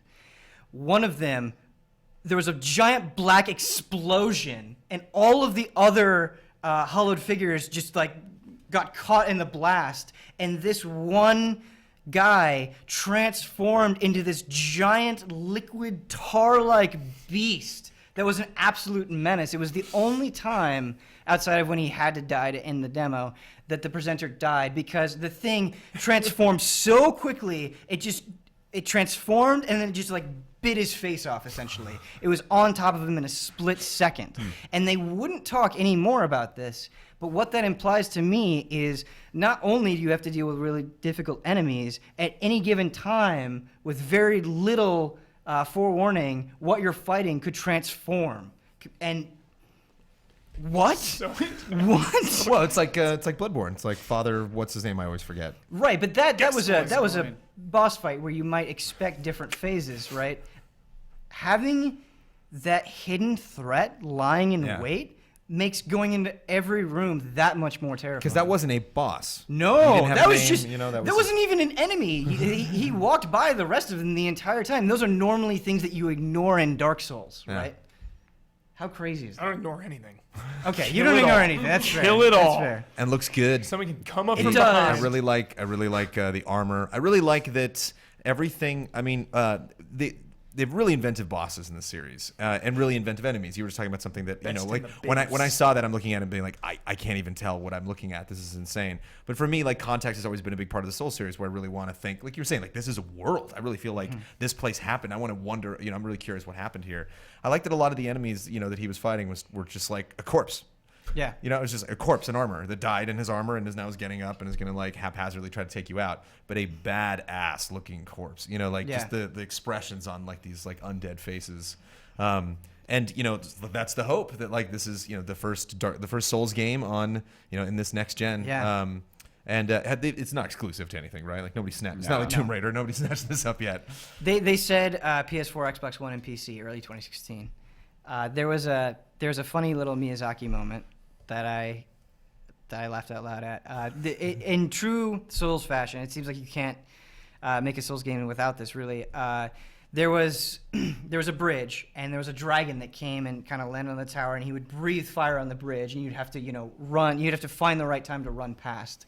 And Miyazaki said, "Yeah, this is one of my favorite things to do. I really love putting the dragon on the castle, and so that's why you're seeing this."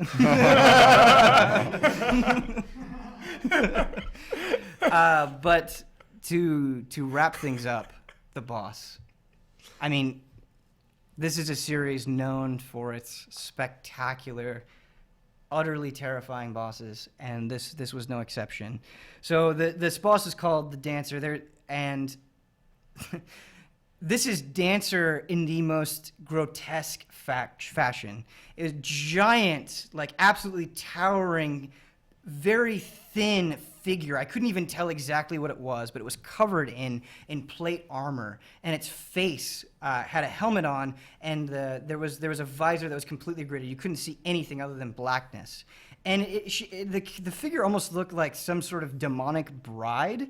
There was kind of like this dark like dress kind of hanging off of it.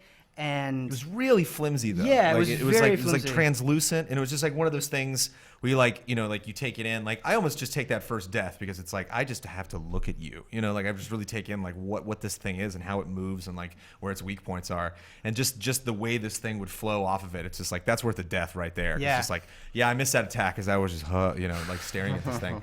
And the weapon it was wielding was equally impressive. It was this giant thin blade that was almost as big as the figure itself, and the attacks were slow, but they had this power to them. I mean, when it slammed down, the ground shook, and you felt it.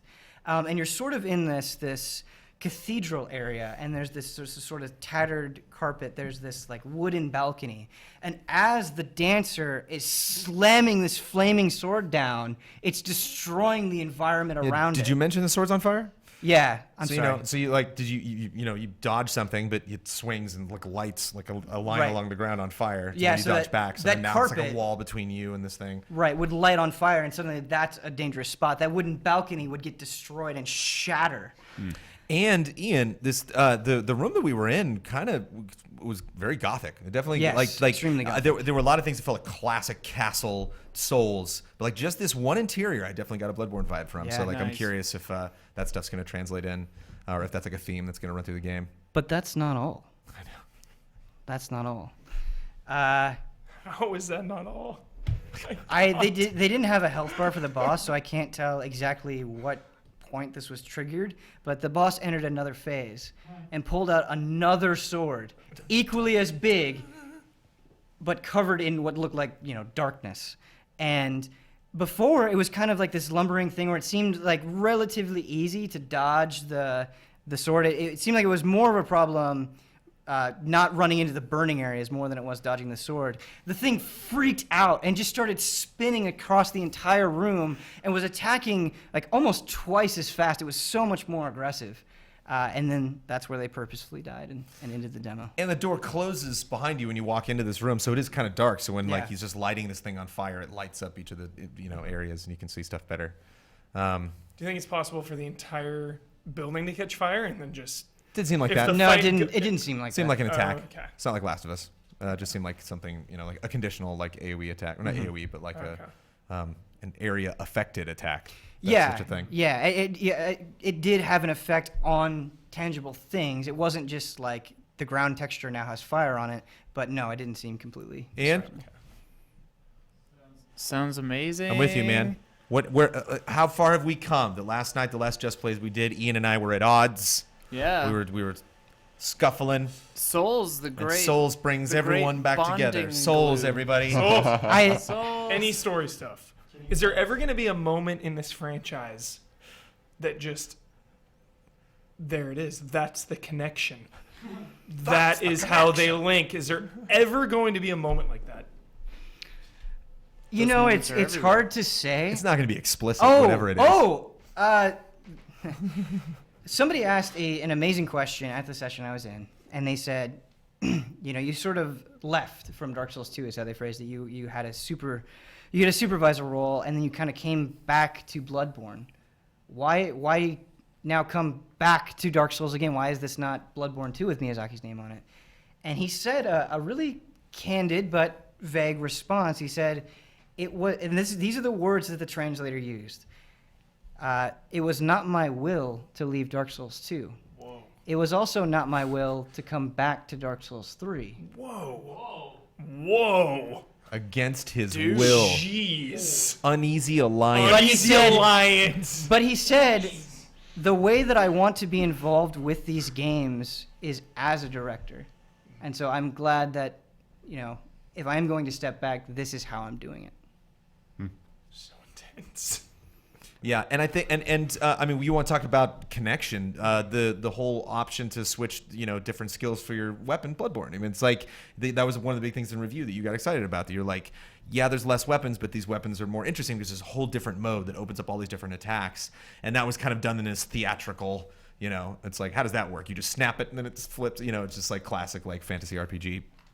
But, it seems much more toned down in this, much more like medieval combat oriented, because it's the same weapon. It's not transforming. It's just this cool blade. The way you're using it is transforming, and it affects animation and all this stuff.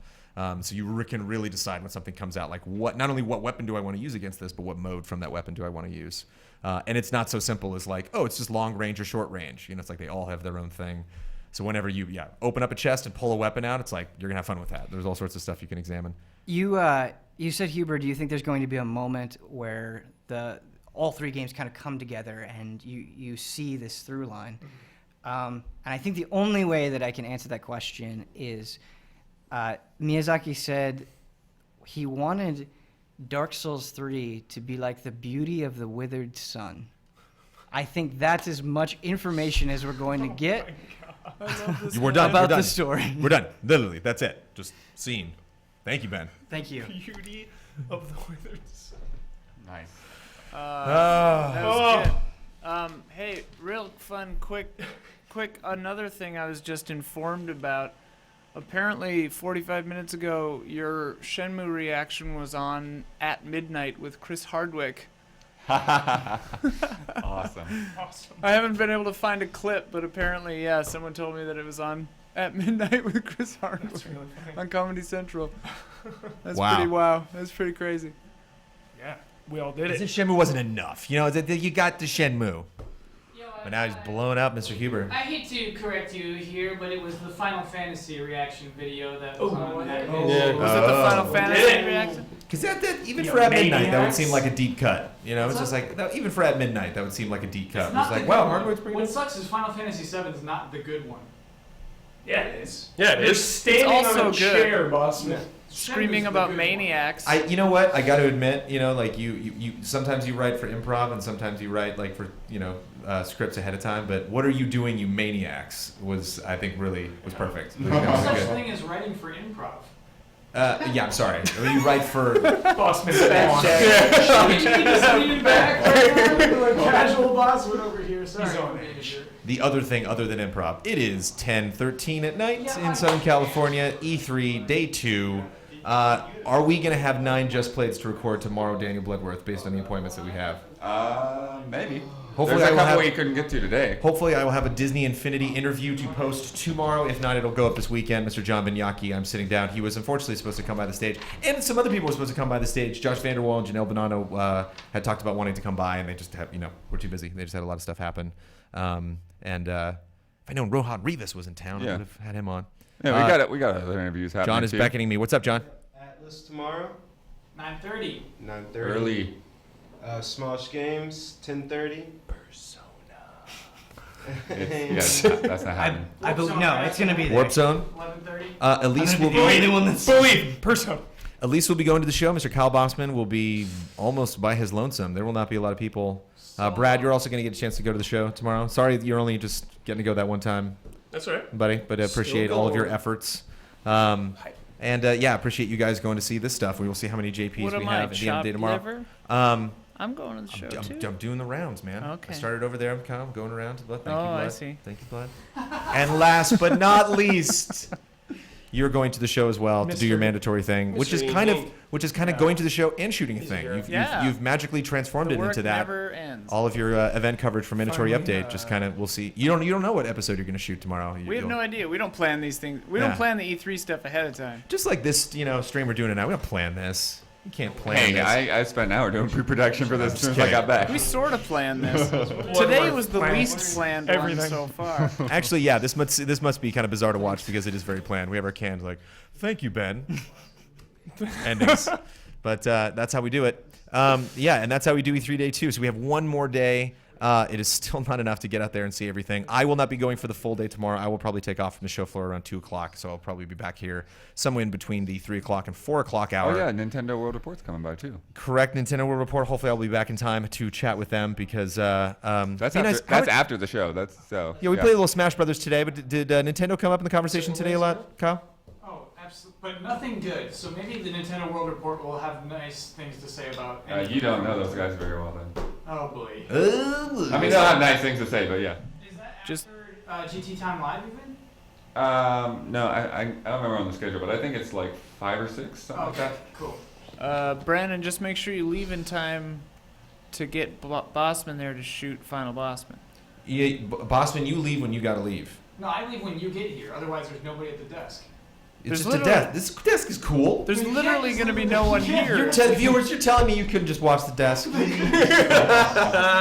Are you serious? No, I will. If you can figure that out, Kyle, you send me a text tomorrow and you give me a cutoff time, and I will leave right after that time. We don't have to have this conversation public. 1 o'clock. Everything is public. Well, because we're figuring out what, we're letting people know what they're going to see tomorrow. We were also going to see a live trailer score. I'm predicting it would probably take about an hour, but we'll see. Right after. A trailer score? 2 hours. There's so many trailers. Man. So immediately after this, I'm gonna go into my office and I'm gonna just make a special folder, Ian. And I'll tell you where that is tomorrow. Okay. Where just put all of the best trailers. Don's running the show tomorrow. Oh, sorry, Brandon. Please let me talk about the MGS trailer. Ben Moore, the road. tomorrow, yeah. we're gonna have to fill somebody in because Kyle's gonna be leaving for that. The road to Game Trailers first 10 begins with that trailer. Phantom Pain. Oh boy. No. You need to be back here at 1. I need to be back here at 1. Oh, because he's leaving. Okay. All right. We'll see. I'll look at my schedule, see if that's possible. We are also getting a live GT time tomorrow, which Kyle was doing some research on beforehand. Are we prepared? Oh yeah, You got topics on hand? We're gonna do E3 recap. That seems logical. The E3 recap, basically, yeah. And then we're gonna do our last little just plays for E3, and then we're gonna wrap things up. And then Friday I wouldn't say they're the last. We'll probably have some more after that. Yes, but for this block of time, last live ones. There we go. And then we're gonna have a special episode of GT Live Friday night. We're gonna be playing Rock Band 4 with both Gamers Next Door, Amelia Talon, and Pamela Horton from Playboy. So come live because they're gonna. And we're gonna be rocking. Yeah, exactly. So that'll be interesting. How that's. I'm actually curious to talk to you, Ian, about can we just have music playing over there just the whole record time? it. Well, and us talking over here. But Nick Chester, the PR guy for Harmonix, who's really fun. He's going to be coming by. And we're going to check that a game. I can think of no better way to wrap up the week than rock out. I saw pretty much every guest you've mentioned at the show today. Nice. It's kind of funny. And we bizarre. All get to play Rock Band? I want to sing Rock Yeah, Band. you don't get to play Ian. Everybody but you. You stay in the control room. My sweat lodge. Sweat box. This has been an unprecedented week of gaming coverage from GT in many ways, and it is really fun to have you guys, a significant number of you fans, watching us the whole time and along for the ride. Thank you, Blood, for planning all of the awesome appointments for these guys. Thank you for checking out the show. Thank you, Ian, for sitting in a really hot, sweaty booth and Prep and the TriCaster. Thank you. Is Don still with us? Don back there? Don's here, baby. Thank you, Don, for helping out. For taking over so Ian can shoot his show tomorrow, and just for being Don. And for cutting like a billion things. Yeah, he's cut a lot. Give it up for Don. Omar's not here right now. Omar is also awesome. Thank you, Omar. Thank you, Elise Willems. Thank you, John, for making all this stuff come together. Thank you, Brad. John! Yeah. I hope you get to. I hope you get to make some of your dreams come true tomorrow when you go to the show. And Kyle. Give it up for Kyle! I can't say anything bad about him now. I was going to set up something bad. All right. But I can't do it now that we clapped. Kyle, I'll give you a clap, sir. Thank you so much. Good job, man. Well done today. And again, bless you all people who watch. We will be back. Give it up for the people, all of them. All the people sticking around. We got Atlas coming in tomorrow. We're going to start bright-eyed and bushy-tailed at 9 a.m. I will not be here, but I will be back early in the afternoon. So if you tune in, we will greatly appreciate it. We'll talk about more stuff. E3, there's too much to talk about, but we got to cut things off. Thank you for watching. We'll see you guys tomorrow. Bye.